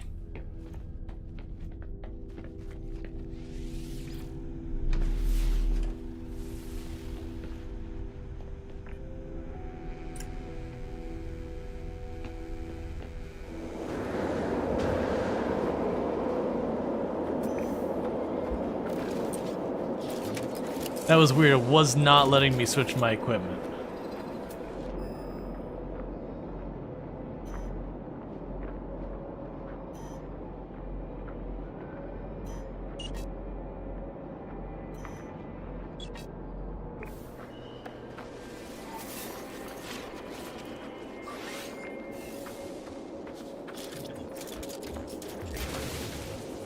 Okay, bear with me for 1 second.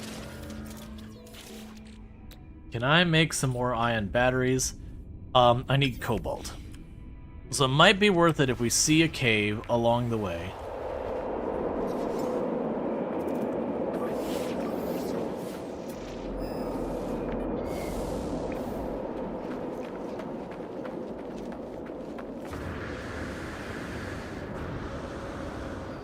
To get some cobalt.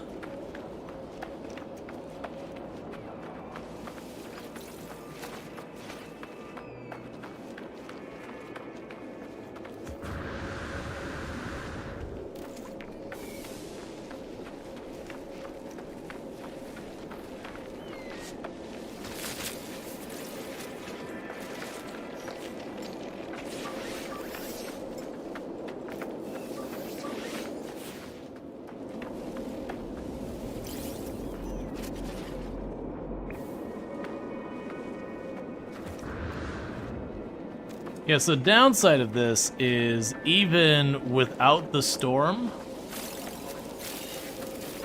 we're at 3 down arrows for our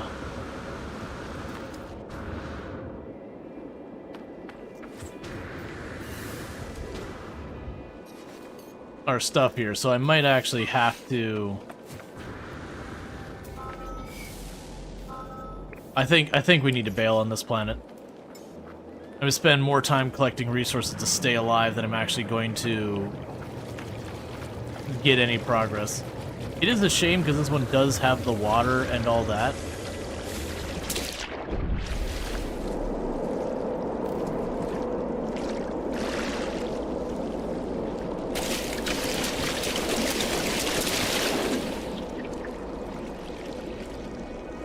I just don't see myself crossing this planet.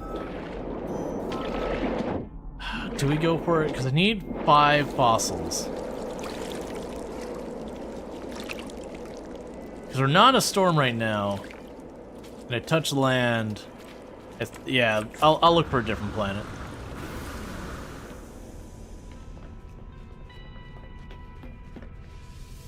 Because otherwise I'm going to need to take some time to like farm up some sodium and all that. Because fossils are very common. Water is very common as well.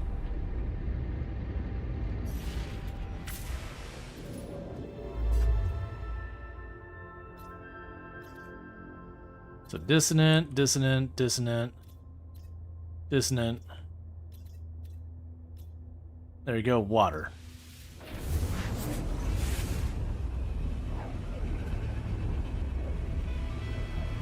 Because I don't need to be a paradise planet or anything. Like, having the one down arrow is fine, but that one was just obliterating our stuff. Okay, and nothing we care about. Don't care about those ones.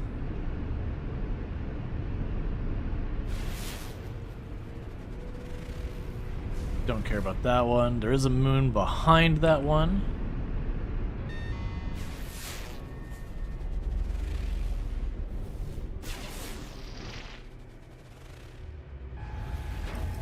Okay, barren planet.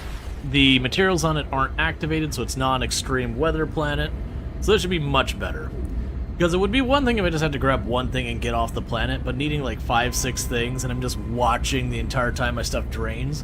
The way I'd have to most likely play around that is to just tunnel everywhere, which is doable because you recover the materials you need to tunnel while tunneling. But watching me dig literally hundreds of you under the ground, or sorry, hundreds of kilometers underground to get from everything, just to grab the thing, pop up, and run away from the creatures or whatever, that'd get utterly obnoxious. Versus just jumping here, grabbing the fossil, and getting the heck out of Dodge. This will be way better.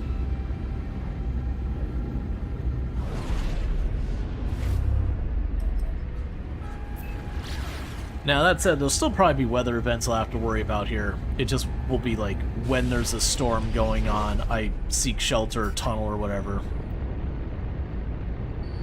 Versus perpetually.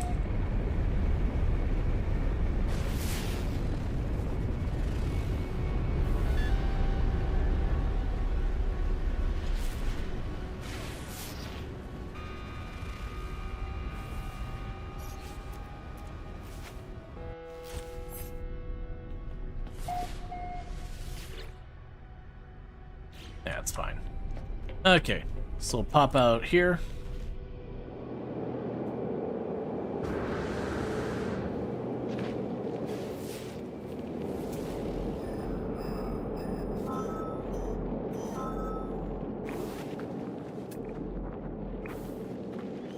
Where?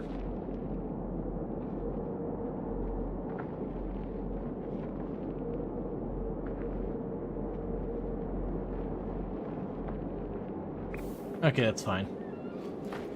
Yes, this one's literally not even hitting my suit's environmental stuff.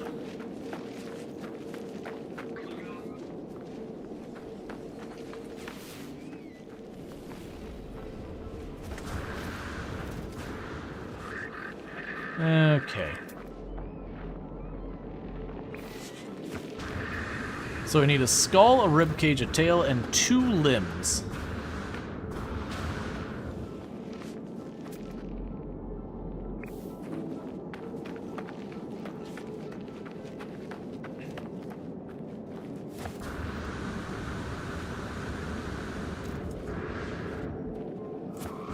Okay.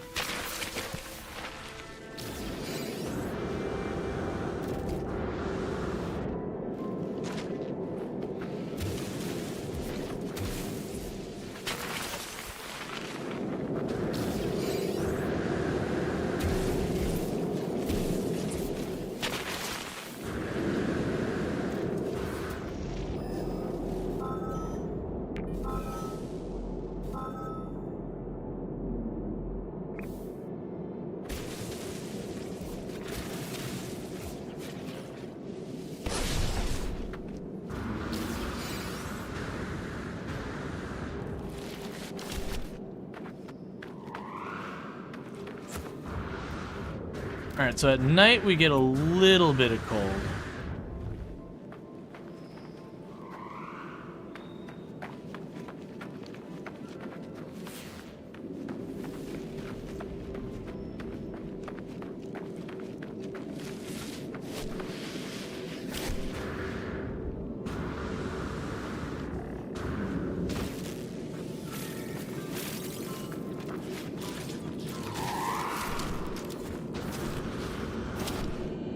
Okay, I did not anticipate these things being able to follow me nearly as well as they are.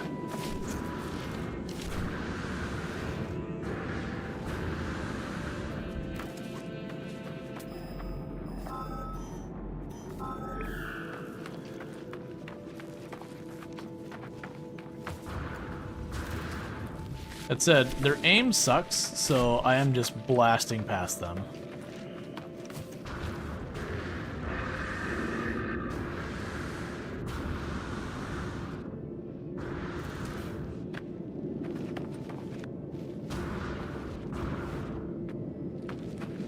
Okay.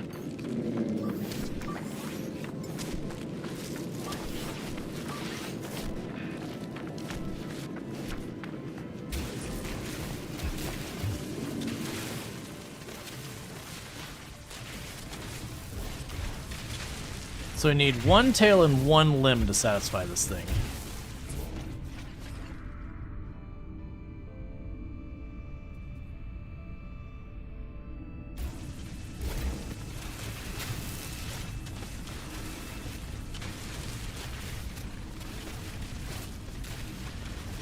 Yeah, I'll see if digging across like this causes them to get ditched. If not, I'll fight them and I won't trigger the red one anymore. I don't even think I need the red one.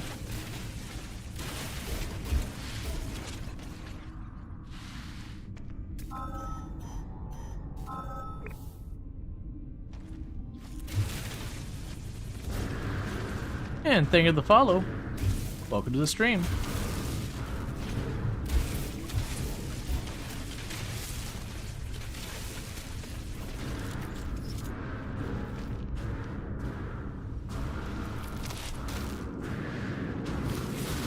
I can't see at all what's happening and I don't like it.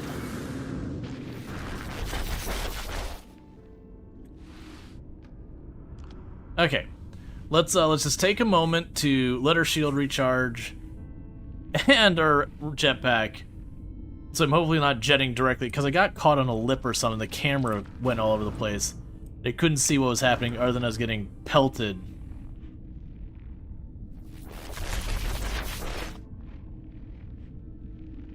Come on, give me my shields.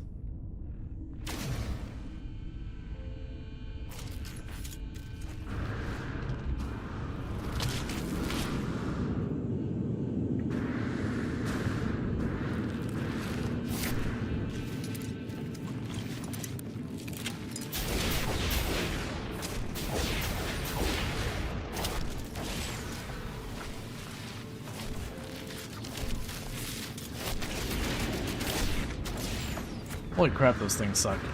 Alright, new plan.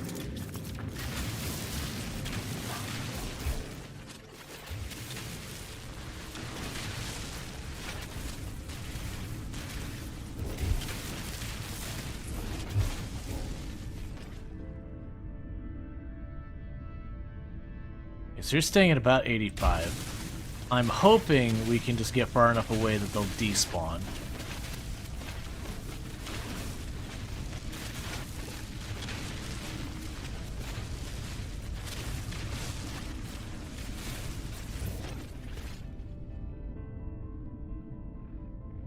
Okay, so they are tailing. Alright, so this is unfortunate.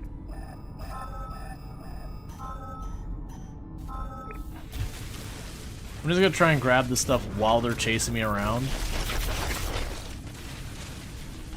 They don't seem to be doing that much damage to me.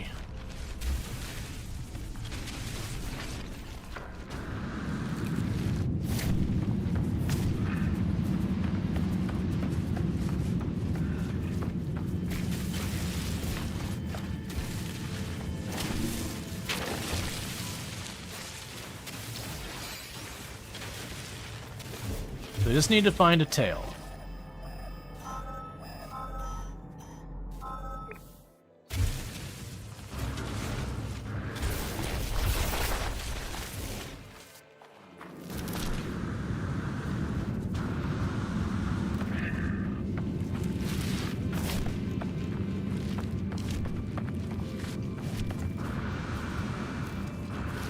It is kind of impressive how far they chase.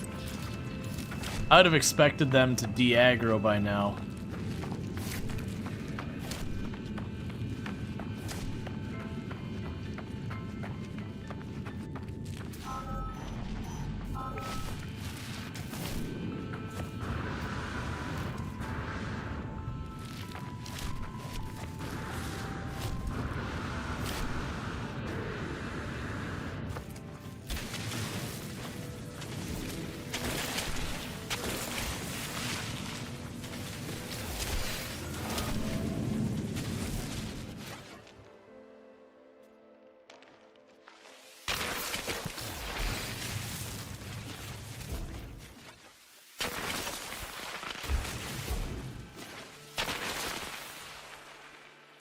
Okay.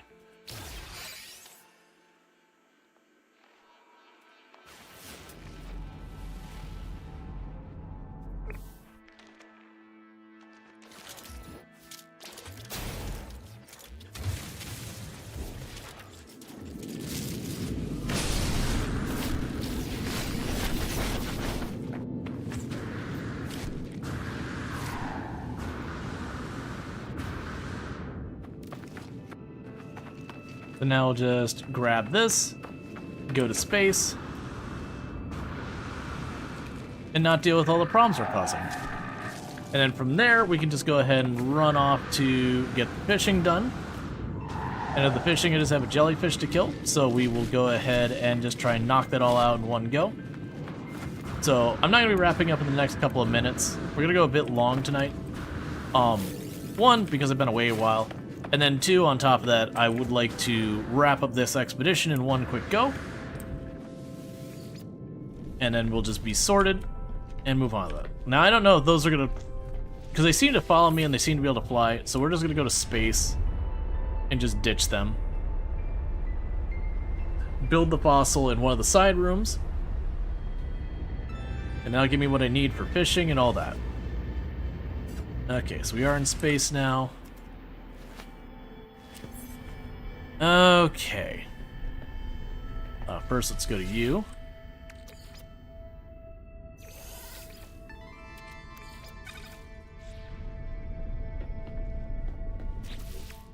Alright. Quadruped display fossil. And I need pure ferrite for that. Okay, hold up just a second. We need actual ferrite here.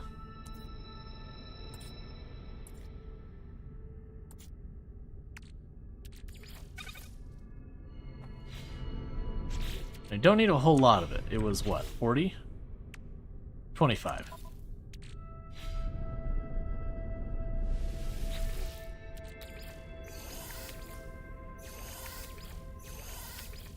Okay, so with that, get you processing again. So quadruped display.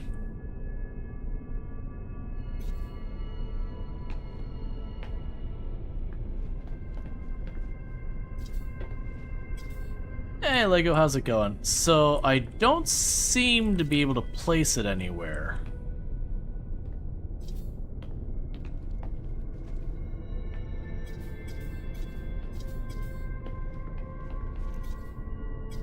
It is giving me the option to build it. Oh wait, weirdly...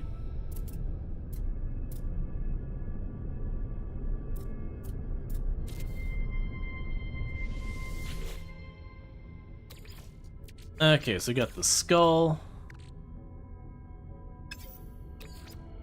We got the torso. We'll have bird forelegs. A mace-like tail. And a flipper back legs.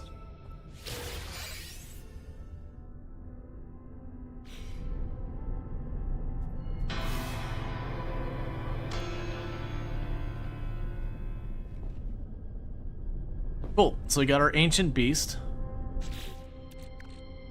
Okay, cool. So you can basically make your skeleton there. And then as you get more parts, you can make multiple guns. Okay, I haven't done that in a long time, so I didn't remember exactly how it worked. Alright, so with that, that's the Grave Robber Expedition done. So it gives us the prepackaged fishing rig as well as bait. So now all I have to do is find a planet with water. That's going to be pretty straightforward. So there's the fishing rig. Boom, we have a fishing rig installed. And then...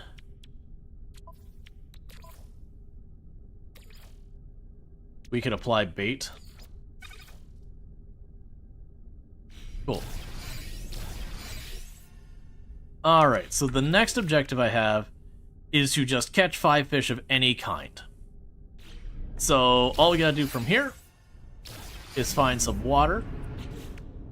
And the system we are in does have a water world on it. That's part of the reason I chose this system. I just gotta remember which one actually is the water world.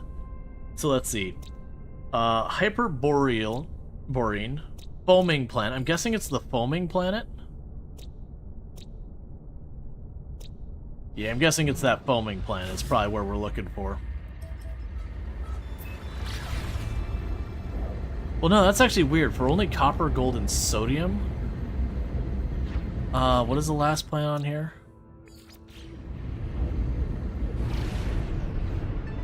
Let's scan you real fast. Magma planet? It's gonna be the foaming planet.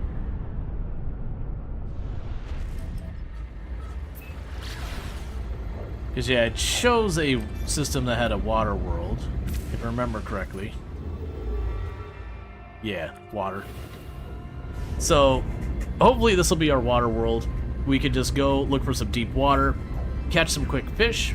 Once the fish are caught, figure out how this jellyfish nonsense works. And then that'll be literally the entire expedition knocked out.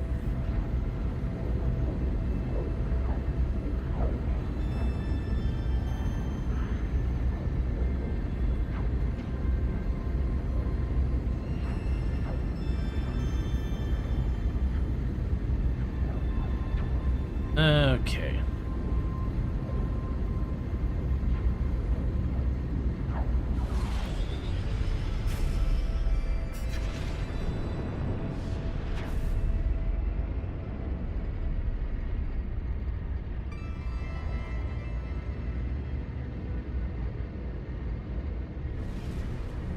There's a way to figure this out.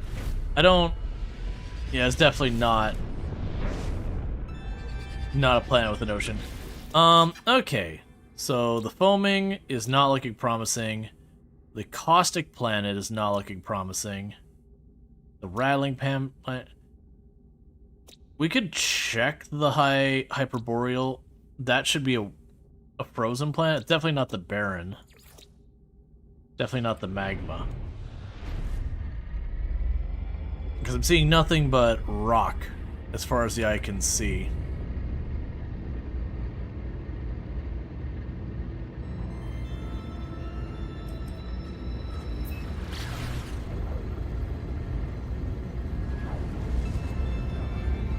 And if we don't see one on this one, I'll just jump to another. I'll just jump to a purple star that's got a water world or whatever. Because I'm assuming this last objective we have here, the defeat the Siren of the Deep, is going to require deep water. That looks like an ocean up there.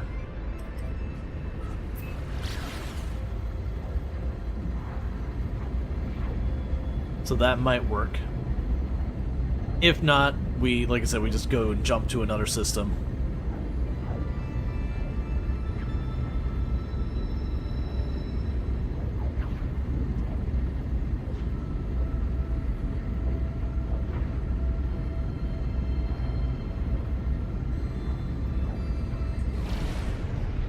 Yeah, it definitely looks like an ocean. So what we could do is we could pop right here on this little peninsula. That'll give me a place to fish from.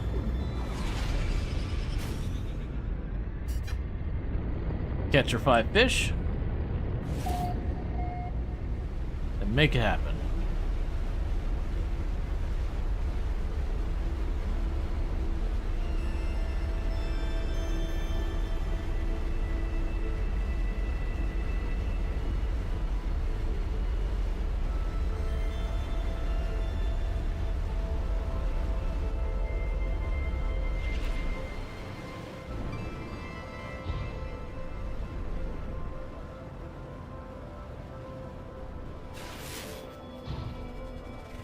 Okay. Get on my seat. Anything to do here? Not really.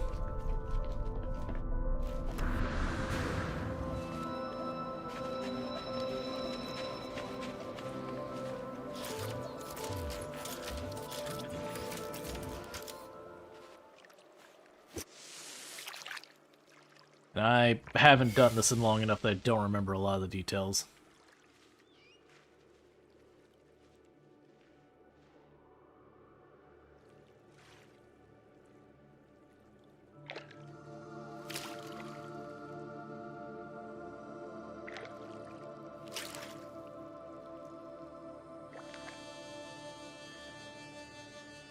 Do I just wait?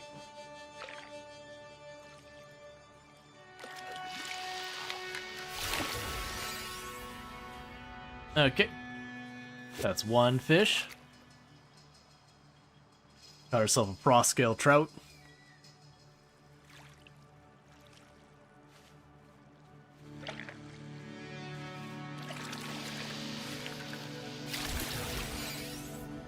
And a nice starter. And after we catch the 5, we figure out this jellyfish. I'm assuming the jellyfish, I'm going to want the Nautilus here.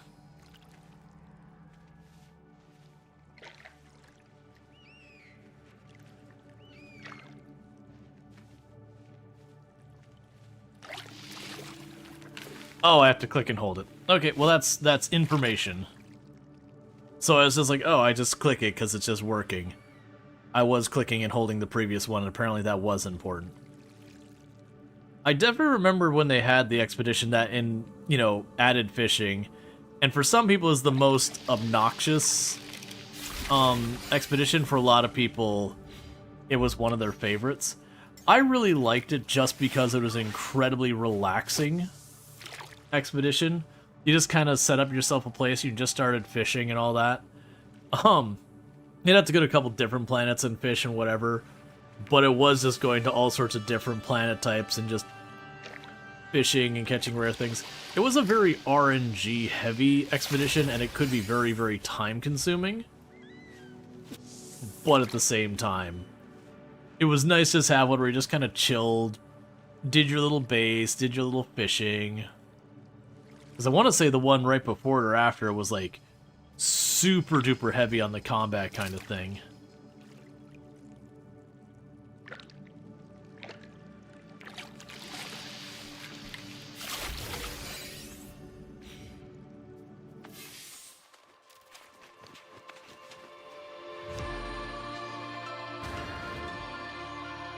Alright.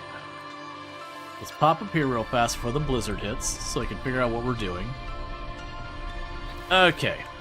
So this gives us a bunch of equipment bonuses. It's probably why this one is so combat light as well. After the last one had aggro sentinels everywhere. This is true. This is true. Like the last universe was really, really heavy on the combat.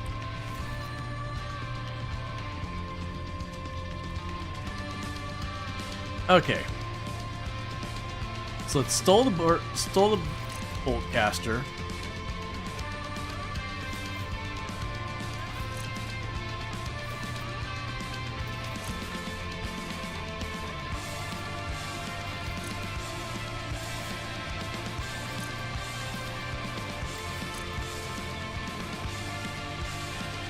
Okay, so that's giving me the pulse spitter.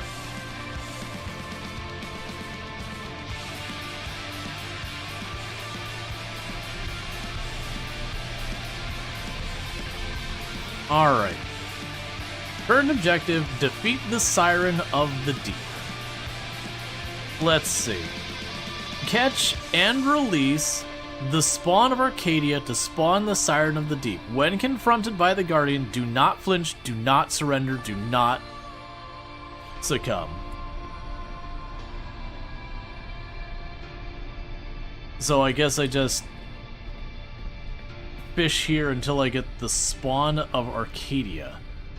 Why do I feel like there's something I'm missing from this?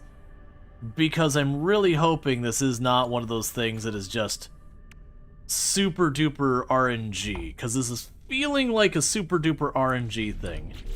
Okay, let's check on the bait we can get. So, mealworms give you a better chance. It doesn't compare those. Greatly improve rarity. Improve size and rarity.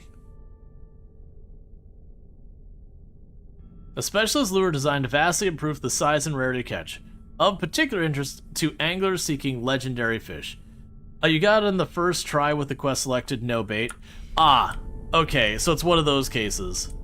Now the big problem is I have a blizzard going on right now.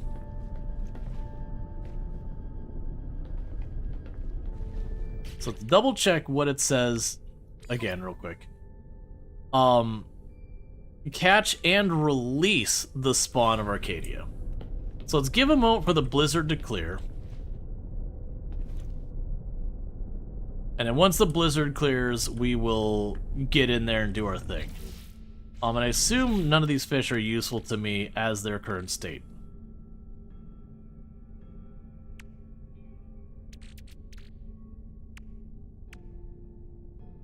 Yeah, it's all fine. So I can just release those.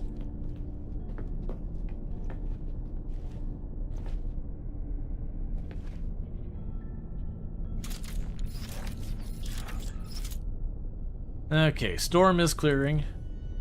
There's no way, right?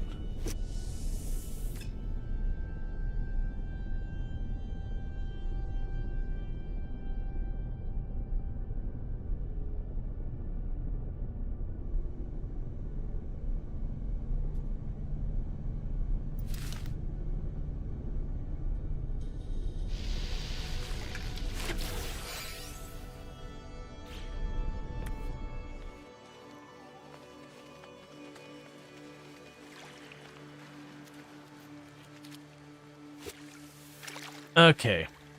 Locate a suitable body of water and cast your line in. Was that an otter? I don't believe so.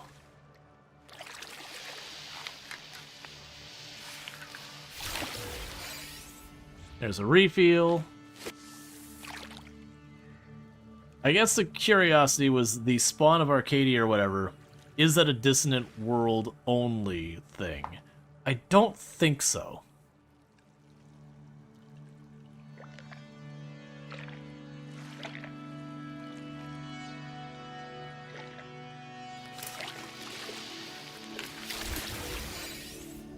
There's a mud crab.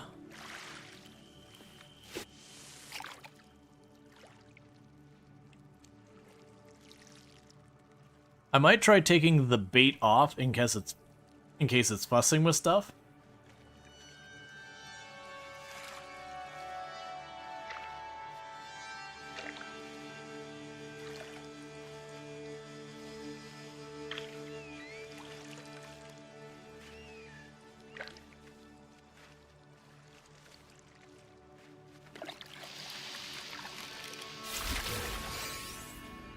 Alright.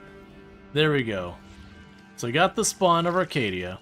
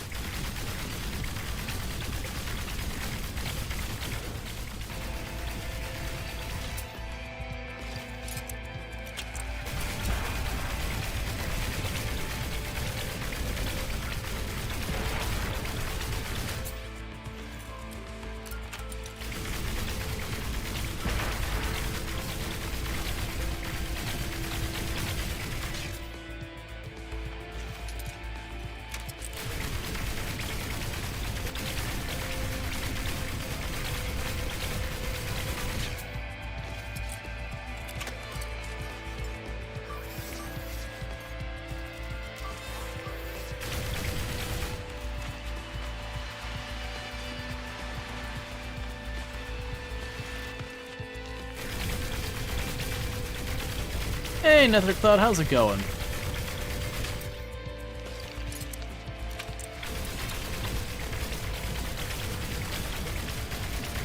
Really do appreciate the. Sorry, I missed the raid because I was busy trying to not get zapped.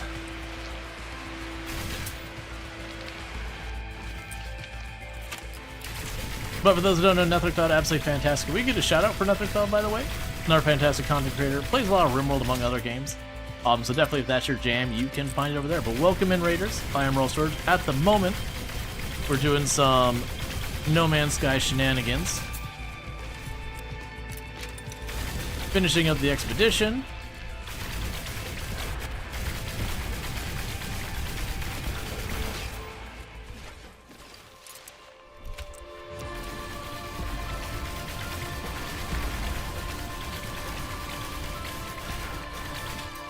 Okay. Alright. And immediately run to the restroom. Oh yeah, no problem. Oh wait, we are actively dying to the cold. Be embarrassing way to go right there at the end. How's the expedition going? I think we may have literally just finished.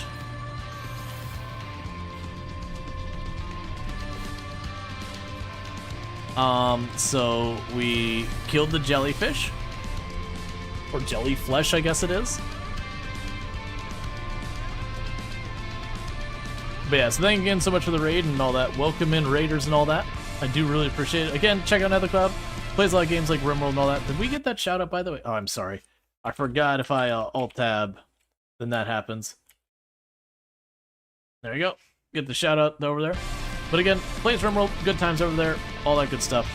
And with that, Phase 5 is complete, which gets us the title of the Celestial and all the really fun stuff there. You're gonna hit the expedition tomorrow? Yeah, so we're on about 9 hours, and we just finished the expedition. So we got that sorted. And then with this, we can collect our final reward, the drive plans, and all that kind of stuff.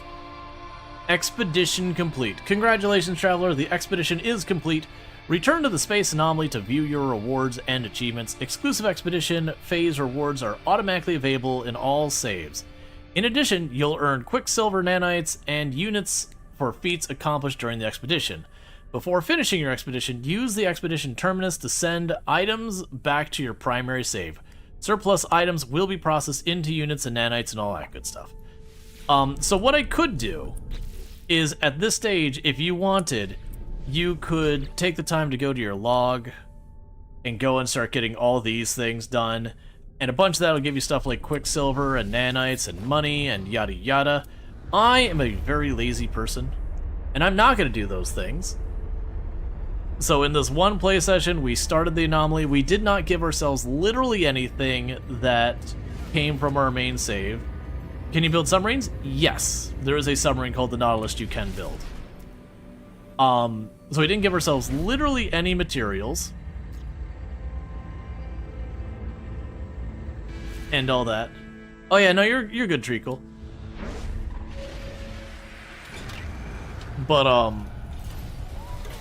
But yeah, no, you can absolutely build. There's, like I said, there's the Nautilus, which is the one submarine. So it's not like you can build a whole variety with lots of customization. You just have the sub, and just like your ship, you have all your different, you know, upgrades and all that kind of stuff with it, and it's got its own inventory and all that.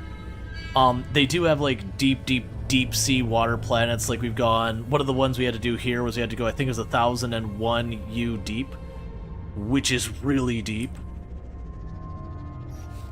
Okay, so let's hop out of our ship.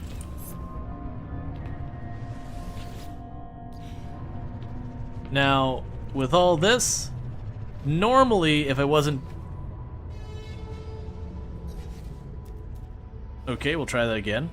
Normally, if I wasn't in an expedition... Oh, weird. You did not land correctly. Alright. I think it's still trying to figure out landing?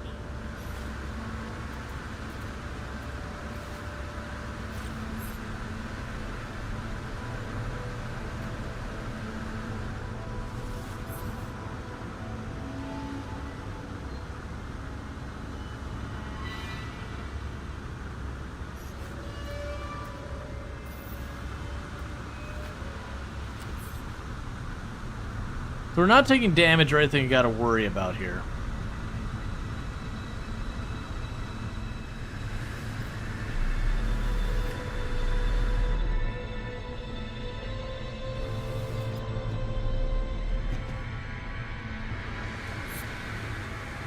Okay, so what we're gonna need to do here is we are stuck.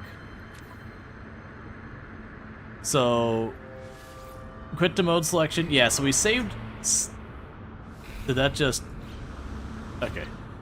So quit the mode selection, and it'll pop out here real fast, and I'll go back in here, and it'll load the Breach Expedition, and usually that'll fix like 99.9% of your problems. Was there a few bugs in this game? Yeah, No Man's Sky does have some bugs. That's usually the kind of bug you deal with where like stuff doesn't get where it's supposed to. Alright. And it's just basically after we finish that. So we'll just try landing on here again, and we should be good. Because we've already gone the anomaly once in this and not had a problem. It's literally the most complicated video game ever made. I feel that is... I feel like you can't actually say that directly. So I will say it is a game that's taken the procedural generation farther than any other game I've heard of.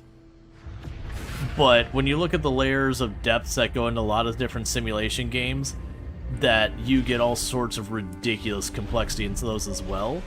You can also consider stuff like when you're talking games like Elite Dangerous and how they run all the background systems and that, those get ridiculously complicated as well. Yeah, Dwarf Fortress has a good claim in that title. Yeah, no, I think as well as things that, like, objectively, I don't think you could call one the most, most complicated ever. And this isn't me just being combative about it.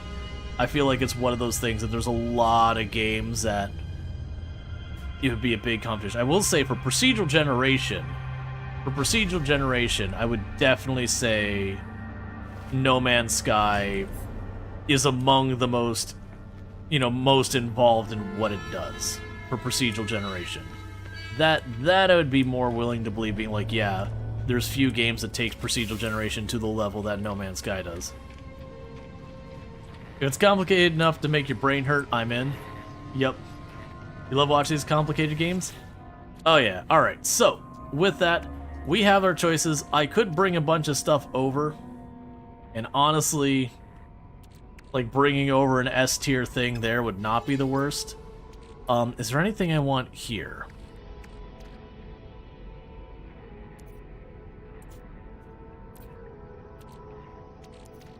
Honestly, I'm gonna be lazy. Oh, we'll bring those over.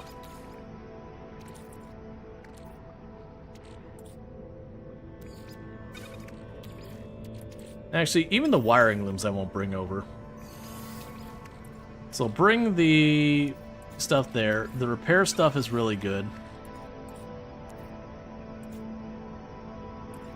Not gonna bother dragging the rest of the stuff. Yep, honestly, I was gonna bring the repair kits and the multi-tool expansions to our permadeath run. Alright, end expedition. You're about to finalize the expedition. Items placed in the terminus will be returned to your primary save. Surplus items will be processed into units and nanites as appropriate. Do you wish to continue? Yes. Alright, so where we did one play session, admittedly a long play session, and did the entire expedition, that gives you an idea of what we're going to get out of this. Now, as you can see, all of these different ones, if I got more standings, more stuff, more ships, all that, all of those will give me more rewards. So generally, if you're someone who wants to kind of do new saves or whatever, that would be kind of the way to go about it. Okay.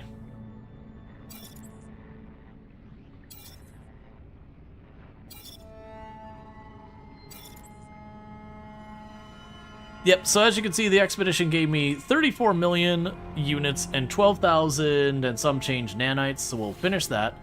So, honestly, if you are trying to make the most nanites possible or the most money possible, the expedition's not the way to do it, really, realistically.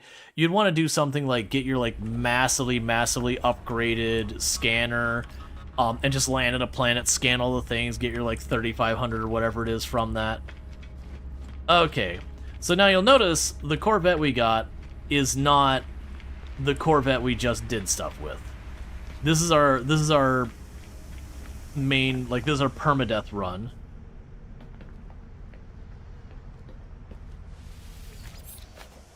You have runaway mold farms for nanites and 100 refineries on a freighter.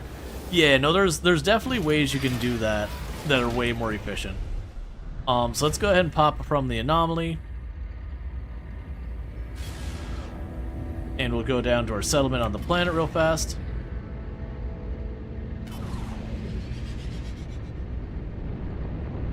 And we'll just do our quick status stuff here. But yeah, so what's ended up happening is now what I could do is inside the anomaly, I could go to where we get our rewards. I grab all the cosmetics and all that. And the downside, and I can also grab those little bits of goods, which I probably should have, but it's fine. Oh, new building opportunity. Heck yeah, it's been a while since we have a new building opportunity. Okay.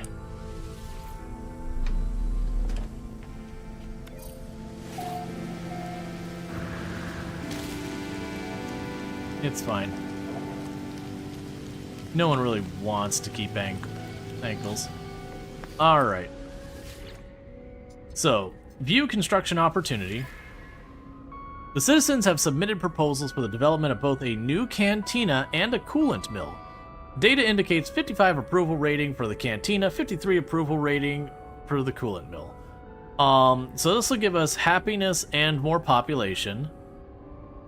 Which is interesting, that says cantina, and up here it says saloon, but that's fine. And this will give us more productivity. I'm gonna go with the saloon.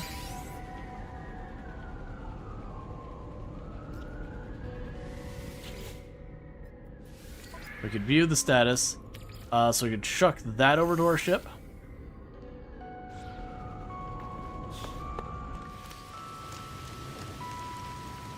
So apparently we're building this way off to the side. And we could supply the materials. Okay. But yeah, because this is your settlements that you could slowly upgrade and all that. And then from here, did I get my other settlement up and running? I don't honestly remember. But yeah, this is our permadeath save. So as you can see, as I'm bouncing around between screens, like I am loaded, like loaded and loaded on materials. All of our stuff here is hurting for nanites to fully upgrade and all that, literally everything. So that's one of the things we need to worry about. The first thing I'm going to do is check our log real fast. Yeah, so this is just repeatable quests, so there's no point in me worrying about that. This is a repeatable quest. This is a repeatable quest. Complete Nexus missions. Oh. Interesting. Oh, gotcha. Yeah, so we can get synthesized. That's like a repeatable quest.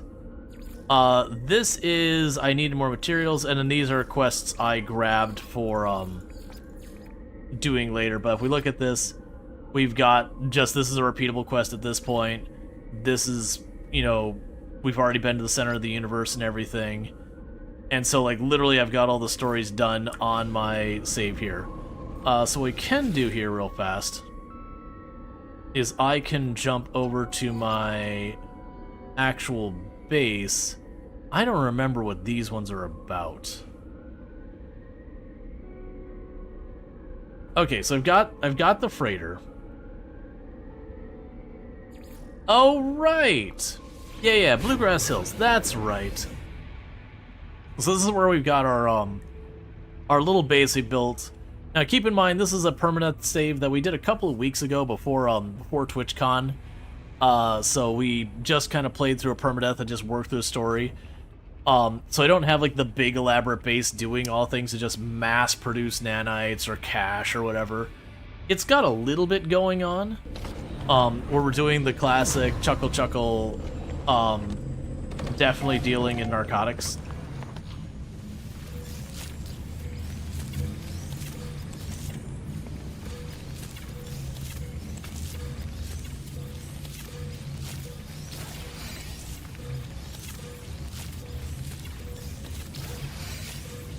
Okay. But you could continue just expand this more and more. Because I think this is a little over 500,000 of nip every time I pop over here and hit sell. Or a full million. Yes, that's a full million right there. Alright, I needed more dirt for stuff. And then the rest of this I can pop in here real fast.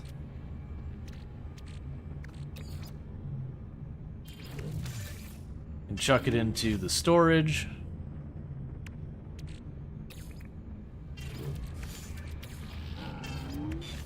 Okay. Should be way more of that here, and I'm missing it. There's more there.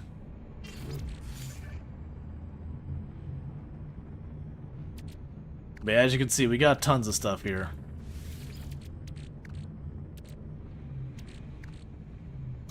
Yeah, there we go. Grab you as well. That's fine. Yeah, so we got the tons of stuff here. You can do the duplicating things and all that. But I also have on this planet, we looked at our bases, which is weirdly not showing my other base. Oh yeah, where it says the Urine colony. It's literally just, you can actually see it from here. That right over there, I have a full oxygen and sodium farm right there where, you know, all powered without me having to manage it. So anytime I'm low on oxygen or sodium, I just plop down there, grab as much as I need, move on. We can definitely get better materials. Keep in mind, this is a permadeath save with almost every setting maxed out. Just to be aware, like this is a sweaty try-hard setting. Though we have done everything. Okay, so there's the mission computer. Computers, I forgot I had two. Fleet Command online. Calibrating Fleet Commander, don't care what his name is. Debrief the commander. Okay, so we got a carrier AI fragment. Iridesite. 28,000 units. 330,000 units. And that's what we got out of that. Hey, Miss Golany. Yeah, my travels did go well. It was good meeting you at TwitchCon and all that stuff. Well, welcome in. Alright, we got our other one here. Can we also get a shout out for Miss Golany? By the way, another content creator on the platform. Debrief the commander. So let's see what we got. We got 280,000 units, 330 chromatic metal. Playing some Cyberpunk 2077. So if you enjoy Cyberpunk, you can go check it out over there. But now it's nice to meet you at TwitchCon. Got another 250,000 units, another 1/3 units. So that one just basically gave me a big old bunch of money. And then a thing that I could sell for a big old bunch of money. Which I should have a trade hub in here. Okay.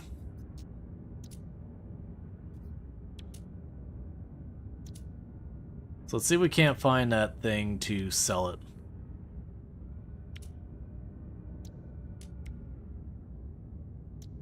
Yeah, the organic catalysts. We can probably just go ahead and sell that for right now. Switch to the starship. The lubricant I can sell for right now. The nitrogen salt I can sell for right now. I'm sure a lot of that stuff we'll want later. Sell the Gek relic. I can sell the storm crystals right now. Oh, gamma root are actually not worth much money. Well, oh, that's right. I could turn the gamma root, I think it was lubricant or something else I could turn into. Petrified vertebrae we can sell. There was something I could turn it into that was actually worth a bunch of money, which is why I was making it. I just didn't remember what it was because it's been a while. The Gravitino balls will sell. And then we got the freighter. Okay, so freighter AI will tell me where ships crash. What we could do with that. So we got the bromide salt. I'm just going to get rid of it. We got the lip bind pollen we can get rid of. The clumsy mixing spike we'll go ahead and get rid of. Take the cash. And the iridesite I can get rid of. So a whole bunch of money. Then we could run up here and send our fleet out. Well, actually, first, see what we can unlock. So I have two salvage modules. We want more. I want to get all of these things down here. It's interesting that that one showed up. Oh. Interesting. So apparently we already have access to this, and I would just need to make it. I just have to find a crystallized heart. That was not something I expected to be a thing. In that case, I could spend on other stuff here. So I don't care about the appearance room, the technology room that much. Those are just aesthetic rooms. The industrial room...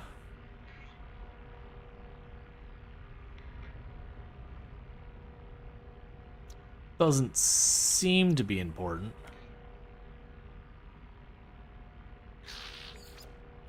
That's freighter recalling. Alright, yeah, and those are temporary bonuses. I think I'll probably just keep saving the frigate stuff. Which I noticed I had one of these in my inventory. So let's kick that over. Kick you over to the starship. Okay, that's fine. So let's go ahead and talk to you. Get the freighters on the way. Alright, and I have really good combat freighters because of pirates.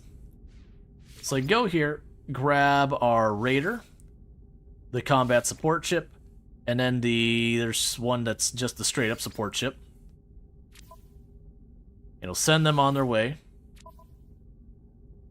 And then we got some balanced expedition stuff. I'm going to try for a 2-star balanced expedition.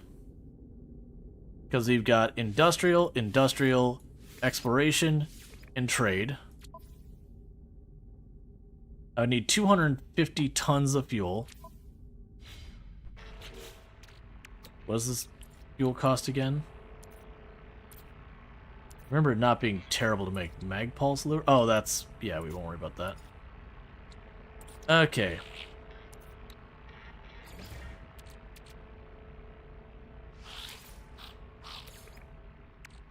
Alright, so we got that sorted. We got another 100. We'll see how that does. Because that'll be another thing is I'll definitely want to,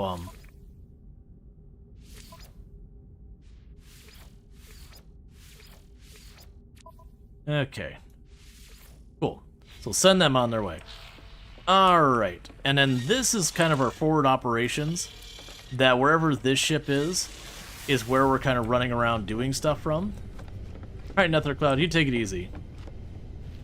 Okay. So the last thing we're going to do here real fast is...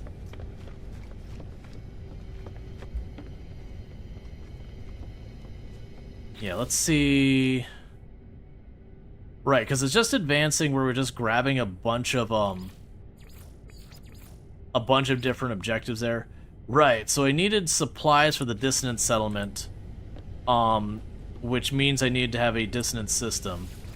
So let's check to see if this is in a dissonance system, because I don't remember.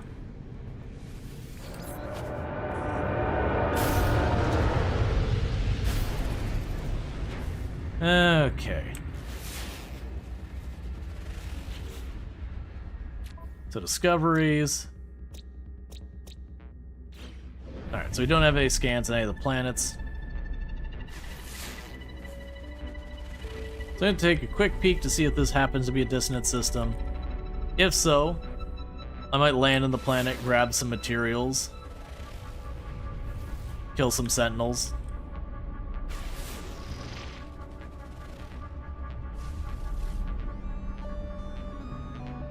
If not, that's fine too. It's looking like this is probably not a dissonance system.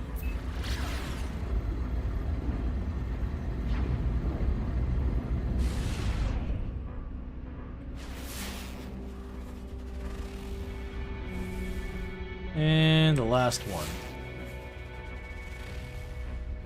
Okay, so with that, what we're going to do is we're going to go back to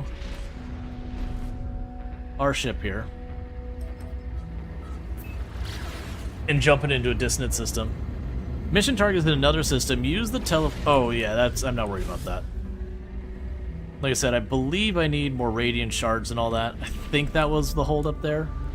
That I couldn't repair the base without more supplies. And that was kind of a thing where I had wrapped up all the objectives on stream and didn't want to turn around and spend hours working on that when I had kind of finished things up. Now, the thing I need to decide is what we're actually going to be streaming tomorrow. Because we have finished the expedition, and we literally just did this playthrough in the permadeath to the ending, so I feel like we're going to go ahead and not do another day of No Man's Sky right now. Just because we just did one. There's a lot of stuff coming out, so I definitely want to check that out. So you're running around all over there. Oh, you need fuel put in your engines. That's fair. So freighter. Grab you. Okay, and what are you saying? Expedition defenses we got boosted super high. And a bunch of other goodies stuff here. That's fine. Freighter warp map.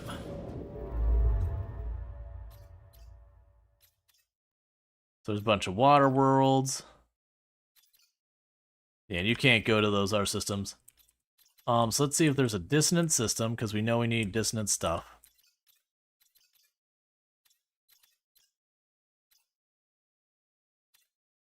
There we go. The game's been in your wish list for a year. Maybe you'll delve into it one of these days. Yeah, no, it's excellent. It is one of those games that if you see someone who's already been playing for a while, you could be overwhelmed by all the different things. But when you play the game, it does introduce them one at a time.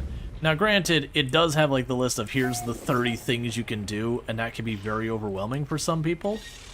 But it's also one of those things that you just kind of choose one and you just work on it until you're ready to go to the other one. So it is both a lot and not that much at the same time. But it is absolutely a game that if you like doing like gradually upgrading your ships and all that, it will absolutely let you do that.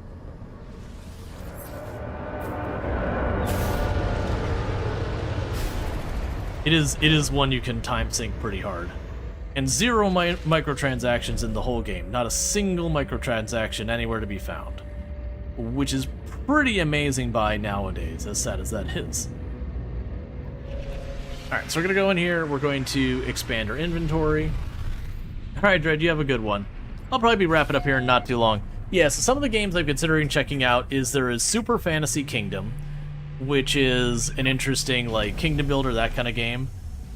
So I'm planning on checking out maybe that tomorrow. Pacific Drive had a new DLC drop. I definitely want to check that out because Pacific Drive is an amazing game. Oh, what else I have? Farthest Frontier released in 1.0, so that's one I definitely want to check out. Or not 1.0, I'm sorry. No, that's right. Farthest Frontier was 1.0. My mind was hopping between Farthest Frontier and Pacific Drive. We got Farming Sim 25, got big expansion coming out in the 4th. So you can grab the Kill the Creatures for Mercenary Standing. Kill Sentinel Quad for 10. That's fine. I mean, I could catch uncommon fish. I'm probably not gonna worry about it. So grab those. Kill multiple Sentinel Quads. Oh, insufficient standing? Yeah, it's fine.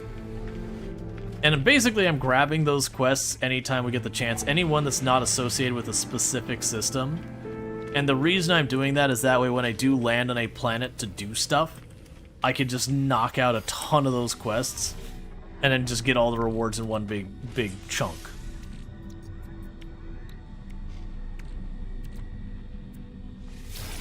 Alright, keep upgrading our inventory. What I'm hoping is, now that we've done the expedition, and we got all those nanites, I might have to go to the anomaly to get them.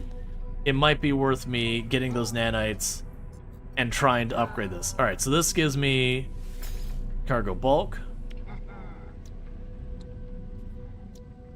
Suspicious package, we get those for free. Donation-wise, yeah, you're exalted, so we don't want to give anything to you. We've already maxed you out.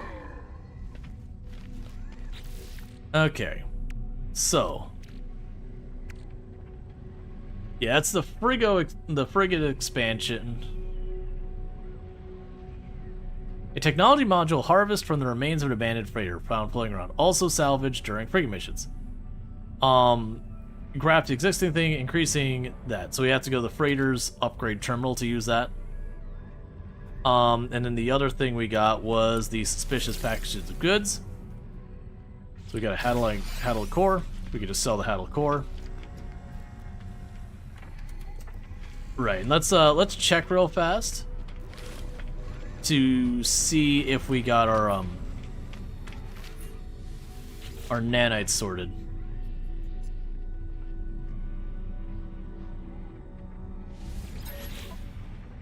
Yeah, so unfortunately I cannot add more module spots on there until we get the nanites. And then the nanites I would need would be 25,000 nanites, which is pretty hefty. Normally what you'll end up doing with a lot of that stuff is you won't be doing what I'm doing right now, you know, the whole thing where I'm just getting the nanites as I go. You'd want to set some kind of way to reliably get them. So let's see if I can't claim my rewards real fast from the expedition. So we can go here, drop in the anomaly. Now I have been holding off. There's some of the expedition rewards like straight up give you ships and all that. I haven't been accepting any of those. This character has literally not touched any of the expedition rewards, I don't believe. But at this stage, the cosmetic stuff I'd be fine with. Now granted, because I haven't, because I build my Corvette, I'm planning just to upgrade my Corvette. And I wanted to get the staff multi-tool, because I actually had an A-class multi-tool, but I wanted to get the stuff we make and kind of work with that and advance it. I am having to upgrade my own stuff, but it also gives you an idea of how not major big deal it is to have the higher class stuff.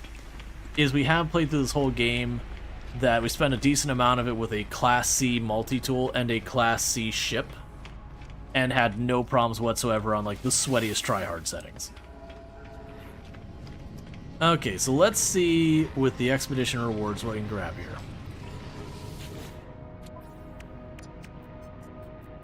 We can grab our multi-tool expansions. Those don't matter. I've already got tons of those. And the rare repair kits. And all that. Oh, and you can create a copy of your multi-tool and all that from the expedition if you want. Yeah, and those... And now we could go in here and we could create things, collect expedition rewards. So yeah, so I could go through here and get all sorts of the cosmetic stuff from the different ones. Unfortunately, I missed a lot of the early expeditions because I just wasn't playing No Man's Sky at the time. There's a lot of stuff missing there. How are we doing on nanites?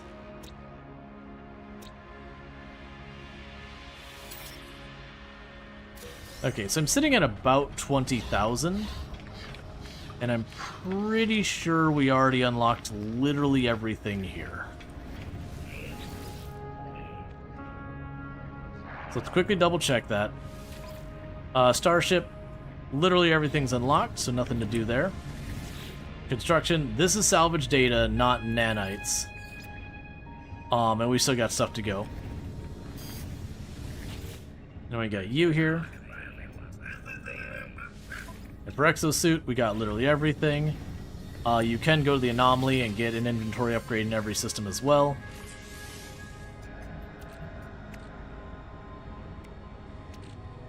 I don't see where you're applying it. It's fine. As long as I can keep adding slots, I'm going to keep doing it. Pretty sure we got all these.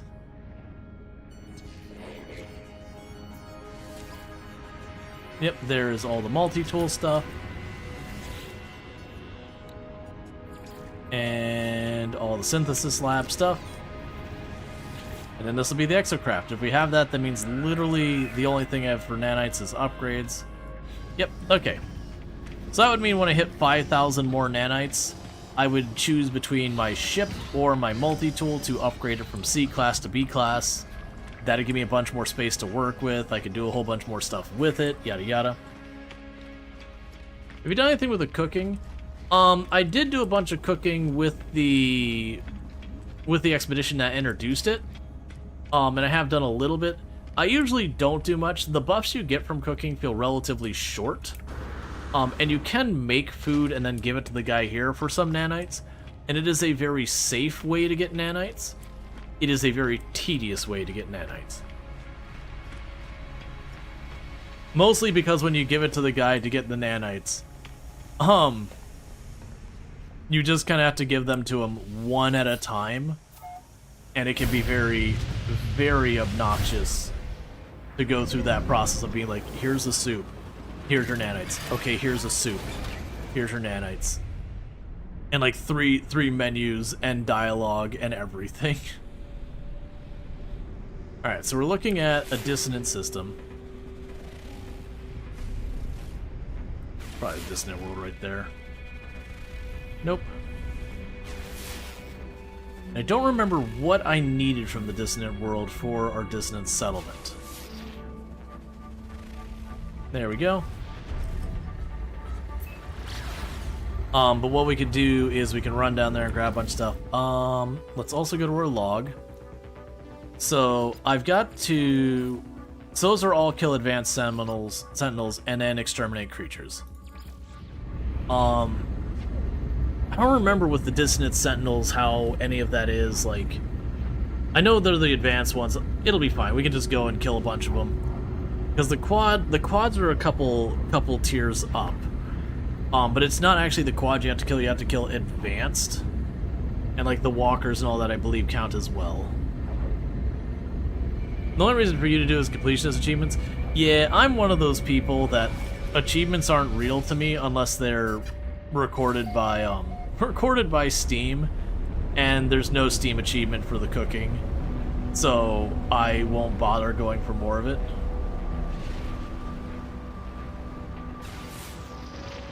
Oh, we got a building over here, so we'll just go to the building. Now try grabbing a bunch of radiant shards and the other materials, because I don't know what we actually need.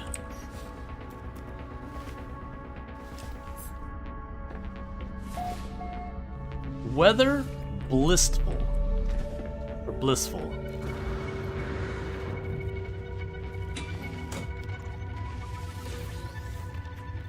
Couple more nanites.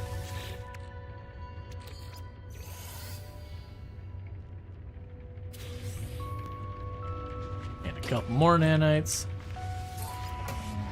And a bit of standings. That later save is on the PlayStation? Yeah, and I gotcha.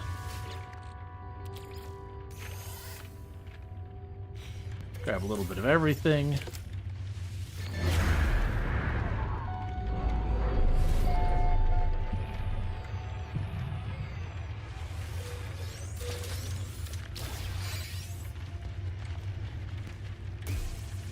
You start before the PC available?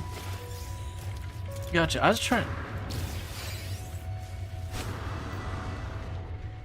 Interesting, because I don't remember there being a difference. Now, granted, it's been like 10 years since, you know, that whole bit came out. Sentient Echo, Humming Sack, let's see here. It's really interesting that none of you are getting the red dots over you.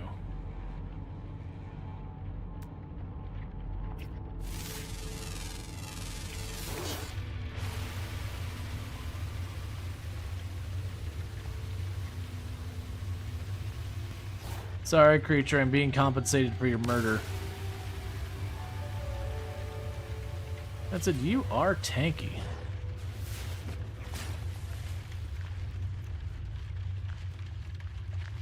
What's your coordinates? I want to find you? I'm in permadeath, and I wouldn't share them anyways. Generally speaking, I tend to play solo, so it'll be one of those things that, you know, I'm not gonna deliberately go out of my way to bring stuff to help people find me and all that.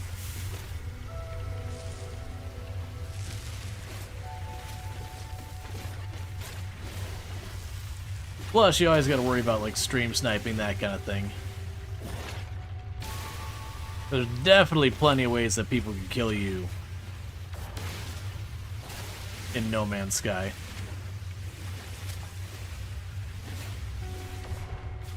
Yeah, it's from forever ago, and you can't just keep going.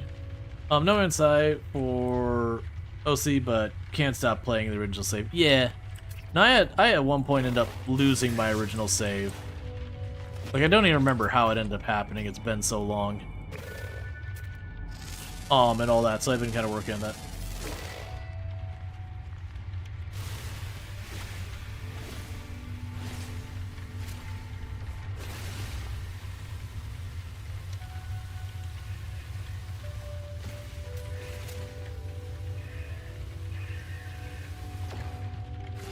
Okay.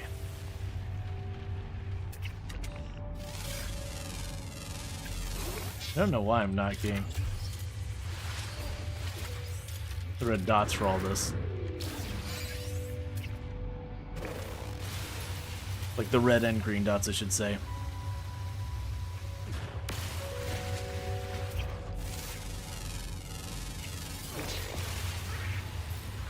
Okay.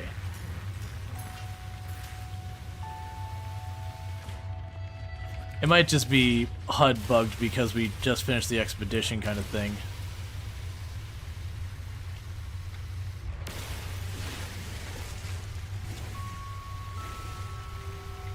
Yeah, so these are the things I'm worried about needing a bunch of, is this purple crystals here. How do you get the staff thingy? That is very late game. There is a quest line that you have to do to get it.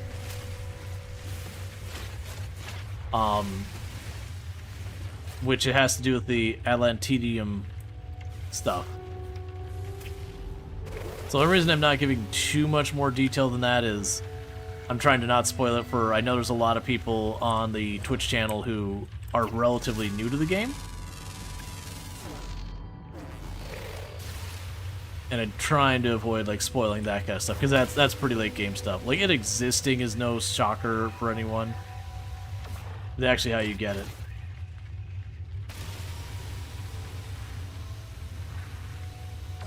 Is there a way to have all that? No, so you're, I believe your, there was, between the ship and the staff and your suit, you can have an RNG on where the actual supercharge starts. I want to say the suit, they always are in the exact same spot. As far as, like, the multi-tools, I don't know if they can be that. If it is an RNG thing, you're probably talking such a ridiculously rare thing, it's probably not worth mentioning.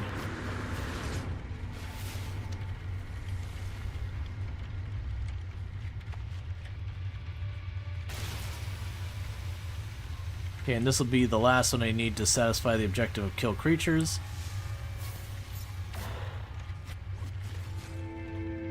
Alright.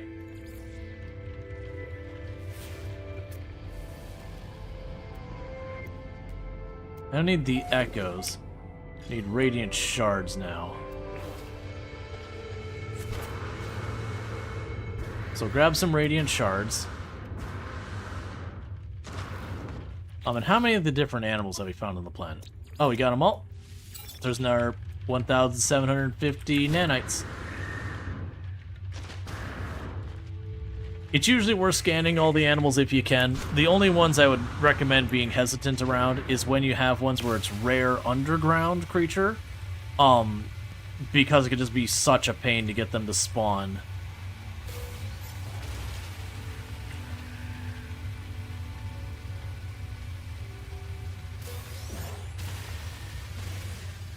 Okay.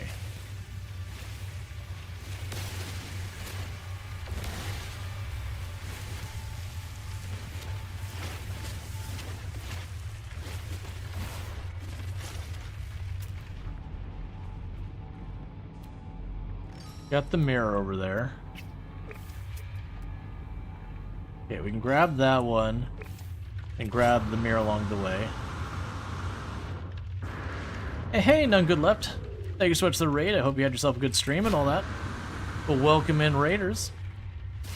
If we get a shout out for none good left, I'd really appreciate it. But yeah, so what were you streaming? I'm assuming No Man's Sky, but that's not really a safe assumption. But I do hope your stream went well and all that stuff. But I also understand if you got to do your self-care, raid run, all that good stuff, there's nothing wrong with that. Obviously, you're welcome to stay and all that. Just, you know, don't feel obligated. Also playing No Man's Sky, assuming you did or are doing the expedition, because we just finished the expedition a minute ago, and we are on our permadeath save, where I've done literally all the story stuff and putting in the effort to get our things done here real quick.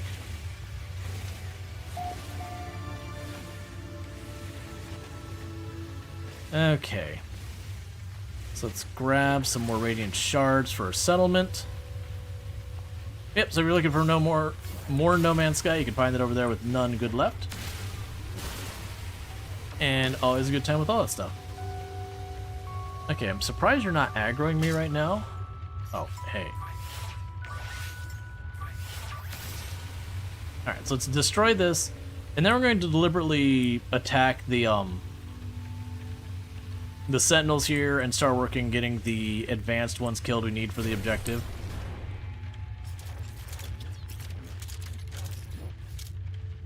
We got Bullcaster, mining, terrain. Okay, so I just have the Bullcaster.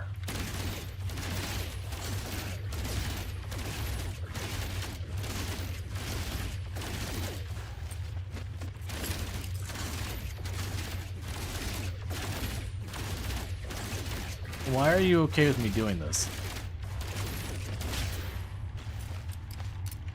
You'd definitely not be okay with me just unleashing. Midway in, ran into some weird things. Found an anomalous creature. You made into a pet, climbed inside, and then ran into space. Interesting. Yeah, no, I grabbed one and it just kind of flew all over the place. I'm like, okay, this is weird.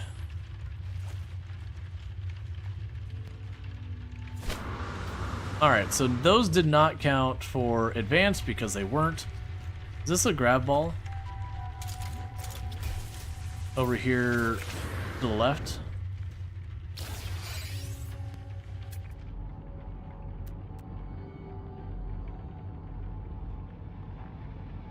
Because that should anger the local sentinels.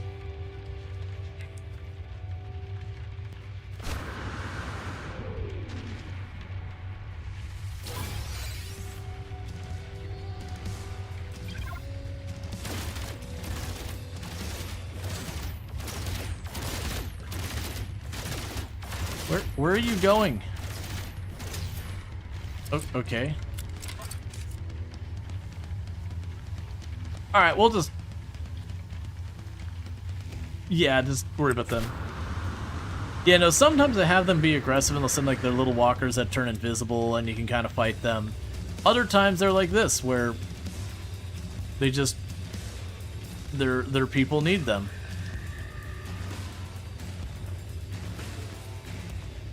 Okay.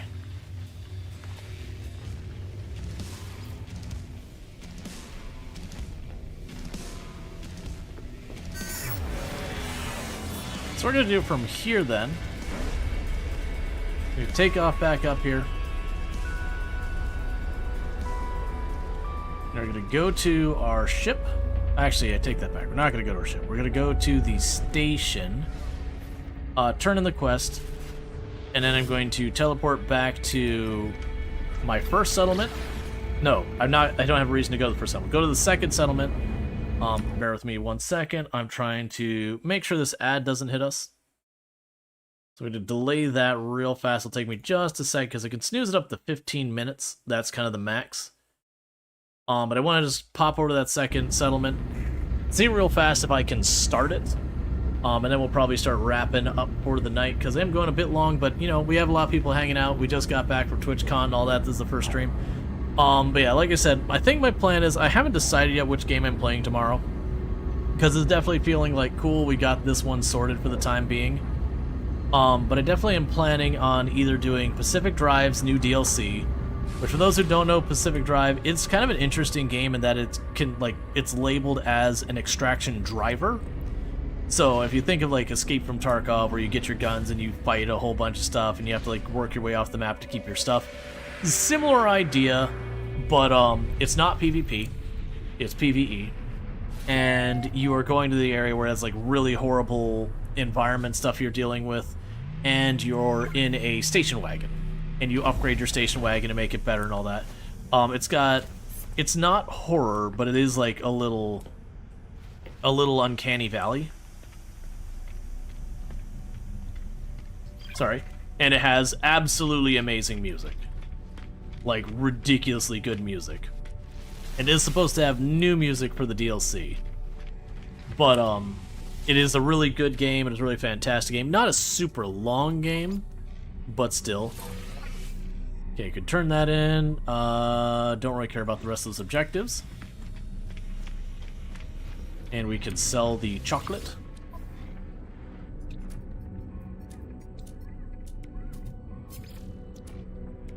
But, oh, we'll get rid of that. But yeah, so it's definitely a good one, and I do think I want to hop in and play the new DLC, so that's one. It's like Super Fantasy Kingdom is another one. I believe that was Hooded Horse, I believe, is the publisher behind that one.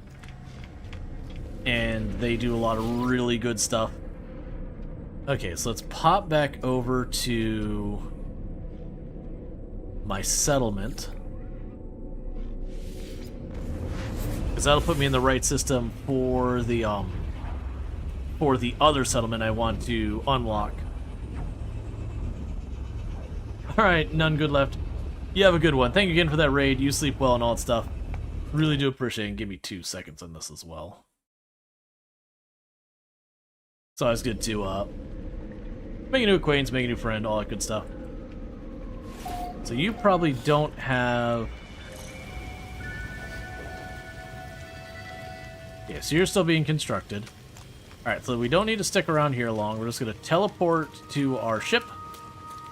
I need to change our log over to the autophage settlement.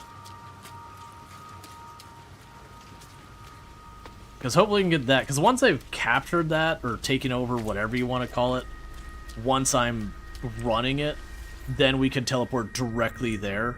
But I remember it ended up needing just a little bit more anomalous resources than I had at the time on me. So I wasn't able to actually claim it. Because you need the Overseer's thing to claim it. Oh yeah, I forgot. This thing absolutely just trips the heck out. But yeah, so we can get the anomalous settlement, the autophage, sorry, settlement, and get that. Let's see, where do you accept this quest, or does it just come up? It just comes up. You have to finish the main story to get the autophage quest line, which is where you get the staff. Because you can get to like right up to the end, not do the thing. If you've beaten the game, you know what the thing is going to refer to, the final thing. The last thing. But once you get all the way up to that point where you have the option, you do get more quests than that start to unlock. Okay.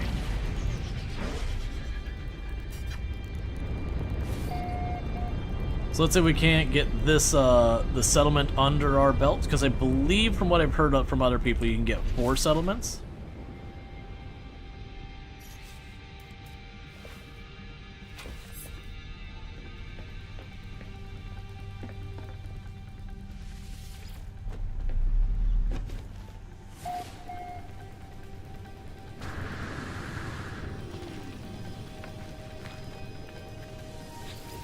Okay, settlement hub. Settlement is unavailable. Become settlement overseer for 300 LNTDM. Settlement manager request granted. So now I just need to go to the overseer's office.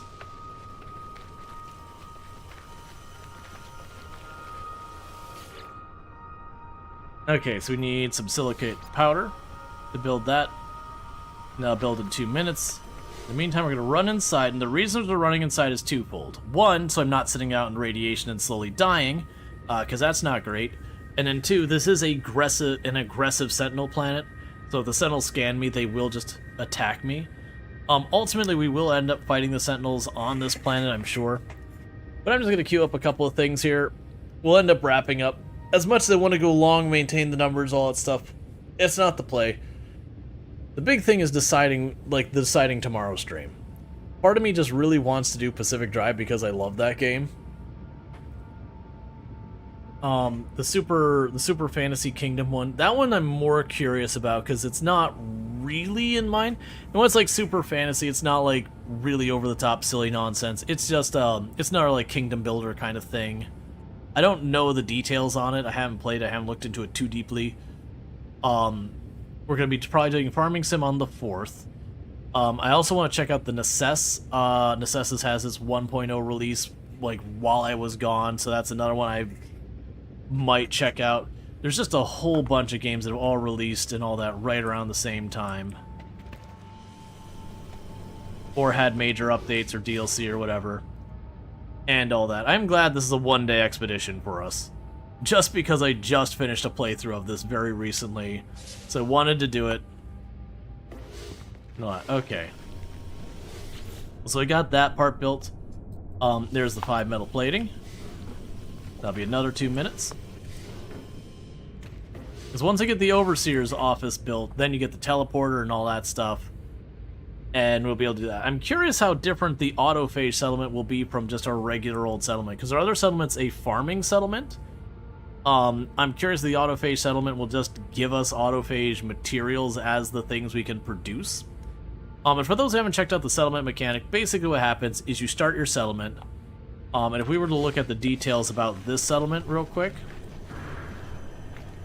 When you start, it's utterly terrible. So like this settlement is currently in debt almost 900,000 units.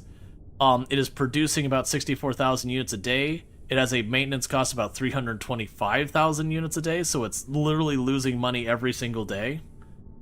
And it is just a thing you slowly make it better until it starts going from just hemorrhaging money to like gradually becoming more and more lucrative.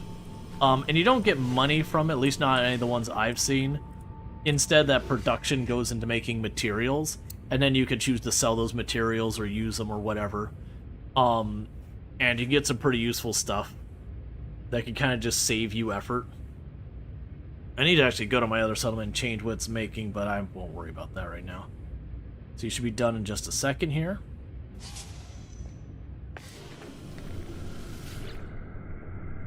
Okay, so you need 3 microprocessors. Definitely make that happen.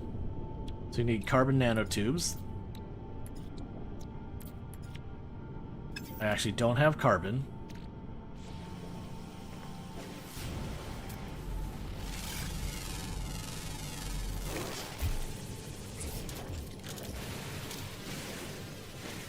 Oh, you're pure ferrite in carbon. That was not what I expected.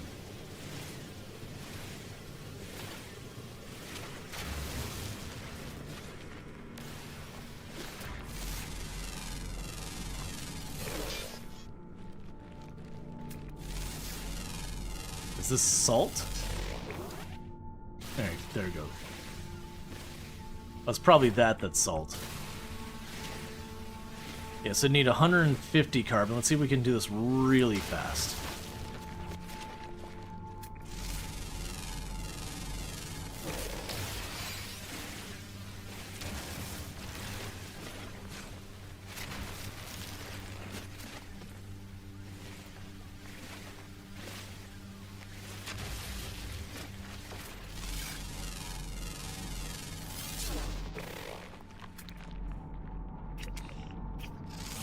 Okay.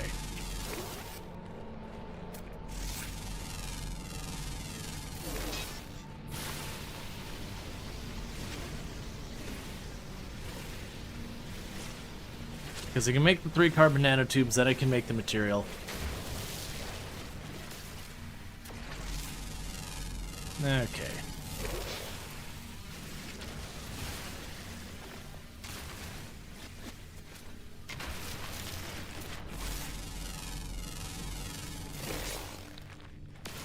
We definitely have the materials here. It's a matter of I don't want to go like another whole ad break because it feels really bad to be like ad break. Okay, 2 seconds later, well, end of stream. And I've already pushed the ad break back as far as I can.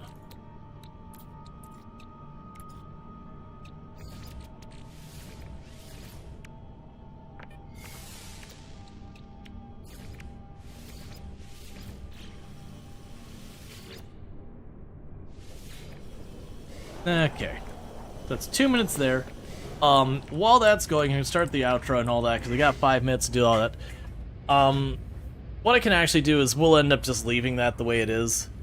Unfortunately, that's fine. We'll get that one going. But either way, so what's gonna end up happening here in just a minute? We're gonna be wrapping up. If you're watching over on YouTube, the stream will drop abruptly because I don't have like a raid equivalent over there. They call it hosting on the YouTube side. So I'll just stop instantly. If you're over here on Twitch, we are going to go to my ending stream screen here in just a minute once I finish this stage and see what the next thing is here. Because it would be nice to be able to show this off. But I am running out of time before the ad break happens, and I don't want to go through another one. But we'll go to the ending stream screen, we'll find someone to drop a raid on and all that stuff. So I do hope you enjoyed the stream and all that stuff. If you're not already following the stream, don't forget to drop a follow. That way you can find your way back here in the future, because that is kind of how it works. If you don't follow, good chance you'll never find your way back to this channel. That's not true.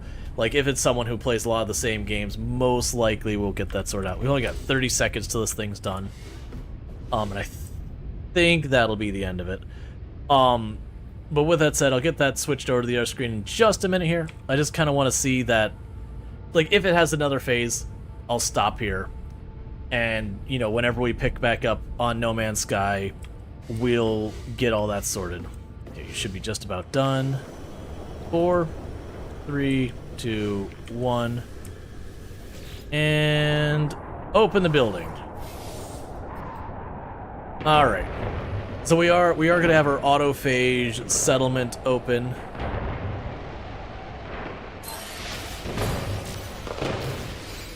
Yep. So at this point, I got my teleporter. I got all this stuff, so we are good. I'm not gonna worry about the rest of that right now. But with that said, thank you so much for tuning in and all that good stuff. If you're over on YouTube, there's the ending there, so thank you so much. And I'm going to go check on the ending stream screen, because basically we got the settlement going.